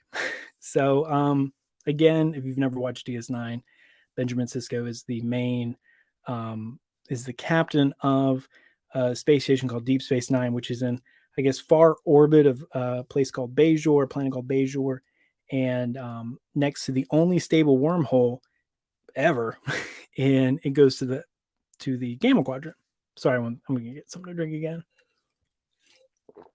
So, from its inception, DS9 was always supposed to be this morally darker kind of series of Star Trek, and it kind of changed the way Star Trek was written.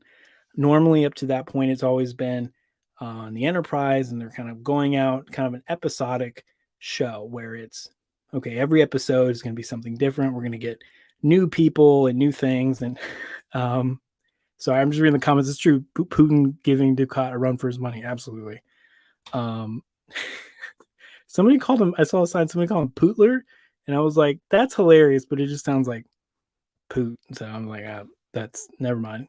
Sorry, I'm getting tired as well. So let's stay focused. Get my coffee here.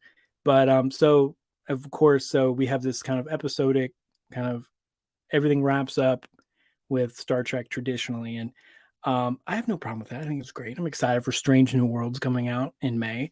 I'm kind of returning to that format. And now so DS9 was the first one to kind of do that long series arc, which to me is, again, really great. And you kind of can build better characters that way, deeper stories. And for me, I was emotionally distraught when I finished the series for the first time. I was living alone at the time, and I was just like, I can't handle this. Because especially that scene as they go away and Kira and Jake are looking through the window, the music like starts up and the orchestra goes. I'm like, oh God. And it's even to the point now that I don't like to watch the final episode, because I just can't deal with it. Because you get so emotionally invested to these characters that it's really tough to thank you. It's really tough to kind of let it go. So again, it's really looking at the shady grays of the Federation as opposed to this sparkling clean, just crisp that Gene Roddenberry wanted. So a little backstory, that's kind of what Gene Roddenberry's envisioned in the original series and even somewhat in TNG, that it was so perfect. That's how we wanted Star Trek to be written. And there's actually, I covered this in one of my prior episodes, kind of, they wanted, the writers were kind of having issues with Gene Roddenberry because they couldn't have any conflict. There's no conflict within the crew. What do we do? So it was tough to kind of have all this external conflict all of the time and not internal, because the crew had to be this, advanced elite, there's not going to be any big time quarrels or anything like that in the future, kind of like no greed, no, I mean, there's ambition, but you know what I'm saying? Like, so the writers kind of had to like twist Gene into allowing that down the road. I'm kind of simplifying that, but just for the sake of this, that's what it was. And so with DS9, it was a completely different sidetrack. And again, thank you for listening to Explanation. We've already seen DS9, which if you're listening super late in the middle of the night to a Star Trek kind of telethon, you probably have. But, and again, we see one of the, I'm not going to touch too much on it because I know some people are going to be covering it, the Dominion War. And that's one of the greatest kind of, in my opinion, like introspective looks at war in a realistic way than ever before. And I think there's a quote by Jadzia Dax because they would get the duty schedules or the KOA killed in action KIA list every morning, and they'd go through and they read it. And I think one of the characters says like, "Oh, there's just starting to become names to me." And Cisco's like, "They can never just be names. These are people. These are our brothers or sisters, fathers and mothers. These aren't just names, and we can never forget that." And for a sci-fi show in the mid-90s to say something like that is, wow, profound. So I'm really impressed that the writers did that, but also kind of shone a light on it. Again, I'm not going to touch it too much because I know some other people are covering it. But again, it's kind of dealing with the founders of the Dominion War. And this is, like I mentioned before, the Dominion War, this like fascist, authoritative, this huge, overwhelming force. And they have these different subspecies like the Jem'Hadar and then the Vorta, who are just genetically bred to worship them as God. So it's not this typical, like the Romulans that are just like, they're a little different than us, but you know what? Like we can have peace with them. The Dominion are very tough to do that with because they don't want to coexist. So, excuse me again. And so to me, when they launched the war against the Federation in the Alpha Quadrant, I mean, like I said before, it forces the Federation to join with enemies, and Cisco kind of becomes, and this is where that gray area comes. Is he a war criminal? Does he do injustices? Does he commit crime in the sake of advancing Federation principles? But do the ends justify the means? And that's kind of what it's all wrapped up, and that's what people would say is. And I mean, the Federation does survive, and they can claim the victory in the war, but what did it cost him? Did it cost him his soul? Did it cost him his conscience? And that's something that only he can answer. So, but I think there are 4 instances I'm going to talk about, and some I completely agree with, and some I'm like, there's stretching there. One of them, of course, is about Cisco releasing bioweapons. And that's definitely the first definitive break, in my opinion, over with Cisco's Starfleet principles. He was in the pursuit of Michael Eddington. He was kind of a former guy underneath him on DS9, and he betrayed Starfleet, worked with Benjamin Sisko as a spy for the Maquis. He joined the Maquis, and Eddington attacks Cardassia with this biogenic weapon, and Sisko threatens to respond in kind, launching bombs against the Maquis colony. Help me with the name now. Like I said, I was an accountant, so I'm not a chemist or into science. So is trilithium resin? Is that it? Trilithium resin? Okay. That will render the planet uninhabitable to humans, but won't affect Cardassians. When Eddington calls his bluff, Sisko launches the bombs, poisoning the planet and forcing its civilian population to flee or die. He threatens to do the same thing to every Maquis colony unless Eddington surrenders. And as his foe note, I mean, if you could say, it makes him everything Starfleet is supposed to stand against. So personally, I think in this case, you could probably say it probably wasn't good. It probably wasn't kosher. Did he definitely make a mistake? Absolutely. Was it personal? I absolutely think it was. He wanted Eddington, and he wanted him bad because he trusted him. He confided in him. He was one of his top guys for security on the space station. So it was a personal vendetta, and I think it cost him, and that's something he's gonna have to live with. And then he does live with on the show, and we see the repercussions for that. So you could say that, okay, all right, I kind of agree. That's not good. Probably not for the best, but at the same time, there is one here, probably the most famous, and I'll give my opinion on it after I'm done explaining. And that's, of course, probably one of the best episodes of DS9 in the season 6, episode 19, in the Pale Moonlight episode. And some people call this Sisko's damnation. Like, this is his when he really just sells out. And I'm not going to say it yet, but so just a background if you haven't watched it in a while, which happens sometimes. Like, I go through my periods of time where I right now I'm in Voyager. And so I'll go through Voyager and then I'll hop onto original series and I'll hop onto TNG and vice versa down the line.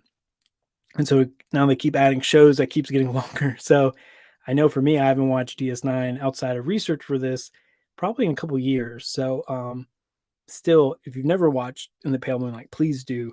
It's one of the best probably writing, and you kind of see it from Sisko's perspective as he's kind of explaining everything with, I guess, this alcoholic drink on a couch. And excuse me. So the Federation is facing a long-term defeat, pretty much. Sisko is relying on deception to try to convince the Romulans to join the rest of the Alpha Quadrant in the war against the Dominion.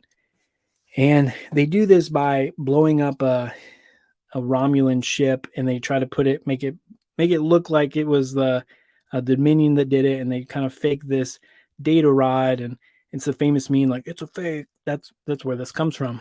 And they're trying to maliciously get the Romulans in. And I think before everything falls through, Garrick murders the Romulan before word can spread that it's a fake, and that he frames the Dominion for the crime. And when Sisko learns what he did, he doesn't do anything. He's just like, okay. Again, do the ends justify the means? And then the Romulans falsely blame the Dominion, and they join the war based on a straight up lie. And that Sisko is prepared to agree with and put out there. So as he notes, he can live with it at the very end of the episode. He's like, I don't like it, but I can live with it. And to me, the needs of the many prevail, but they exact brutal costs in the process. For example, in World War I, like I said, it was World War I history buff. And again, not really Trek, but relates to this in the Pale Moonlight episode, is that, and I always tell my wife this, is that if they had modern technology like cell phones today, World War I would have never happened. That's because a lot of these kings and monarchs in Europe, especially Germany and Russia, when Wilhelm and the Tsar in Russia were actually talking, they were only kind of building up their troops because there was rumors that the other country was doing it. And so John F. Kennedy has a great quote that the gears of war are slowly turning and that hopefully we can stop it. And that's exactly what happened here in World War I, that these gears of war were slowly turning, and that they were brought in, not maliciously, but brought in on lies, that, okay, I think somebody's doing something bad. I need to kind of respond to that to protect myself, or vice versa. And so do I think the ends justify the means in this case? Yeah, probably not good that Garrett killed the Romulan there in the shop, but I think at the same time, I mean, if the Romulans didn't join the war, could the Federation have been beaten? Absolutely. Could they have been enslaved and taken over by the Dominion? Absolutely. So it's kind of those morally questions that there is no right or wrong answer with personally. Didn't get all philosophical at midnight, but I think it's something that you can deal with and you have to look at. And yeah, it's something that's oh, is that true? Okay. Luna knows. Well, she knows all. I've talked about it, but personally, like I said, I think it's I mean, you gotta do what you gotta do, and he can live with it. So that's why there's men like out there. Well, they're out there. Okay. Let's see. Get a drink real quick. So some of the other kind of examples that aren't quite black and white, the Cisco's kind of like this kind of war criminal. It's such a harsh word, but especially with Cisco, is that I never thought about it this way. And to me, it was just like, oh, wow, they really did that. Like the prophets really came through. So in the season 6 episode of Sacrifice of Angels, the Federation's main method for holding off this invasion force through the wormhole was this self-replicating mines at the entrance. And so when the Dominion finally disable it, Cisco and the Defiant enter the wormhole in this kind of hopeless last stand against this invading fleet that's kind of been building and waiting to enter through the Gamma Quadrant, to come into the Alpha Quadrant and kind of help the war effort for the Dominion. And it's surprising, but so victory arrives when Cisco meets with the prophets and he makes contact with them and then convinces them to destroy the entire enemy fleet like that. And they just all just disappear and are wiped from existence. Every single being on every ship, perhaps hundreds of thousands of combatants destroyed in a single blink of an eye. So I don't think that's bad. I just think that's like, like that. It's a gray area to me. I think it's perfectly fine. He just went to a quote unquote higher power, as you would say, and hey, prophets, we need help. Did he know how the prophets were going to respond? No, maybe the prophets could have closed the wormhole, etc. If I remember right, he didn't ask him to be like, hey, can you just kill everyone? That'd be great, thanks. He just kind of pleads with them and asks for help against this invading force, and then the prophets act in the way they act. So I don't think that's necessarily a bad thing. I just think he was, hey, we need help. Can you give it? And they did in that particular way. So obviously, yeah. And then another one is, again, I feel like, I get a lot of these from like forums and stuff like that. This person was stretching is that they claim that Cisco massacred a whole Jem'Hadar force at the end of season 5. And I think that's a little bit of a stretch, personally. So at the season 5's ended, the Dominion, their Cardassian allies, are in control of Deep Space Nine, and Cisco's commanding the Defiant.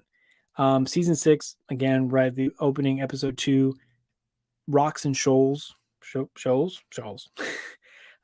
presented the crew of a crashed Defiant facing off with a similar crash crew of a Jem'Hadar vessel. And so there's less supplies of Ketracel White running out, which Ketracel White is that stuff they need to survive. And it's turning them into mindless killing machines. And so the Dominion commander plans to attack the Federation position and shares his plans with Cisco. And he did so that it guarantees that his forces have an honorable death and then allows him to surrender to the Federation. And Cisco tries to convince the Jem'Hadar soldiers that they've been betrayed, but they attack anyway, and then he forces them to like get them all down. So to me, I don't think that's a I don't think that's a bad thing, personally. I think that's that will constitute a war crime. I don't really understand that argument. He tried to do the right thing, actually. You could even argue that he went above and beyond and went to the Jem'Hadar soldiers and said, "Hey, I need your help. He's betrayed you. He's going to give you up. He gave me his battle plans, etc." And they still went through with it. That is the way of things. So yeah, I think that's a poor argument for Cisco. So no dice on that one. Don't really understand why that would be classified as that personally. But I mean, it's good to hear all sides of arguments, even ones you don't disagree with, so that's important too. Again, before we switch topics, so it was good kind of to see, but before we do that, do I think Cisco's a war criminal or evil? I don't think he's a bad guy. I think he's a guy that just kind of just gets the job done. It needs to be done, and it doesn't have to be pretty, and he lives with the consequences, especially in that episode in the pale moonlight. Do what you got to do to get the job done, and that's exactly what he did. So again, not really. I don't think he's a criminal or bad guy. I think in war you have to make terrible decisions, and decisions you're going to live with, and decisions that will probably might haunt you. But yeah, and that's something that it's a brilliantly written. And again, like I said earlier, when we started this, the best sci-fi is the ones that kind of shows a mirror to the world and kind of gets you to think, and this is what I think DS9 does better than any other Trek. So yeah, interesting stuff. Again, before we transfer to another topic, and these are, of course, these are all kind of topics I've kind of played around with, and I've kind of were saving maybe from past episodes that I kind of saved, just rehashed them a little bit, but also save for be like, oh, this would be a good future episode of my podcast, so I was going to save it. So that's kind of what I like to do. I think on my podcast, I love episode reviews and I love watching, but I think the Duras sisters said it best, man. Sometimes like I'd be watching an episode review of Discovery or something, and I'd have to watch it 2-3 times, and then it's just kind of like the stress and the pressure of that, and you have to get it out fast. And I was like, oh man, because I like to take my time and research. So and plus busy lives, we have kids, we have jobs. Oh my gosh, we don't get paid to do this. Well, I don't get paid to do this, I should say that. So yeah, it's just an interesting it's an interesting dynamic. But yeah, so this is, if you guys like this kind of stuff, please feel free to check me out. And I know I have a lot more podcasts to check in on after listening to the hours before me and the great stuff that was here. But again, please, if you guys, I think there's a link in the comments as well on Twitter, the Just Giving link. Please feel free to check that out. And we have more fun Ukrainian comments and facts coming through here. So they're one of the most educated. But this is, to me, I was completely shocked when I learned this, because I thought like the Italians would have come up with this. So apparently the modern day like coffee shop is like credited to Ukraine and like a little bit of Estonia, but Ukraine. And they have one of the world's oldest coffee shops in Ukraine. I was like, well, great. Now I want to go. Coffee's a big deal to me. Me and my wife just bought this espresso machine because we were spending too much money at Starbucks. So we're like, hey, we're just going to cut out the middleman and do it ourselves. And yeah, that's really neat when I learned that, because I don't think of like kind of Eastern Europe as coffee, really big into coffee, but apparently they are. So it makes me really excited. I definitely want to visit, like I said before, Eastern Europe and Ukraine and all those Baltic states when all of this is done. But yeah, so a little fun fact there, they're one of the very first coffees, as well as, and this is interesting too, in Kiev, they have one of the deepest subway tunnels there. But also, next to the subway station, they have the world's busiest McDonald's and most visited McDonald's. That's what the cutting edge stuff we learned about Ukraine. So I thought that was really interesting. But yeah, I was like, it's next to like one of the, and I wouldn't think that. I think it'd be like somewhere big, like maybe like Tokyo, New York City, Los Angeles, something like that. But no, it's right off Kiev, which is nuts. Very neat. Ooh, excuse me a little bit. It's a little late here. Let me see. Nope. Sorry, I have my podcast notes up here. Let's see what happened.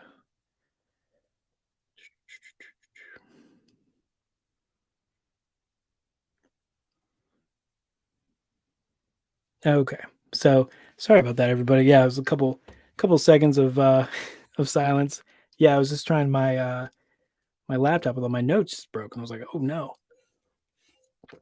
But my backup came through, so we're good. So again, this moving more to a more real life kind of aspects of Trek. To me, like I was talking about before, so we had the Gul Dukat and we had Cisco, and then we talking about how Voyager changed American politics forever. One of the things that was really interesting to me is that where in the world is Avery Brooks and what happened to the guy? That's something like, so basically how I run my podcast is like, I've been watching Trek since like 2011. So I'm kind of fairly new, but if I've ever had a question and I've Googled it, I've usually made an episode about it. And I was like, oh, this is too good. One of my favorite ones to research and make. So I was like, I have to share it here.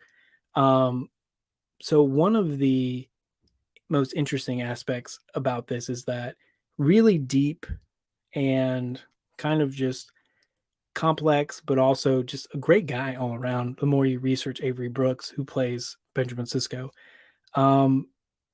So again, switching to one of the best captains in all of Trek, in my opinion. I mean, Avery Brooks wasn't on kind of Hollywood for a while before he started kind of getting picked up.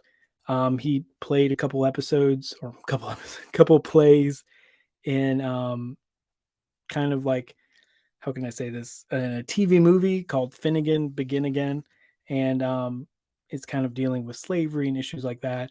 But that led him to kind of a bigger role, which everyone probably already knows, is Hawk in a TV series called Spencer for Hire. That's such a cool name, Hawk. You know, if you have like a one, like that's your nickname is just one like animal name, that's sweet. Like it's like, yeah, my nickname's Cheetah or or Otter. Okay, maybe not any animal, but Hawk's cool. So that was his first big role in like all of TV. And it ran for 3 seasons and 65 episodes, which Brooks appeared in all of them. And so while Avery Brooks continued to kind of make appearances as Hawk, he actually beamed into the role that we know him now as, and that's Captain Sisko, the series Deep Space Nine. And I didn't know this, but apparently with getting the part of Sisko was like incredibly difficult. And like the search went like wild for trying to find this captain. No, excuse me. So Avery Brooks had to beat out over 100 other like hopefuls. And the interesting part, they were all like different racial backgrounds too. So they weren't just like all African American men. They were kind of everybody. And when he got the part, I mean, as we all know, Avery Brooks became the first Black African American man to lead the Star Trek series.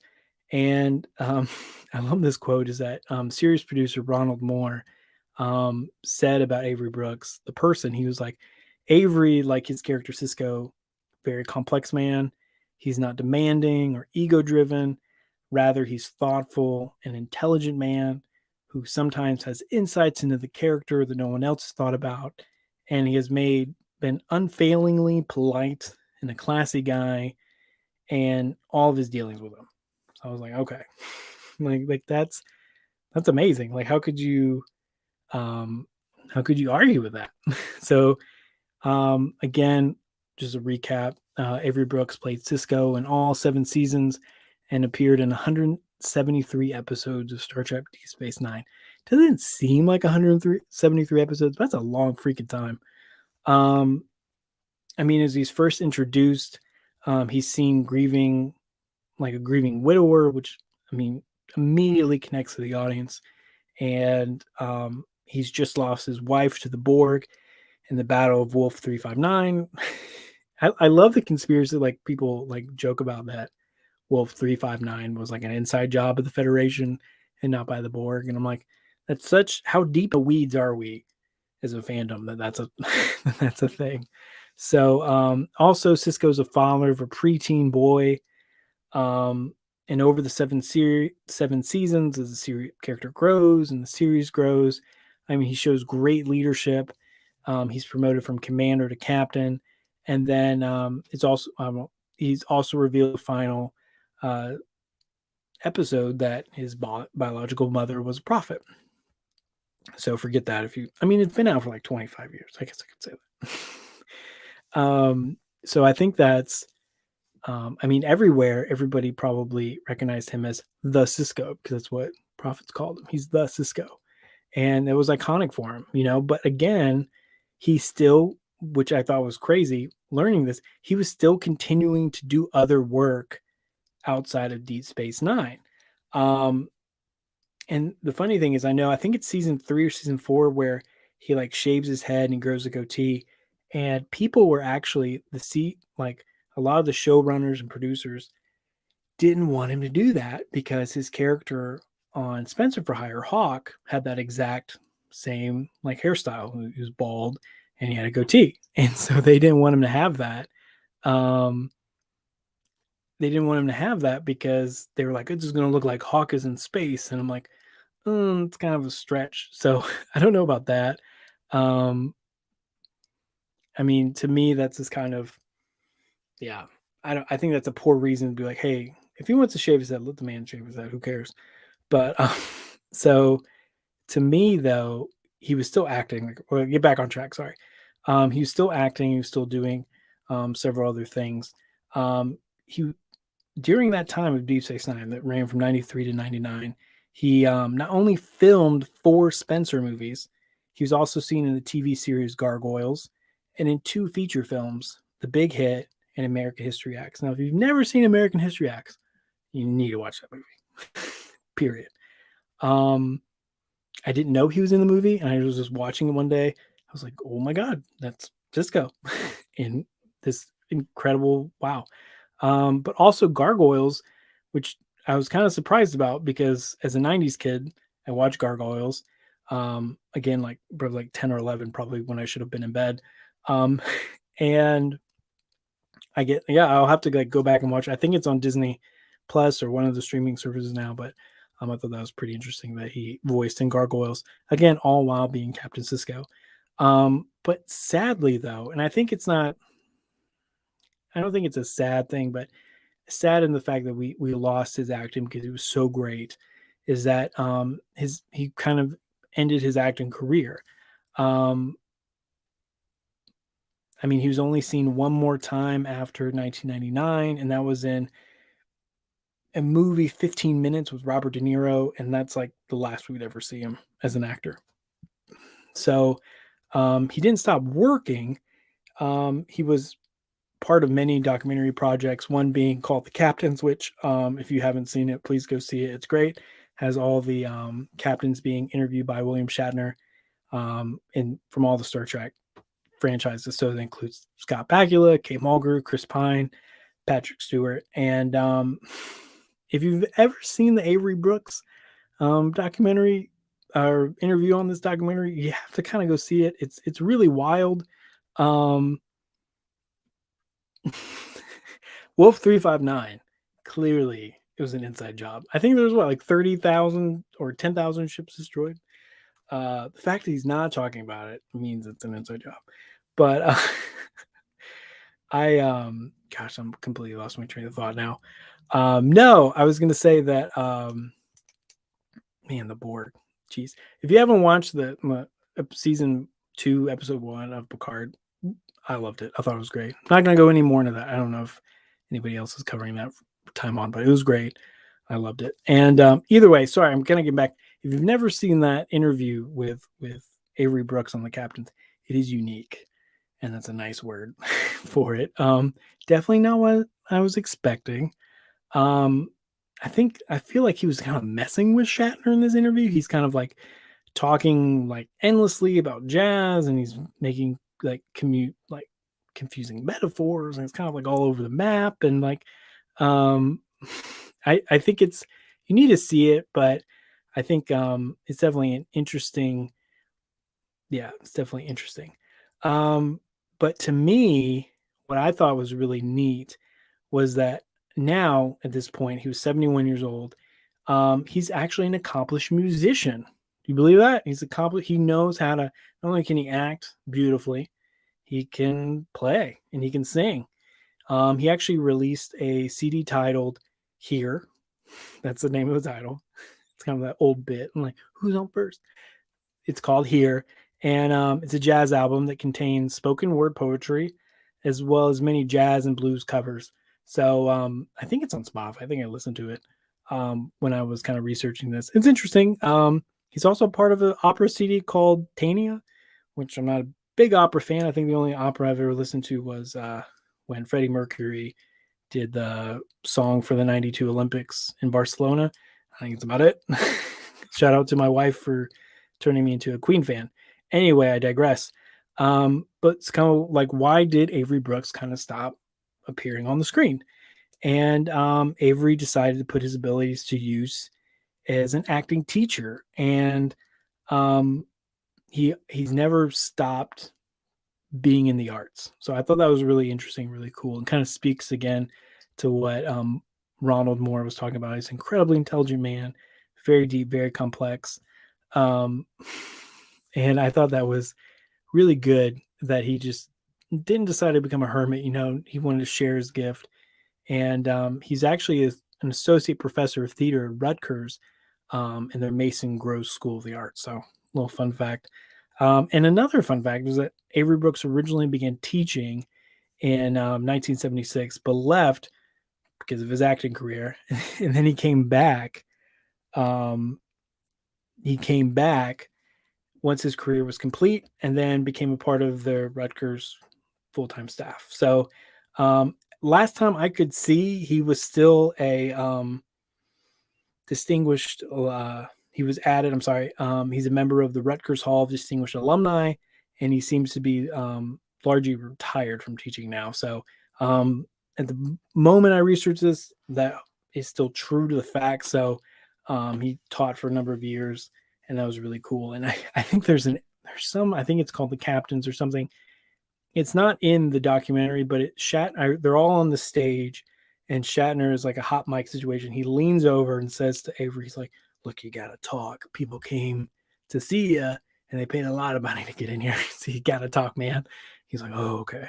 And so to me, I think that was just a nutshell, because it was like, okay, he's doing it because the captains, and he has to be there, but I'm sure they like made it worth his while to kind of come out and do it. So doesn't surprise me, doesn't really appear that much anymore, but still great guy, accomplished guy to do all that, musician, everything else. So that's just kind of nuts to me that he can do that.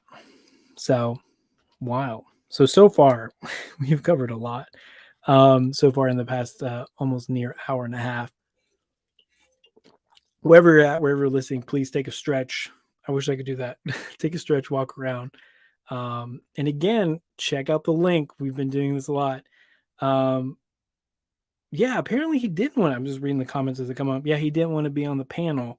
That's kind of my interpretation with that. Yeah, he just didn't really feel like it. Which I don't blame him. Like, if you're a professor and you're a teacher, you probably didn't really want to like get out and do that type of thing, So interesting stuff. But yeah, I digress. Yeah, I think the link is in, again, I'm sure you've seen it a million times tonight. I mentioned it again. This is Telethon. We are raising funds and money for the wonderful people of the Ukraine, the brave people of Ukraine. My gosh, the stories that are coming out of there.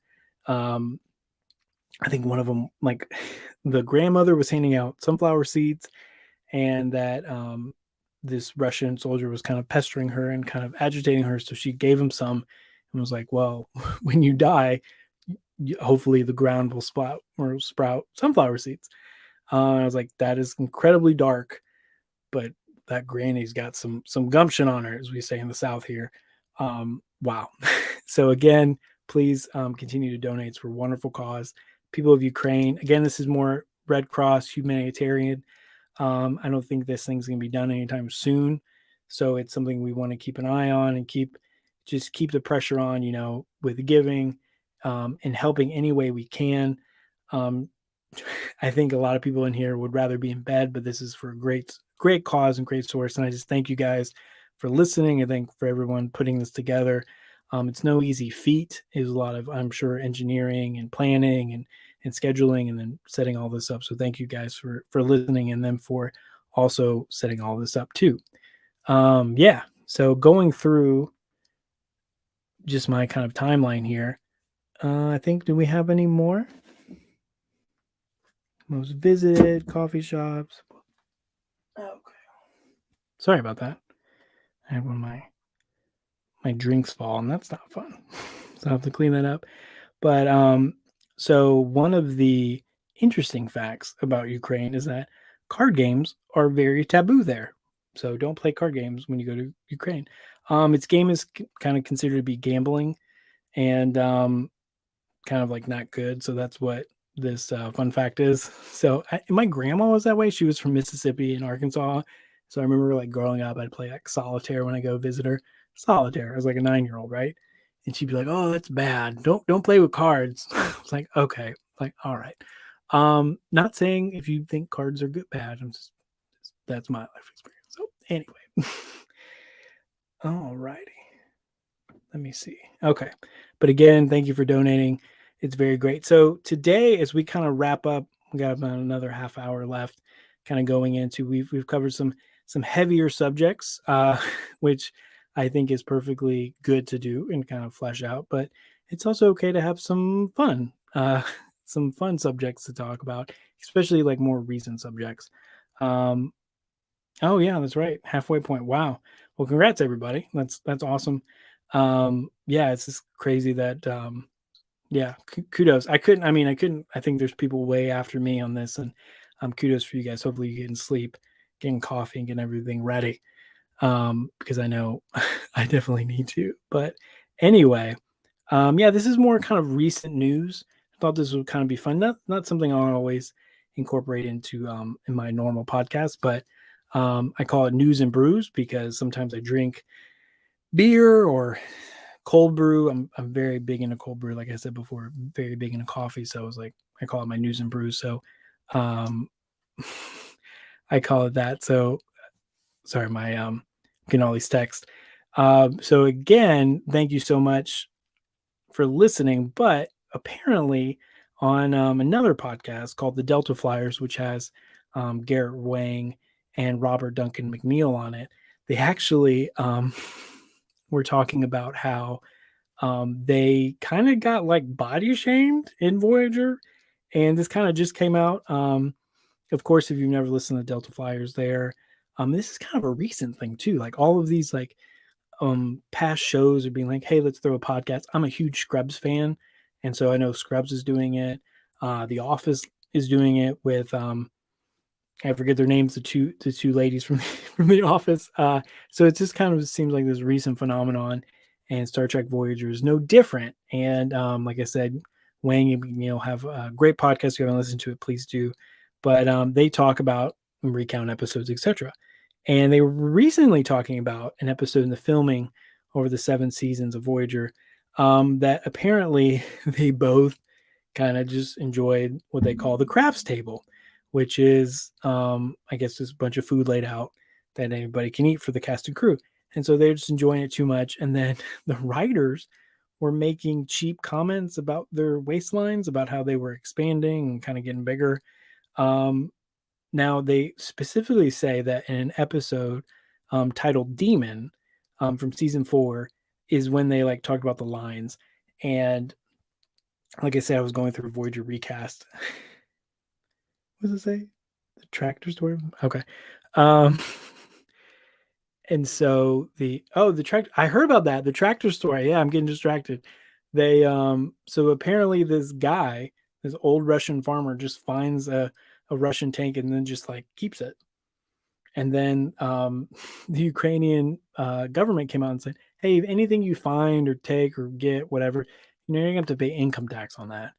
And I was like, well, that's very generous not to pay and recognize that as revenue or any capital gains. So, yeah, I saw that was nuts. I was like, but yeah, I got to hand it to, again, those Ukrainians are very brave, and just everything they're doing is kind of makes me want, like, if I ever meet a Ukrainian in real life, I'd be like, I want to buy you like dinner and buy you a drink because you guys are just, wow. just inspiring stuff. Anyway, going back to this shaming thing on Voyager. Yeah, so there, I don't know if you guys have watched the episode Demon, but it's just kind of where they get on this alien planet and they're trying to find dilithium crystals, and the title Demon, quote unquote, is because it's a demon class planet. It's uninhabitable to humans, and so in the scenes in the episode, Harry and Tom are on an alien planet and they're wearing these environmental spacesuits, which get compromised, and they find themselves struggling to walk, and they're like collapsing on the ground. And this is what I think Robert Duncan McNeil says. He's like, as they physically support each other as they try to stagger to a space shuttle, Tom quips to Harry, "Have you put on weight?" And Harry snaps back, "You're just out of shape." So in the recent recap, they were like, hey, it was just, they're kind of razzing on us and myself, which, yeah, I just thought that was really kind of wild. And I was like, that's really terrible that they did that, because I've always kind of struggled my way throughout my life. So I thought that was nuts that these writers were like, hey, let's just poke some fun at them. And speaking of this, which is nuts. So speaking of season 4, and I think this happened in season 5, do you know, fun fact, the only reason Garrett Wang was kept on Voyager is because he was named one of People's most sexy, I guess, people. It's a terrible. So yeah, so people named him one of the most sexy people in Hollywood, and he actually kept him on the show because of it. I think they were going to write him off. They were going through a big turnover in season 4.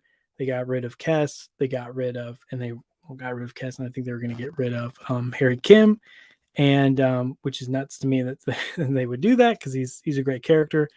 And so they were going to get rid of him, but he's the most sexy. And then they brought in Jerry Ryan, and then, yeah, the rest is history. So a little fun fact. So the duo explained that even the costume department were dropping less incidental hits at them. They thought the boys gained too much weight. And if you watch the episode, they look fine, look great. I don't know, I was giving them a hard time. Yeah, and they're kind of, like I said, they were just kind of razzing. But Garrett says, I did, but my goodness, to have it in the script, that's a whole nother level for us to be put on notice. We had girdles in the trailer at the time, and to be honest, I don't know that yeah, it was like, could be so restrictive, but they just had to.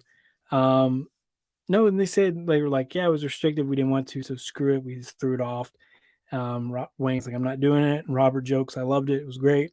So yeah, the script, they continue to say, was the reason why they went to the gym, and no, you're not going to make any more fun of me. So I thought that was kind of like, give an insight, like if you've ever seen the episode Demon, kind of like, oh, okay, that's kind of not cool. But whatever, I grew up a fat kid, so I was always kind of made fun of for being fat, so I kind of, yep.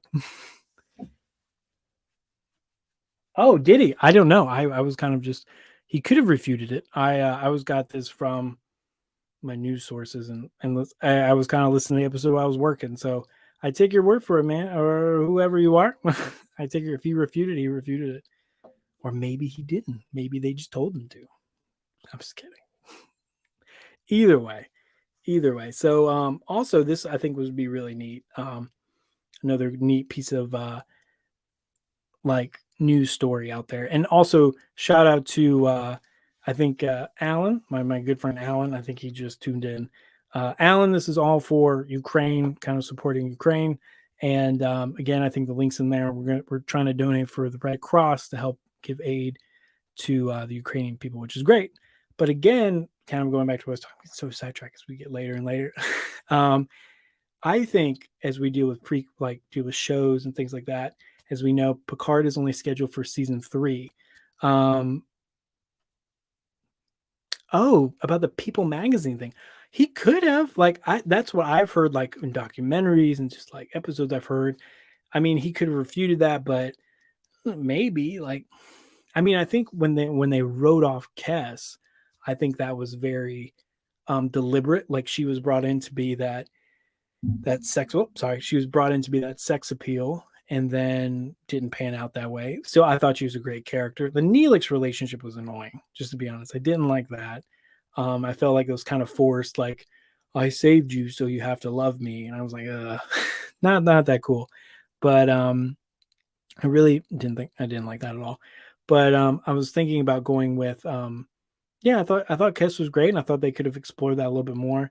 But you kind of can see how they kind of just replace Seven with Kes, kind of like cut out, because Kes had this great relation with a doctor. She was training to be a doctor and be in medicine, and then boom, like Seven comes along, replaced with these kind of like social classes, etc., and gets really close to the doctor. Doctor falls in love with her, like you know the story. But again, sorry for drinking. I just normally I would cut that out if I was doing a podcast, but you guys get all the good stuff. So yeah, right. Like it was I didn't like the dynamic with them. Again, if you can't see the comments, it was wonderful Q&A and talking conversation. Yeah, I did this whole episode on the romances of Trek, and that was kind of one that I didn't really enjoy because again, it's tough to me. It's kind of like, even with a lot of the relationships on Voyager, no, I'm not drinking Earl Grey tea. I'm drinking LaCroix lemon something that my wife bought, and coffee, because I'm going to go to bed after this.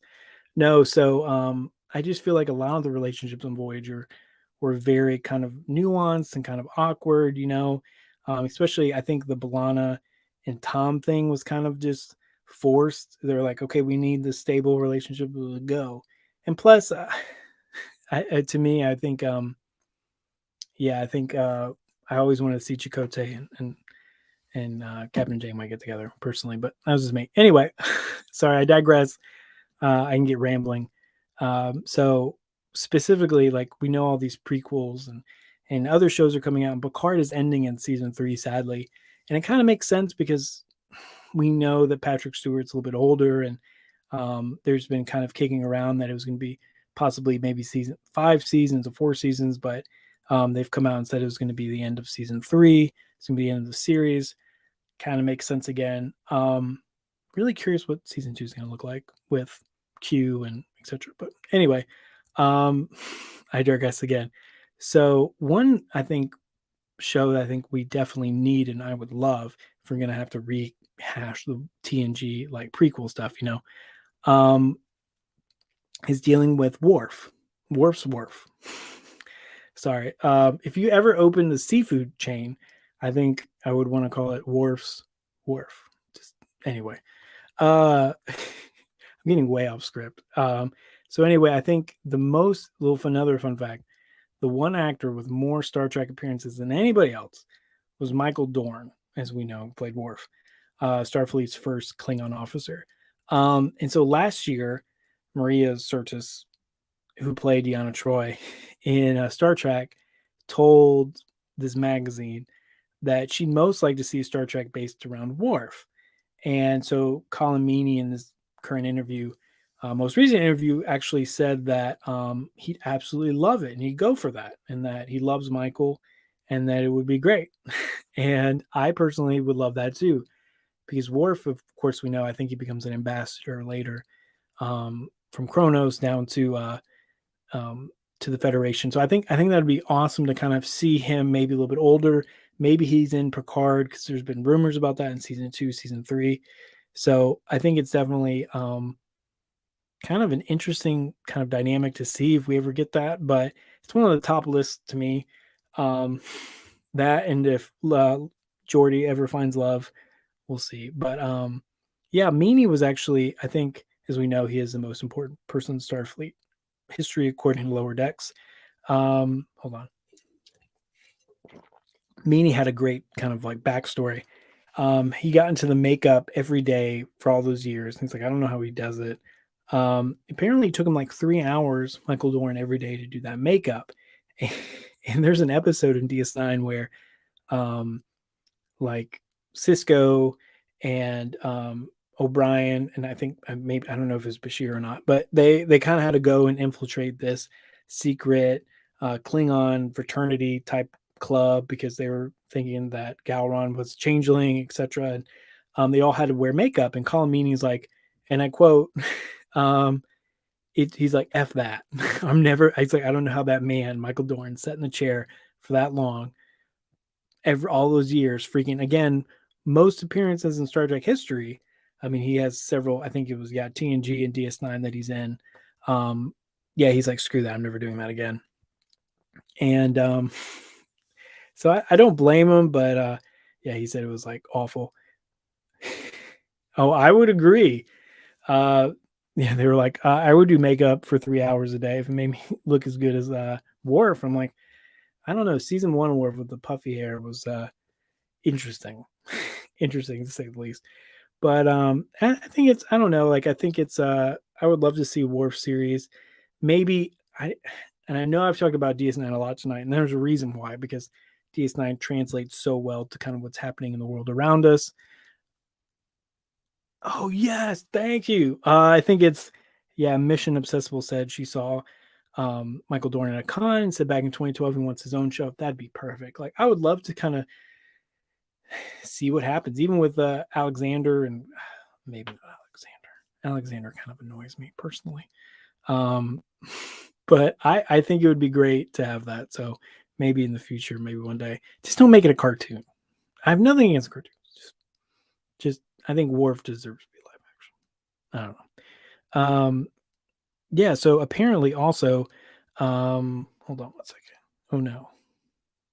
Hold on. I have to kind of there it is. Okay. Sorry, I had to plug up my iPad here with all my notes on it because it, of course, I've been sitting here dying. Yeah, exactly. So I don't know if you've heard about this. It's kind of breaking a little bit. So there's another Star Trek show down the line coming through. So apparently we're going back to school. And again, that's not a Rodney Dangerfield reference if you've ever. Worf was kind of the worst dad ever. Can we just be honest? Yeah, okay. He was kind of the worst dad ever. I mean, he just shipped his son because he didn't want to see him. Okay, he's awful. I mean, I'm a recent new dad. I couldn't imagine not seeing my son every day. I love it. This little, I just couldn't imagine not seeing him. So I don't know. Like, that's another complex gray issue that I'm not going to get into because it's almost 1 a.m. But yeah, there is apparently a new show coming through the vast pipeline that is Paramount Plus, and they're like mega conglomerating of all of Star Trek shows off every streaming platform. Which apparently, like, I just heard that TNG is leaving Netflix pretty soon, and of course will be on Paramount Plus. So they're really kind of forcing us all into Paramount Plus, which I'm already a subscriber, so it don't matter. I digress. So yes, they're going back to school, and that's not a 1980s Rodney Dangerfield comment, which actually has Robert Downey Jr. in it. If you've never watched that old 80s movie, yeah, it's a very young Robert Downey Jr. in it. So yes, it's about Starfleet Academy, and I think it's going to be really cool. It's developed at CBS Studios, Alex Kurtzman Studios, based on it. Okay, to be fair, I'm getting a lot of Worf comments. To be fair, Alexander did eventually live on a massive ship, and with the Klingons, and try to be a Klingon warrior. So he's trying to like kind of be like, Dad, pay attention to me and approve of me. Either way, I'm not going down there. Yeah, so it's a new show coming through. It's probably going to be a couple years away because I know there's that long gestating spinoff coming around on Section 31. And so I think this Starfleet Academy is going to be next in line, which I personally am kind of excited for. It's something that we didn't really get to see too much, you know. We got to see it a little bit, especially in TNG when Wesley goes there, and he kind of has to deal with a quasi not Tom Paris, but kind of Tom Paris, and Red Squadron and all that. Again, how did that acting go through? How did that fall through the cracks? We're like, okay, we're going to cast this one guy in a couple episodes of TNG, and then cast him in a major supporting role in a whole nother Star Trek series. I don't know. Maybe that's why he did such a good job. They want him for, I don't know. Digress. Again, Kurtzman also thinks it's going to be several years out. We're thinking about, we know we want to put new shows on the air. Like he says, they have it in 2-3 years down the pipeline. So they have it coming through. It's not going to be something that is anytime soon, but it's kind of interesting to see. Also, another fun fact about the new shows, I know it just came out probably like a few weeks ago, that the showrunner, I'm going to butcher this name, Avaka Goldsman, confirmed that there's going to be connection in the Strange New World show with the infamous Khan. And apparently, I guess it's going to be somebody on the bridge or somebody's on the bridge is going to be related to Khan in some way. We don't know if it's how deep that's going to be or how kind of like expound that's going to be, but I think it's going to be, I think it's interesting. They're going to have that kind of connection because that's like Pike. So that's kind of, I mean, the Botany Bay doesn't really come into, the Botany Bay really doesn't come into relevance until like Space Seed and of course the Wrath of Khan later on. So kind of, I don't know why they're doing that, especially since also I didn't know Khan had children. The books, I think it was like my very first 1 or 2 episode, the books about how Khan came to power and he got into the Botany Bay. I didn't know he had kids, but the fact that I guess he did have a family. So what's my favorite Star Trek movie? Definitely my favorite Star Trek movie is the one with the whales. Just kidding. Not the one with the whales. Am I delirious? No, I think I'm fine. Well, obviously, truth be known, way back from Roddenberry was going to be part of Star Trek Phase 2, Return to Be a Motion Picture. We've been waiting for the show for like 50 years. The one with the whales is amazing. Thank you. Yeah, I didn't know that. That's interesting. Thank you guys for all the comments and the help. That's great. So we've been waiting apparently for like 50 years for this show, which I think would be super popular. It's who doesn't love the one with the whales, by the way? It's gonna be super popular, so I think that's gonna be really interesting to see and who they cast and kind of the direction and the timeline, because anything to me that kind of pushes that timeline further, because I want to see after the Dominion War and kind of a show that covers the effects of the Dominion War. I just think that would be really neat. So if that's with the Academy show or if it's another, like we're talking about Worf show, I think that'd be awesome. I mean, and that's another, I guess, off the cuff. Are we in a new golden age of Star Trek right now? I know, I mean, I always refer to it, and I think a couple of writers too, as the golden age of Star Trek was that late 80s, early 90s when we had DS9, Next Generation, Voyager, and they were all on the show like at the same time. They each had 7 seasons. And now we have Picard, we have Discovery, we have Prodigy, we have freaking Lower Decks, we got, and so it's just, and then we have Section 31, and now we have this Academy show in the pipeline. It's just like, good gosh, will we ever stop? And to me, as a Star Trek fan, that's really good, enjoyable. Like I'm excited that we're kind of getting more and more shows, but at the same time, it's kind of, I'd rather have quality over quantity. And to me, just personally, not bringing anything in, I do like them. Can I say that? I know that's kind of a divisive issue. I do like the new shows. Interesting stuff. Like, not a fan of every single episode, but so far so good. Like I like them. Especially Prodigy turned out to be a lot better than I thought. It took me some kind of coaxing to get into. Disco, same with Disco. You know, I feel like it was the same like used model, season in, season out of season, but this newest one is kind of changing my mind about that. But I do think so. I think we are maybe not the golden age. We can call them like the silver age or something like that, because it's definitely, I'm just kind of jealous of my son because when I got into Trek, like there was only like 3 or 4 shows, and then of course now there's going to be this whole plethora and pantheon of shows by the time he's old enough to watch. So I'm kind of jealous of that. But also going to I always kind of feel bad for Enterprise because first off, best freaking intro song of all time. Can we say that? I can say that. First time I heard it, I was like, am I watching Star Trek? I do not think it. Yes, thank you, Justice, for Faith of the Heart. I've got faith. I'm not gonna sing it, but yes, I think it's a lot better. It's grown on me since I first watched it, but I hate that a lot of people think it's a failure simply because it didn't go 7 seasons, that mythical 7-season run that all the other Star Trek shows did. Did it have its highlights and lowlights? Yeah, it's a series finale terrible. Yeah, do we not get to see who Chef is? Yeah, but I feel bad if you've never seen. And again, if you're up this late or this early, depending on where the world you're at, you probably have seen the show. But and just for the record, I think somebody just messaged me that if I could spend $6,000 for 2 days, would I go to an immense of Star Trek thing? And I'd be like, William Shatner is Chef. What? Maybe. Wouldn't that be nuts? Yeah, I feel. I mean, it was cool the way they ended it, but at the same time,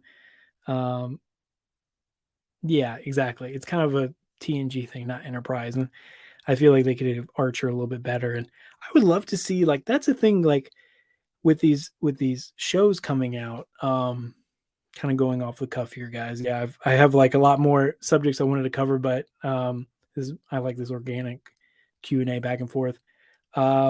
Yeah, a lot of the shows kind of deal with just TNG and that kind of pipeline. I would love if we ever got to see, especially like I've been talking about DS9 so much for the past 2 hours. I'd love to see a DS9 kind of tie in somewhere. I know there was a Dominion. There was a founder on. I guess it was Quick. On the last Disco episode, or not the last one, but a more recent one this season. I was like, wow, okay, so we're gonna get it, but I don't want to spoil anything. But yeah, I was definitely hoping for more. But yeah, we'll have to see. I think it's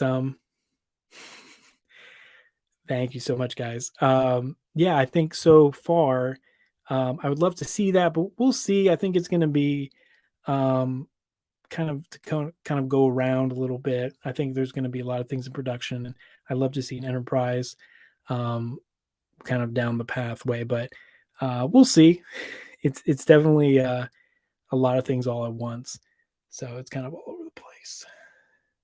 Okay, 1 second. Trying to make sure this doesn't die on me. But yeah, thank you guys so much again. Please feel free to donate. I know we're kind of wrapping up on time. We got about 4 or 5 minutes left. Thank you guys so much. It's been great listening. I think someone said they're playing video games.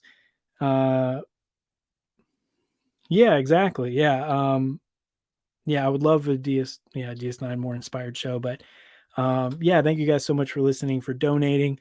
I checked before I got on, and I forgot what the total is. I had it written down on my notes, and but anyway. Thank you guys so much. And just always remember that's what this whole thing's about. This is kind of, doing this for Ukraine and kind of stepping off to them. So, yeah, thank you so much. And I think Sean is here. Did you do another outfit change? I have indeed gone through another outfit change. I know it's shocking that I have, I had 1 or 2 sitting in the wardrobe. It was quite nice. How are you, Jonathan? Well done. 2 hours. Rocking it.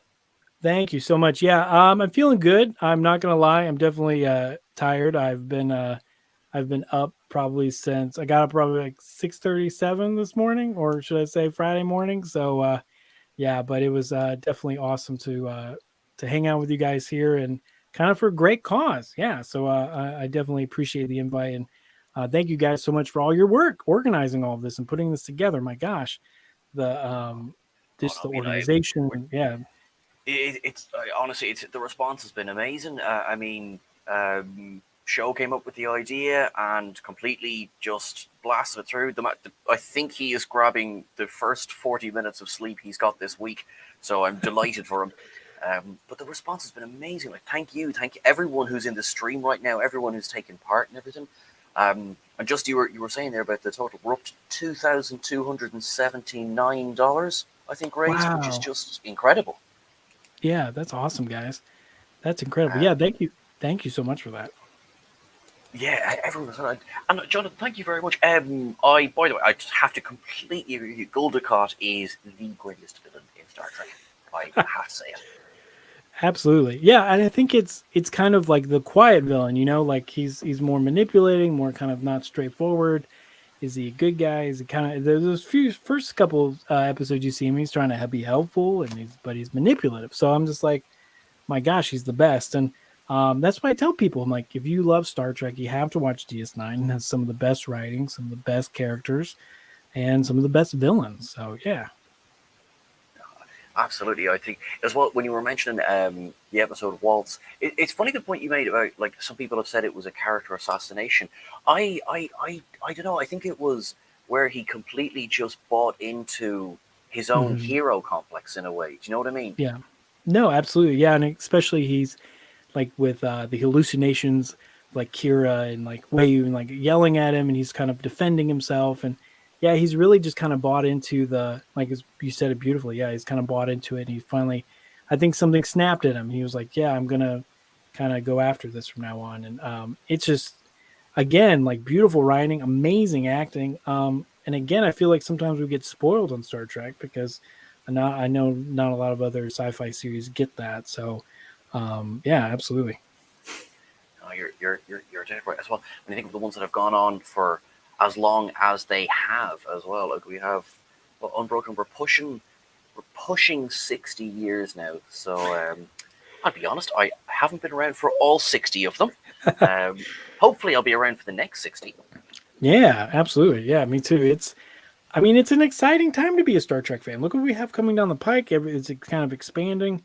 It's definitely interesting to kind of see where they're going to go and kind of again, the quality I think has been great. It's been touch and go sometimes, but I think overall I think it's in good hands. And personally, I'm just like I said, I'm excited to see where it's going to go with this. But boy, it's been great. Yeah, I'm excited to see who's coming on next and kind of continue the stream. I think I'm going to try to get some sleep, but yeah, I'm excited to hear who's coming on after me and kind of continuing all this. You are also, Jonathan, but my God, you have earned sleep at this point. So absolutely, I will let you go. Thank you so much. So just everyone, please go and follow Omega Particle Podcast. Follow them on Twitter. Jonathan, you are wonderful. Thank you so much. We're going to be joined now by the wonderful Jesse Gender. So, Jonathan, thanks again. Thank you so much for giving us your guys. time. Thanks so much. All right, bye. No, bye.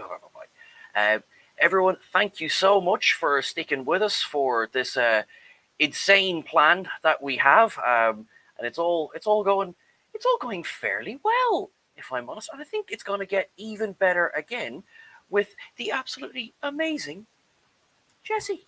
Hi. Hey, Hi, long Jesse. time no see. I know it's been like actually I gotta be fully honest. We've been like best mate in my head. We've been best mates for like several years now on Twitter, and yet in the last couple of weeks we've had all of the conversations, and this makes me so happy, happy. But first of all, hello, how are you? Happy Friday, Saturday. I'm useless with time zones. It's technically Friday for another 2 hours for me. It'll be Saturday when we finish. So. Excellent. Cool. There's no technically about it over here. It is very much Saturday here. So it's fun when like this is the fun bit about being a YouTuber. I'm sure you feel it's just like we make friends with people on the other side of the world, and it's like, oh yeah, we're just hanging out. But then it's just like, oh no, yeah, you go sleep. Yeah, like it's actually that's because you're dead right, and then you kind of this is the nicest complaint ever. Please, nobody take this wrong, but like when you wake up to like 75 notifications because the internet doesn't sleep, and that's wonderful. You're like, yay, everyone likes Star Trek all the time.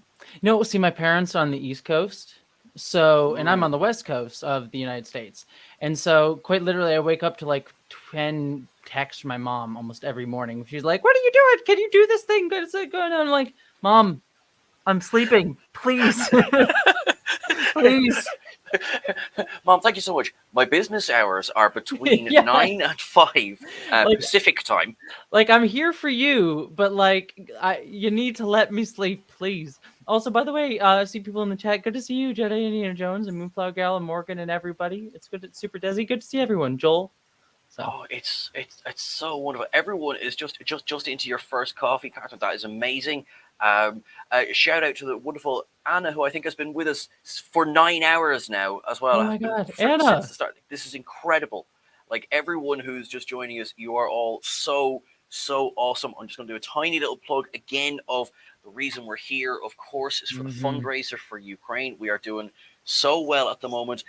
Jesse, I'm not sure if you heard there just before you came on, we're up to $2,279 raised. Hell yes, that's amazing. That's absolutely wonderful. So I'm so proud of everyone who is donating, who is doing what they can toward this for 12 hours since you started. My God, Anna. I mean, frankly, Anna's done more than I have. I had a kip for a couple of hours.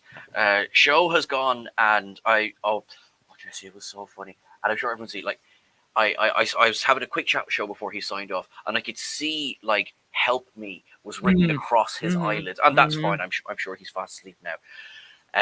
You will also. It's why I want to do a long live stream like this at some point for for other charities and things too. But I've always been like, oh God, I need my sleep, and I don't know if I could ever do that. I want to do it, but I don't know if I can. Be grand, easy peasy, easy. Somewhere in his dream, Show just went, why is he telling people it's easy? No, don't. But no, okay, so we are going to have all of the chats. Jesse, talk us in. What are we talking about today? Some sort of Star Trek, is that right? What? Star Trek? What? I've never heard of this thing you've called some sort of Star Trek. Yeah. It's the one with the laser swords, right? The laser swords and the wizards, or the one with the Cylons, I think. That's the one. Yeah. They do have a plan. Yeah. But yeah, no. If you want to talk, I mean, I gave you a whole bunch of topics when you asked me to be part of this, and I think the one that it's been on my mind because I've been thinking about it quite a lot lately. It's on my mind all the time. Sex in Star Trek. I figured that'd be kind of the fun topic to discuss and think about, and since I guess that's kind of my niche at this point. I love it because like your Sex and Trek video is just like there's Star Trek essays, and then there's your stuff. Like I take it way too far. I've taken like the video essay format and like just made it like let me just be as insular about Trek as I possibly can. But it's obviously working, and it's her careless whisper here. Oh my God, that's amazing. Oh my God, that is wonderful. If I had the rights, Careless Whisper would be playing throughout this entire segment of the show. That's also the YouTuber problem too, right? If I had the rights, I would do it. So, hello Heath. Sorry, there's Heath in the comments there as well. Thank you very much, Heath. I really appreciate that. So, sex, wonderful thing, really. Yeah, it's great. It's for those of us who wish to have sex. It is quite wonderful. Yes, and for the build-ups of the audience, well, this is also completely valid. And in fact, well done, Lower Decks, for getting a little A representation out there.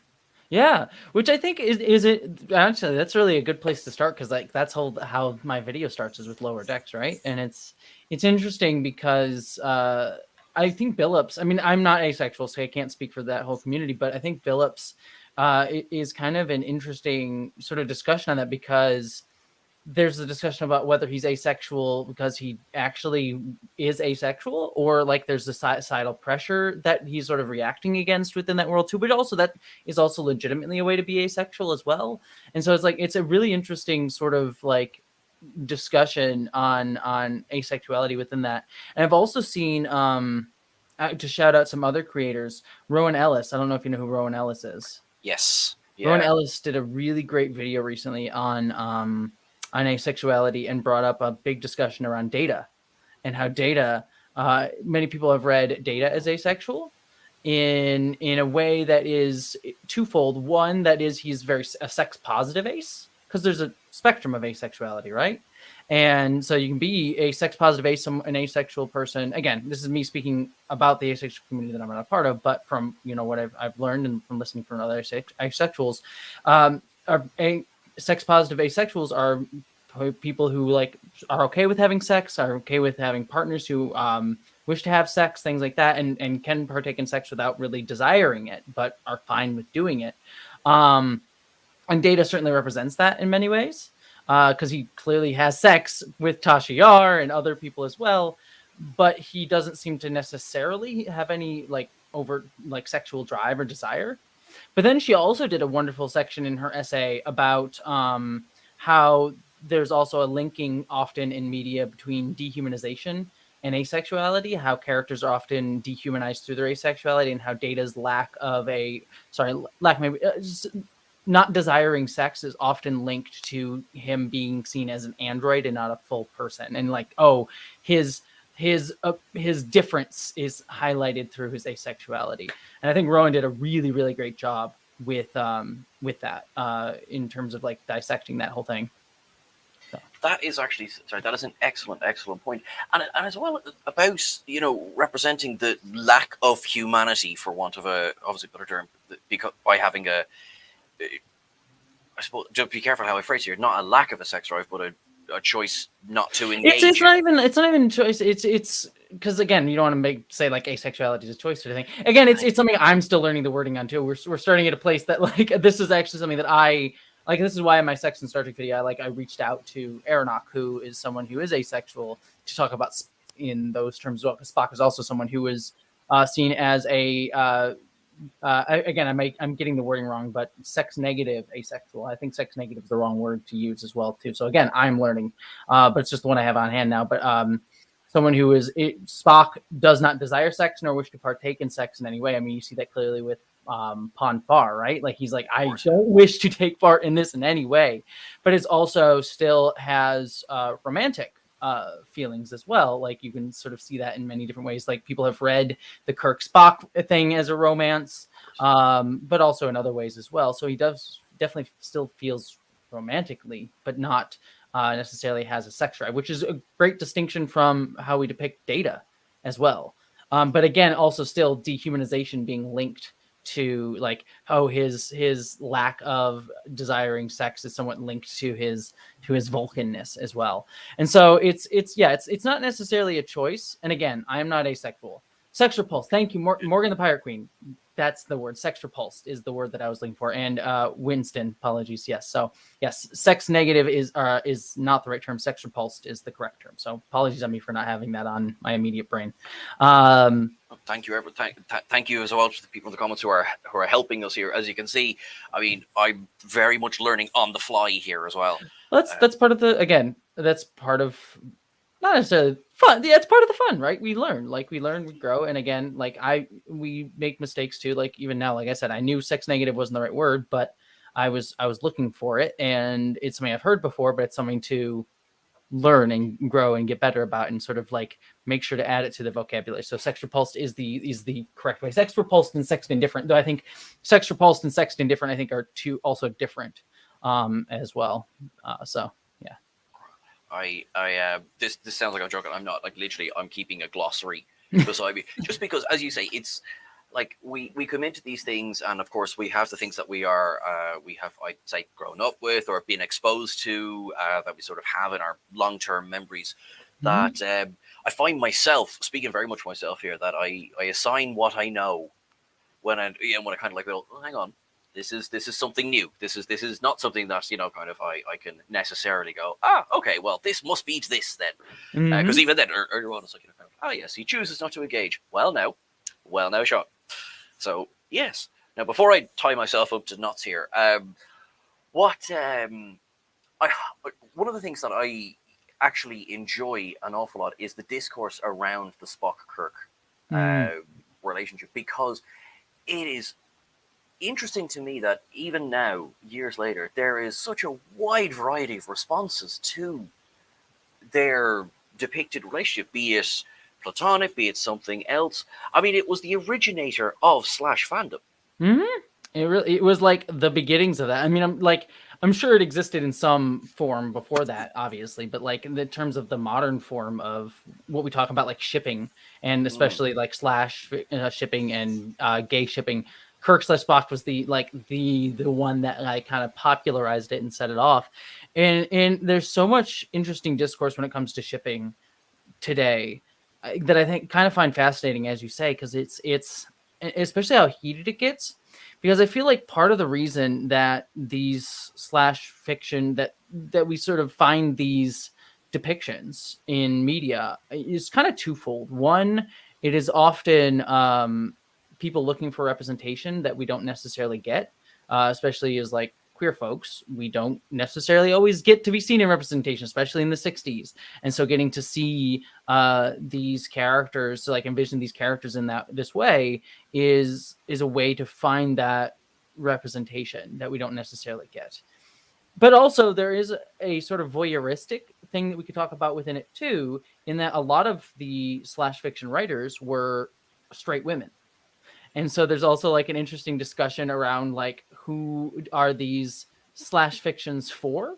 Like, is it a voyeuristic sort of like desire by straight women to see two men together and that sort of dynamic? But then we also transplant it into today when we sort of like still see these discussions ongoing, like with Falcon and the Winter Soldier, I think is like a prime example, where you saw where you saw Falcon, who was now Captain America, and Winter Soldier sort of being queer baited quite often by Disney. Like Disney very clearly like sort of like leaning into that and queer baiting the audience in very clear ways. Like, for example, there's like a line that I think the Winter Soldier has at one point in that where he says like, I was on dating apps and I saw a lot of pictures of tigers, which is meant to evoke that he was like on a lot of like sites that gay men use because there's a lot of images of tigers to show, and those types of apps. Again, I don't know much about it, but that's what like I've like learned from this discussion. And also like a lot of chances where they like fall on top of each other, things like that. And so there's the sort of corporatizing of like knowing that like, oh, they can build a queer fan base by kind of pushing these characters, like hinting at it, but not actually doing the work to actually show that they are gay. And so they can be like, they can play up like, oh, we get these audiences excited and they'll come in to watch, but we're not actually going to pay that off in any way that would sort of like get us, accused of, having gay representation, or which might make us less marketable in other countries, or would get accused of being, not representing these communities that are still considered politicized within our country. I don't want to like put it on like, oh, it's not marketable in China, because there's a whole other discussion there. And then we're even seeing today, like the which I think James Somerton, who is another video essayist who I really love, is going to do a video on it. Looks like coming out tomorrow, about how the new CEO of Disney is even more doubling down on like, I don't want to do the work of actually representing LGBTQ people in our work. And also there's the discourse too within shipping around, sorry, you got me off on shipping, so I apologize. But there's also like discussions within shipping fandoms around like, how can you like constantly make gay, like everything has to be gay? Why can't like two men have, platonic relationships together? Which they should, like we should be able to see two men have platonic relationships together, 100%. Yeah. But also there's still, it showcases where we place these things at odds, like showcasing healthy, straight platonic friendships and the need to break down that sort of toxic masculine, like, I need to be closed off and shut off from other people. But also the need to have gay relationships represented, and how both of those things are both not showcased enough. So often when one gets hinted at, the other feels like it's being attacked. And so it's setting those two dynamics against each other, when it's really like, no, we need to see multiple and more representations across the board on these fronts. So it's just interesting how like shipping, especially as it originated with Kirk/Spock, has just become part of this larger discourse that intersects with like capitalism, corporatization, representation, how we have different things often set against each other. I love talking about shipping because it does touch upon all of those different things. Thank you for letting me rant. I appreciate you. we are here for the rant. This is good. This is what everyone is tuned in for. This is, yeah.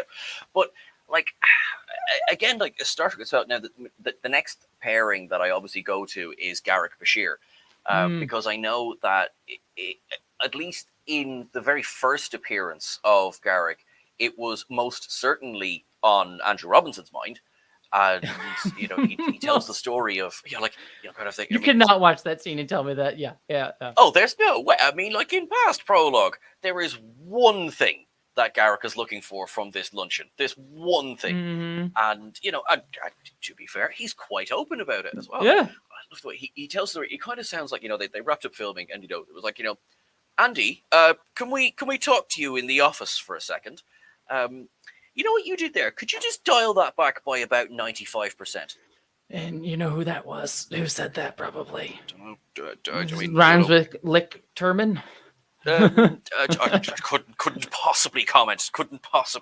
Yeah. But don't worry, that'll be coming up in my Deep Space Nine section Star Trek video. So. I love the fact that Deep Space Nine itself is getting a second Star Oh, Trek each show is getting a video. I'm currently in the middle. I'll probably see if I kind of want to show some images from the next video if you'll let me at some point tonight. But yeah, no, I'm doing one for each one. I'm in the middle of the Next Generation one. But yeah, anyways, enough propping up my own stuff. Like Deep Space Nine, yeah, like Garrick Bashir is fantastic because it is that sort of like very clearly evoked on screen as opposed to Kirk / Spock, which like there's hints of it. Like very clear hints at it, like the point where like Kirk's getting a back massage from he thinks Spock and is clearly disappointed when it's not. In I think it's Shore Leave, I think. Shore Leave, yes. I was gonna say yeah. Anyways, but yeah, it's just like very clearly the intention. But obviously there's the behind the scenes that were tamping down on any of that representation. Again, we were joked about it, but like Rick Berman clearly is the executive producer of Trek. And this is the argument that I make in my Next Generation video going into the Deep Space Nine one, in that Gene Roddenberry had a lot of problems, right? Clearly, as my first video showed, when it came to representation. But he was also a man that was like trying to be progressive, and he failed at it because of all the problems that men of his era often fell into, kind of being self-aggrandizing, wishing to showcase representation for his own aggrandizement rather than others, thinking more individualistically, like tokenizing, like we'll get like, we'll have a black woman here, we'll have an Asian man here.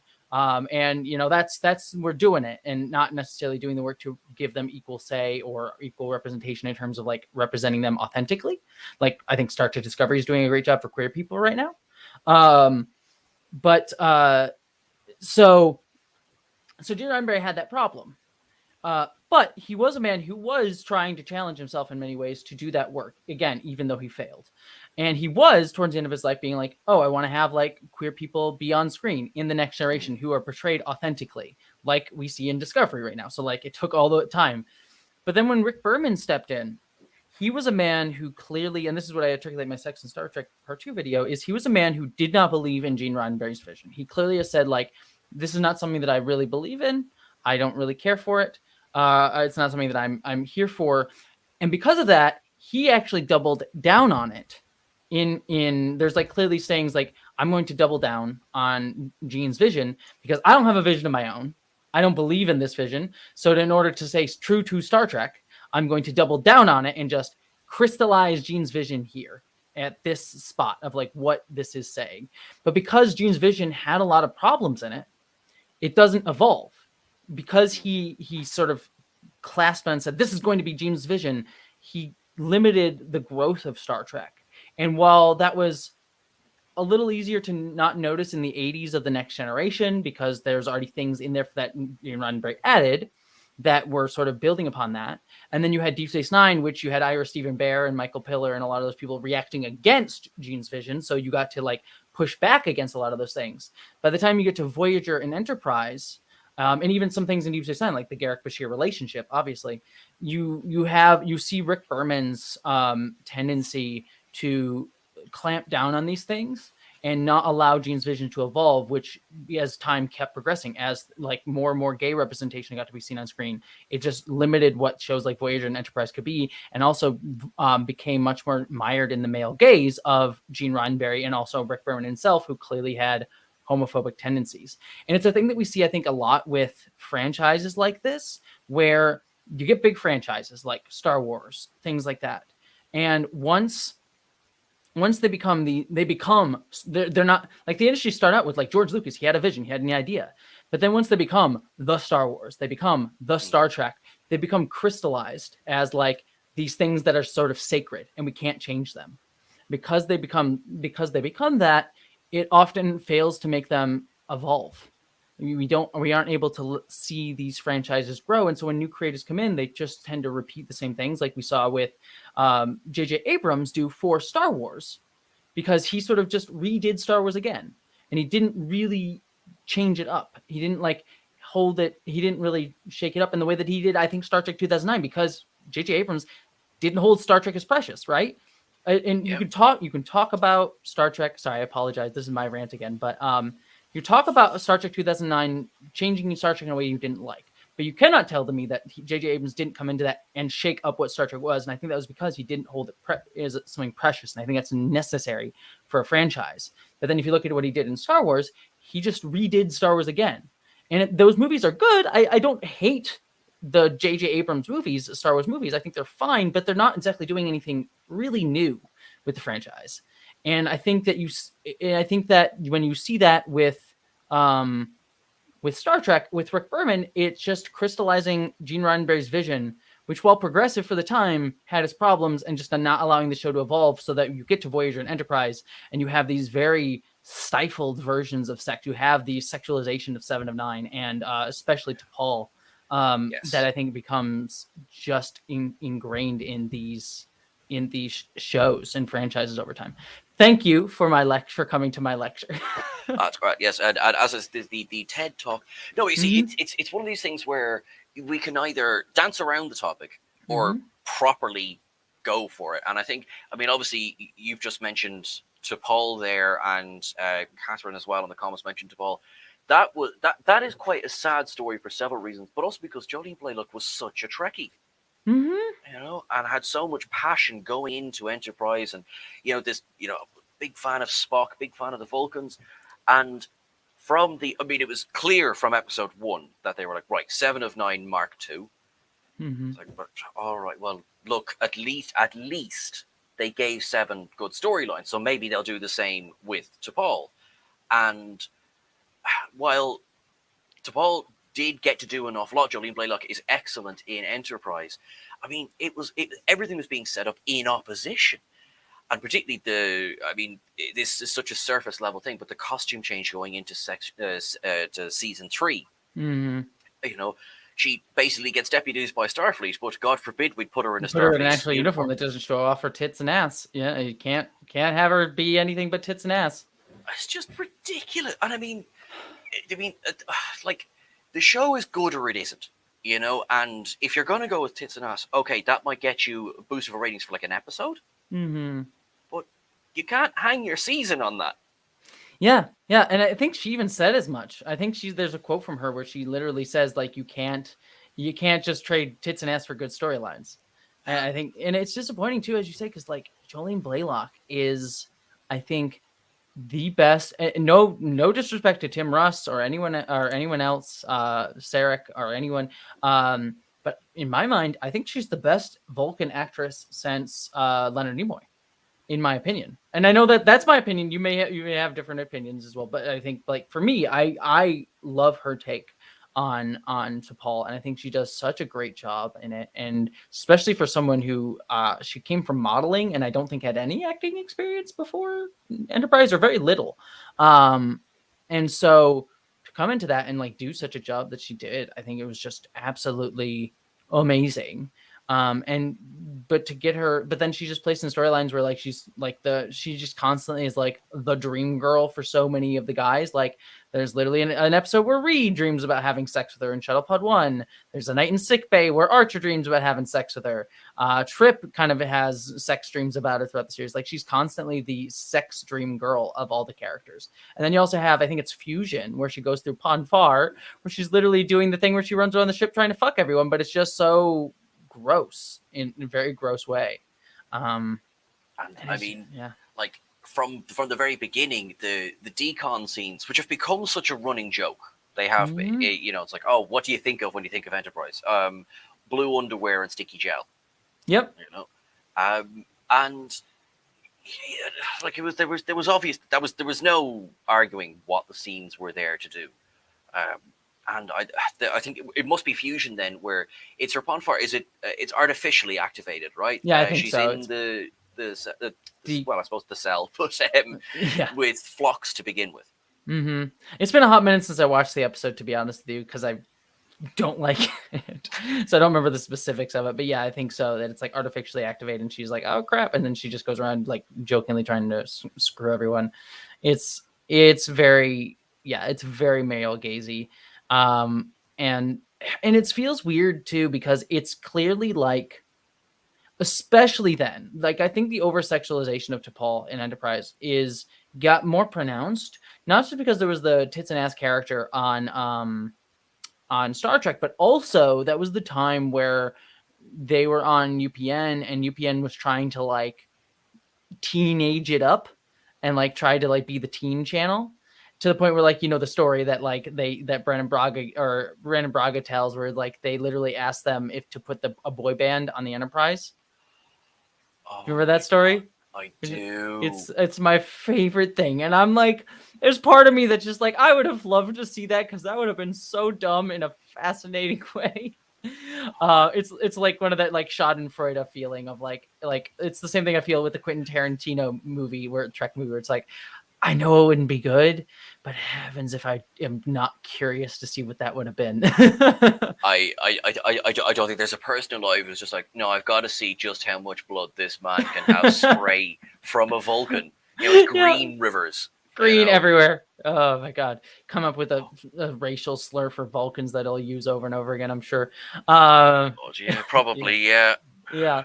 But yeah, no, it's but yeah, so it's just the decom scenes feel like they're trying to cater to that like teen demographic, but like in a very nihilistic way that did not understand that this was also the time that was the growth of the internet.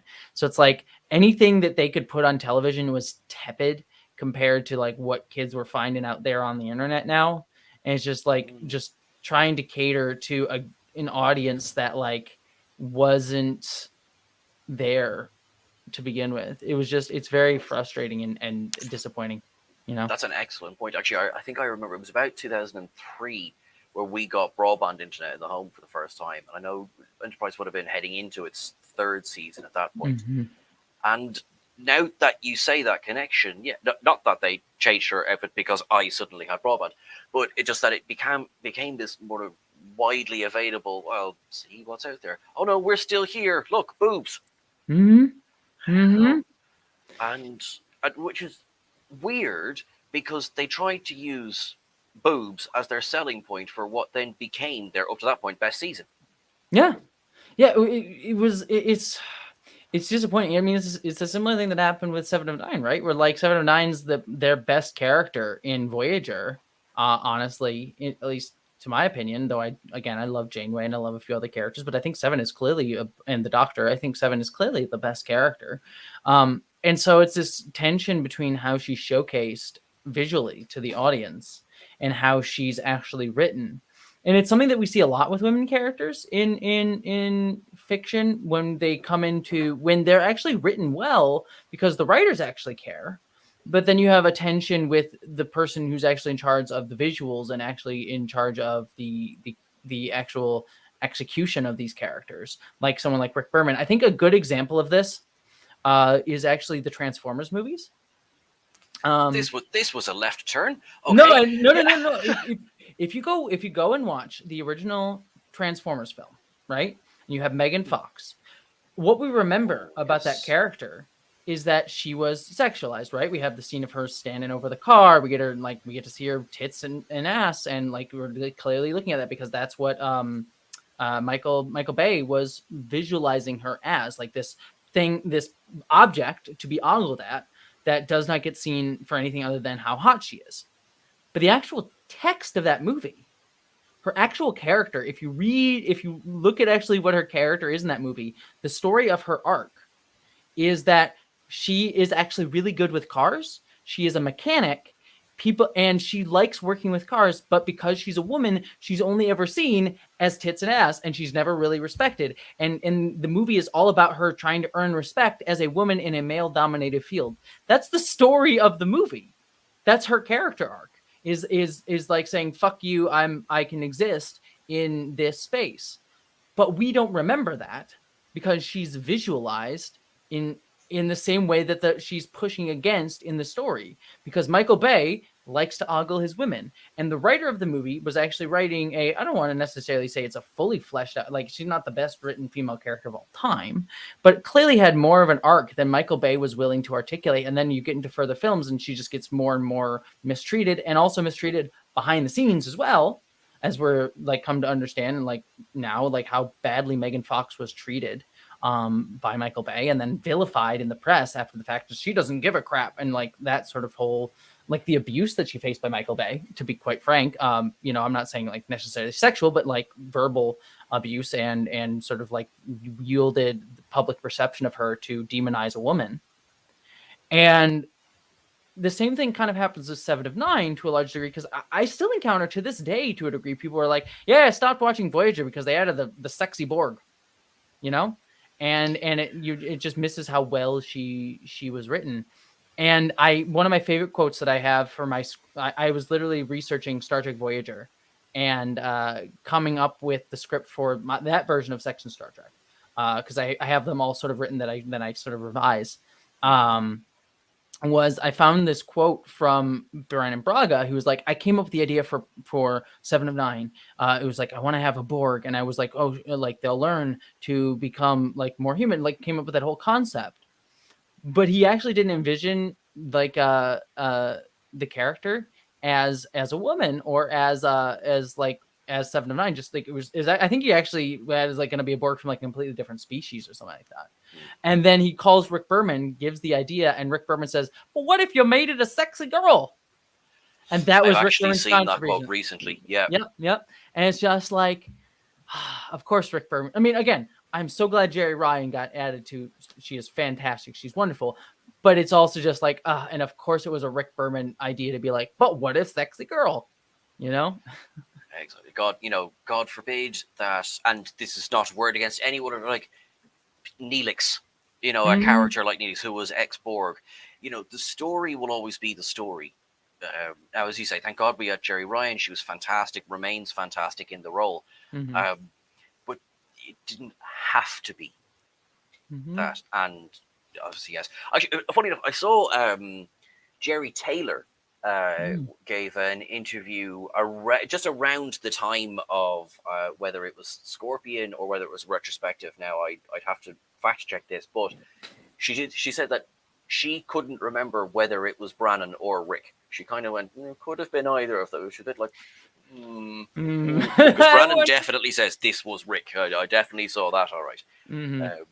But there was a degree of two of them in it. Yeah. To be fair, I don't want to absolve Brandon, because Brandon made choices too that I take issue with, especially if you hear what he called. I mean, he dated Jerry too for a time. What he and Rick Berman called Jerry's character behind her back on the show is quite gross. I will actually. I don't.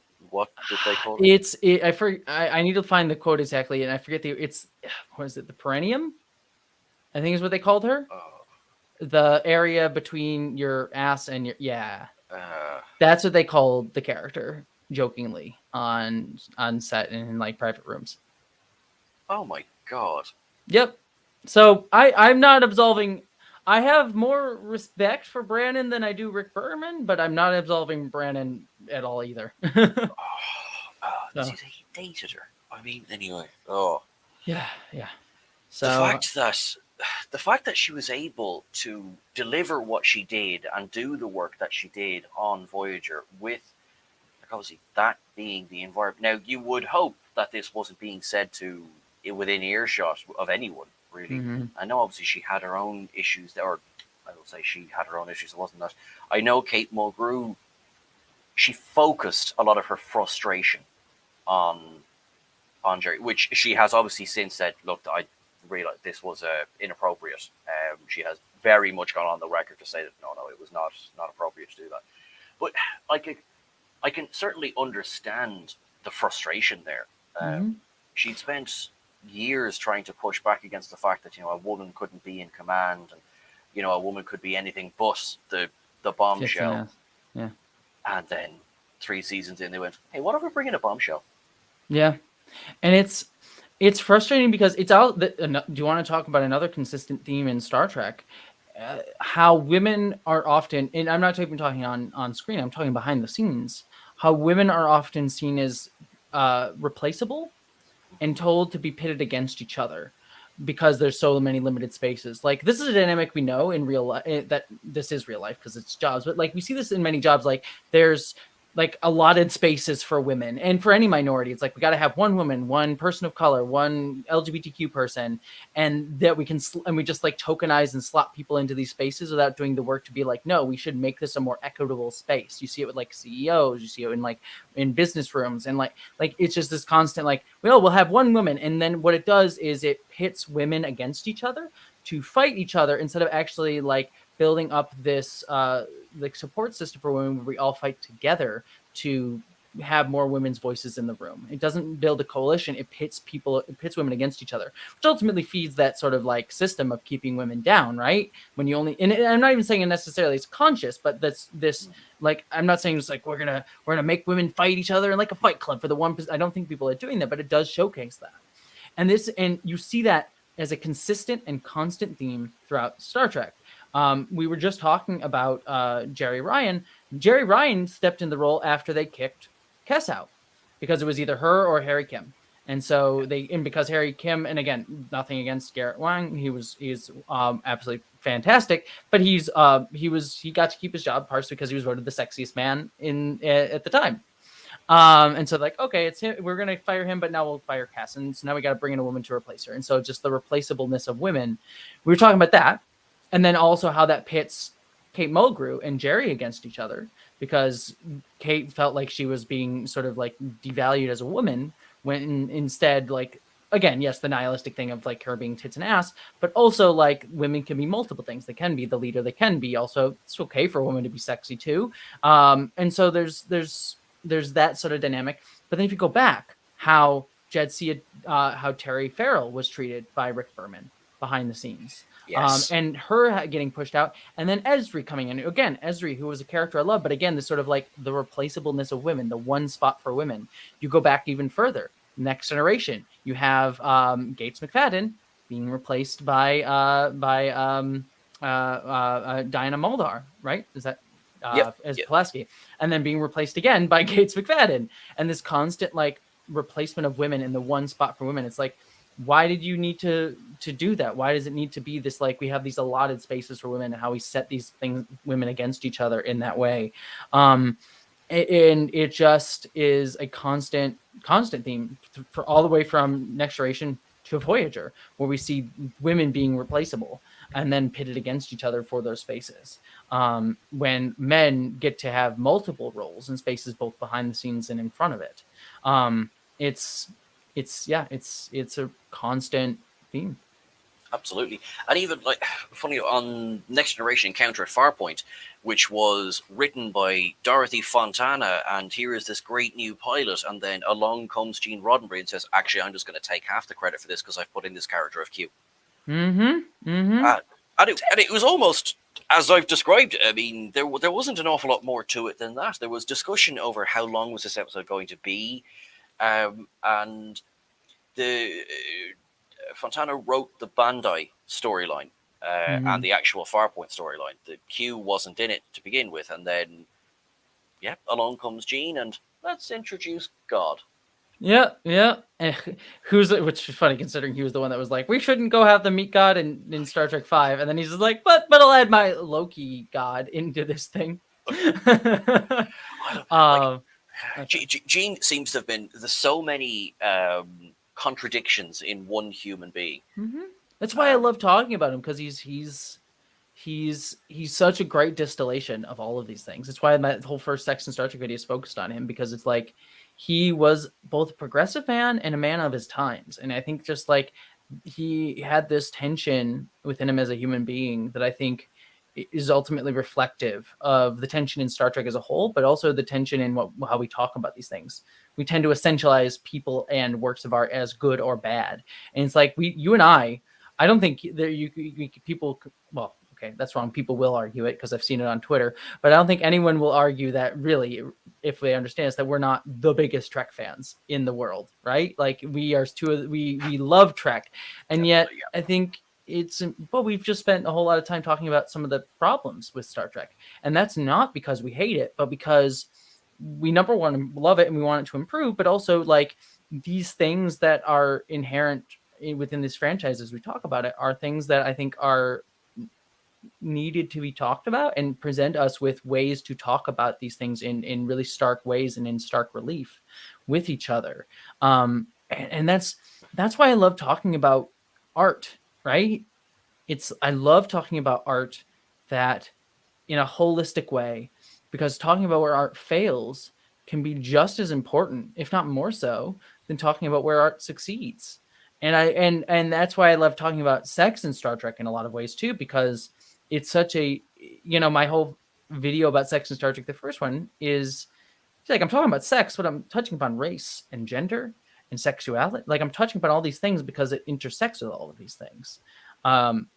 And I think it's very core to how we talk about art and how we demonize and glorify people and talk about like, no, we should all be in the gray. Everything is in the gray. Everything has elements of good and bad in them. And I think Gene is a perfect distillation of that. I mean, the best episode of Star Trek overall is, of course, Shades of Grey. Oh yeah, of course, best episode whatsoever. Well, it has scenes from a bunch of episodes. Exactly. Yeah. I think having said it, I think people are actually now taking money out of the fundraiser for what I've just said, and you know what? That's actually fair. That's fair. George Takei does give a great idea that yes, Gene wanted to do more, but was hamstrung by censorship of the 60s. I believe the intention. I do believe the intentions were good. I think there's a couple of very good points there in the comments, particularly about Gene adding lyrics to the original, to Alexander Courage's theme. Thank you, Sean. Which is be right back unsubscribing. Absolutely fair. Yeah. Which is true. I mean, he was a capitalist through and through. He knew how to make a book, and he knew how to stretch a budget as well. I mean, in terms of today's TV budgets, sure, I mean, the lights for the original series wouldn't have turned, or the money for the original series wouldn't have turned on the lights today. Yeah. With all the stuff they're doing on Discovery and Picard. Yeah. Absolutely. And I suppose Discovery, there's not a lot of discourse about Discovery online. I think we're going to be two of the first people to ever really I don't think anyone's talking about it. No one's mentioned it. Is anyone aware that there is a show called Star Trek Discovery? It's been around for a couple of years now. It started 2017. No. All right. Well, I'm sure it's fine. I'm sure no one has any heated opinions. Not at all. Oh, we've just been hacked. No, I think one of the reasons. So, one of the criticisms, the consistent criticisms against Discovery is, quote unquote forced diversity and forced representation. Show that kind of has its ups and downs. Wildbagger, I see you there, ups and downs. And it's hard to devil's advocate this because I love the diversity on Discovery. There is a lot more of it right up front on Discovery than there has been in any of the previous ones. Now, of course, there's a very obvious reason for that. It's because they could.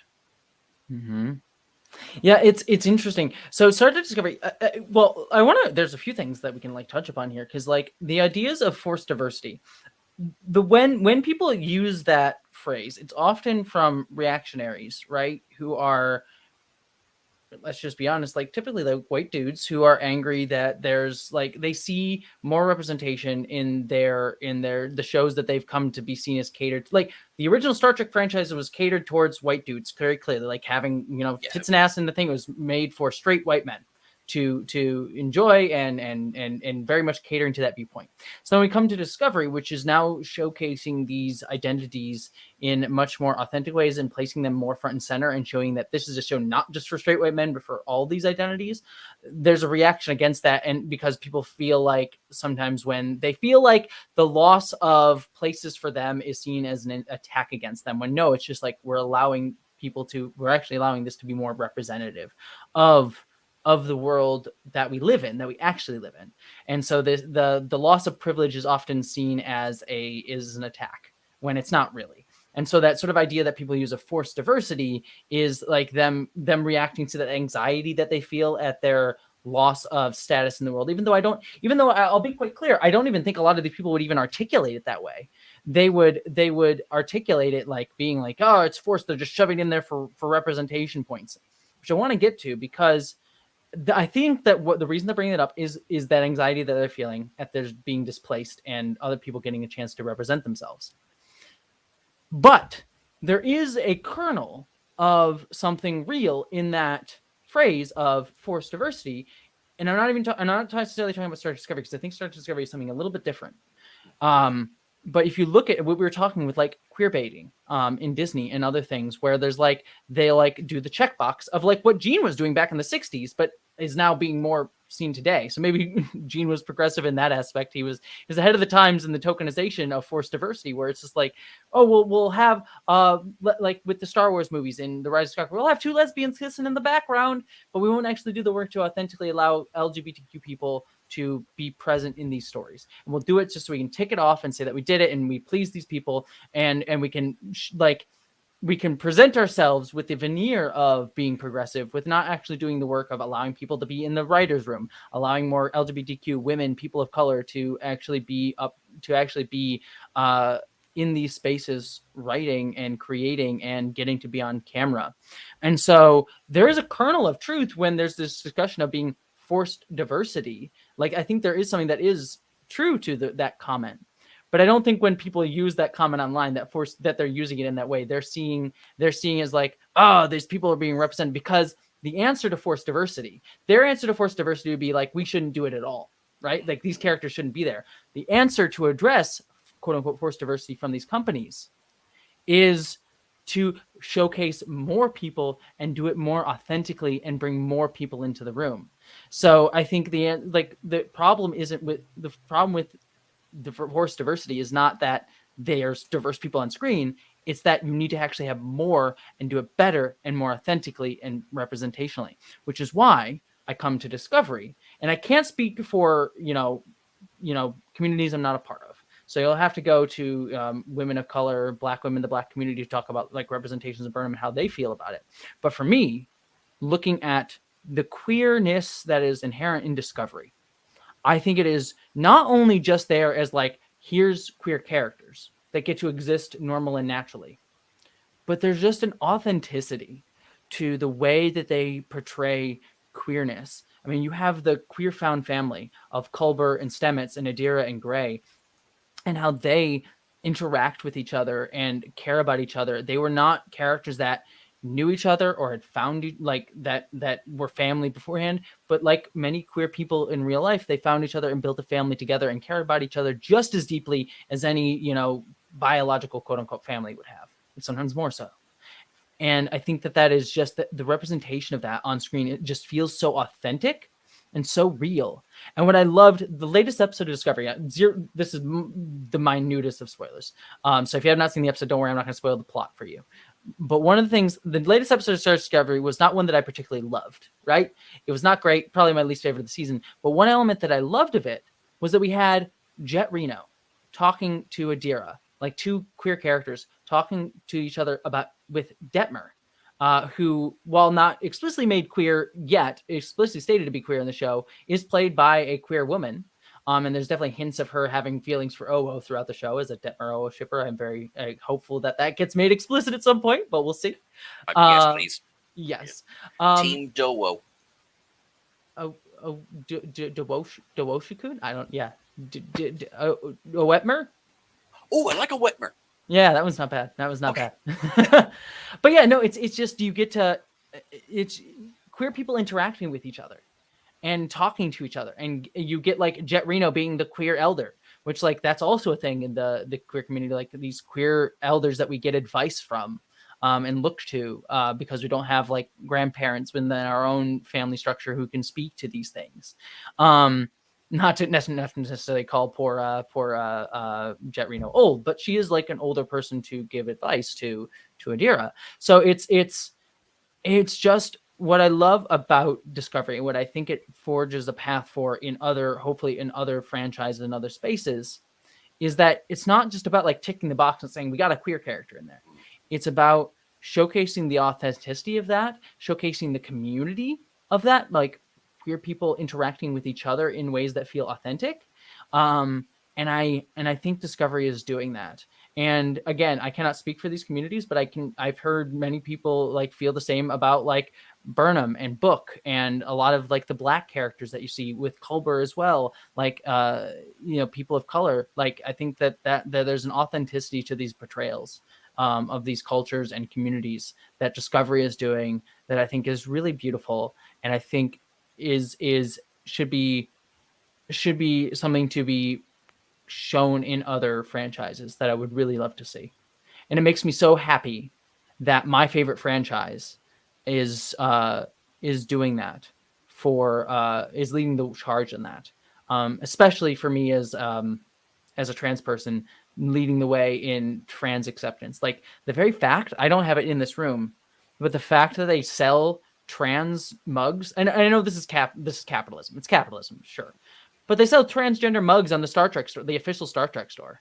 That makes me so happy. Like, yes, capitalism, but also I'd rather have that be the capitalism that I give my money to than other ones. So I can certainly understand that. I got the and this is going back about a year now. My lovely Discovery rainbow T-shirt, because growing up in the 90s and the 2000s, where as it was pointed out in the comments there, basically Sulu and Beyond was one of the first explicitly depicted same-sex pairings, because Rejoined obviously is another.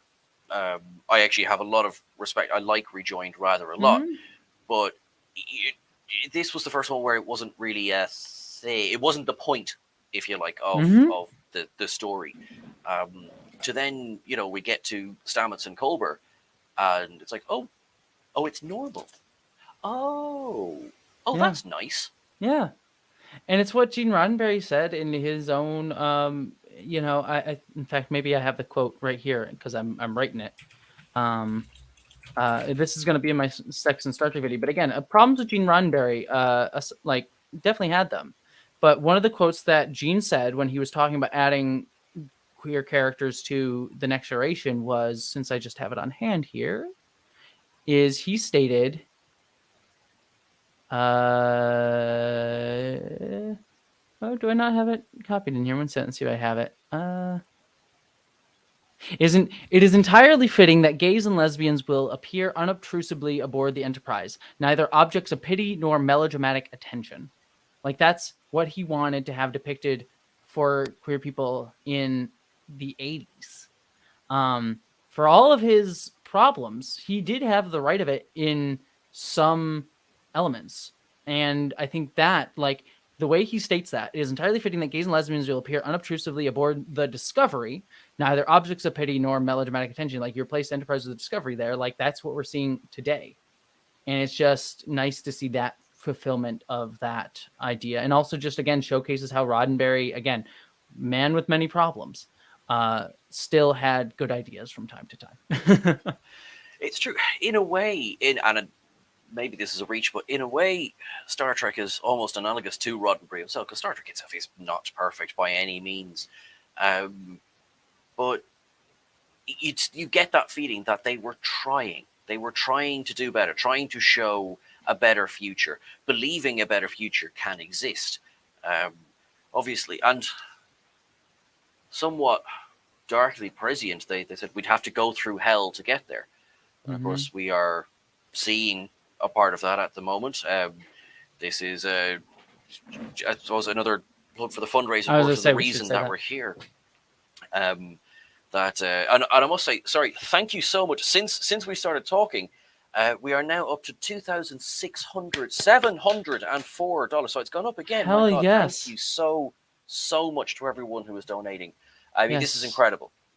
Yes. By the way, and if you have not, and I'll just take a minute to hype it up. Like, if you have not donated and you're able to donate, again, no shame. If you cannot donate, absolutely, like, give what you can. Totally fine. But if you have not and you're able to, please donate to the GoFundMe link that is down below. It is very much appreciated. I know many people here are absolutely wonderful and amazing people. So thank you for being here. Thank you for sharing. And thank you for just being part of this community, whether you're giving or not. You're lovely. Super Desi, Fraunhof, Smalley, Morgan, the Pirate Queen, Joel, all of you. You are absolutely wonderful, and I adore you all. So thank you for donating, for being here, for being wonderful people. Just this incredible sense of this is what Star Trek has offered, is a community. Mhm. Now, like any community, like any family, we occasionally tear lumps out of each other.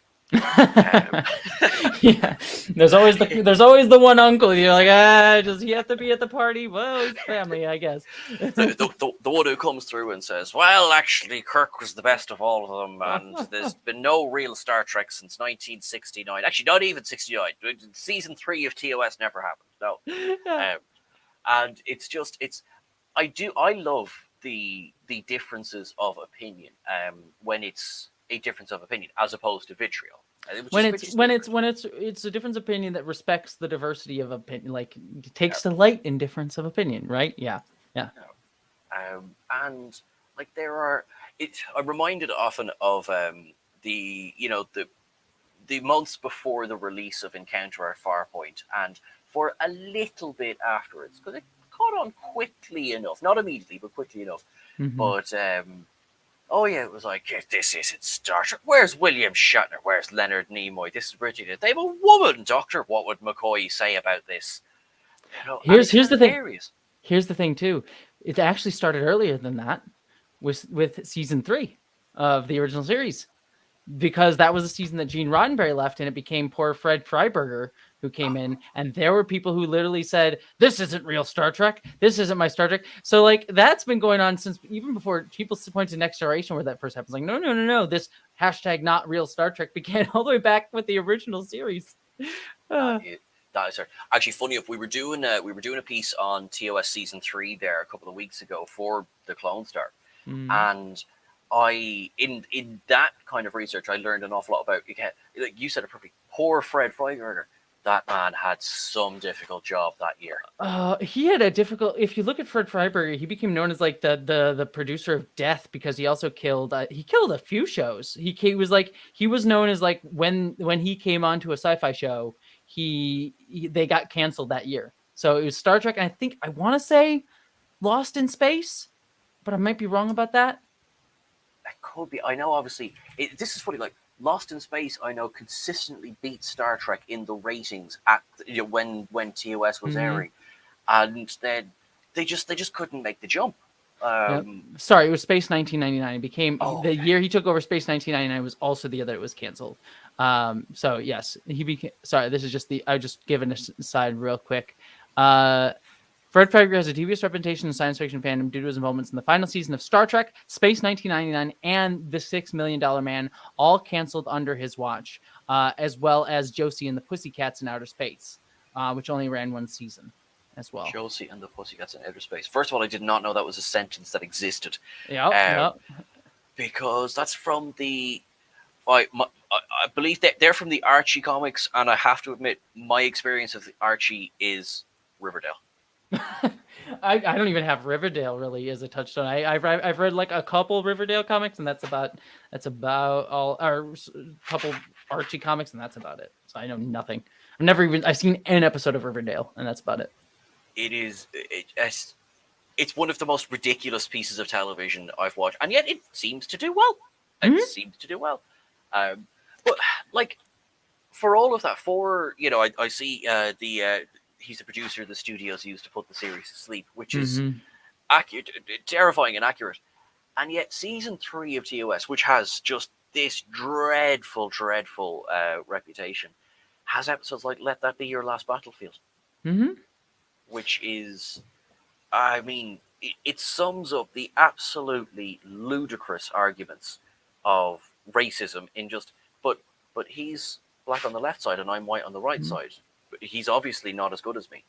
Yeah, I think that episode is interesting too, because it also showcases how we think about racism too, because there is problems in that too, because it somewhat frames both sides of the fight as equally like ridiculous.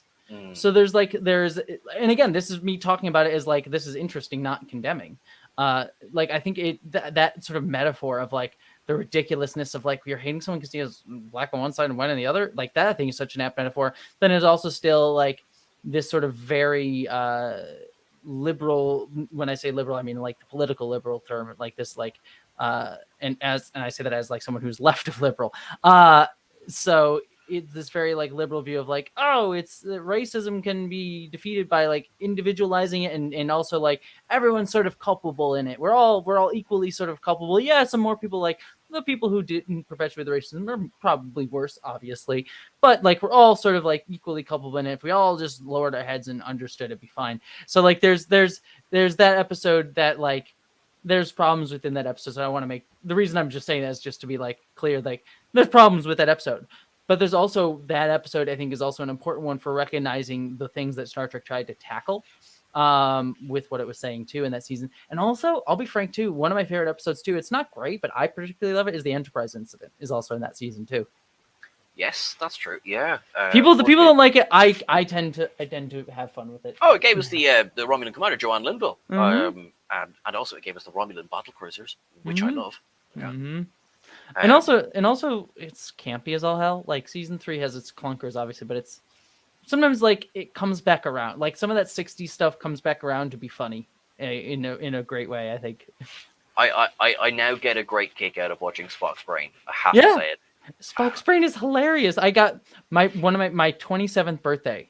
My friends and I got drunk, like absolutely drunk, and watched Star Trek V, followed up by Spock's brain, and it was one of the best birthdays I've ever had.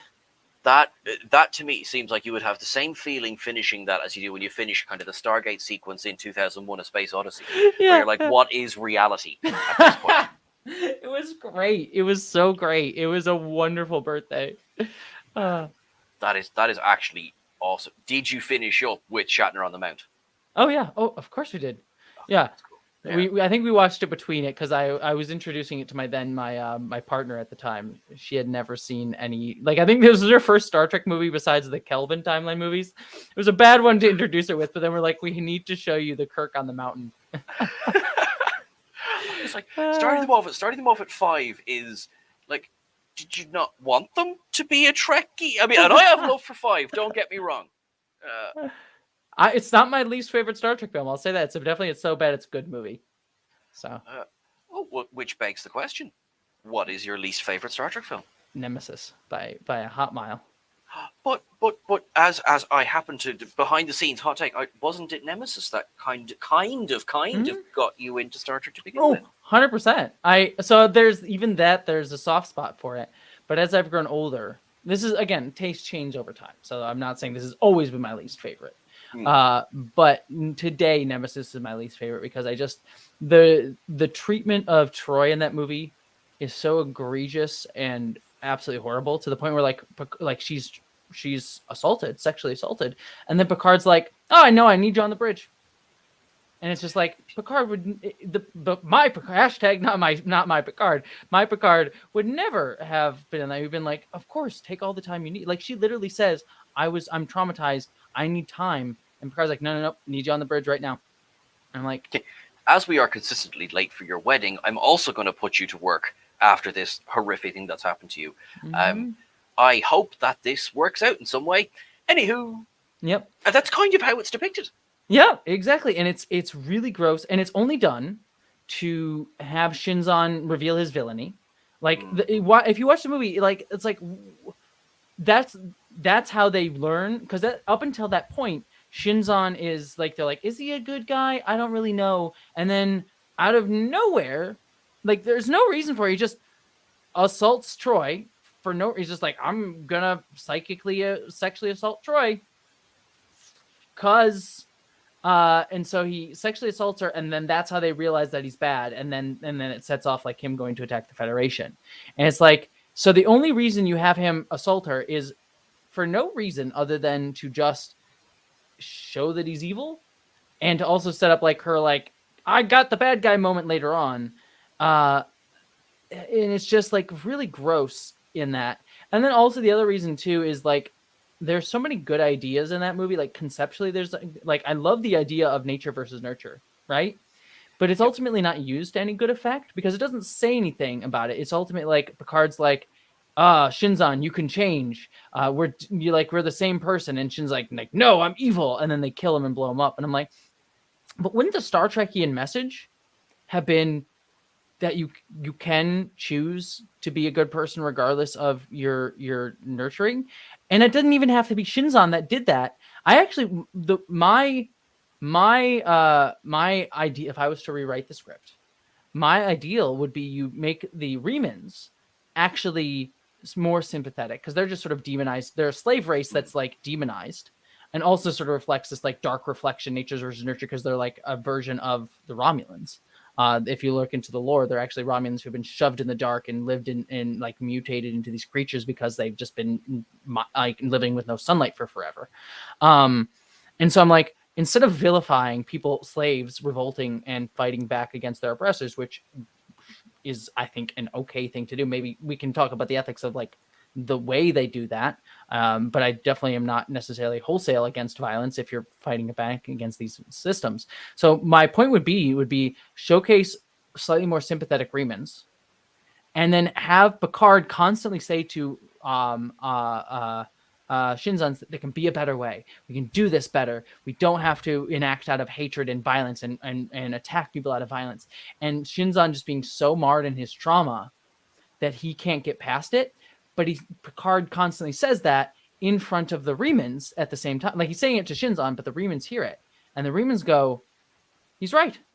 We can build something better. We don't have to start this new world that we're building on enacting violence. And then have the Remans betray Shinzon, knock him down, stop him, and then reach out an arm in friendship with the Federation and be like, we actually want to try to work to reunify with the Romulans and work to build a healthier bridge through this trauma. And so that would be my story.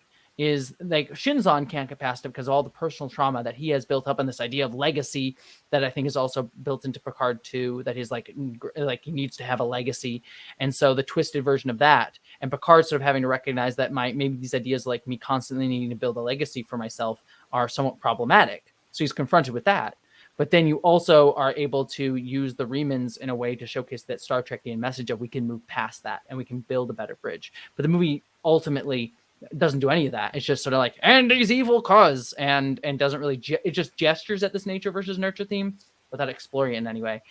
I am sorry, Sean. I'm a talker, and I'm loving this. To you. No, I'm loving this because you're bringing up so many interesting points, like that idea of nature versus nurture. The one scene I would not argue, but where I think they pay lip service to it is when Picard is initially abducted. And they have the mirror talk, but they don't do anything else. Yeah. They don't develop it. They don't go. There's a little bit, I guess, where maybe Picard is talking on board the Enterprise and looks at the picture of young Tom Hardy. Goes, I was with bald-headed Tom Hardy. I know, yeah. It's like kind of didn't anyone watch Tapestry? But. And thank you, people in the chat. I know. Thank you for approving my rants. Anyway, sorry.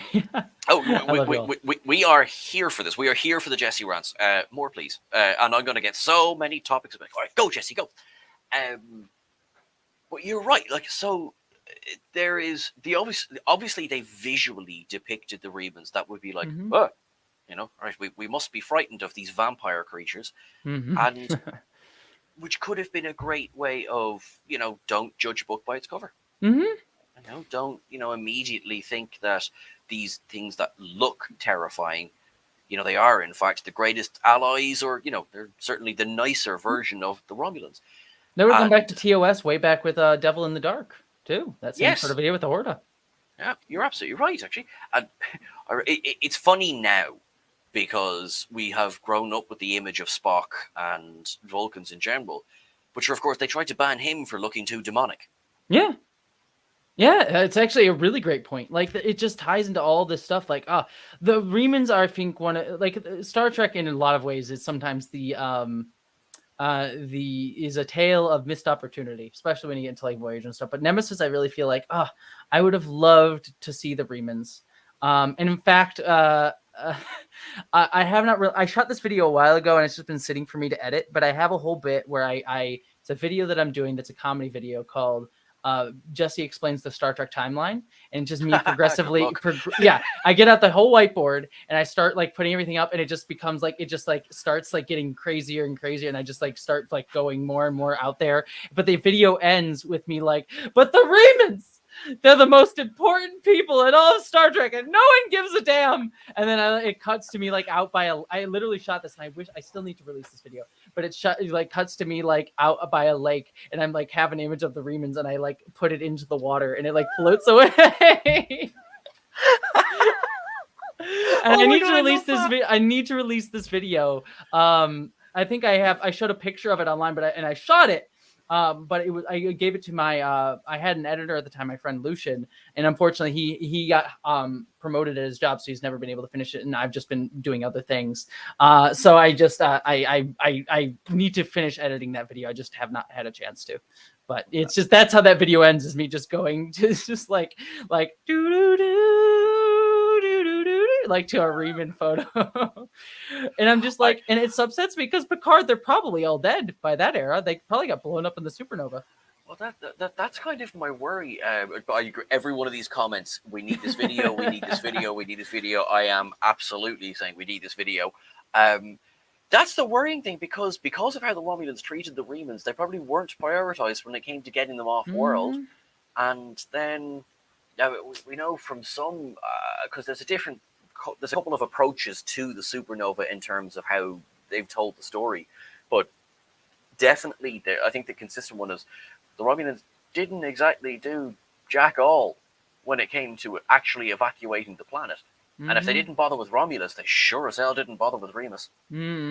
That's clearly the going to be the that's obviously going to be the how it's going to go, because I think the current canon version is Una McCormick, or as close to canon as you get, is Una McCormick's novel, where it was clear in that novel that like they barely gave a crap about getting people off of Romulus because it was in a clear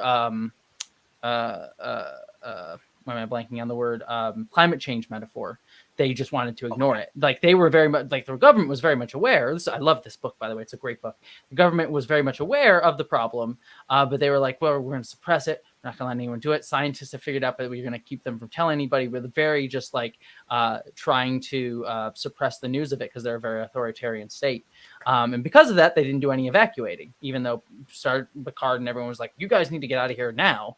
And obviously it was just the rich and wealthy Romulans that get off, which you see in Star Trek Picard, because one of the people that confronts Picard is a Romulan senator. It's like, hey, I understand you were treated like shit on this planet. You've been forgotten, but maybe the fact that you're a senator is part of the reason that you were saved at all, Mr. Ranty at Picard Man.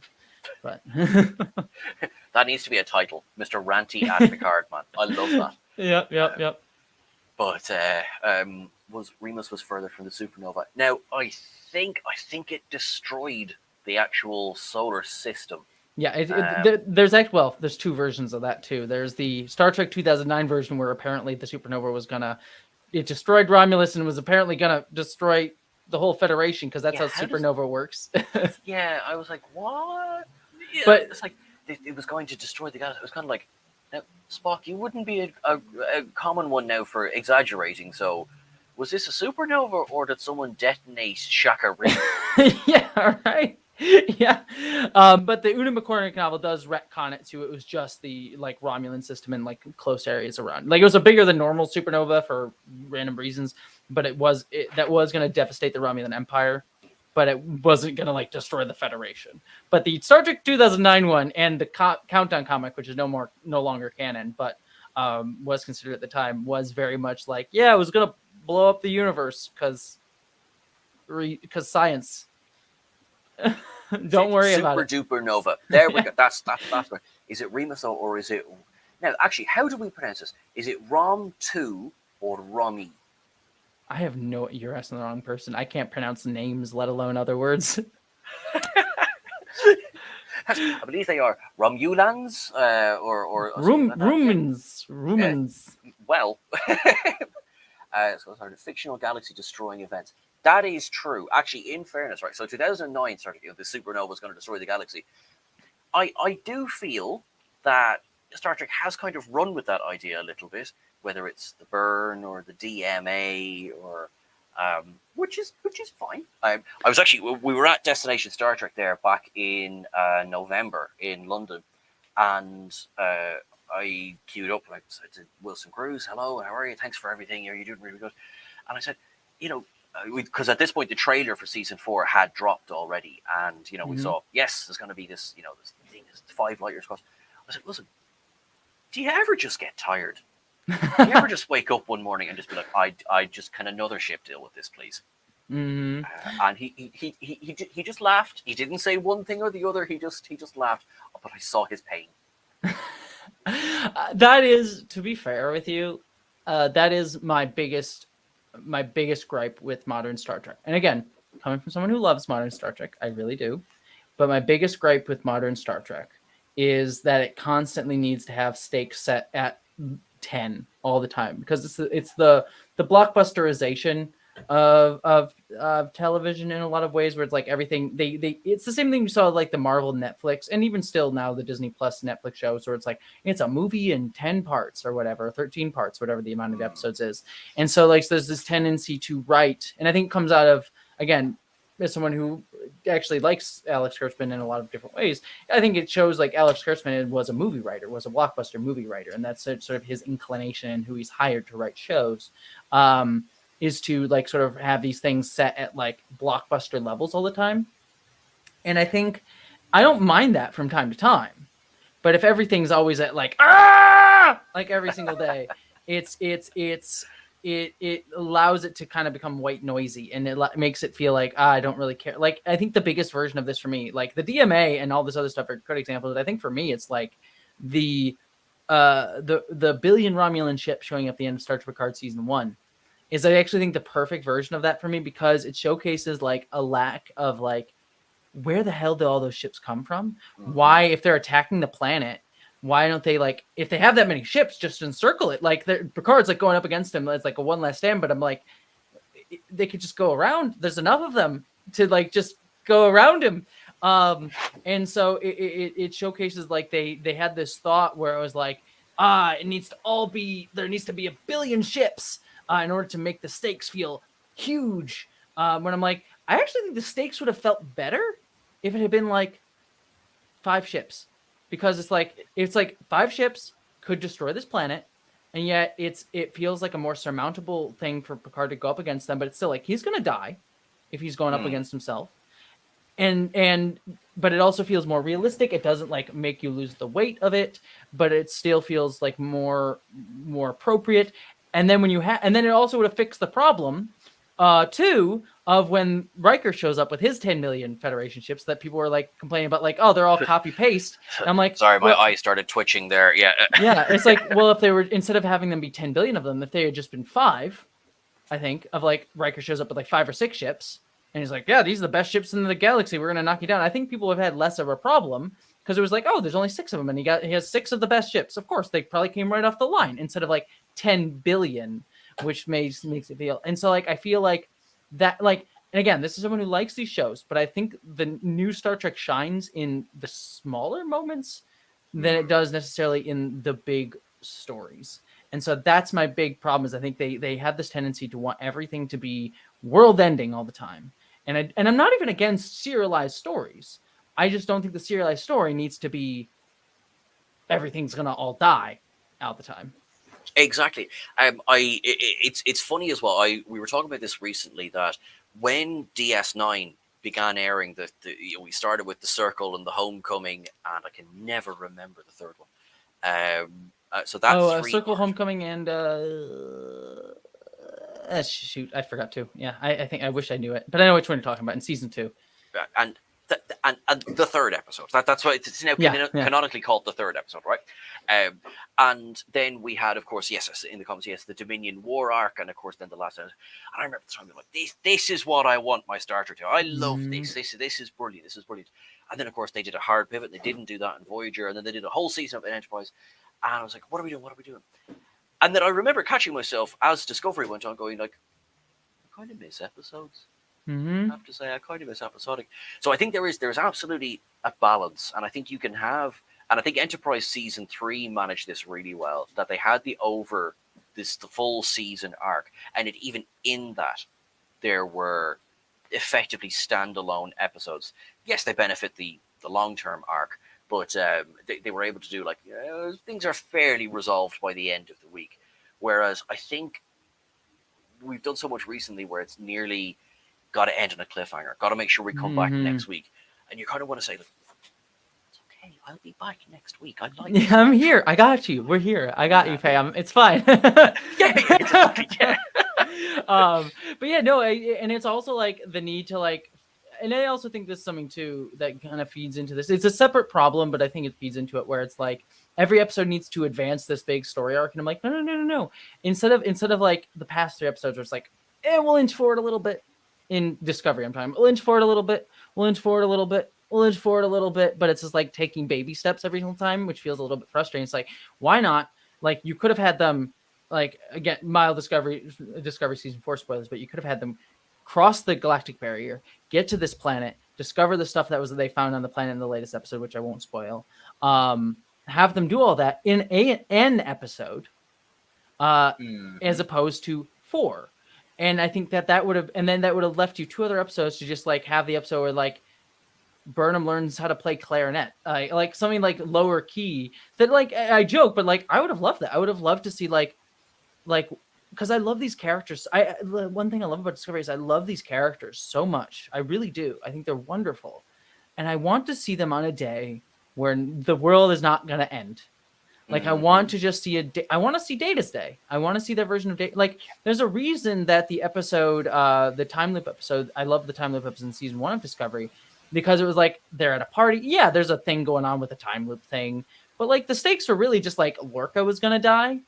Like he was trying to kill Lorca, and it's still high stakes for sure, but it wasn't like the Klingon War. It was like he wants to kill Lorca, when the rest of this is just kind of fun. There's like a party going on, that they're like getting to see people getting their groove on, and the end on the Discovery in that episode. It was just like I just want to have an episode that feels like there can be a problem to solve. There should be a problem to solve. I don't want them to just be like walking around, but it doesn't have to be like the galaxy will all die if we don't. So I think one of the strongest episodes of season 4 so far of Discovery was where about half the episode was a two-hander between Burnham and Zora. Because we just get, 2 characters. Yes, one is the ship. Ship is very much character, has been ever since, the Cage. And they're just talking to each other, and she's there comforting her. And I remember, there was a bit of discourse. There was actually, funny enough, now there didn't seem to be as much, hate after this episode, because we got a bunch of character work. Now there was the usual, why is somebody trying to comfort the computer? It's like, well, she's sentient. That's the entire point of the thing. And it sort of harkened back to great two-handers of the past. Shuttlepod 1, I think, is a brilliant two-hander. Less serious, but still a great two-hander. Yeah. The Enemy, TNG Season 3, where you have Geordi and the Centurion on the planet. Sometimes these work. I think sometimes the sacrifice of doing the big story of over the season, where everything must serve the story, is that you get a character who is a cog in the machine, as opposed to the machine serving the character. Yes, yeah.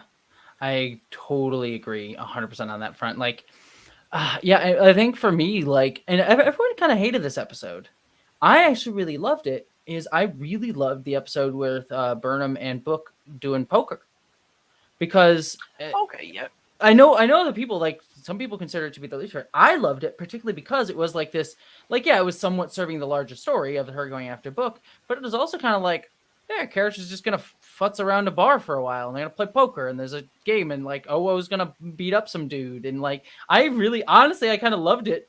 Honestly, that's one of my favorite episodes of the season, specifically because like it was feeding the overall story, but it honestly just felt like a fun little like, we're gonna futz around on this planet for a while. It was like their version of the jokingly call.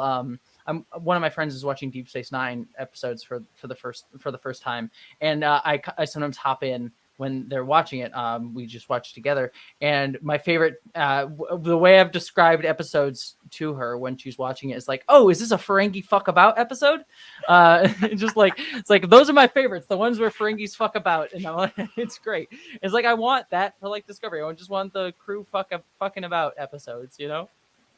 So. I loved DS9 did that brilliantly, where they just brought the Ferengi in, Rom and Quark together, just make this unlikely, fantastic double act, and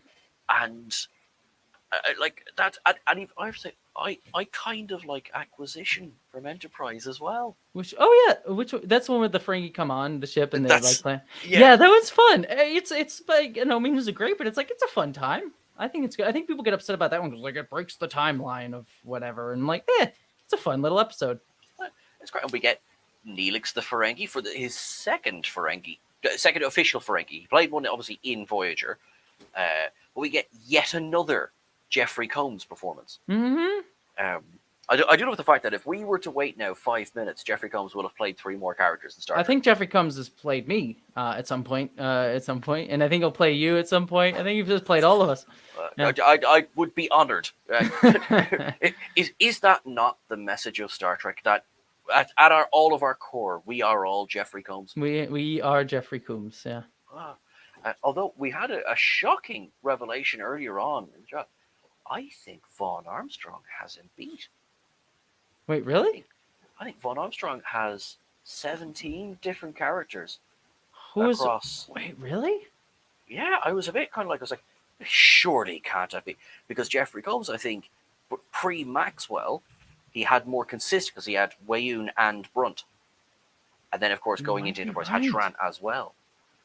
But Gozer the Gozerian, Jeffrey Combs will play us all. Absolutely, yeah. You might be right. I think he probably has. Is it more does Jeffrey Combs have the most appearances for a guest actor? That might be, or like more prominent. Maybe that might be it because he was in maybe more episodes. Big time with Weyoun, because Weyoun appears in so much of DS9. And then, of course, if you add Shran to it as well. Whereas... So he's obviously Forrest in Star Trek Enterprise. Sorry, I'm looking through this real quick. I'm actually I'm looking at his IMDb, so you can keep going. He was in a bunch of Star Trek Anna has video absolutely games. just called me out there. You're dead right, Anna. I didn't change my uniform half an hour ago, but I will offer you 2 more changes in the future. 5, 6, 7. He plays 5 characters in Star Trek Voyager. He has 1 in Enterprise. He just plays Forrest. No, he plays 2 in Enterprise. Because he also has the Klingon commander in Enterprise. So he has 3 in Enterprise, or 2 in Enterprise. So that's 5, 6, 7. He has in Deep Space Nine, 7, 8, 9. So that's 2 in Deep Space Nine. So 9 total. He has, and I don't see him in TNG. I know he was a Klingon in Heart of Glory in TNG. Yes, you're correct, and that's I just found it. So he has 10 appearances in the television shows. Not to mention, it should also be worth mentioning, he played a Klingon in Star Trek: The Experience. He was also in Star Trek Armada 2, Star Trek Bridge Commander, Starfleet Commander 3, and Star Trek Elite Force 2. So I think you might be right. I think he might be Jeffrey Combs. My God, we've been. I need to change the T-shirt. I need to say, right, that's it. Vaughn Armstrong is the GOAT in Star Trek. Of course, you also have Kenneth Mitchell's getting up there too. Though I yes, know he is. He has his other stuff that he's dealing with right now. Is dealing with ALS, but he's up there. He's got like 3 or 4, I think, as well. So he's getting up there. Yeah, I think did he play his own father and son in seasons 1 and 2? I think so. And he has at least 2 in the first 2 seasons of Star Trek Discovery, and then a 3rd in season 3, and then a 4th in Lower Decks. So yeah, he's up there. How do I get on the panel? I mean, this is great. People just kept being brought back as different characters. I'd love that. I mean, I'll either take a captaincy or recurring, whichever really. I'm not fussy. Yeah, I mean, I'll just take someone yelling. Like my dream would just be to be a red shirt on Lower Decks. Like Mike McMahon, just please make that happen. Just let me just be like, and just die somewhere off screen. I would love it. That's it. Probably with Lower Decks being Lower Decks, probably killed by a steamed banana flying out of a replicator. Which we got in Discovery this week, which made me very happy. Which I thought I was just like, I do love the way so the show, in a way, the shows are quite separate at the moment, and yet they're also not. Like that, like the banana gag, which was like that of all of the gags to cross over, and yet it was just brilliant. And only Reno could have delivered that. Reno's perfect delivery vehicle for that. Like, she's the most Lower Decksian character in Star Trek Discovery. So, I think if there's ever going to be a time travel episode and be like, oh my god, we're going to bring Discovery into Lower Deck, of course it's Reno. Yep. Oh my god, that'd be great. So I don't know if I told you this, but I had to write. I got asked to write the character descriptions for the Star Trek Discovery RPG game. For the You did not tell me that. That's awesome. There's the writings. What was it? The tabletop RPG, Star Trek Adventures. They have like a Star Trek Discovery amendment that they added, and I got to create all they had me write all the LGBTQ characters, which is funny. And so Jet Reno was one of them, and I got to like write her character description. I can't remember what it was off the top of my head, but it was absolutely fun. Actually, I want to look it up because I got to write. What was it? Let me see if I can do it. Because I have it right here. What I eventually wrote for them was let's see. Commander Jet Reno is Starfleet's most unconventional engineer, both in temperament and ability. Let's see. Yet her time spent stranded. Jumping ahead. Time spent stranded, nor the death of her wife, did not cripple her sarcastic personality, which she brought aboard the USS Discovery, along with an overabundance of snacks. Which I think was a fun. So it was great. That is brilliant. That is. Actually, well, we have a little bit of time. Tell me more. Like, how do you get involved in this aspect of Trek? Oh, they just how did I get involved? I think someone just reached out to me and said, "Hey, would you like to write this?" And I'm like, "Sure." So one of the gentlemen that writes that game, he just reached out to me and said, "Hey, would you want to write for this?" And I'm like, "Sure." It pays a pittance. It paid like nothing, which was like fine. It's just like write it up, and I just got to design the characters for. I think they had two separate ones. They had a Star Trek Discovery Season 1 version, and then Star Trek Discovery Season 2 and 3 version. So I got to write Stamets, Burnham, Jet Reno for seasons 2 and 3, and then I had to write Stamets, Burnham, and I'm blanking on her name, Laurel for season 1. Oh, well, awesome. But what was interesting about doing that actually was fun because I did the whole character design, so I had to like come up with their attributes, their disciplines, and like roll their characters and like come up with the things like that.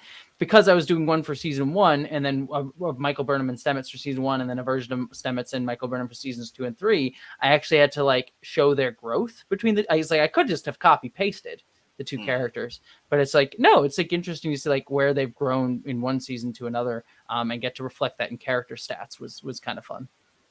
So. That's awesome. Yeah, because like I've known about tabletop games for a long time. Now I'm going to show my hand here. I am aware of gaming. I know it is a thing that exists. But like I am the person that if I'm handed a model, I'll just fly it around and crash them into each other. I'm a bit useless when it comes to gaming. So, what is the tabletop game, Jesse? The Star Trek one. It's just a Star Trek adventure. So it's just like Dungeons and Dragons, just with Star Trek. It's okay. Because I have played D&D. So yeah, it's just D&D with Star Trek. Okay. Mm-hmm. All right. So the rules are slightly different. Like the way you roll dice is slightly different. Like try to remember because it's been a hot minute since I played it. It's been like 2 years. The dice setup is instead of in D&D you roll one dice to see if you like do something. Like if it rolls a 1, you fail. If it's 20, you definitely succeed. And then sort of in the middle ground sort of depends on how hard the task is, right? Whereas in the Star Trek Adventures one, you roll two die. I forget how it goes. You roll 2 die, and then that like it determines like amounts. It's slightly different. I can't remember off the top of my head. For some reason, it's been too long. I thought I would be able to figure it out if I talked about it. But it's a 2d20 game as opposed to 1d20. There's a slightly different rule set, but essentially it plays like very similarly to D&D. The only difference is there's less of an emphasis on combat. as it should be for Star Trek. So it's much more focused on negotiation and talking, and the combat is actually you get penalized if you enter into combat. Actually, that is very Star Trek. Mm-hmm. Mm-hmm. Because it's funny. I can imagine, let's say, if say a fan who joined Discovery or started with Discovery season 1, which opens with the Battle of the Binary Stars, which I still think is a bloody good. Great, yeah. It's a good opener. You get penalized for combat. It's like, I feel like burn them. I'm just trying to help. I'm just trying to do the right thing, damn it. It's like, I thought firing first. I was assigned a Vulcan. We fire first. It's what we do. Mm-hmm. No, that's pretty awesome. I was writing a piece there a while back about I know there's been a few different, or at least I think there's been a few different tabletop games through the years, or maybe it's the same one that has evolved. No, I think that's like board games. I think tabletop role playing, or maybe now I might be mashing a few things together, as I do with a lot of Star Trek. Yeah, Dax, that one from the original series, that's the one.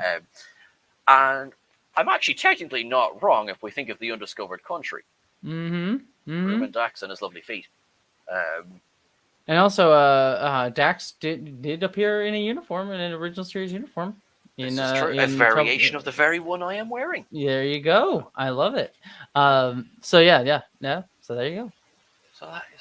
So yeah, I completely exposed myself of like gaming. Mm-hmm. So Star Trek. There's also some good tabletop games. There's like Star Trek Timelines. I mean, there's Star Trek Catan, which I have. There's actually a couple of Star Trek Ascendancy. I haven't played them all, but I know there's a couple Star Trek tabletop like board games that are out there that you can play as well. So kind of fun. I have this memory of, I think it's from the 90s, and it came with a videotape, and the videotape I think was Gowron. Of it. It was now whether it was a Trivial Pursuit type game, or yes, I have this idea that this was a thing. Does anyone in the comments remember this one, or did I make this up? Also, I think people are asking to share the. Just dropped it there now. Yeah. Perfect. Thank you very much, everyone. Thank you for donating. What are we up to now at this point? Sorry, and I was looking for the link. Could you say that again? I kind of lost what you were saying. My apologies. You're grand. So yeah, I was just wondering, VHS mystery game. I had it. There we go, Joel. Yes. So VHS mystery game. I also have a Seen It game that I want to play at some point too. That I really want to play. I should do it on a stream sometime. That'd be kind of fun. Because it's like one of those like you put in the DVD and it asks you trivia questions and like play on the board. No way. Yeah, I want that. Do you remember what I have it? And I found it it was like at a garage sale. I'm like, I'll pick this up. I don't know when I'll play it because I don't use DVDs anymore. Or anyone that would be able to beat me in the trivia game, I'm sure, around me at any point. So I should do that. That would actually be a fun game to do on a stream. Maybe I'll have you and I should do a stream sometime and we should play it if you're ever down. So yes, please, 100%. I am there for that.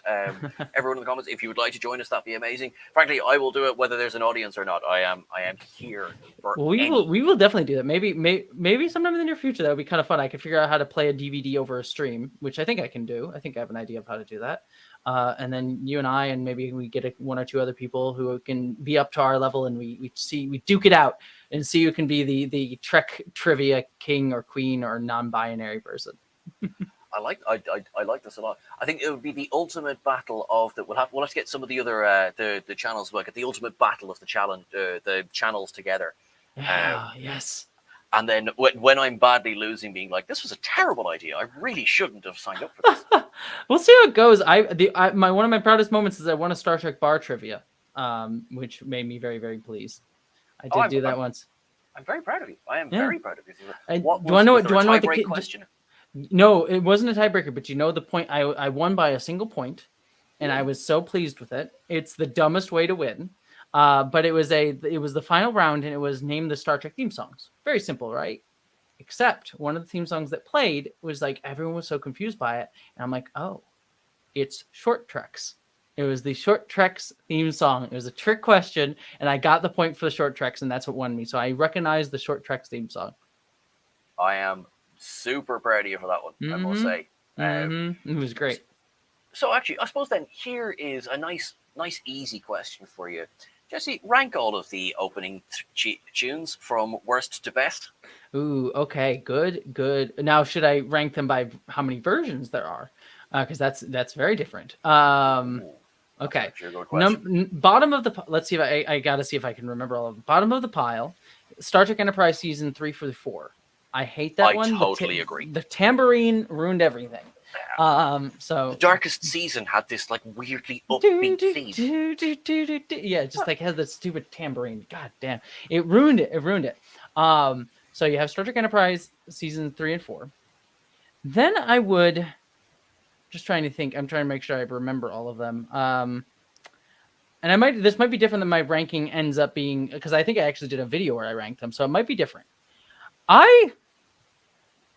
As much as I love this show, after that, Star Trek the Animated Series. It's kind of a retro redux of the original series. It's not bad, but it's just kind of like very kind of blah. Then you have, I'm going to get hate for this one, but this might be my controversial one. I love this show. I might put Lower Decks here at 8. I know it's my favorite. It's my favorite modern Star Trek show and one of my favorite Star Trek shows overall. But I find the theme to be a pastiche of other Treks, and because of that, and which fits the show perfectly. But because of that, I feel like it loses a little bit of its own flavor as well, because it's just kind of like representing like a TNG style sort of intro that I think doesn't feel as unique to the rest of it. I know I feel bad, Molly. I apologize. Then I would put I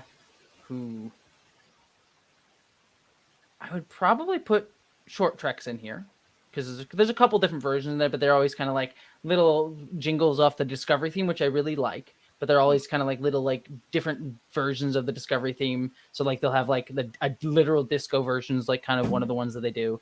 Those are fun, but I put it down lower. As well, but I give it higher than Lower Decks because they kind of change it up a little bit and do different. Like again, they have like a disco version and like that's kind of fun. Then I would say probably the Mirror Universe theme from Star Trek Enterprise, which is such a cool version. I loved it. It was such a cool surprise, but it's a bit dark for a Trek show. So I'm putting it low, not because it's bad, but because it's dark for a Trek show. But I have to rank it higher than the other ones just because of how unique and kind of cool and different it was. So that's where that goes. Then I would probably say the original series. No, that's a lie. Deep Space Nine seasons 1 and 2. And I think 3. I think it changes in 4. I forget exactly where it changed. Might be 3, might be 4. Hear me out. I love Deep Space Nine seasons 1 through 3. It's good. It's very good. You'll see where the other version ranks on my list. It's very different. Okay. But I'm putting it there because I don't think it captures the mystery of Deep Space Nine as much as the later version does. The later version just has this kind of like etherealness to it that just I really, really love, and it ranks higher. And so Deep Space Nine, I think, is like good. It's great. It's a really solid theme, but I don't think it captures that feeling as much comparatively. But I still am ranking it. It's very mid-tier of the list right now. I'm sorry. I appreciate That's okay. No. I should have prepared myself. It's your ranking. That's right. I accept this with love. Okay. Fair. Then we have the original series, which is classic. It's a great standard. I love it. It's really good. I particularly like it. But I think it's just classic for a reason. I think it's just great in the middle of the pack. Then we're gonna go to another controversial one, Star Trek Picard.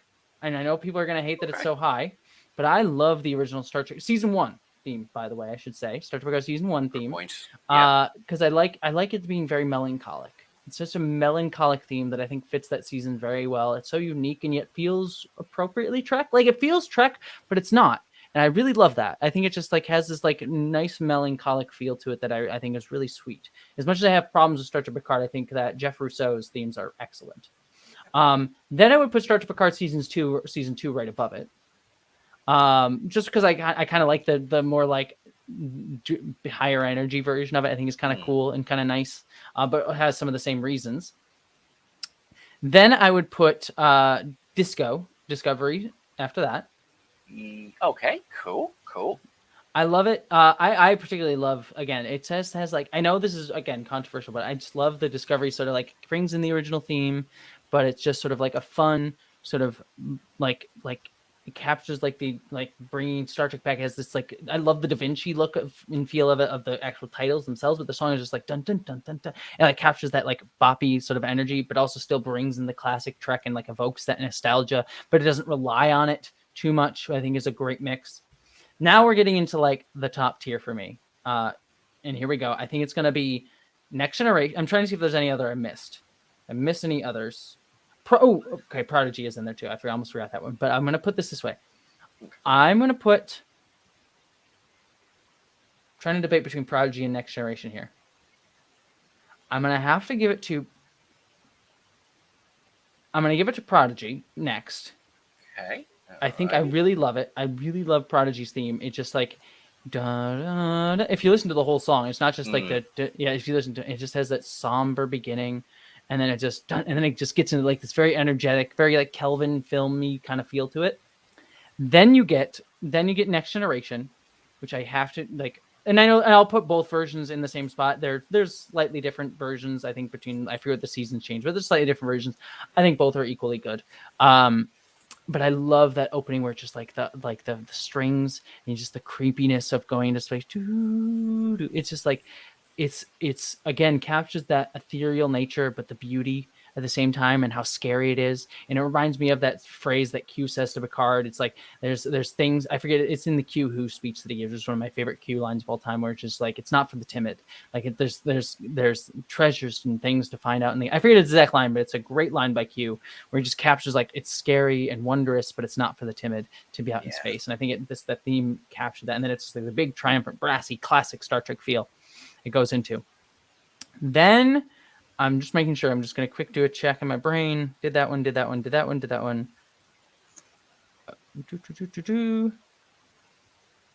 Lower Decks, Short Treks, Disco, Picard. Okay. All right. So then we're going to get into my finals here. I believe next would be Voyager. Love Voyager. Another like wonderful theme. Super great. Can very like, it's all the things went from Trek, the brassy like feel to it, but in a very new, wonderful way. Then after that, we get the Deep Space Nine themes in the later seasons. That's it. I think this should be my second place, if I'm correct. I don't think I missed any other ones besides the one that's going to be my number one. No, I think everything's ticked off, bar the other one. Mm-hmm. Yeah. But Deep Space Nine, that one I think is great, because I think that one captures the mystery. Like when it goes through the comet and you just have like it again captures that like darkness into bright triumphant brass section, I think, in the best way possible. Like that's the theme that you have with the best Star Trek themes, and a lot of them I think it's just like creepy and dark into triumphant brass. And then, of course, number one has to be seasons 1 and 2, Star Trek Enterprise, as people in the comments have called it, Faith of the Heart. Remove that tambourine and it goes from worst to best. And I love Faith of the Heart. That is, I mean, other than like it deserves its day in the sun, is there any reason specifically why Faith of the Heart? There are numerous reasons. I think it gets unfairly maligned because it was so different at the time. I don't think it's actually a bad song. I actually particularly love it. 2, I will say that there is an element for me that it is nostalgia. It was my first Star Trek show that I watched week to week, and so that theme was my Star Trek theme for a long time. Like, it wasn't the first Trek show I encountered. That was TNG, as we talked about on the podcast we recorded earlier. But it was the first one that I, like, every week when I saw that song come up, it's like I knew there was a new episode. And then also it relates me to my father too, because I encountered Enterprise through the theme song through my dad, because I came up one day from our basement. We had like a basement rec room where we played as kids. And I came up and was like, he didn't use my Jesse at the time because I didn't go by it, but he was like, Jesse, come here. I want to show you something. Look at this. And he showed me the Star Trek Enterprise theme song, and he loved it because he loved the visuals and the history of going through space travel. That thing, he adored that theme song just for the visuals, not even the song.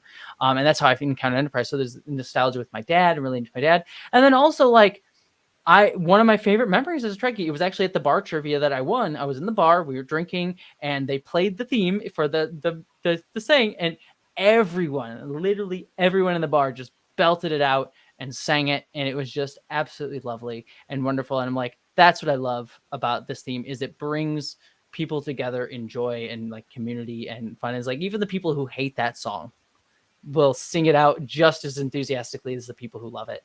And I think that speaks to like the community of Trek. And so I think in all those ways, both emotional, like personal, nostalgic, I think it's just an absolutely wonderful theme. So I love that. I love that it's coming from a place of like this memory that is just a part of it. So every time it plays, it's, we're not just hearing Faith of the Heart. We're hearing everyone in that bar singing it. We're hearing probably all of the times I rolled my eyes when Faith of the Heart was on. Back, I see there in the comments, it's the only one we never skip on Netflix. I'm getting there, I must say. Because even now, my number one now would be DS9 seasons 1 to 3. Sorry. I'm or sorry. Voyager. No, it's fine. It's fine. But funny enough, for very similar reasons. Like my first week to week really was DS9.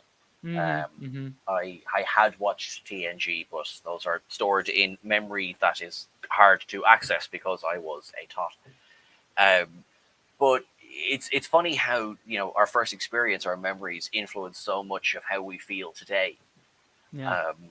Which I'm going to use as my segue for my final question. So, with everything that's gone before, what is your hope for Star Trek to come? I would hope that it keeps challenging itself to do different things. And I can speak specifically and I can speak broadly. Like, one of the things that I love about this modern era of Star Trek, I talk about Alex Kurtzman. Do I think he's the best person to run Star Trek? No, I think he has his own problems and foibles. But one of the things that I appreciate about him, and two things, I do think he's the best person to ever run Star Trek. And I know that's a controversial thing. I put him above Rick Berman and arguably Gene Roddenberry too.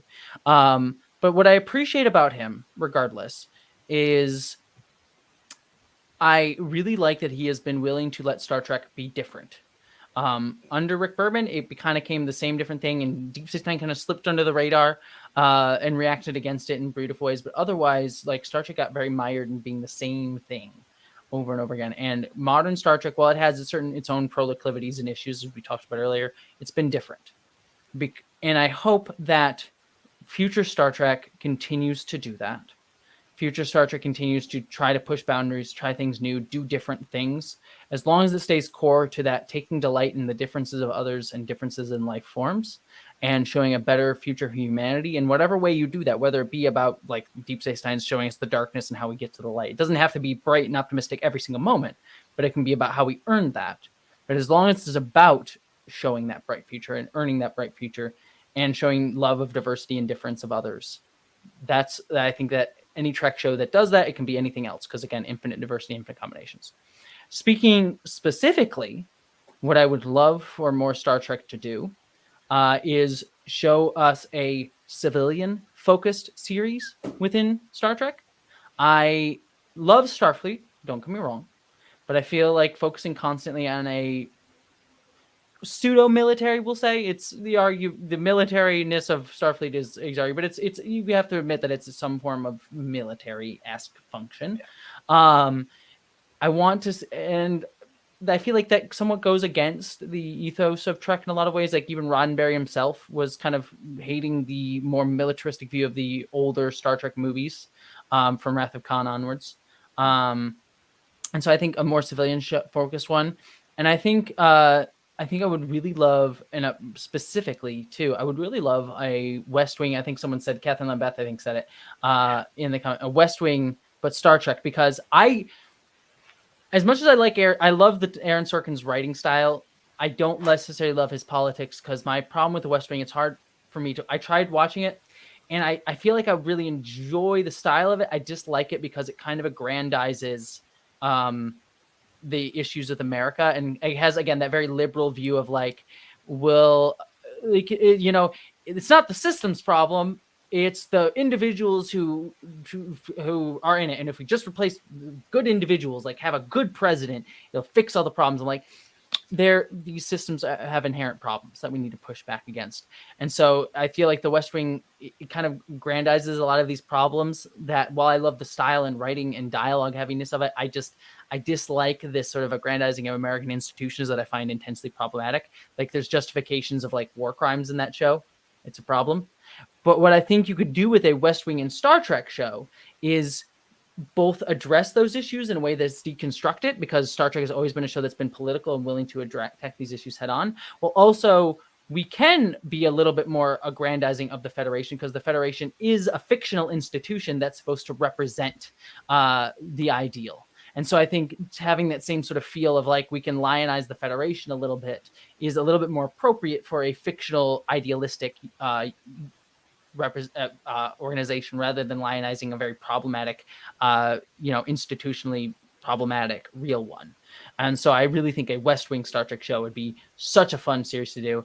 I already know what my ideal storyline for it. Sorry, this is my pitch. I'm just pitching you my pilot episode. It would be set right after the Romulan supernova explodes, and you have the influx of Romulan refugees, and then you have many of the border planets. You have a new president coming in. It focuses on a new president. She's just been elected. Now she has to deal with the big refugee crisis of all the Romulans coming in. And then also with planets in the far reaches of the Federation being like, we don't want to deal with these refugees. We want Federation for Federation citizens, and kind of showing a more right-wing kind of ideological like push within the Federation. And sort of showcasing the ways that the Federation has failed those people, and sort of like kind of discussing that. And then also on a more individualistic level, one of the characters that I would have in it is I would bring back Julian Bashir, because what I would do for the storyline is president, it's her first day on the job. She's dealing with this like, oh crap, the Romulan, I got to deal with this Romulan crisis. It's all going on. It's all going to hell. Pilot episode, things are in hell. And there's someone who keeps saying, like, President, you need to do your doctor checkup. You need to have your checkup before, like, you need to get your vitals and everything. It's part of like the incoming president thing. She's like, I can't do it. Too busy. And then at the end of the episode, she's like, fine, I'll go and see my doctor. Turns out her doctor is Julian Bashir. And he reveals to her, it's like, I'm actually your Section 31 liaison. And I'm here, and she's like, wait, Section 31? It's like, yes, I'm actually here. I'm part of Section 31, and I'm working to. I do all the things that you can't do as president. And she's like, I don't like that at all. And she has a big intrinsic problem. And so you have Julian Bashir being a Section 31 agent. But then we learn at the end of that episode, she goes away and steps away, and then Julian like calls up a good friend Garrick and says, yes. And it's revealed that he's part of Section 31 now, but he's working with Garrick to bring it down from the inside. And so the storyline of his character this season is he eventually comes to trust the president in order to try and take down Section 31. And so there's dealing with the Romulan refugee crisis, and they're also bringing down Section 31 from the inside as like the overall storyline for season 1 of West Wing Star Trek show. So that's my pitch for my West Wing Star Trek series. This is amazing, right? I can tell from the comments that this is getting greenlit. I'm going to give all of the money that I have, both of the euros, to you to fund this show. Jesse, that was an amazing idea, and this has been an amazing 2 hours. Thank you so crazy. So much. 2 hours. Wow. Thank you for having me. By. Yeah. Not at all. Seriously, thank you. Thank everyone who has been joining us so far. Like, you've given your time for this wonderful cause. We are now up to $2,736, which is incredible. So what we're going to do now is, Jesse, I'm going to release you to go to bed, to sleep, to do whatever the heck you want to do. You do you. That's grand. And then for everyone who is with us in the comments, what I'm going to do now is really quickly, I'm going to end this broadcast because for various YouTube reasons, I now have to start a new broadcast. So stay with the channel. We'll be with you in a moment, and we will be back with it's gone right in my head. Trek This Out podcast. There's that many podcasts. Thank you so much, everyone. But Jesse, I just thank you so much again. Love to you and love to everyone. Thank you for having me. It was wonderful. Honestly, I'm just good for an excuse to talk with you for 2 hours. So I'm happy. I'm more than happy to do this. And thank you, everybody, I just to quick say, I'm not going to be able to say everyone, but Frown, Huffs, Morgan, Moonflower Gal, Molly, Wildbanger, Kathleen Lambeth, Diana, Joel, Super Desi, Ed, Ihan again. Apologies if I'm saying your name wrong, but you are all lovely. Goes to the Gozerian, Wildbanger. Love to you. Thank you for being here. You're absolutely amazing, and thank you for having me. Oh, anytime. Everyone, see you all soon. Jesse, hopefully see you very soon. Yes. Okay, on to the next 12 hours. Okay, cool. Okay, good night, and I will talk to everyone now in a second. Bye. Bye.